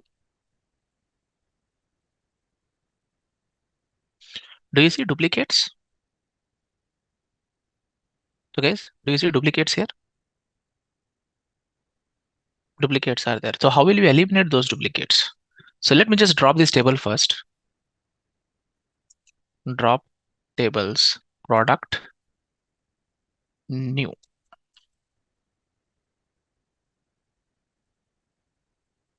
Product new. And I'll write a simple clause here. Select distinct. Correct? Distinct of these. Now then also you will see some records. See, now rather than 22,000 records, I have just 11,000 records. Let me try to write the query. select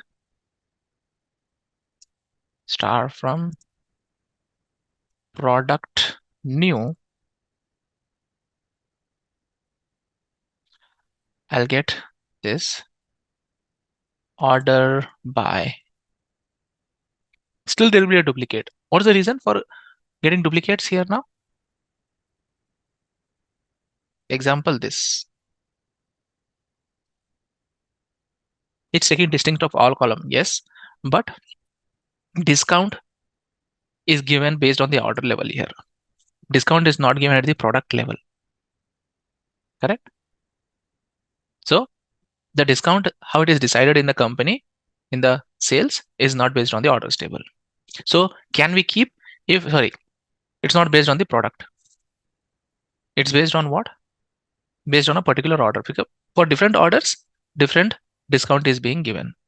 So I can't add discount column here in this table. If you want to keep unique values of the product names here, then you can't keep the discount value. So now see, I'll just say drop table product new, and I'll say discount, remove it, and then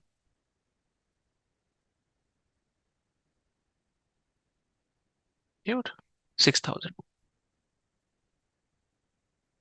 Now you'll not see any same product repeating twice. So see, it's here. Different is there. Product code is different. Even though the name is same, but product ID is different. So in this way, what we do usually, this is used to create backup tables. Select star into. I wanted you to learn this select star into. Many times we do. Where to find the unit price? So in the orders table, you have select star from orders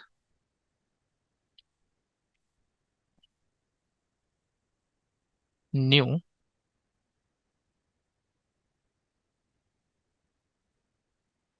You will see sales amount and quantity and discount is there. Sales amount, quantity and discount. So let's try to add additional column here. Select star comma sales divided by quantity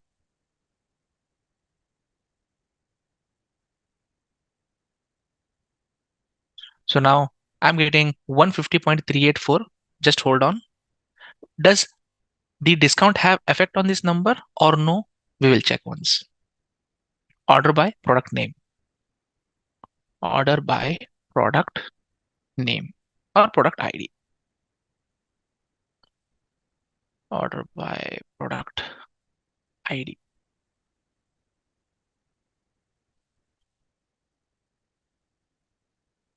Okay, have a look. Now, do you think the discount has effect on this number? If you want to get what is my unit price, this is the same product ID. If you see, you are seeing different unit price. Why? First one unit price is 21.192 and other two are 52.98 because the product first sales has the discount. 60% discount was given. So how will you give me the sales amount? How will you give me the sales amount before discount here? How should I modify my formula to get my sales amount before discount? Before discount, what is the unit price? Add discount to sales, remove discount given from sales. Okay, how? What is the formula for that? The values are calculated without discount? No. See here. These three orders are same product ID. These three orders are given for same product ID. And first order with discount, that's the reason I'm seeing 21.192, but other unit prices are same. See, here also discount. This is same. For all these, is same. This one. This all three is same. All this one is same. This one is same. See, I can see that. So wherever you see a discount, you'll see that 2 1, but divided by 10. Yeah, I did divide by 10 only, right? I got 21, but I want pre-discount. The number that you see here is post-discount. Unit price is post-discount, guys. I want pre-discount. Now you're telling that in the sales amount, which is 60%, sale multiplied by 0.6, sale minus or sale plus? Sales plus this number, sales multiplied by discount.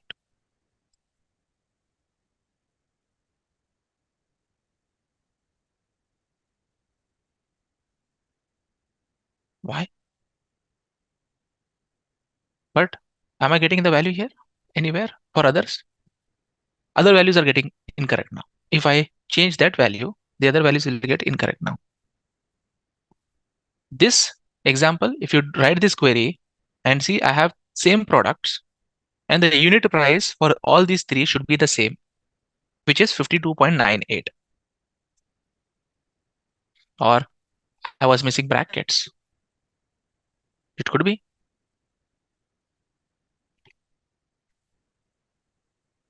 No, I'm not. It's not because of the brackets.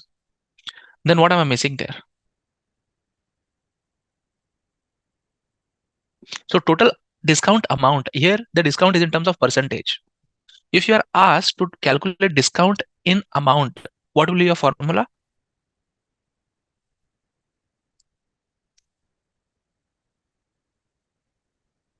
Sales multiplied by discount. You'll write it. Let's see if this gives me the total discount amount. Okay, 127 is the discount. No, we are doing wrong math. What would be the right formula? Because the sales amount that you see here is post discount. That should be pre-discount. Sales plus sales multiplied by 0.6 divided by quantity. That will give me my discount. Okay, this will give me pre-discount. This formula will give me pre-discount. Let's see. Pre-discount sales I want. Sales plus sales multiplied by discount divided by 100. So are you following the BODMAS rule here? Must specify select from orders, new order by this. So your number is 60. Before giving 60% discount, the amount was this much. On what amount, if I give 60% discount, I will get 211.92. On what amount if I give 60% discount?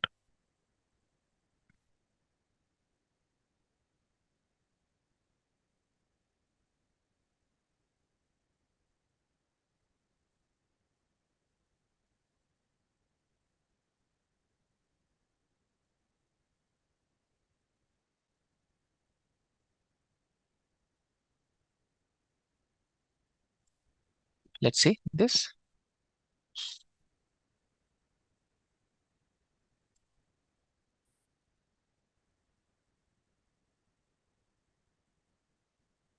Okay. So that means on this amount, if I give 50% discount, I'll get this number. So wherever I don't see any discount, the amount should be same.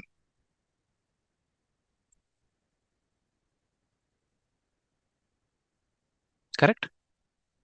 And here I'm giving the discount, and here the amount is like 60% again, and the amount is this one, and the quantity is 1. It will be easy for you to identify this, because this will be 40% and this will be 60%, 100%. That sounds good. And now for this complete number, if I divide it by quantity, if this whole number, if I divide it by quantity, will I get unit price? Will I get unit price? Execute. Here we go. Unit prices are same. Sometimes it's pure math, right? The solutions are pure math sometimes. Unit price, pre-discount. And now I want to move this column into this table. How will I move that? Bring this and add product name as unit price. Or just don't write the name. We can't write the names. Distinct of this into product new. Drop the table and then execute this. An object column name or missing query. Select into verify each column name has a name. Okay. As unit price.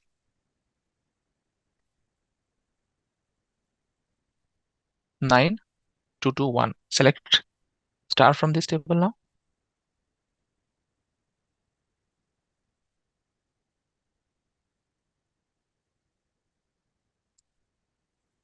So basically I'm trying to denormalize. So did you get a realization now? Sometimes denormalizing the tables is not that straightforward with what data you get, because the data sometimes in the denormalized table, it is manipulated or calculated. You can't bring out that value straightforward. Okay, so this is about taking the backup of the table and how to we split the data when the data is tangled or manipulated already. Just an example which should take. The query is small, guys. What you realized here? The query is small, but the effort that will take to solve that is more. Correct? The solution is only this much, but the effort that took is relatively more. Okay, now what are temporary tables in SQL? Okay, now guys, what do we mean by temporary tables in SQL? CTA also is on temporary table only. And if we have done temporary tables, then what else we are learning? It is not stored in the DB. They don't use memory, is it? Okay, I'll show you. I'll just refresh this. My product new will be available here. See, product new is available. Okay, let me write hash product new. That's it. I'm just adding hash. Create one table. Created. Refresh your tables.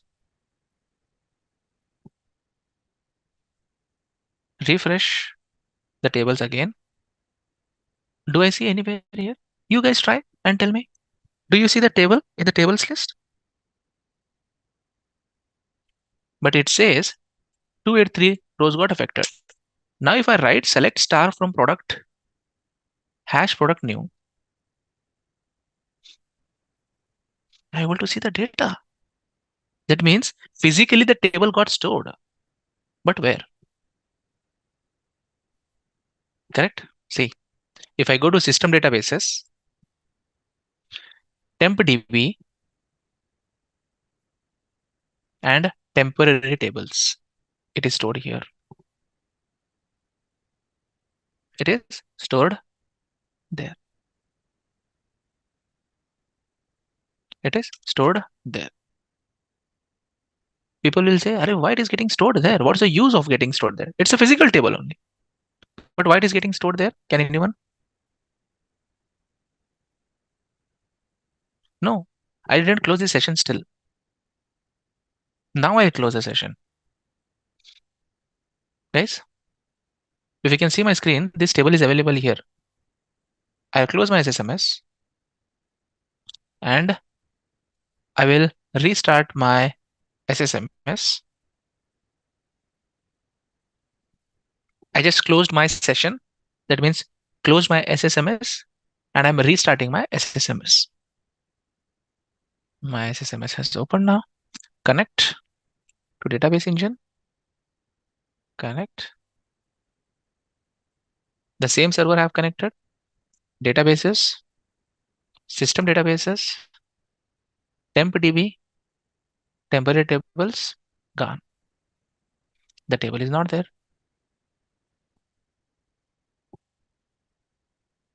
That means what? The temporary tables will be there only till your session exists. And why do we need them? So many times when you are writing complex SQL codes, guys, you need to store the data intermittently for some time, temporarily for some time, so that your queries may run faster. Happens, right? Many times. People say that, Arif, my query is taking a lot of time to run because I have 4 joins, 5 joins condition. Correct? Everyone in the real world? The more joins you add, the more time your query will take. And that output you want to use in some other procedures or functions. At that time, what we do? We store the data into the temporary tables.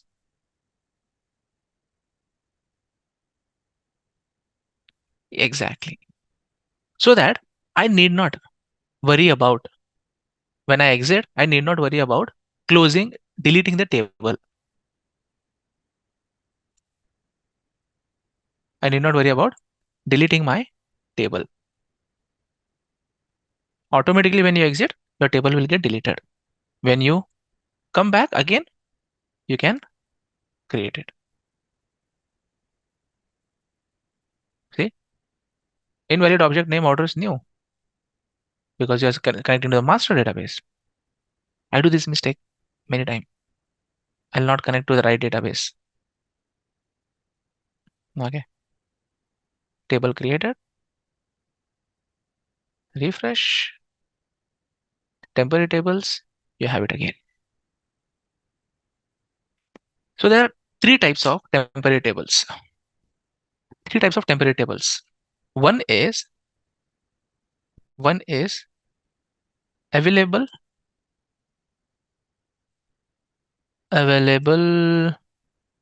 till query execution, which are CDE. Available till my session ends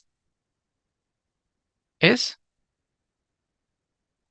hash temp table. And one more is there. Available till all active sessions on the database. Hash temp table. What do you mean by that? In your company, when you go and you work on one database, multiple people will be working parallelly. Agree, everyone? Multiple people will be working parallelly.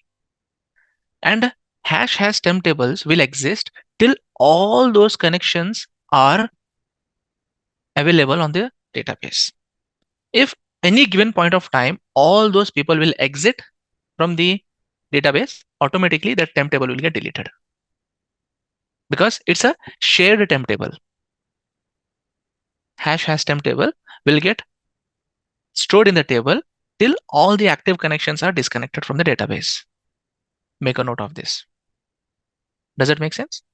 At query level, at one session level, and at multiple session level.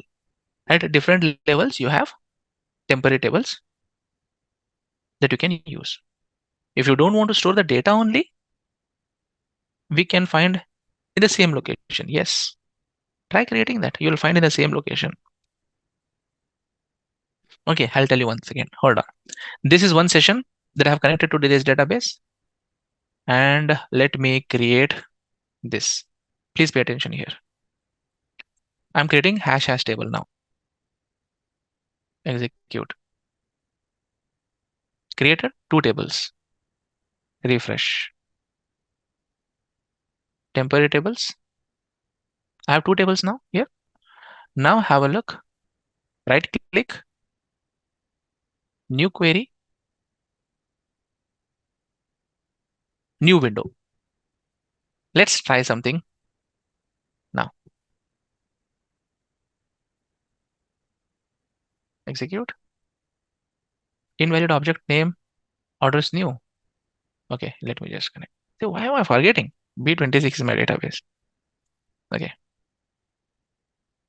It's already there. So what I'll do, I'll write this query. Incorrect query I have written. Hash. I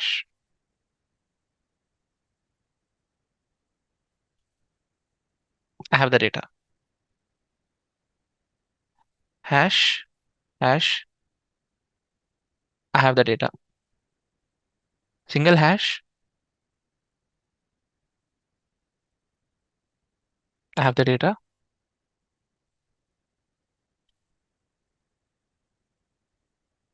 Why? The table which I created with double hash is accessible in the both the sessions. But why the table with the single hash is not accessible in both the sessions? Understood now? Double hash is accessible to multiple sessions for multiple users. But single hash is accessible to only one session. Yes. Nice, right? Isn't it nice? How we can use temporary tables? Now, let's go and create views. What do you mean by view, guys? Any idea? What do you mean by view? I'll say, have a look.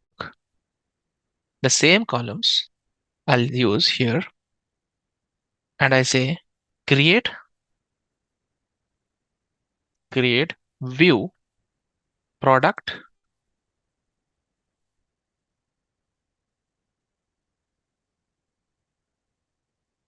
for details as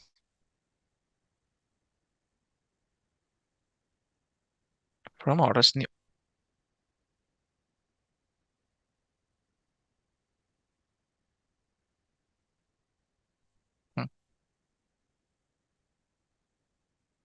Why is it not working?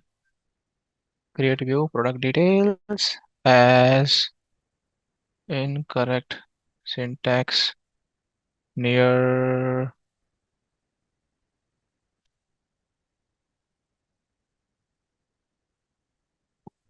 product ID from orders new.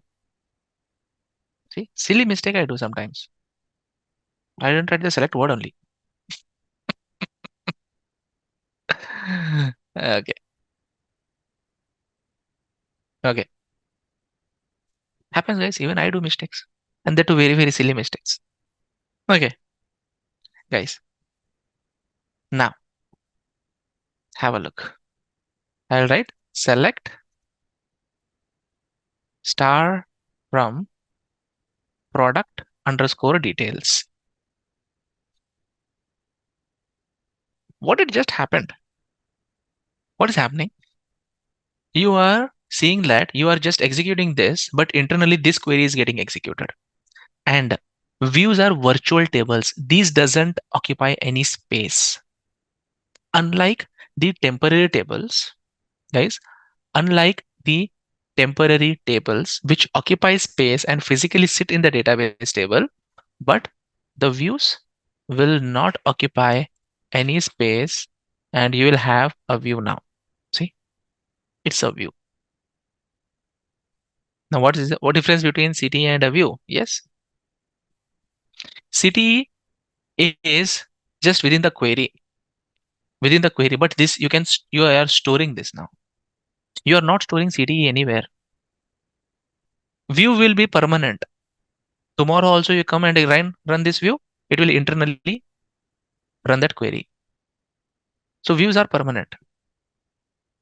And if what is the benefit of view then? So guys, I have written this query. Tomorrow, if you want the same query to write, will you write it again? Will you remember?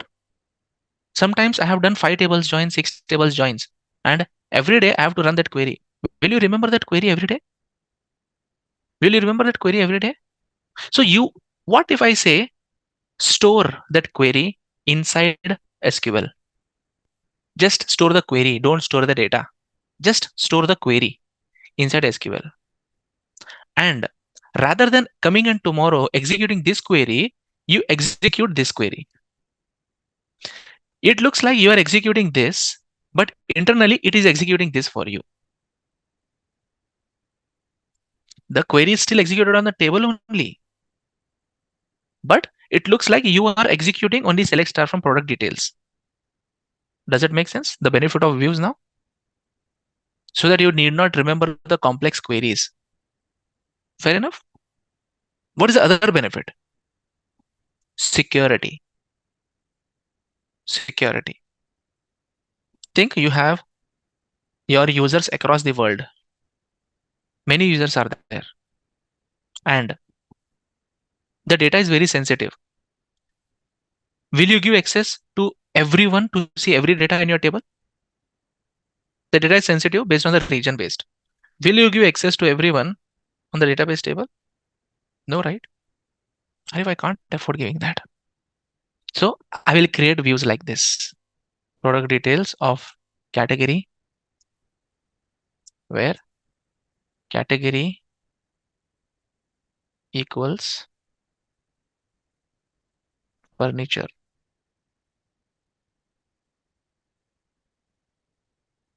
Product details, furniture. Have a look. I'm doing that same thing. Create a view, execute this. The query got stored. Now tomorrow, you come and execute this. It will just give you the filtered data. It will not show the entire data in the table. It is just giving you 1,944. Arif, that's nice. Okay, let's create another view, which is another view for another category, office supplies. Create another view for office supplies.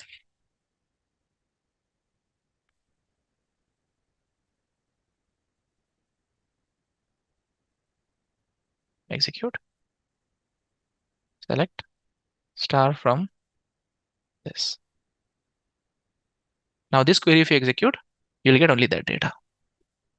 Let's say we created this view, so it is always have the same data or new data entries, yes, views will get auto-updated because it's a query definition, right? It's not physically storing any data. When you run that select star from this view, it will go and get at that point what is the data in the table. Now, once you have this view created, give access to specific users.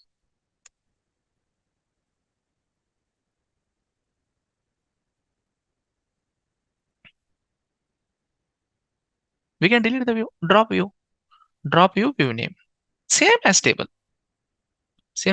And now, rather than giving access to the people on your base table, now what you can do, guys? Rather than giving them access to the base table, what you can do now? You can give access for them to these views. Everyone will feel that the data is only that much in the table. So that means you are not only reducing the complexity of the view by creating the views, reducing the complexity of the queries by creating the view, you are also enabling security by creating the views and giving access them to the relevant people.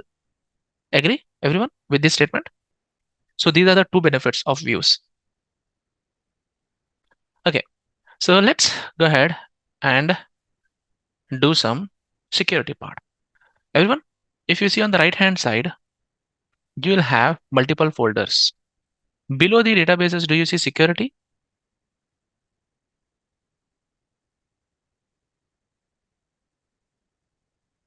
Do you see security part, everyone?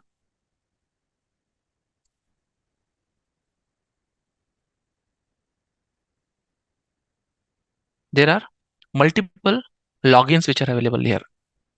Now you'll be seeing few or many. Now, first I need to create a new login for my new user. Guys, first we need to create a new login for my user. So how to create a login? Just right click on the logins. Do you see new login option there? Okay. Now I'll click on new login. It will give me a prompt. Give a username. Arif user. I'll give a name. You give your name or anything. And now I will say as SQL Server authentication. That user, he has to enter a password before he enters the database. I'll just give a password, random password I'll give. I'll just give user 1234. User 1234 I'll give. Whatever you want, you give. Don't do anything. Just give the username and give the password and tell me if it is done. And click on OK. Don't do anything. Just click on OK.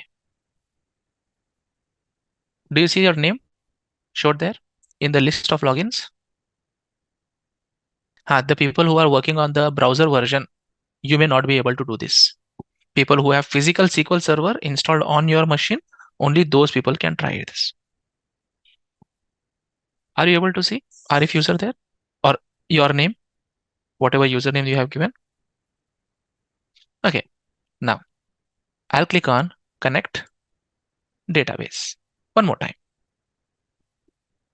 Now this time, what is the username should I use to connect as a new user? The whatever name you have given.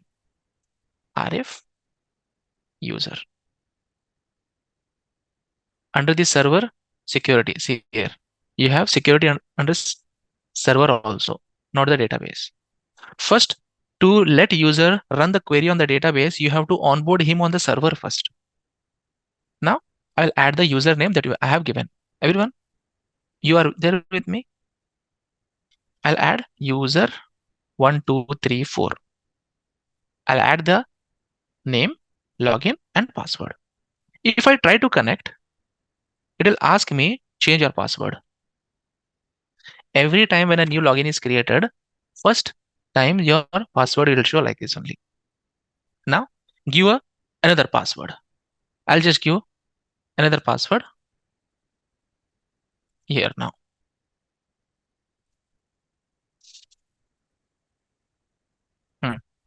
I give another password and now I'll click on OK. My password has been changed and automatically a new connection has been established. Can you see this? This is for my owner and this is the new login. So two different people have connected to the same server now. Two different people have connected to the same server. Can you also see two different usernames there? If you guys are not able to do, then totally fine. In your company, you are not going to do this. This will be your admin people who will be dealing with this. SQL Server administrator will be dealing with all these things. For you to just have an understanding is important. If your guys are not able to do this, don't take stress, guys. Trust me, this is not SQL development. This is an administration part, which I'm showing you how to create logins and how to set up the security. That's it. Okay, so now have a look. I have this window. I'll just close this session. I don't want this session. I have one session for Muhammad Fahim here. See the name, Muhammad Fahim. And another session for this user. I'll create new query. SQL query 2 for Arif user. Now have a look. Databases. All the databases name will show.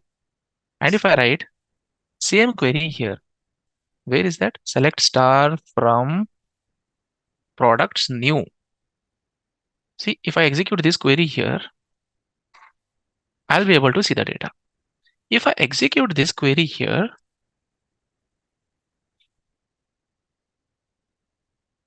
because master database. Okay, change the database. B26. The database is not accessible. Why? Why not accessible? Come here back. On the database, come to my user, owner of this. On the database now, here, permission meaning permission to do something. Permission missing, yes. Security, users. I don't have any users now, correct? Now, can I add any users for this database? New user. What is my SQL server with login?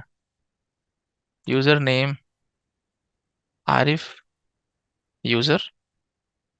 Login name Arif user. Default schema. Which schema I want him to connect? Okay, let it be default schema. I'll leave blank for now. Arif user, login name as Arif user. I have given Arif user. In the database, I have created that user.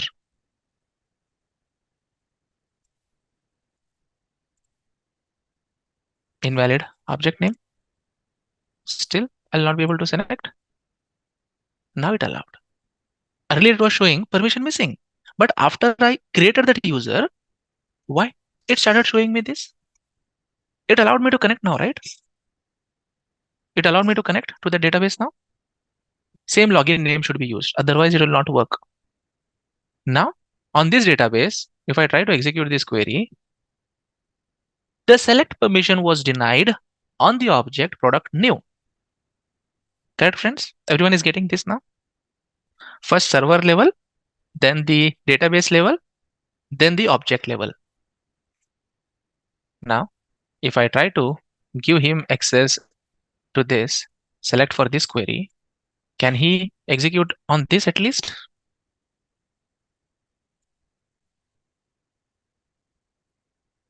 No, for this also no. So what should I do now? Let's write a command. Grant select on this to whom? To Arif user.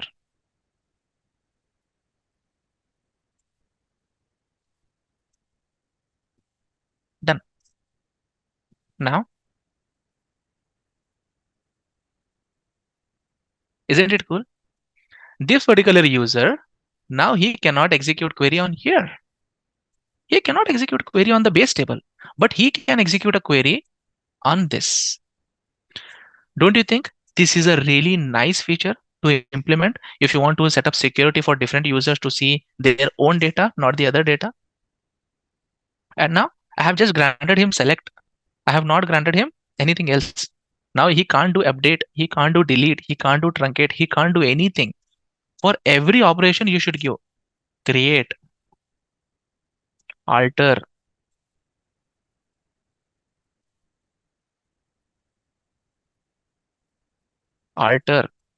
drop, truncate, delete, drop, truncate, delete, update. All these you have to give specifically to the user. Yes, you can control individually what he can do.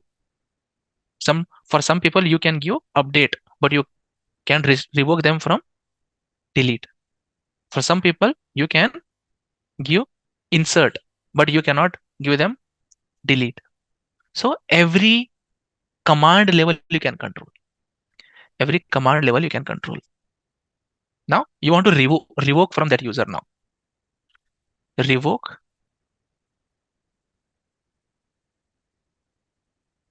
Revoke. Select on from RF user. Done. Run this query. Gone. Guys, understood what is grant and what is revoke? But as a developer, I will not be doing it.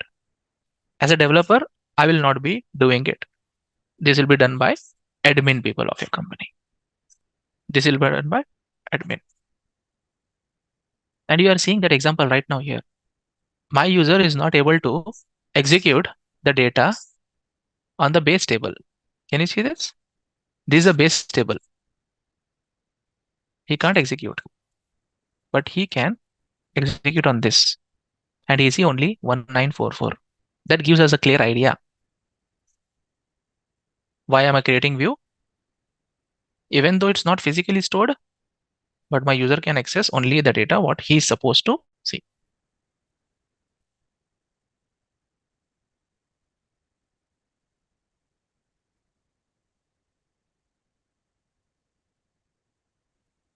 Select star from countries. Do you still have this table that we created in the beginning? Now, have a look. What am I doing?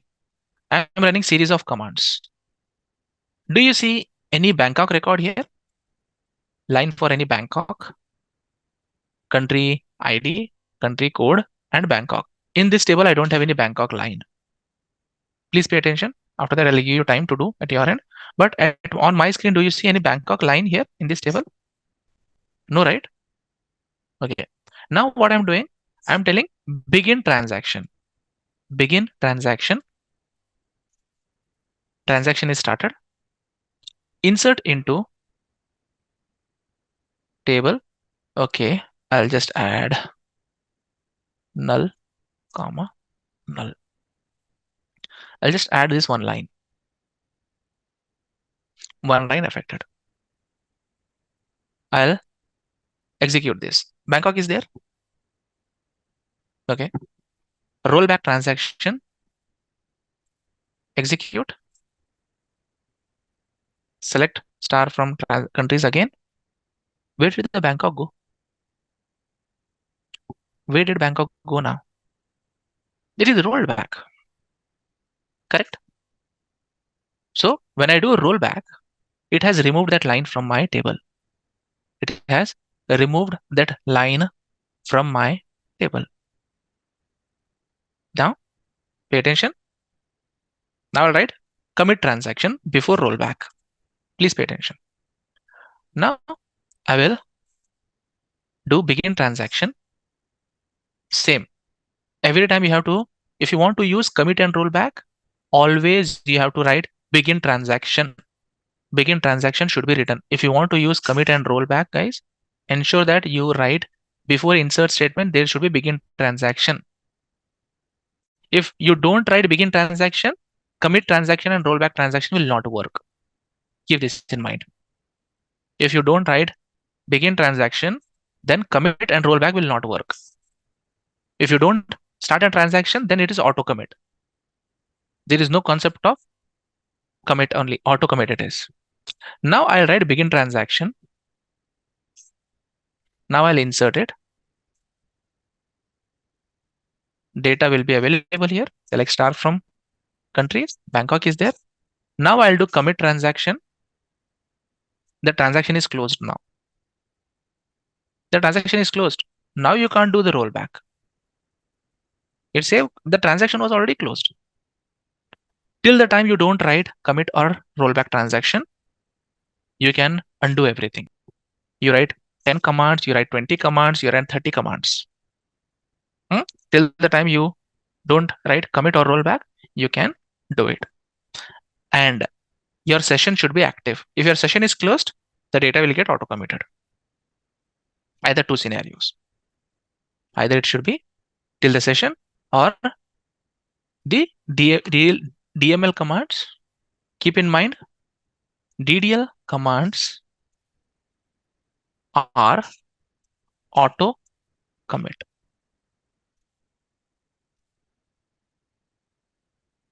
DDL commands are auto commit. Keep this in mind. So in three scenarios, your transaction will get closed. Which are those? First, either commit or rollback, your transaction will close. Close the session, your transaction will close. What is the final scenario in which your transaction will get closed? Any DDL command. All the 5 rows will get removed. Commit means it's like writing with pencil and writing with pen. When you write with pencil, you have the flexibility to erase it, right? If you do some mistake. But if you write with pen, do you have flexibility to erase it? It's based on that concept only. You have the flexibility to roll back your data if you think you have done something mistake. So when you go to the companies, guys, we have update and alter for that, right? So can you give access to base table? Let's give access to the base table also to the user. Come here, write this. Grant select on this, granted. Come back to Arif user, write this query. He has access or no? To which user you have given? To which table you have given? Grant select on orders new. Oh, not orders new, products new. Products new, or write orders new, base table. Orders new. He has the access for the base table now. He can do anything that he wants. Means he just can do select. So on which table, which column, you can control everything. Okay. Just a quick info, guys. Intellipaat offers SQL Course training. Through this course, you will learn database normalization, transact SQL stored procedures, user-defined functions, and much more from the top 1% industry experts around the world. With this course, we have already helped thousands of professionals in successful career transition. You can check out their testimonials on our Achievers channel, whose link is given in the description below. Without a doubt, this course can set your career to new heights. So visit the course page link given below in the description and take the first step towards career growth in the field of database management with SQL. Okay. So what do you think indexes are? So suppose, guys, you have a textbook which has 10-12 chapters, and along with that, it's around 500 pages big. Now, if you are asked to open chapter number 5, how will you open that? Will you go page by page, or we will go to index, you'll find the page number and you'll open. So you'll go to index, and then from that, you will get that information of where that chapter starts from. Suppose what will happen if you will not have index? Definitely it will take a lot of time for you to go to that page from where that chapter starts, right? So indexes are helpful. Okay, here we go. Now, indexes are of two types. Usually there are two types of indexes. One is clustered index and another is unclustered index or non-clustered index, or you can tell as a primary index or secondary indexes. Now, why do we need index? To enhance my query execution time. Whenever you have huge data in the tables, guys, whenever you have huge data in the tables, at that time, what happens? To fetch the data based on a where clause, it will become difficult. So what index does? Index is an internal table that created with the help of key value pairs. Key value pairs. It will get created on the table. You have to create. Now, the index that you see at the beginning of the table is in the same order of the pages which are aligned in the sequence. Everyone agree with that? The sequence from top to bottom, how it is written, is in ascending order of the pages only. You'll never see it jumbled, so that it will be easy for you to directly jump onto that page. That is called primary index or clustered index, where the data in the table and the data in the index is in the same order. Data in the table and data in the index is in the same order. There are another kind of indexes. There are another kind of indexes which are non-clustered indexes. Have you seen in some books, at the end also there will be a index available? Have you seen? At the end of the book also there will be indexes available. That will be not based on the page numbers. It will be based on the alphabetical orders. Correct, guys? Have everyone seen that?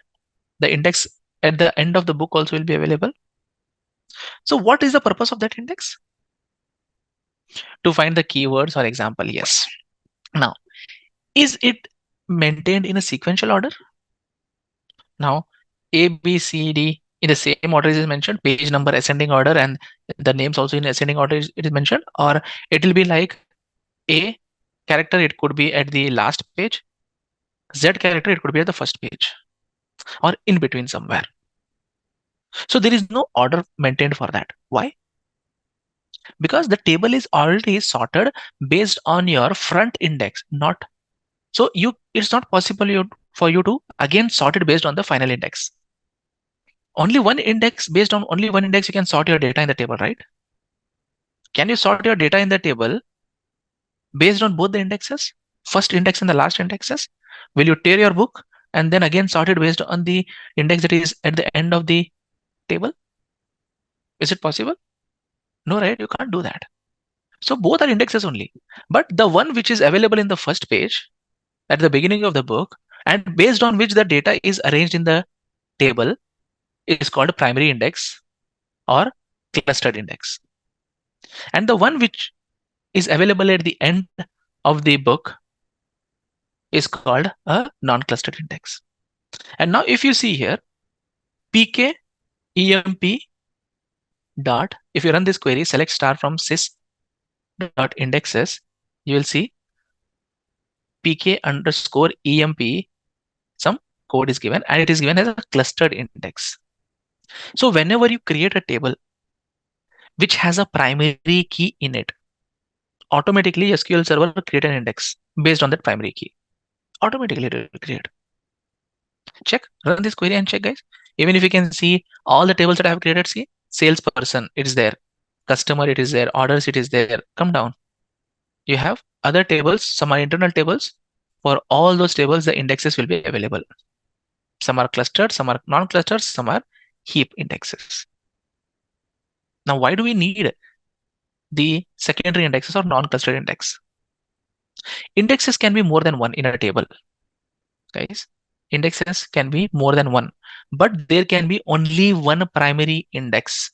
There can be only one clustered index in one table, and there can be n number of non-clustered indexes in any table. Make a note of this. You may be asked, how many clustered indexes will be there in one table, guys? Why? And the reason for that? And the reason for that is because the data in the table is sorted according to the index. Physically, the data in the table is sorted based on the index order to make the fetch much faster. If you have two shelves like this, and if the mapping is like this, don't you think it will be faster for you to access the data compared to mapping like this?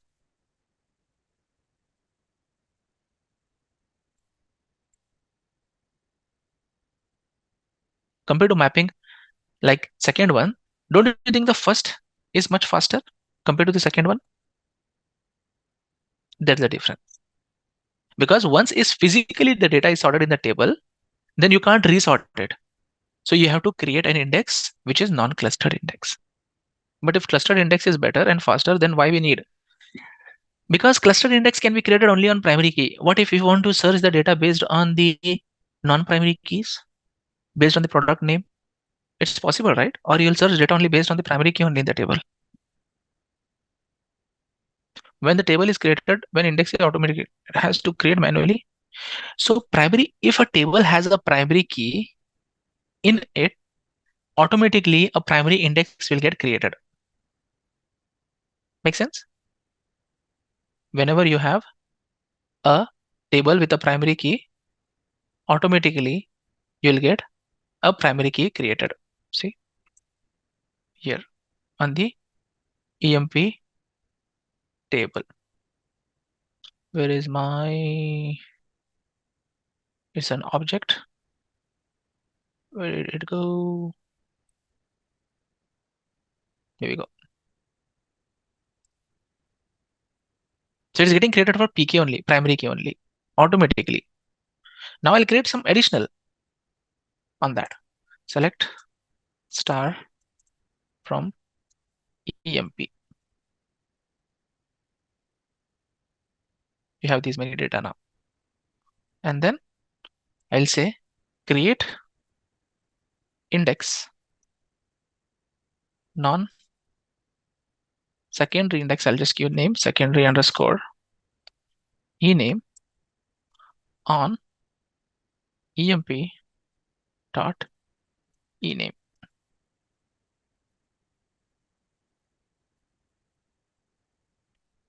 Statement specifying key list is missing when creating an index. Create an index with key list. It should be there.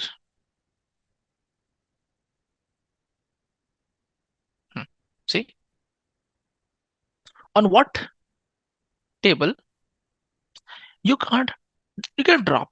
Try. Can you see this? I have created an index, and now I'll run the query.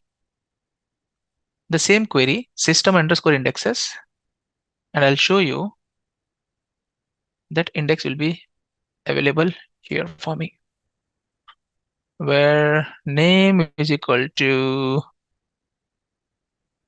where name equals this. Will it show or it will not show? See, non-clustered index, it is showing. Okay, guys, I created this just now. Okay, let's drop this index. Drop index.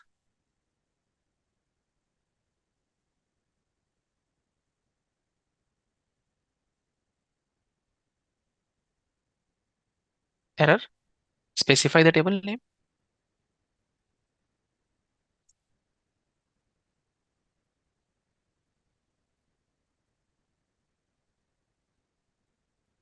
Incorrect syntax. It should be on.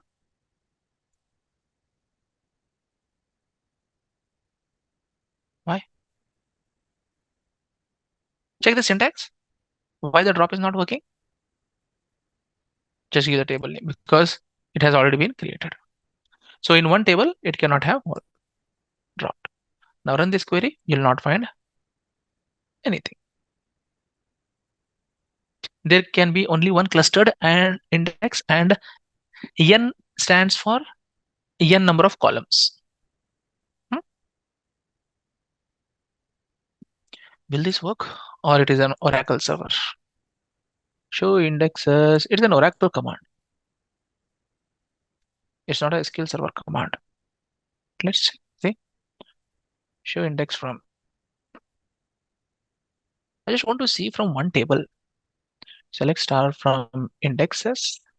There is an object ID. I just want to pull in the table name. Execute sp help index. There is a procedure.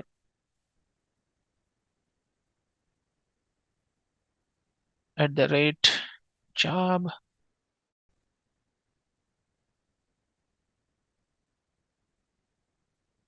Customer. The object customer does not have any indexes, or you do not have any permission. Oh, okay. EMP. Here we go. So this query you can use to find out all the indexes. So now I'll just create one index here, created, execute this. I'll see 2 indexes. Make sense? So you can write this command. Basically, it's a stored procedure, which is system stored procedures. I have not written it. SQL server has this inbuilt, which will take input as the table in this format only, and then it will give you all the indexes available on that table.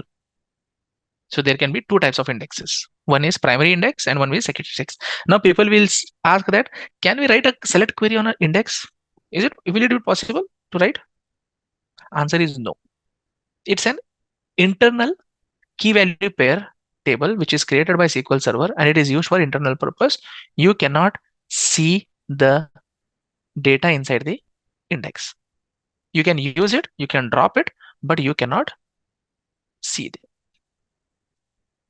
Primary index is always created by system only. No, you can create it by yourself. See, customer doesn't have any index now.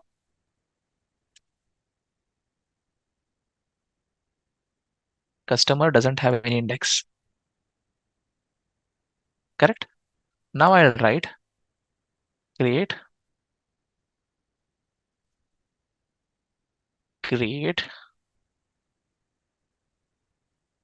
clustered index on customer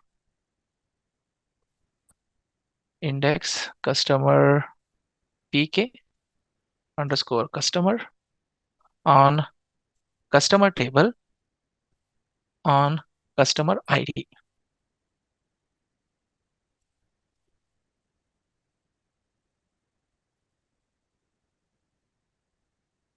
Now check. Got it? So by default, we know that if you don't specify a primary key on the table, no clustered index will get created automatically. If you want an index on that particular column, then you can create a primary index or clustered index by yourself. Now, if I create it another time, should it allow me to create a clustered index one more time?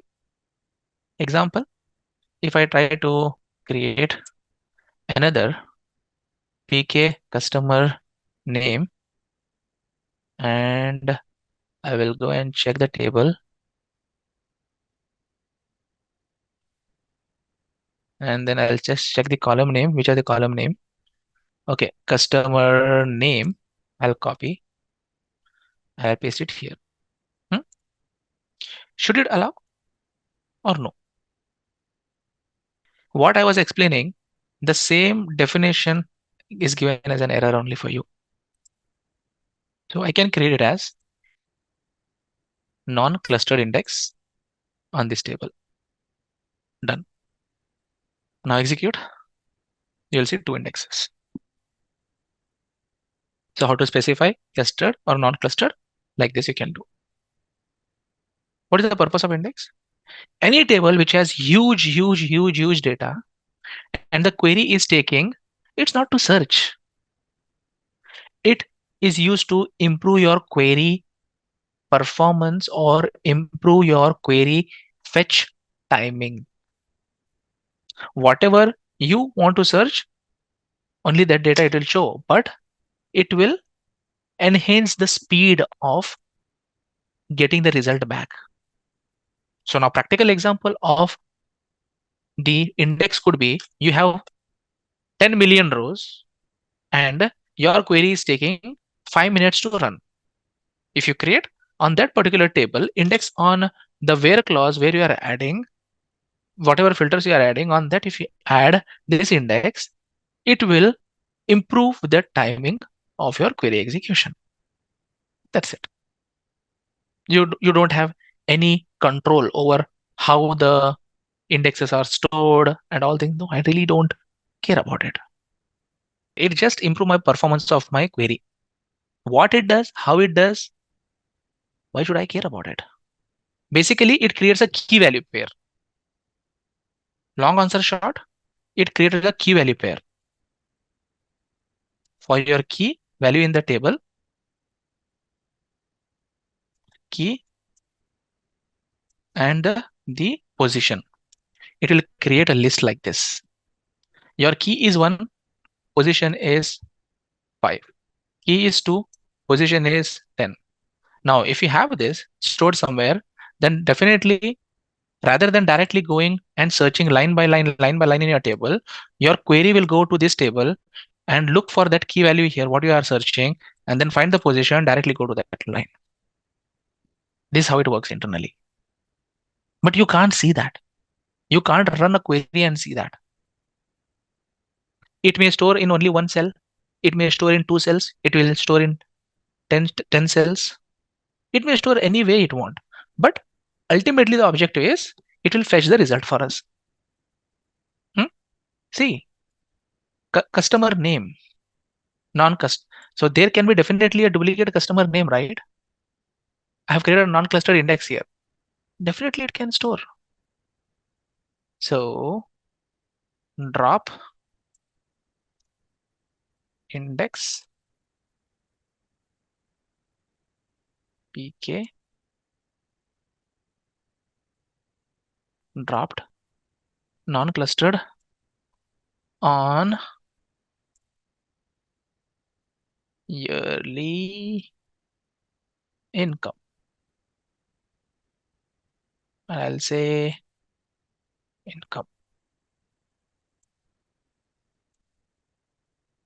It got created.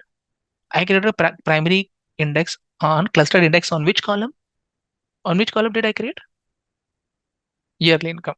Yearly income has duplicate values in that table. Now, how index is managing that duplicate values? Why should I care?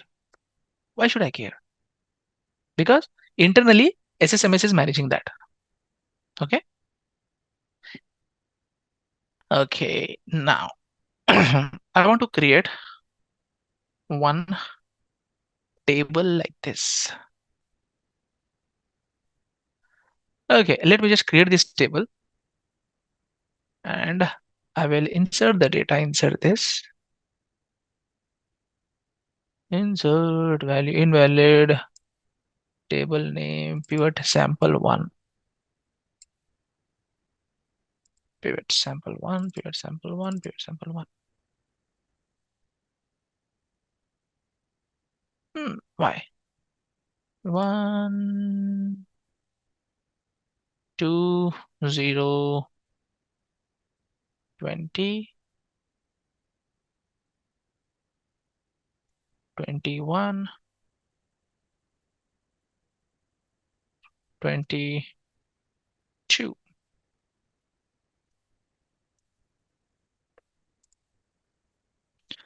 Okay. Select star from pivot sample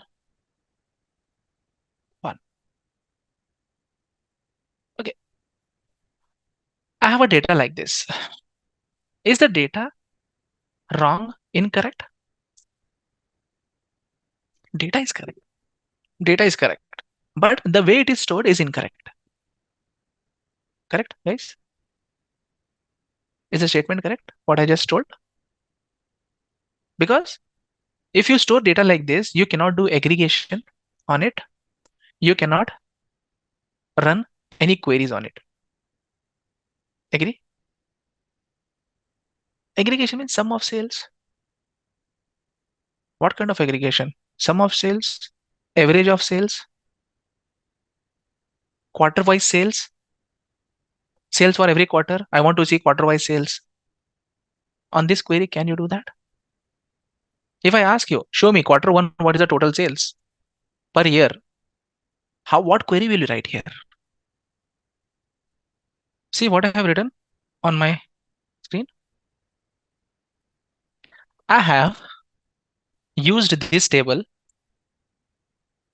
I have written query like this, which will give me my input table, and I want output table in the form of unpivot this value nothing but sales, I would say sales for month name. I'm telling all these values you consider as sales, and all these values you consider that as month name. I'm defining sales, month name in all these columns. This is like structure to unpivot your data. What value that I'm giving for the numbers here? Sales. What name I'm giving to the column which will have numbers is sales. And what is the column name that I'm giving for Jan, Feb, March, April, May? What is the column name I'm giving? Month name. And how many columns I'm taking there? I'm taking all the 12.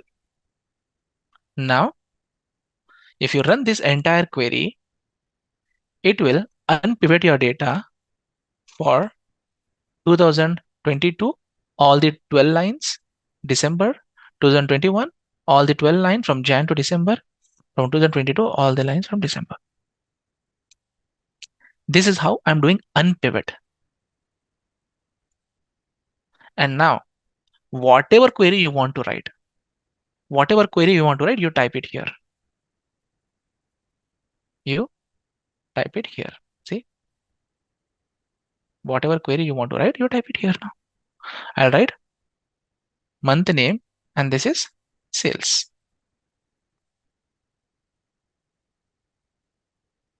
Execute. I got my this value allocated as quarter. See, quarter Q1, Q2, Q3. Now, if you want to do summation of that, first you have to calculate the quarter, and then based on that quarter, you have to do summation. Correct?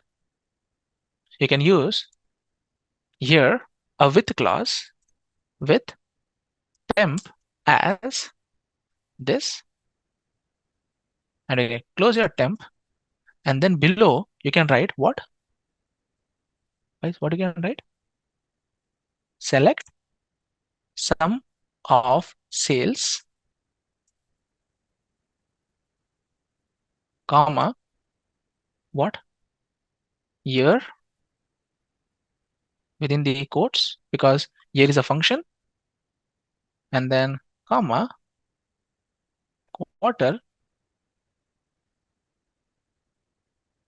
Quarter is a function. I'll say from which table? Temp, which I've just now created here above. The table name temp here, and then group by year and quarter. Now, if I execute this everything, I don't need to add this. Execute. Column name, invalid column name in the temp. Why? Quarter. Come on, Arif. How can you miss that?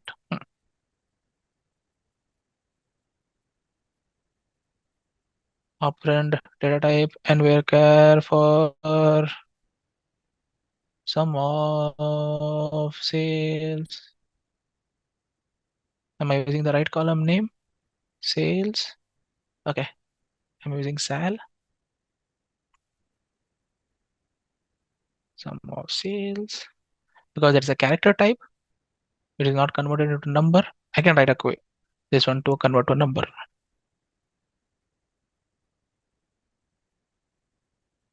Say a cast.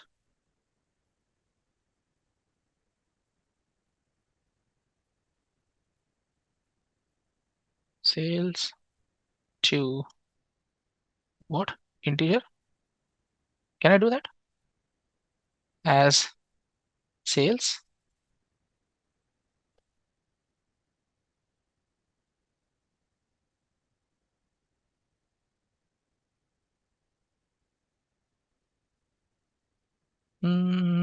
How did we convert yesterday? See, even I forget. How did we convert? So I always take the cast. Okay, cast of as, not to.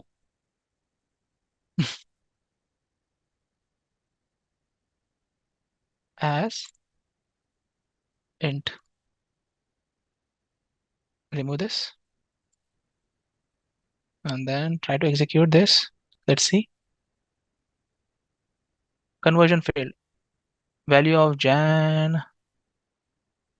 What is showing like this? First you try this, then I'll group it and I'll show it to you. Select star from temp. It should work. First we'll say pivoting and unpivoting, then I'll show you how to group it. It's just like changing in the formatting I have to do.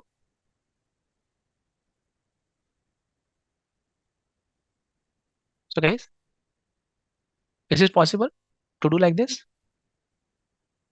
Sales it is showing as Jan, Feb, March. No. How can you show Jan, Feb, March? Where are my values? Where are my values coming? I'm not taking values only here anywhere. So this is for my all the months. Values are here, but sales in this, I'm not displaying my month name, comma, sales for this month name. Here we go. I got the sales. Now I can do sum of sales on top of it. I was missing just a column name. This is a part of the query. You can change it to anything. If you write star here, it will display everything after unpivoting. If you write whatever query you want here, it will show like that. First, try this much. Then we'll go to little bit complex.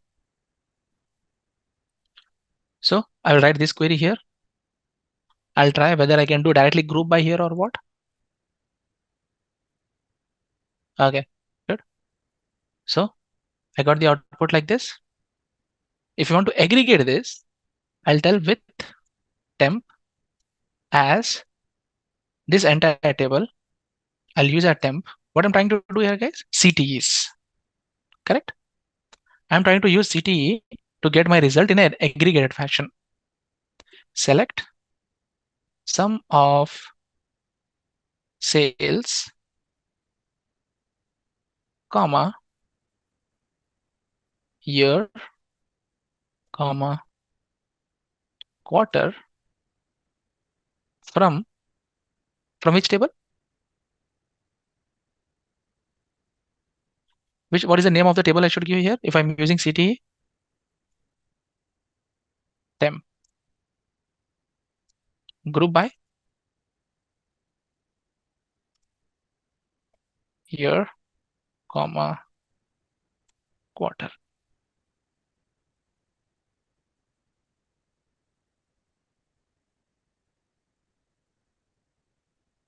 It shouldn't add a comma here.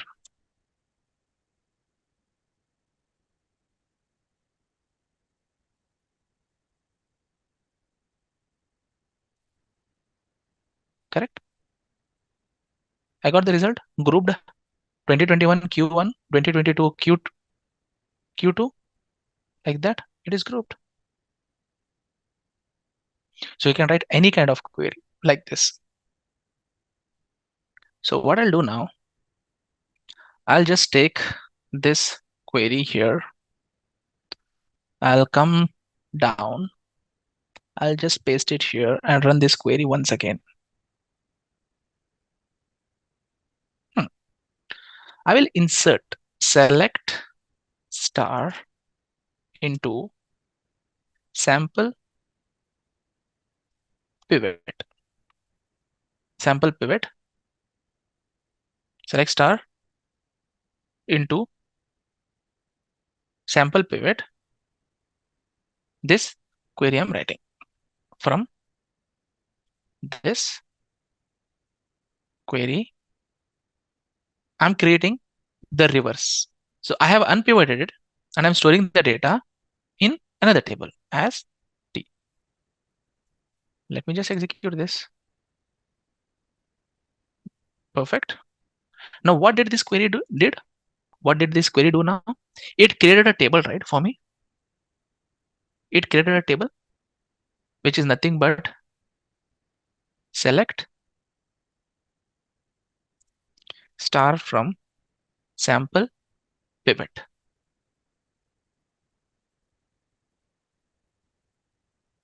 Now see, I have converted my pivot table into unpivot fashion now.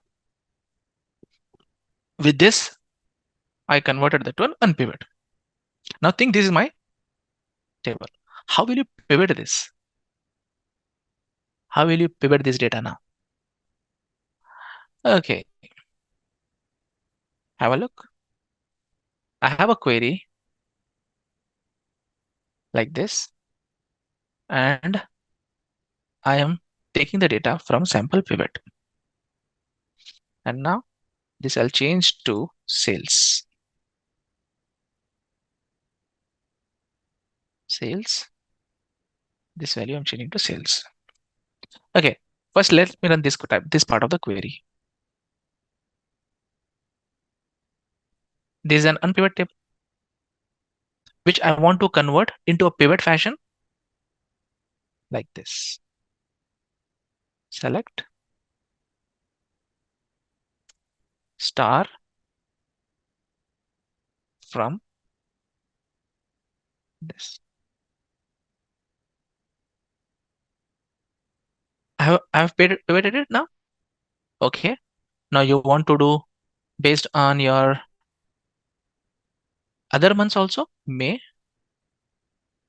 June, July, August. Run this.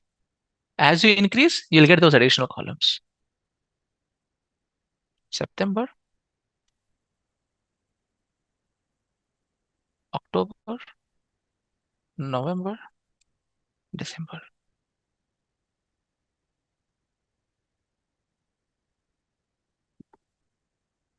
So input is what format? Here the input is in what format? Straight table or unpivot format. Unpivot format, and I have pivoted this now.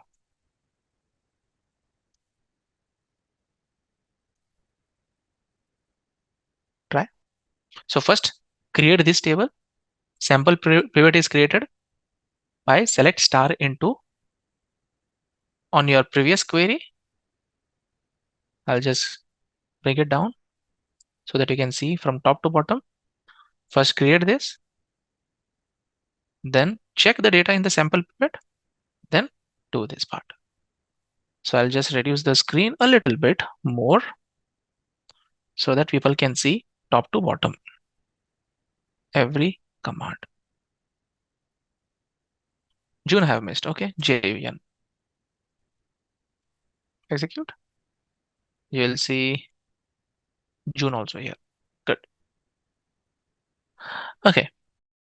Just a quick info, guys. Intellipaat offers SQL Course training. Through this course, you will learn database normalization, transact SQL, stored procedures, user-defined functions, and much more from the top 1% industry experts around the world. With this course, we have already helped thousands of professionals in successful career transition. You can check out their testimonials on our Achievers channel, whose link is given in the description below. Without a doubt, this course can set your career to new heights. So visit the course page link given below in the description and take the first step towards career growth in the field of database management with SQL. Okay, fine. So, guys, you are having a hands-on session. Okay, and we are going to do some questions. So, I think you guys will be having the customer table, right? That has been created, like zip code, address, city, like this one table has been created for you, right? Now, you guys have to use the same database, okay, where you have created that customers table. And with the help of that table only, we are going to create one more table, and based on this, we are going to solve the questions.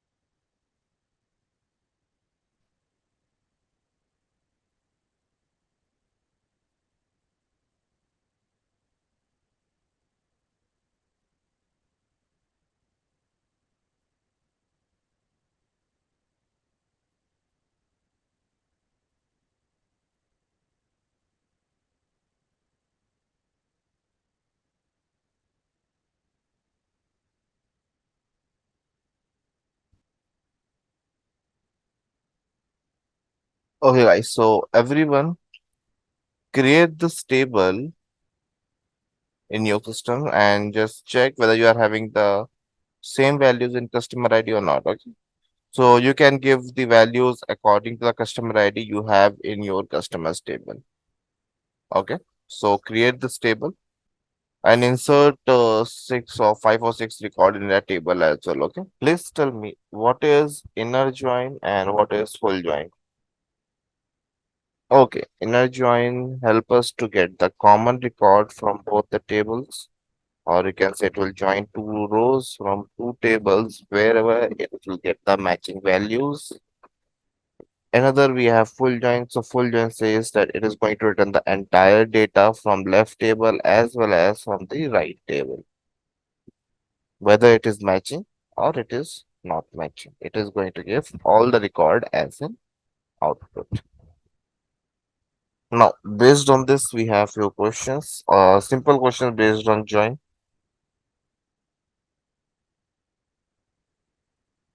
So you guys have to make an inner join on customers and orders table.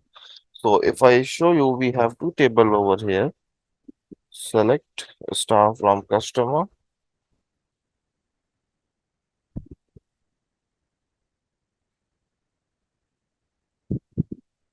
and we have another table orders.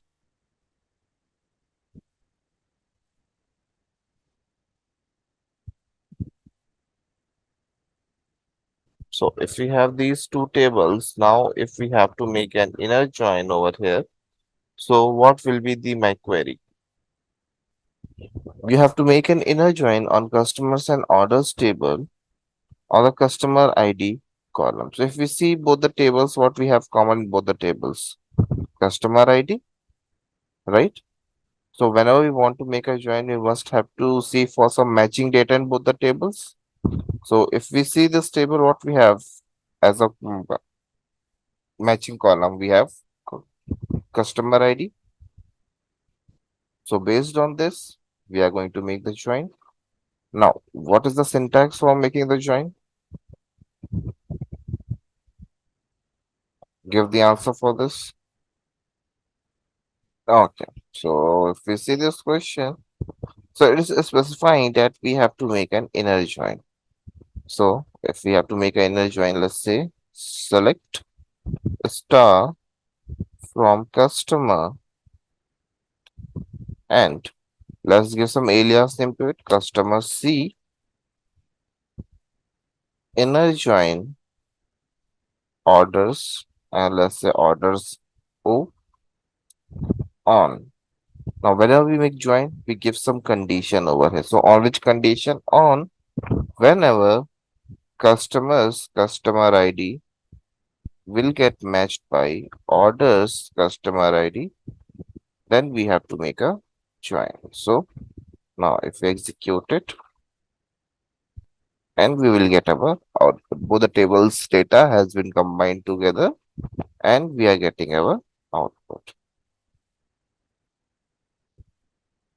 Now, next question, make left and right join. Now, what will be the query for this? Okay, so first of all, if we discuss about left join, so over here, if we write select and select star from customer, and over here, if we have to make left join, we have to specify left join orders O, and let's say I'm giving customer C on C dot customer ID equals to O dot customer ID. So now if I'm going to do this, we will be able to make a join over here. Same order, if we have to make a right join, we have to write select star from customer C, and over here we are going to make right join orders O on C dot customer ID equals to O dot customer ID. And over you can see one matching record is not present in the customers table. So we are getting null in my left table because right join says that we are going to get all those records that are common in both the table, but we are going to get entire record from the right table. So over here we are getting all the records from right table, that is 1, 2, 3, 4, 5 and 30 as well. 30 data is not present in my customer table. So I'm getting null over there. Same if we see left join. So over here we are getting entire data from left table, but we are not getting the data in right table because from right table we are going to only get the matching record. Now, if we are doing update and in that update, if we are not going to give the where clause, in that case, what will happen? Yes, you have, if we want to reverse the changes, we can only reverse when we are initiated a transaction. Now, full join over here, first see. So full join says that we are going to get the entire data from both the tables, whether the data is matching or it is not matching. We are going to get the complete records from both the tables. So what I can write over here, select star from customer C and over here inner join orders O on C dot customer ID equals to, sorry, O dot customer ID, and over here we have to mention full, not inner, by mistake, full join. And once we're going to execute it, see, we are getting the entire data from both the tables, and it is irrespective whether the records are matching or not. Wherever the record is matching, we are getting the data from both the tables. And if the data is not matching, we are getting the record from that table, and from the other table, we are getting the null values. Now, over here, we have to update the orders table and we have to set the amount to be 100 wherever customer ID is 3. So over here, my amount value is already 100. So let's say I'm going to make it as 1, 2, 3. So update orders, and over here, we are going to write set amount equals to, let's say 1, 2, 3, where customer ID equals to 3. So for now, if I'm going to execute it, one row is getting effect, means if I'm going to see the table, so over here we will be finding that one record has been updated, or you can see, yeah, third, and we can see amount has been updated to 1, 2, 3. Now, over here, let's say if we have initiated a transaction, or right now, if I'm going to write rollback, it will not do anything. See, the rollback transaction request has no responding begin transaction. So basically, rollback we use to undo the changes, but we can only use rollback when we have initiated a transaction. For example, let's say I'm doing begin transaction, and over under this, what I'm doing, update orders and set amount equals to 1. Now I'm not giving the where condition over here. So if I'm not giving the where condition in update command, it will come, or you can say it will update the entire records of that particular table. So if I execute it for now, see, all the 8 rows has been affected. So for now, if I see the orders table, and you can see all the amount values has been updated as 1. So if I need to reverse this, what I can use, rollback. So once I'm going to execute it, see, command is completed. And again, if I'm going to see the table, you can see amount has been changed to their original state. If in the place of rollback, if I have committed it, so means the changes that has been done in this particular transaction will get committed, means the changes that has been done will get permanently fixed. Okay, so for changing them, we have to initiate the another transaction. Okay, so you can use transaction while using the update or delete command. It can help you a bit.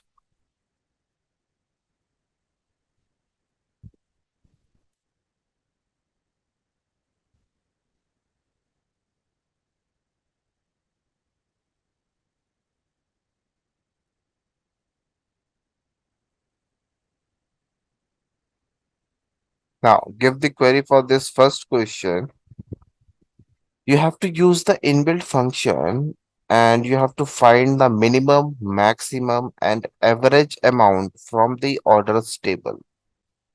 You need to write a single query, and a single query you must get all the values. Okay. So over here, if we need to find out minimum, maximum, and average amount, so we have to use an aggregate functions over here. So we have three aggregate functions for solving this question, that is minimum, maximum, and average. We have two more, count and sum, but we don't need them over here. In this question, we need three, minimum, maximum, and average. So we'll be writing select. First of all, let's say if we need minimum amount, so minimum.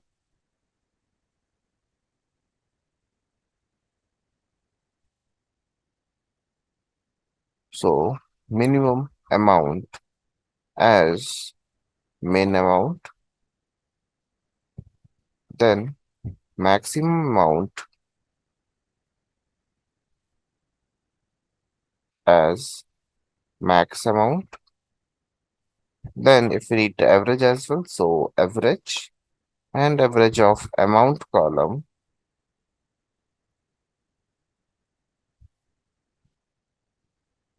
as average amount from orders.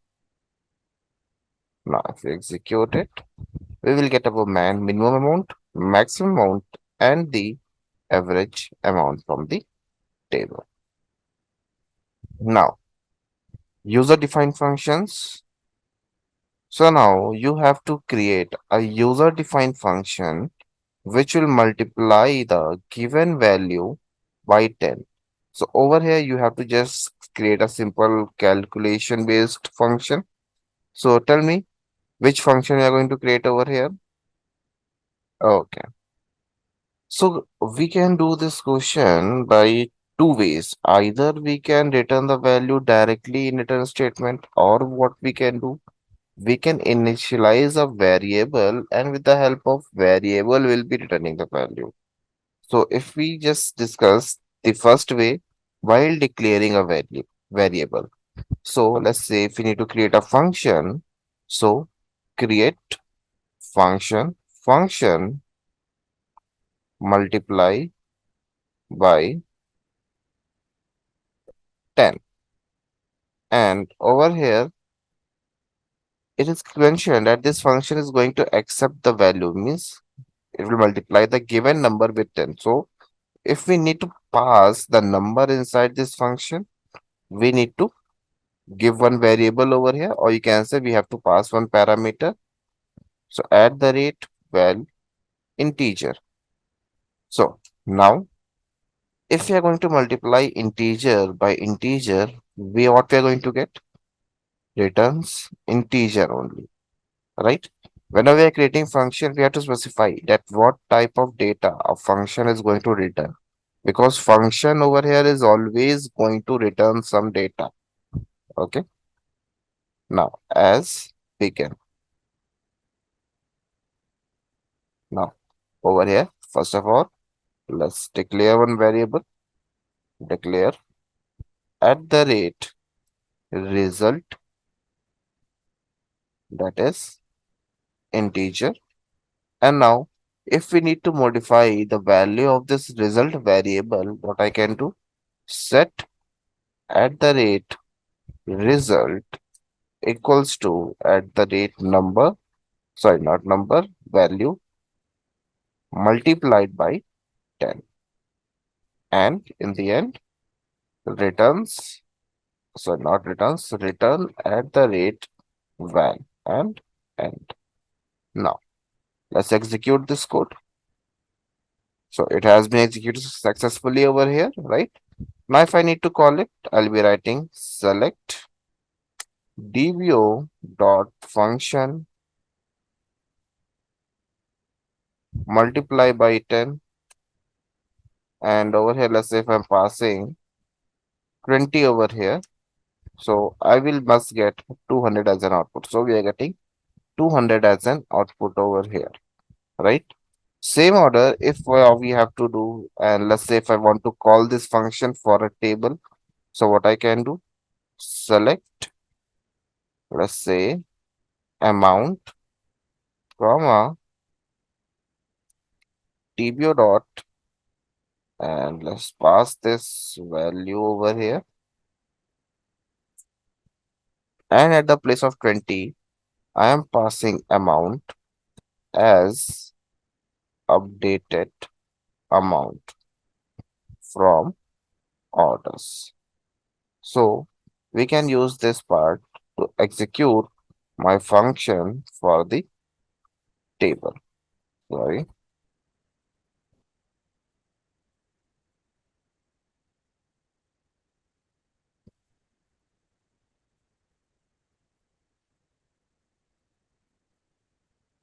You can see I got the updated amount from my table.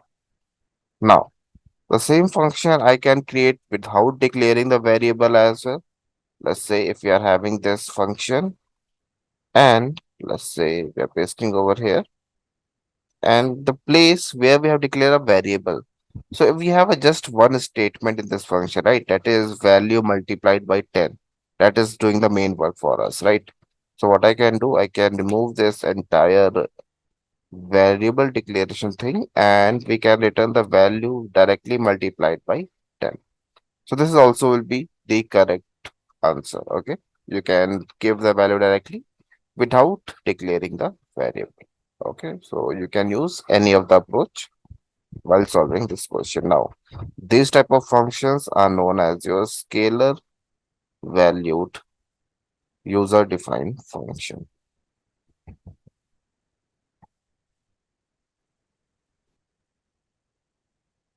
Okay, so this part is clear to everyone. Now, third question, give the structure will be same, but you can give your own data in the tables. Okay, as the question was just to create the tables with some structure. The structure was mentioned and data you have to insert by yourself. Now over here, what we have to do, we have to use a case statement over here, right? So if I need to use a case statement, so a case statement is used to compare the multiple conditions at a time, right? So let's say select case. So over here, if you see the case has been defined in this question as well, that we have to check if 100 is less than 200, greater than 200 or equal to 200. And then we have to print the corresponding values, right? So what we can do, we have first case when 100 is greater than 200, then let's say 100 is greater than 200. Second case, when 100 is equal to 100, then 100 is equal to 200. So over here we have mentioned select, then we have given the case statement, and now over here we have defined our first case that whenever 100 is greater than 200, then what we have to do? Then 100 is greater than 200. This output is going to get displayed on the screen. Next, when 100 is equal to 200, then 100 is equal to 200. Now, if you want, you can give another when condition, but it's not necessary. So what we can do, we can give the else, that if all the conditions that we have given in when, if all the conditions are going to fail, then in the end, what we have to do? So else 100 is less than 200. And that's it. Now, end. Now, once I'm going to execute it, I will get my answer. 100 is less than 200 because first it will check the very first condition. If it is going to get failed, it will jump on the second condition. If this is also going to get failed, it will jump on the else part. Let's say if the very first condition is also only getting satisfied, that is 100 is less than 200. And over here, what we have given, 100 is greater than 200. So now if I execute it, I must get 100 is greater than 200. So if I execute it, see, my condition got satisfied on the very first line. So it will have just printed the very first line and has not checked the second or third and just simply printed the output on the screen. Okay. So now this is known as your case statement over here. Now, fourth question. So now give the answer for this fourth question.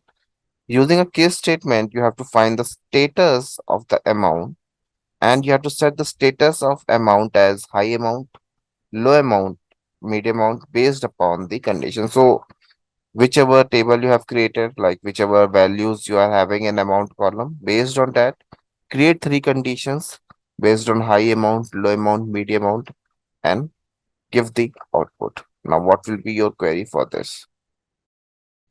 So over here, if we see, we have this amount table, sorry, orders table, select star from orders. Now, if we see this, now in this we have amount column, right? So let's say I'm giving condition, let's say select, and I'm selecting amount column, and let's say give case, and first case is when amount, let's say I'm giving greater than 2500 or let's say greater than or equal to 2500, then high amount, and when amount between 1500 and 2500, then we have to give medium amount, and else we can give low amount. Now, and if we need some alias name for it, so end as status from orders. Now, once we're going to execute it, we are going to get one more column over here that is defining the category of the amount. Okay. Now, over here, create a user-defined function to fetch the amount greater than the given input. Means, let's say if I'm passing 200, so I must get all those amount values which are greater than 200. So now what will be the query? See, question over here depends is, let's say you have this orders table, right? Select star from orders. This is my orders table. Now in this, let's say if user is passing or we are passing the value 500 in the function, right? So I must get entire details, or you can say if you are only fetching amount, that is also correct, no issues. But if you are fetching all the details, that will be great. And you have to get all those details from orders table wherever amount is greater than 500. Means let's say 3, 4, 5, 6, 2, 3, 4, 5, and yeah, this 3, 4, 5, 6. So total 4 rows as an output you must get over here. Okay. This is what you have to do. Okay. So over here, if we see, we have to create a user-defined function to fetch the amount greater than the given input. So let's say if I write a general query, and if we have to find out the orders wherever amount is greater than 500. So what I'll be writing? Select star from orders where amount is greater than 500, right? And if I'm going to execute this query, we are going to get all the data wherever the amount is greater than 500, right? Now the same query I have to enclose in the define function. So what this 500 is my parameter, means this value can get changed again and again, and based on that my output will also get changed, right? So this is my parameter that we got over here. So if I have to create a function for this, what I'll be writing? Create function fetch by amount, and over here we can pass at the rate input, that is integer. Now over here returns table, because this is your table valued user defined function. Table valued user defined function. Now over here returns table and begin. So over here, do we need begin? Yes, in table valued function, do we have begin? No. So what we have over here, we can directly write as return, and inside return we can give our query, that is select star from orders wherever amount is greater than the amount that we are passing, that is input. And that's it. Execute it. Function has been completed. Now if I have to write select star from, as it is a table valued function, so while calling it we write select star from, and we can write dbo dot fetch by amount, and let's say if I'm passing 500 and execute it. So we will get a table as an output. Now you can apply the where condition as well in this particular function. Let's say select star from this function where customer ID equals to, let's say, greater than 1. So we can query this particular output as well that we are getting from this function. See, so we are getting our condition wherever the customer ID is greater than 1. So if I give 2, I will get only those record wherever the customer ID is greater than 2. So you can apply your query and also you can use this output that you are getting with the help of function as a proper table, and you can query that data as well. Okay, just like this. Let's say if I'm writing solid star, and if I need to get on which date the order has been placed, so what I can do, date name over here, let's say I need a day, so weekday, and over here we can pass order date. So you can see I'll be also getting the weekday on which day the order was placed. See, the, this order placed on Friday, this order placed on Monday, and third order placed on Saturday as weekday. So you can treat that function as proper table. Okay. Okay. Now, one final question. We have two table over here, customer and orders. So over here, your task is that you have to create a user-defined function in such a way that you will get, you have to pass customer ID, pass customer ID in function, and get entire detail of that customer with order details. Okay. Your function will just accept the customer ID, and based on that, it must give the entire detail from both the tables. Now, what will be your query?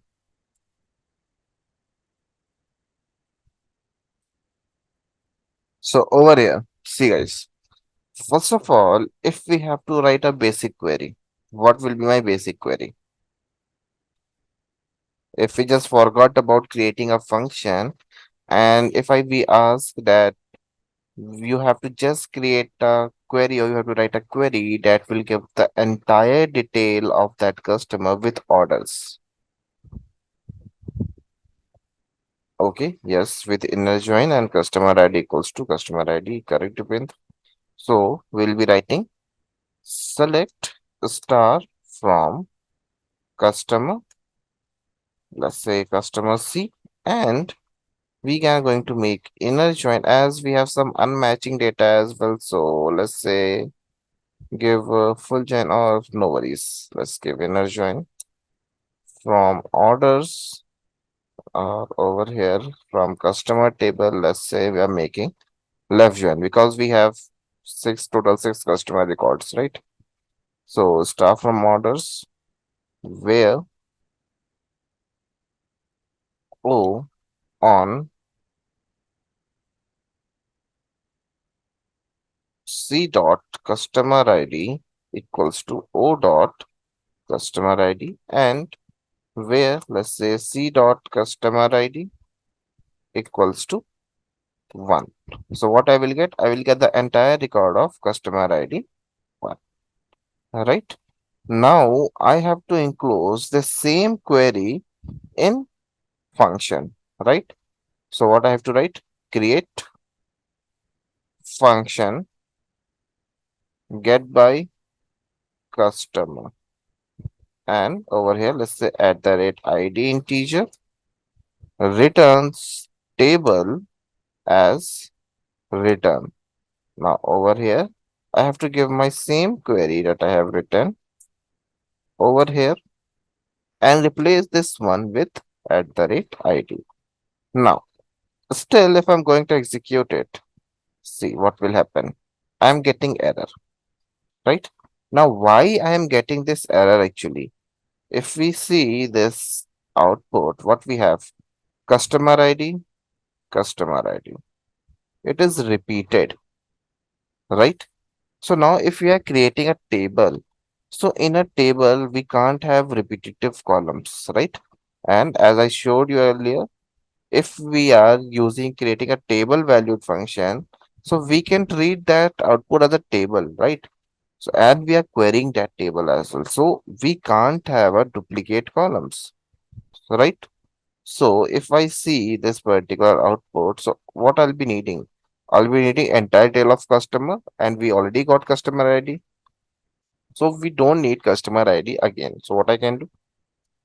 C dot star means from customer table, I am selecting the entire records, but from orders table, we are selecting order ID, then we are selecting amount, and then we are selecting order date. Now if I execute it,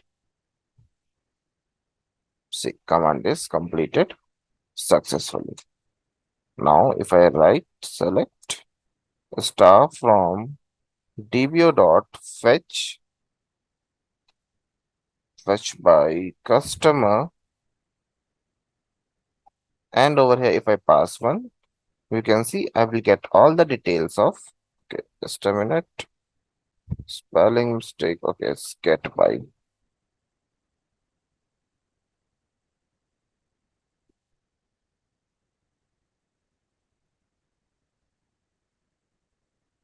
So execute it, see, we are going to get all the details of first customer. Okay. So this thing is clear, guys? Okay. Just a quick info guys, Intellipaat offers a SQL Developer and SQL DBA Masters program. Through this course, you will gain complete expertise in SQL Server, relational database functionalities, writing advanced SQL query, managing and securing databases, automating SQL Server, and much more, all from the top 1% of industry experts around the world. With this training, thousands of professionals have already made successful career transition into high-paying SQL developer and database administrator role. You can even check out their success story and testimonials on our Achievers channel. The link is given in the description below. Without a doubt, this program can take your careers to new height. So click the course page link given in the description and take your first step toward building a strong career in SQL development and database administration. So as you can see on my screen, I'll be using the MySQL Workbench tool to perform all my queries. And I have already created a database, that is, I have already performed the queries to create the table and insert the values in the table so that we do not waste any time in implementing those queries, right? So I have a table sales over here, and this is my data. I have my sale ID, I have my sale date, and I have an amount column, right? So let us see how our database looks like. So as you can see over here, this is my database and I have my sale ID, sale date and amount columns, right? So let's move on to our first question, which is write a query to find the total sales amount for each month of the year. All right. So in order to do that, first we need to understand the question, right? So the question is asking us to find the total sales amount. So intuitively, you should know that you will be using the sum function somewhere or the other in the query. And then we need for each month of the year, right? So somewhere we'll be using the month function as well. So let's go ahead and perform the query. But before you see the solution, do try to implement the solution by yourself. Alright, so whenever we write these reserved keywords, they should preferably be in capital letters. Although SQL is case insensitive, but it is usually preferred to, it makes the query look neater, right? So we select the month from the sale date. Now we do not need the entire sale date. We are only looking for the month of the year 2023. So we are going to give the condition 2023 later on, right? So let's call this month, and we also need the sum of our sales. So we're going to say sum of our amount. We'll call it total sales. So I'm giving alias names for each of my columns so that my database looks neater, right? And we are taking all these columns from table sales. Now comes my where clause, where my year of my sale date is equal to, you guys must have guessed it, 2023, right? And now we need it for each month. So we also need to group our result by month of sale date, and we should also order it to make our query look neater, right? We'll order by month because we have given an alias name month for this particular column, so we can just order it by month. So let's go ahead and run it. So as you can see over here, for month 1 I have 500.75 as my total sale. For month 10, I have 200.50, and for month 12, I have 150. So as you can see in the database, wherever my year is 2024, the month or that particular sale is not included, right? So this is how a basic query in SQL looks like. Now we'll be moving on to our second question, and this is the particular database or the tables created for the second question. One is customer and the second one is orders. So my customer column has customer ID, customer name and the city. So these are the details of the customers. And then I have my order table, which contains the order ID, the customer ID, the order date and the order amount, right? So now my question is to find the names of customers who have placed an order after January 1, 2023. Again, this is a very basic question and it is going to have a very simple query if you understand the logic, right? So in order to understand the logic more clearly, let me just show you the tables, and let me also give you a basic introduction to the concepts of joins, right? So now I have my customers table over here and my orders table over here. So whenever we have two separate tables and we want to get the answers from both the tables, we will not do it separately. Rather, we will perform something known as joins, where we join the two tables into one common table and then perform a query, right? So now over here, as you can see, I have customer ID and customer ID over here as my common column, right? So once I find the column which is common in both the tables, I can easily perform the join based on that column. So this is an example of that particular instance. I have taken my customer ID as a common column, and as you can see, I have 1, 2, 4, 3, 5, right? So my customer 1 is Alice, customer 2 is Bob, customer 4 is Robin, and customer 3 is Charlie, as you can see. So this is how the tables get joined, and it gets very easy to perform the queries later on, right?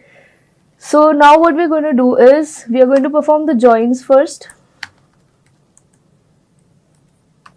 So we're going to select. Now we need to find the names of the customers. So now we're only going to select the customer name, that is C dot customer name.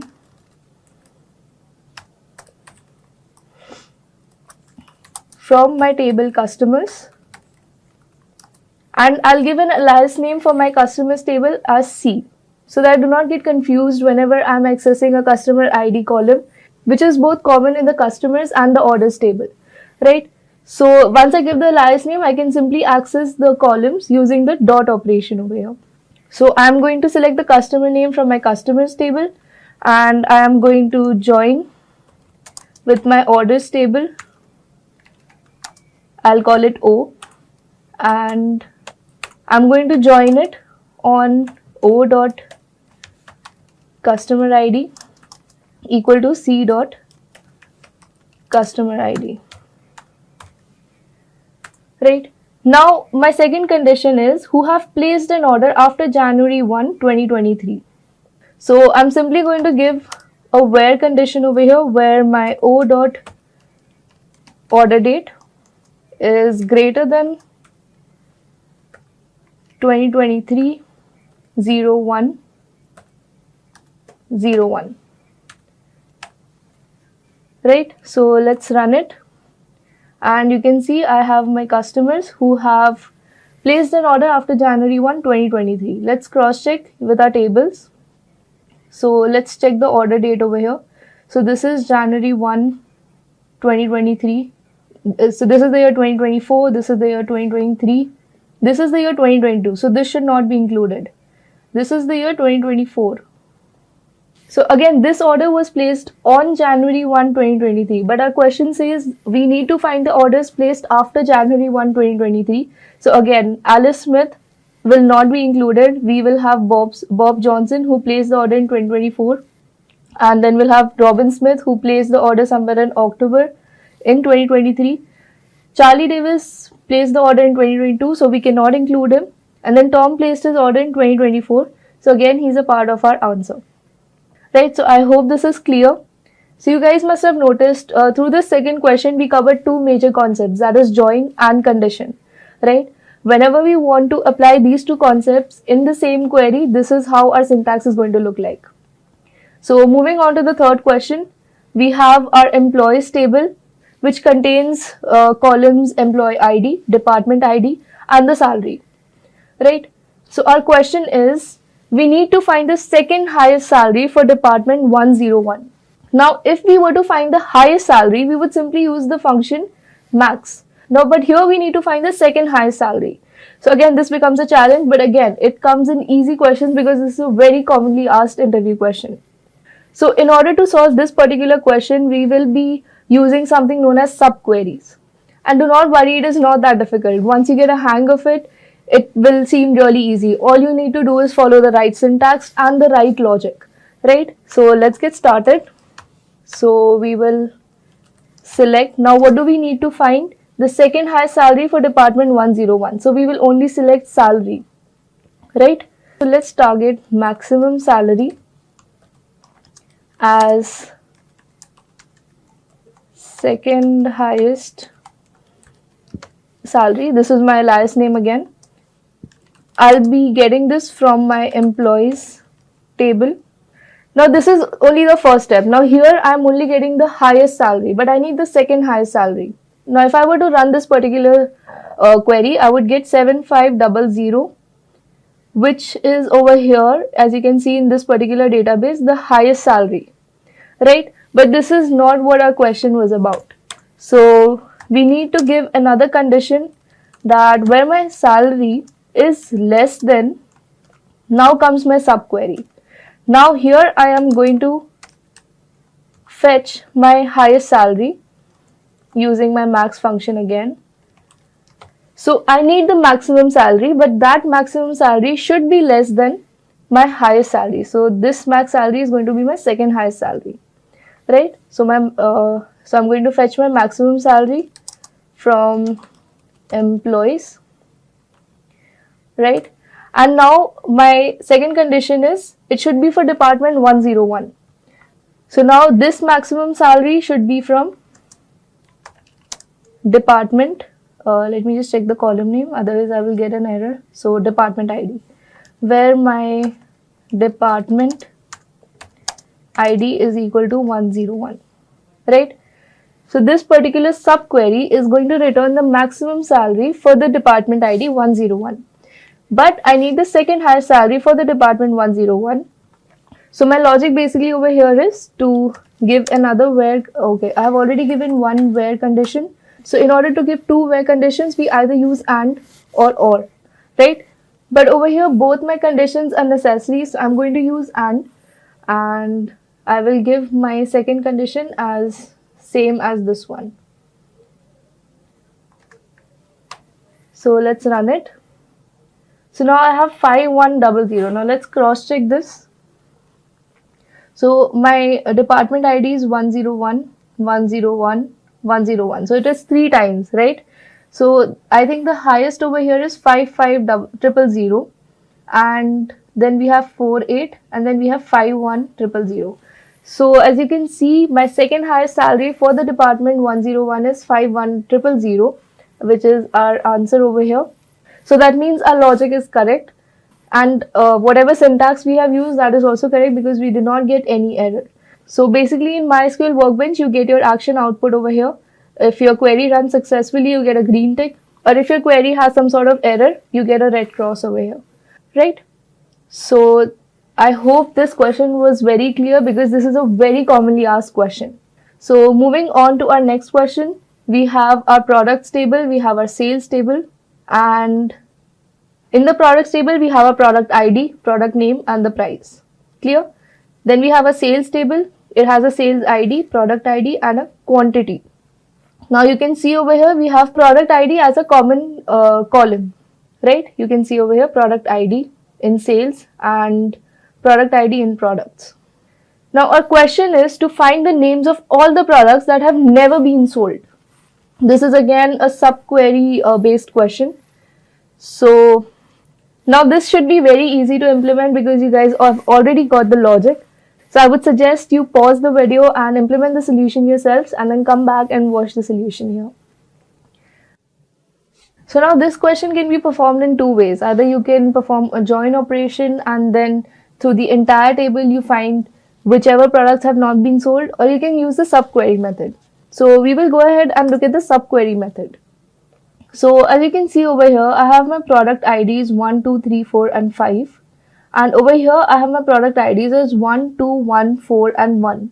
So as you can see, not all my product IDs have been included here. So it is pretty evident that there are some products that have not made a sale yet. So that is exactly what our fourth question is about, right? So what we need to do is, we need to find the names of all the products. So we will simply go ahead and select the product name from products, right? And simply give our where condition where our product ID is not in. So this question uses the not in operator. So not in is basically the opposite of in. So not in is pretty intuitive to understand. It is basically saying that the product ID should not be in our condition that we're going to specify after the in keyword, right? So it should not be in. And now we're going to select our distinct. Distinct is basically all the different product IDs that are available. Now where we're going to select it from? We're going to select it from our sales table. Select distinct product ID from sales. right? So now whichever product ID is not in our sales table, we are just going to return that. Simple enough, right? So let's go ahead and run it. Okay, there's some error. Okay, so it is just not in, not is not in, right? So that was the error in my query, and I'm sorry about that. So once we fixed it, all right, so we have a tablet and smartwatch. Let's go ahead and map their product IDs. So tablet has a product ID 3 and smartwatch has a product ID 4. 3 and 5 should not be included in our sales table, and as you can see, they are nowhere there. So this is how we know we've implemented the right logic. So every time you implement a query and you run it, you should always cross-check your output with the logic that you've implemented and the answer you find from the tables manually. So moving on with our fifth question, we have our table order, which basically contains the order ID, the customer ID, and the order amount. Now our question here is to find the IDs of the customers whose total order amount exceeds $1,000 or any currency per se.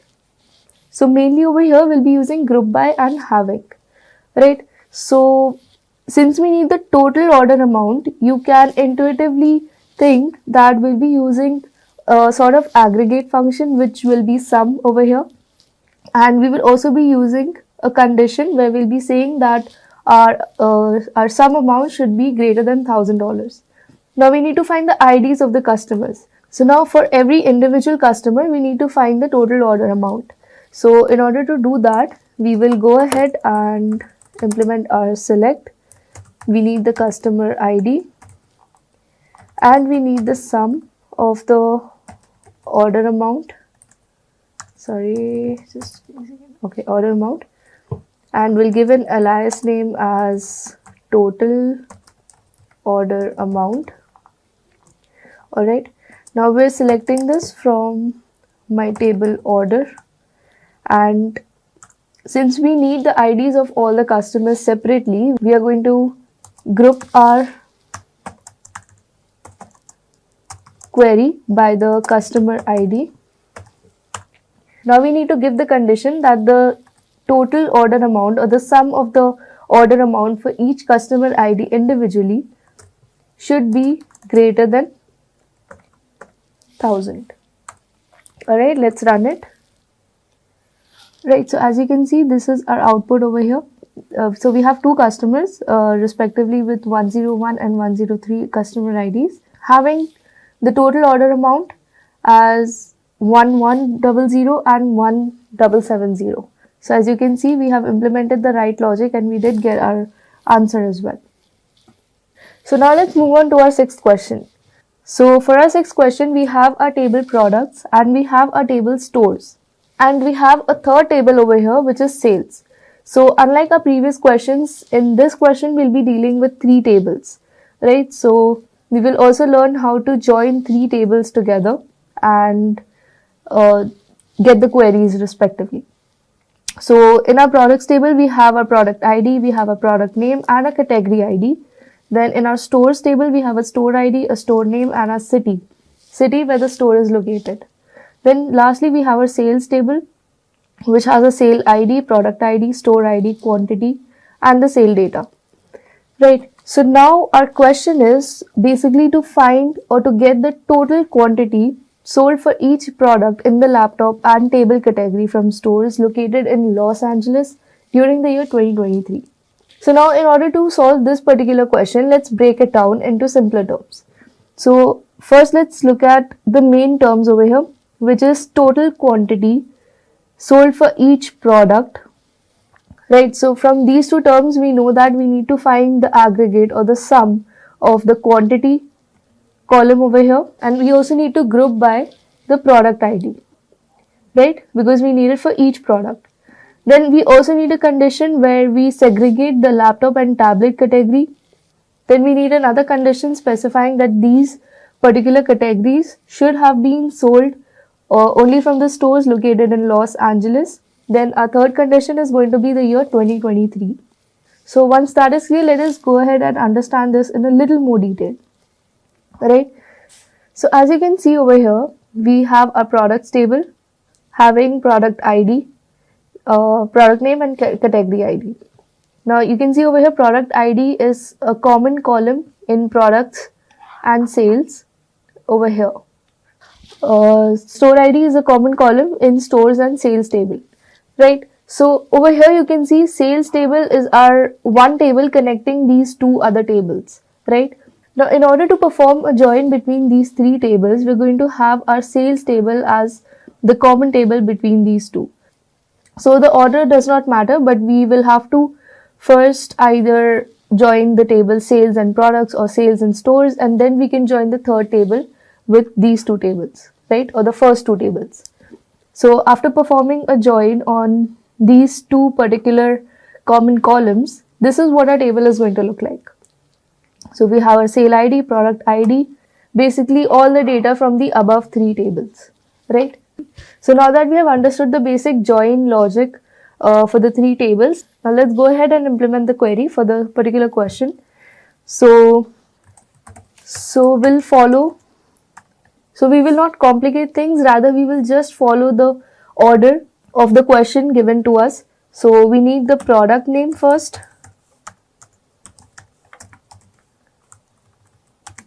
product name, that is from table products, so we'll call it p.product name. Then we need the sum of our quantity. Quantity is from sales, so we'll call it s.quantity. Alright, and we'll give it an alias name, total quantity sold. Alright, now we are getting this from table products, giving an alias name p. Now we'll perform a join with our table sales, we'll call it S, and we are going to join our tables on S dot product ID equal to P dot product ID, right? So now we have connected a sales table and a products table. Now the next thing we need to do is connect a stores table as well, right? So moving ahead, we will perform a join on stores. I'll call it ST, and I'm going to join it on store ID, right? So S dot store ID equal to ST dot store ID. So our joins are complete over here. We have joined the three tables and we have mentioned the total quantity sold for each product. Now to find each product, we need to give our group by condition, right? But before that, we also need to specify that the categories need to be laptop and the tablet category. And we also need to specify the stores and the year, right? So we will go ahead and give our where condition. So we need where our product dot. So now our product name is either going to be laptop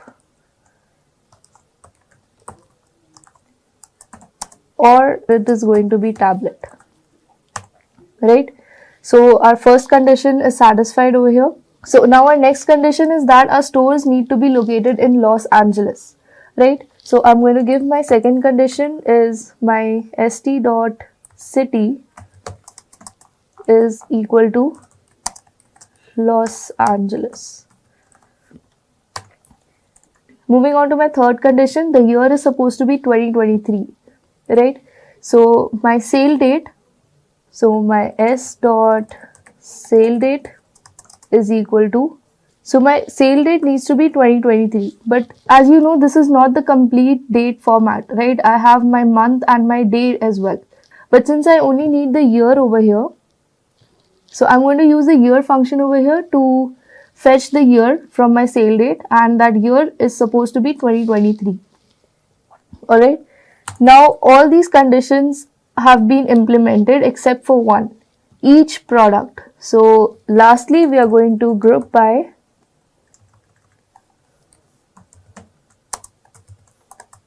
our P dot product name. Alright, So we have the total quantity, we have each product, we have laptop and tablet, we have stores from Los Angeles, and we have the year 2023. So I think all the conditions have been implemented. Let's run our query. So the total quantity sold is 5 and we have laptop. But is this correct? So let's go ahead and check. So first let's look at all the sale dates containing the year 2023. It's 1, 2 and 3. Alright, so we are only going to look at these 3 particular rows. Alright, so now we need to find the city as well. So city over here is New York, so this is cancelled. So we are only going to look at these 2 particular rows. So as you can see, we have our output laptop and the quantity sold is 5. So basically we do not have any tablets being sold either from the stores in Los Angeles or the year 2023. Alright, we just have laptops and the total quantity sold is 5. So that is our answer. Moving on to our 7th question, we have our employees table over here. And in the employees table, we have employee ID, employee name and the manager ID. Alright, so now our question is, again, this is a very interesting question. So now you have to find the names of the employees along with the names of the direct managers. Now, this is a very interesting question, as you guys must have already realized. So now, basically, we have only one table. We have our employee ID, we have the name of the employee, and we have the manager ID. So basically, as you can see, the employee ID 1, Alice, is not having any manager. So maybe we can conclude that this particular employee is at the top position, or maybe he's the CEO of the company. So that is why he's not having any sort of manager above him. Then we have our second employee, Bob. He is reporting to Alice. Then we have Carol also reporting to Alice. So basically Bob and Carol have the same manager who is Alice. Right? Then we have fifth employee, again having the same manager ID. So basically David and Emma both report to Bob. Right? So similarly, we need to find the managers. Let's go back to our question. We need to find the names of the employees and the names of their managers. So now you guys must be wondering that we are not given any sort of manager name over here. But if you look at the table closely, we have the managers in the table itself. They are also employees over here. Right? So that is why we have created 2 tables of employee over here. So basically we're going to perform a left join over here, and this is what our table is going to look like. So we are going to perform the joins on manager ID of our table 1 and employee ID of our table 2. So basically whenever we have our manager ID equal to the employee ID, we are going to join the tables on those particular points. Right? So say for example over here I have my manager ID as 1 and over here I have my employee ID as 1. So basically over here I'm going to have my employee name as Alice. Right? Similarly over here I have my manager ID as 1 and my employee ID as 1. So I'm going to have my manager as Alice. Similarly, we're going to do that for the rest of the manager IDs or the rest of the rows as well. And this is going to be a final table. And as you can see, we have the name of our employees and we have the name of our direct managers as well. So we just have to retrieve the data from this particular table in order to answer our question. So let's go ahead and implement the query. I hope the logic is clear. So if you guys understood the logic, do try and implement this particular query by yourself before looking at the solution, so that you guys have a better idea of how these kind of queries can be implemented. Right? So let's go ahead and implement this particular query. So basically we're going to select our employee name. We'll call it e.employee name. And we are going to select our manager name from our manager table. We'll call it m.employee name again, because we do not really have a manager name column. Rather, we are going to fetch our manager names from our employee name column itself. Right? Now we're going to do this and we'll call this manager or manager name. We'll fetch this from our table employees, giving the alias E, and we're going to perform a left join on employees, giving the alias M on E dot manager ID equal to M dot employee ID. So that is it. This is all that we have to do. And as you can see, Bob reports to Alice, Carol also reports to Alice, then we have David and Emma reporting to Bob, and moving on we have Frank and Grace reporting to Carol. So this is the exact logic that we wanted to implement, and as you can see, Alice over here does not have a manager like we discussed. So that means our query is syntactically plus logically correct, right? So on that note, let's move on to our 8th question, where we have a table customers and a table orders. And we have a third table again called payments. So our customers table is going to have customer ID and the customer name. So we have 3 customers over here. Then we have our orders table maintaining all the orders, that is the order ID, the customer ID, the order date and the order amount. Then we have a third table which is payments, which contains the payment ID, the order ID, the payment amount and the payment date. Right, so once you have understood the 3 tables, now let's go ahead and look at the question that we have at hand. So we need to write a query to list the customer name, the total order amount and the total payment amount for orders placed in 2023. So now the basic approach I would follow after looking this question and looking at the tables or the data set that I'm given, I will simply go ahead and list out all the things that are mentioned in the question before implementing any sort of logic, right? So I will go ahead and select customer name, total order amount means the sum of order amount, and total payment amount is again the sum of payment amount, right?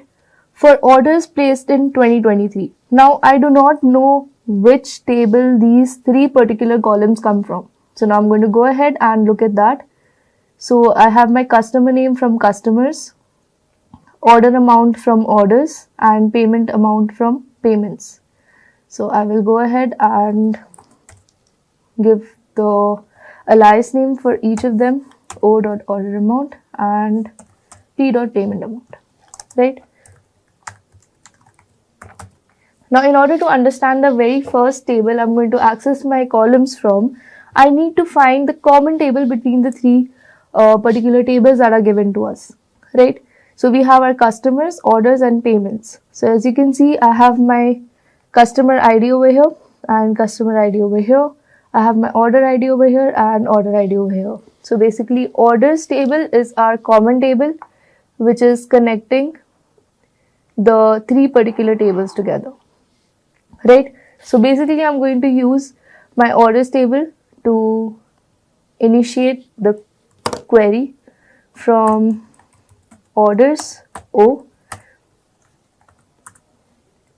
and I am going to join with, now I can join it with any table in any order. So since I have already accessed the common table in the very first go, I can now access any other table using this common table, right? So I will go ahead and join my customer C on C dot customer ID equal to O dot customer ID. Then I'm going to join my payments. Yeah. Now I'm going to join my payments table.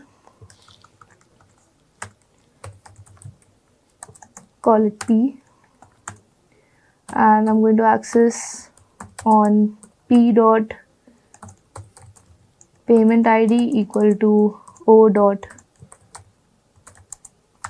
payment ID, right? So these are basically your foreign keys that are connecting the tables.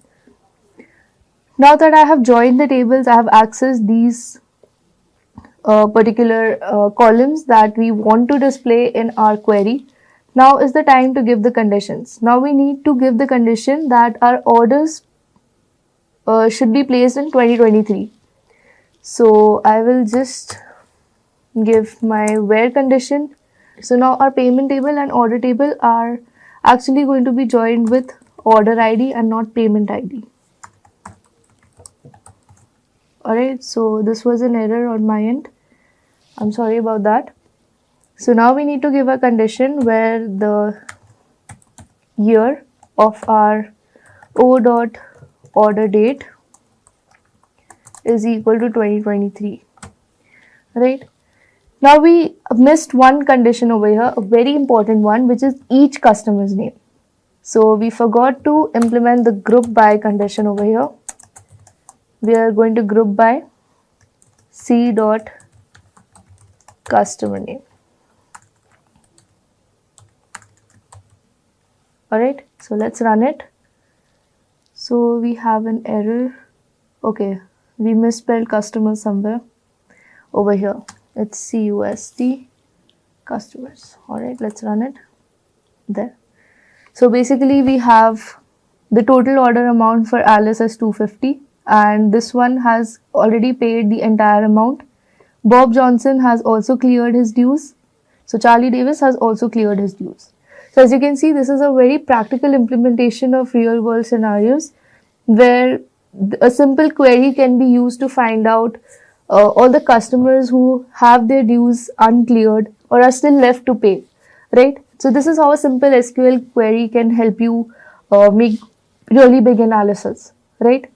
Moving on to our 9th question, we have our books table and we have our borrowed table. So in our books table, we have our book ID, the title of the book and the author ID. Then in our borrow table, we have the borrow ID, the book ID and the borrow date. Alright, so the question here is basically write a query to find all the books that were not borrowed in the last 6 months. Again, this is a very practical and real world sort of question where we'll be using a really good logic and a really simple one per se and implement this. So first let's look at our tables here. So we have our books table and we have our borrow table, and we have our book ID common in the two tables. So we are going to join the tables, or you can say the borrowed table has a foreign key referencing to books, which is the book ID. Right, so this is another way of saying this. So this is what our joined table, or after joining the two tables, this is what it's going to look like, right? We're going to have, so as you can see, book 1 was borrowed twice, as you can see over here. Book 2 was borrowed once, and 3, 4 were also borrowed once, whereas 5 was not borrowed at all, so that is why it is null. So according to this table, we should have Moby Dick as a book that was not borrowed in the last 6 months. Then The Great Gatsby was last borrowed in 2022. So this should also be counted. Then we have Pride and Prejudice, which was borrowed in 2023. So this should also be counted. Then we have To Kill a Mockingbird, which was borrowed in 2023 as well. So this should be counted, but again we have To Kill a Mockingbird again, which was borrowed in 2024, and that is in the month November. So if we were to consider current date, it is 2024 11/8, and this book was borrowed just 3 days. So the previous entry should not be counted, you can say. So this book is not going to be included. Then we have 1984, which was again borrowed just a few months back in 2024. So this is again not going to be included, right? So now that you have understood the logic behind the query, let's go ahead and implement it. So we're going to have to display all the book titles. So we'll call it b dot title from books B, right? And then we are going to perform a left join, because we want all the books, even the books that are not there in the borrow table, we want to include those books as well. right? So we are going to perform a left join so that all the books from our books table are included in our join table. So we're going to perform a left join on borrowed. We'll give an alias name br.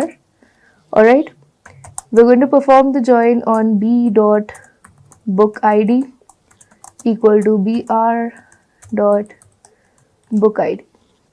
Alright, so now our condition is books that were not borrowed in the last 6 months. So now we need to give our where condition,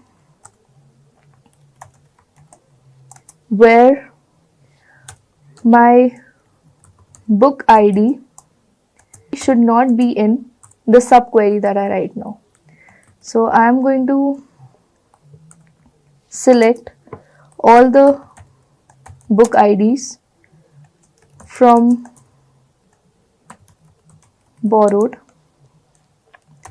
and give a condition that my borrow date should be greater than my current date minus the 6 months. Alright, so this is my condition over here. Current date is basically the current date. So minus interval 6 months is basically specifying that I want to subtract 6 months from my current date. Right? So I have given the condition that my borrow date should be greater than the 6 months back from today. Right? So if the current date or the current month is November, my borrow date should have the month greater than June. Right? So if the borrow date, that is basically the books were borrowed after June, that means they were borrowed in the 6 months period from today. Right? So they cannot be included in the not borrowed in the last 6 months category. Right? So that is why I am specifying a condition not in, and I am selecting all the books that were borrowed in the last 6 months. Right? So this will help me find all the books that were not there in the last 6 months. And then I'm simply going to give my other condition, or my second condition is going to be where my borrow date is null, right? So books that have never been borrowed will also be included in my query result. So br dot borrow date is null. Alright, so let's run it. Okay, so there is a spelling error over here. It is C-U-R-D-A-T, not C-U-R-R. So as you can see, we have Pride and Prejudice, The Great Gatsby and Moby Dick like we discussed, right? These 3 books have been included in our query result. So these kind of questions where you have to subtract the date, you have to use this kind of syntax, or another function you can use to subtract the date is add date, right? So you can either use add date or you can use the current date minus the interval of whatever interval you want to minus. It could be 6 months, it could be 1 year, or it could be 6 days as well. Right? Moving on to our 10th question, which has the table departments, employees and salaries. Right? So in our departments table, we have our department ID and the department name. In our employees table, we have employee ID, employee name and the department ID. Right? And then in salaries table, we have our employee ID, salary and the effective date. Right? So as you can see, our employees table is the common table connecting our department table and our salaries table. Right? So now our question is to find the total salary expense for each table for the latest salary records only. Right? So for each department, there are salary records. Now for the latest means the maximum date, right? Out of all the salary records, out of all the dates, we need to find only the maximum one or the latest one, and we need to find the total salary expense for each department regarding that particular date itself, right? So our query is going to be something like this. We need to find the total salary expense for each department. So let us also print or also include our department name.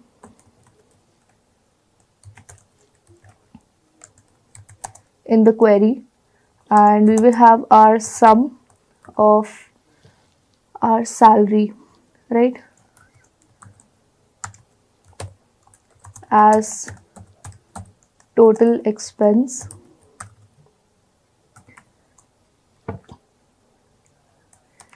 We'll get this from our salaries table. We'll call it S. We'll perform a join on employees E on S dot employee ID equal to E dot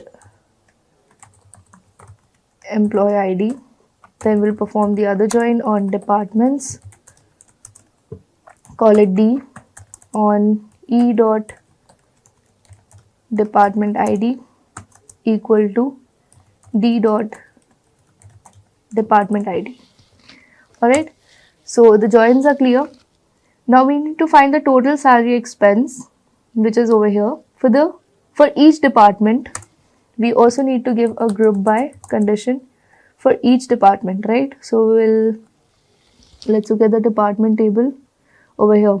So we'll group by department ID itself. Department ID. Alright.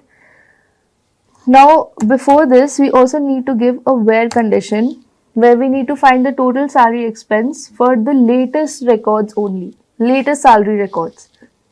Latest salary records is, say, for these two particular entries over here for department 101. I have the entry of 2023 and 2024. So over here in this case, I'm only going to consider this particular entry, which is the latest salary record. Right? So this is what the question was trying to say over here.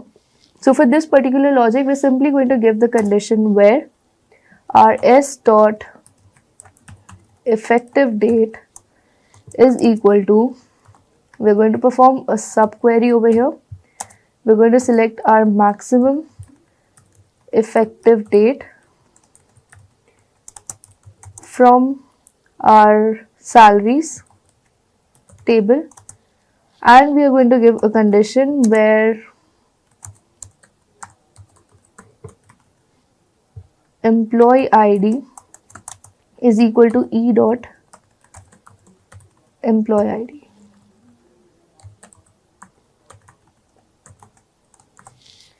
So now in order to understand this particular subquery that we have performed over here, we are going to look at the table in just a few more minutes. But before that, let's run our query.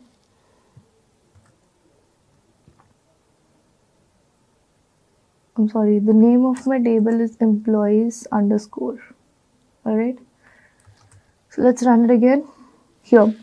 So we have our human resources having 62,000 as we discussed over here.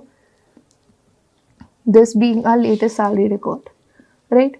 So as we discussed, this is the logic that's been implemented. Now before moving on to the next question, let's quickly look at what was happening behind the scenes when we joined these two tables given based on the conditions, right?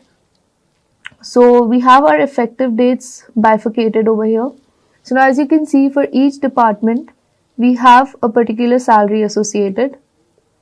So now our effective date over here is basically our latest salary record, right? So we have joined the table based on this condition.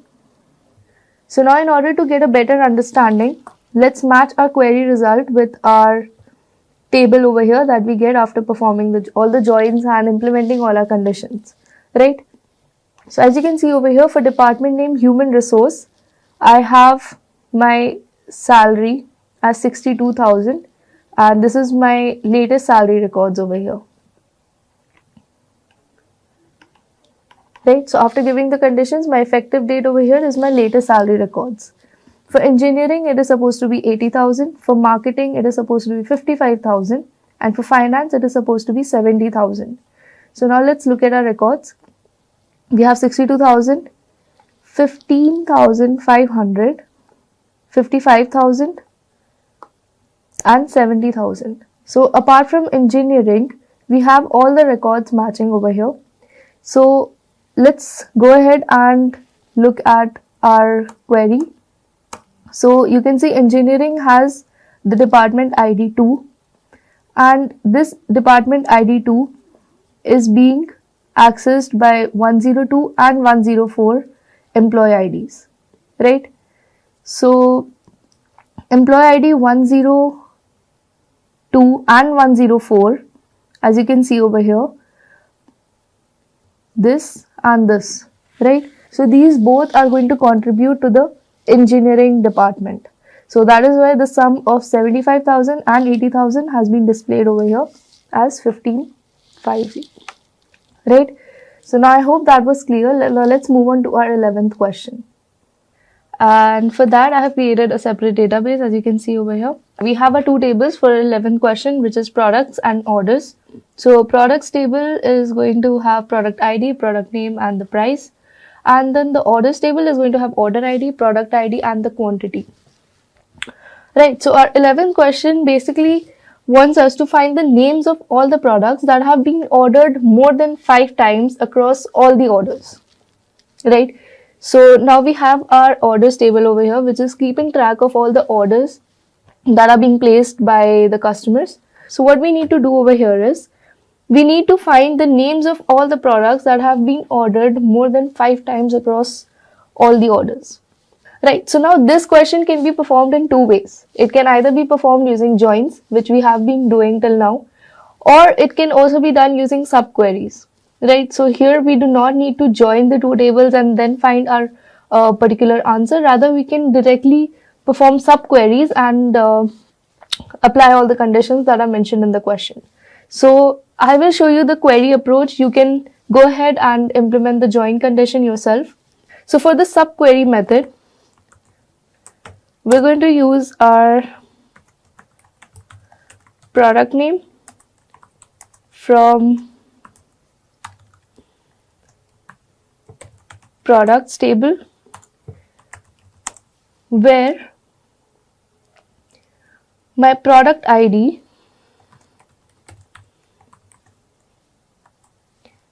is in. Now here comes my subquery clause. So now I need to find the product name of all the products that have been ordered more than 5 times, right? So I need to find all my product IDs. Since product ID is a common column in both the tables, I can simply access my product IDs that have been mentioned more than 5 times over here. Sorry, the quantity needs to be more than 5, right, of all my products. So what I'm going to do is I'm going to count the quantity, that is, I'm going to find the total quantity of all my products, and then I am going to return all the product IDs that have the quantity more than 5. Right, so in order to do that, we're simply going to use our select statement, and we need our product ID from orders. Now over here we need to group by our product IDs using product ID. So now our condition is that the sum for all the quantities should be greater than 5, right? So this particular query should give me the desired answer. Let's run it. And here we have smartphone, tablet, and headphones. So let's go ahead and cross check this. So I have my product ID 1 being ordered just once, right? So it is 2. My product ID 1 is laptop. So as you can see, laptop is ordered only twice, and hence its total quantity is less than 5. It is not included in our result. Then I have my product ID 2, which is ordered 20 and 3 times. So it is ordered 23 times. My product ID is 2, smartphone, which is included. Right, so you can cross check your answer like that, and you can be 100% sure whether the logic you have written or whether the syntax you have implemented is correct or not. Right, so in our case, it looks correct. You can cross check further and comment below if there is any error. Right, moving on to our 12th question, we have our table employee. And in our employee table, we have our employee ID, employee name, and department ID and salary. So now what we need to do is we need to find the names of the employees who earn more than the average salary of their respective department. Now over here, first we need to find the average salary of each department, And then we need to find the names of the employees who earn more than the entire average of that particular department that they belong, right? So this particular query can be implemented in a very easy manner. Employee's name. So we are finding all our employees' name from our table employees. We'll call it E1. Alright. And then we're going to use our subquery and we're going to give a condition where our salary is greater than, and we'll implement a subquery over here. We'll select average salary from our employees table itself. We'll call this employees table as E2. Alright.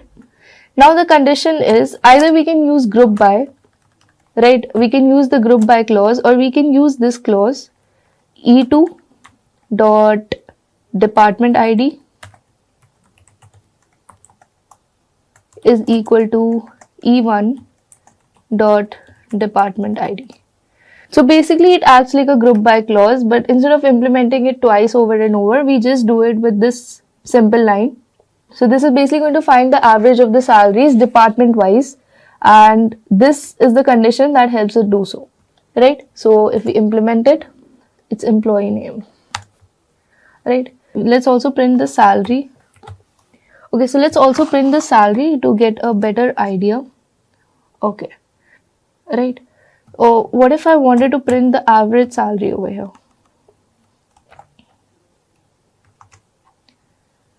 So I also will have to implement the group by clause.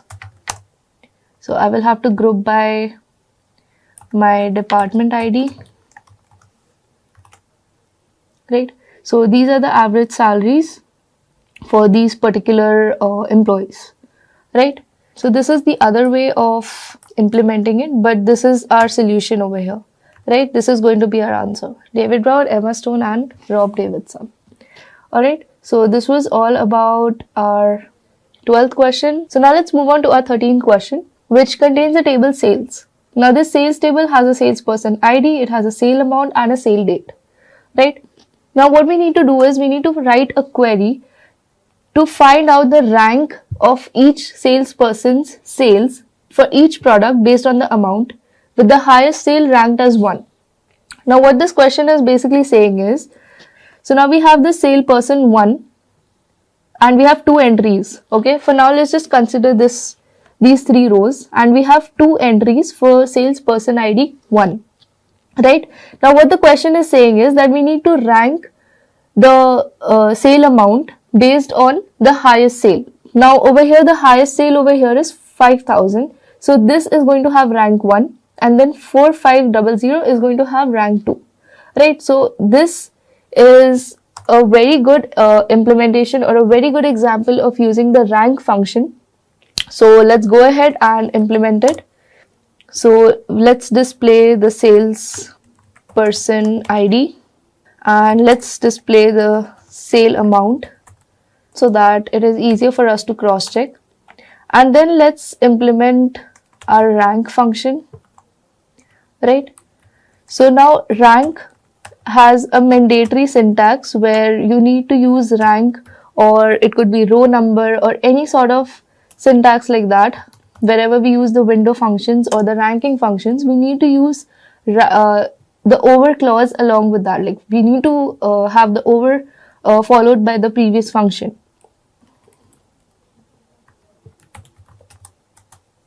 By our sales person ID, and we are going to order, basically sort, like we're going to rearrange in descending order. This is also supposed to be capital. So it needs to be ranked by the sale amount in descending order, right? We'll give an alias as sale rank, and we're fetching all this data from our sales table. But as you can see over here, I'm getting an error. So this is mainly happening because my SQL is an older version and it does not basically support the rank function.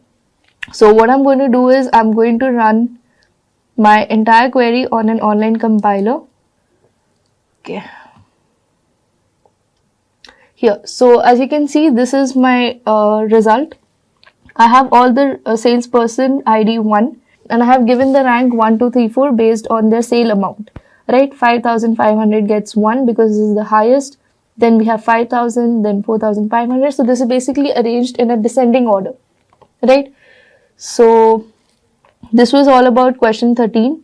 Okay, so this is also how you can check your SQL version minus 5.5. So basically rank functions are usually supported in SQL 8 and above. So if you are using an SQL version 8, you will easily be able to perform the rank functions and all the new window functions that are available. But if you're using an older version, you will have to use an online compiler or maybe update your SQL version.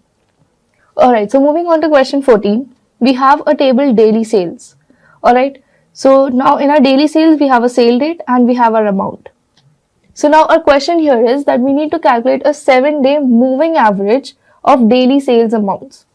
Now say instead of 7, we had a 3-day moving average. Alright, so first we would calculate the average of these 3 particular rows. Then we would go ahead and move to these 3 rows, and then we would go and calculate the average of these 3 rows and so on. So this is basically a window function, or you can say a moving average, right? So in order to implement this particular query, we'll be using our select statement.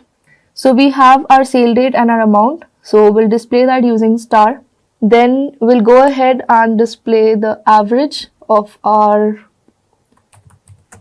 amount over. Now this is our window function over here. We'll be calculating our average over order by sale date. Now since we need a 7-day moving average, we are going to calculate our 6 preceding rows, right? So row 6 preceding means we are going to start from the 7th row, right? So this is 1, 2, 3, 4, 5, 6, 7. So this is where we're going to start, and we are going to consider the 6 rows preceding our current row. Then we are going to go ahead and move to the next row and consider the 6 rows preceding it, right? So this is what it basically means. But as you can see over here, we have an error again. So we are going to have to implement this also on our online compiler. But let's complete our query. Let's give it an alias name. We'll call it moving average from our daily sales. I will just copy and paste this on my online compiler so that you guys are able to see the result.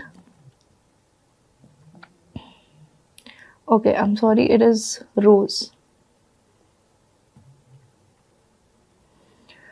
Right, so this is your moving average. You have the average for all these rows. You can also go ahead and cross-check the answers. Then lastly, we have our 15th question. That is the last question for this particular video. So you can see this is a somewhat different question than what we have been doing till now. So basically, we have to write a query to classify each student based on their score. Alright, so now the 3 categories are high if the score is 80 or above, medium if the score is between 50 and 79, and low if the score is below 50. Alright, so these are the 3 categories, and we have a table student where there is a student ID, there is a name, and there is a score. Alright, so I have already written the query for you guys over here. So basically we're going to implement the case statement. So whenever we're using the case statement, the most important thing to keep in mind is the syntax, right? If we have the right syntax, the logic is pretty much, in general, very easy to implement, right? So we are already given the condition. We just have to implement the case statement, and we have to specify all our conditions over here. It's like using if-else. Alright, only the syntax is different because it's SQL. So where our score is more than 80, we are calling it high. When a score between 50 and 79, then medium, else low. End as score category. Now, as score category is our alias, and we are extracting all this data from students. So let's run it. And you can see we have a neat table indicating the categories of each student based on their scores. Alright, so this was it for this video. I hope you guys enjoyed it and also understood the major concepts that we intended to deliver through this video. If you guys liked it, do hit the thumbs up button and subscribe to our YouTube channel. Thank you and see you in the next video.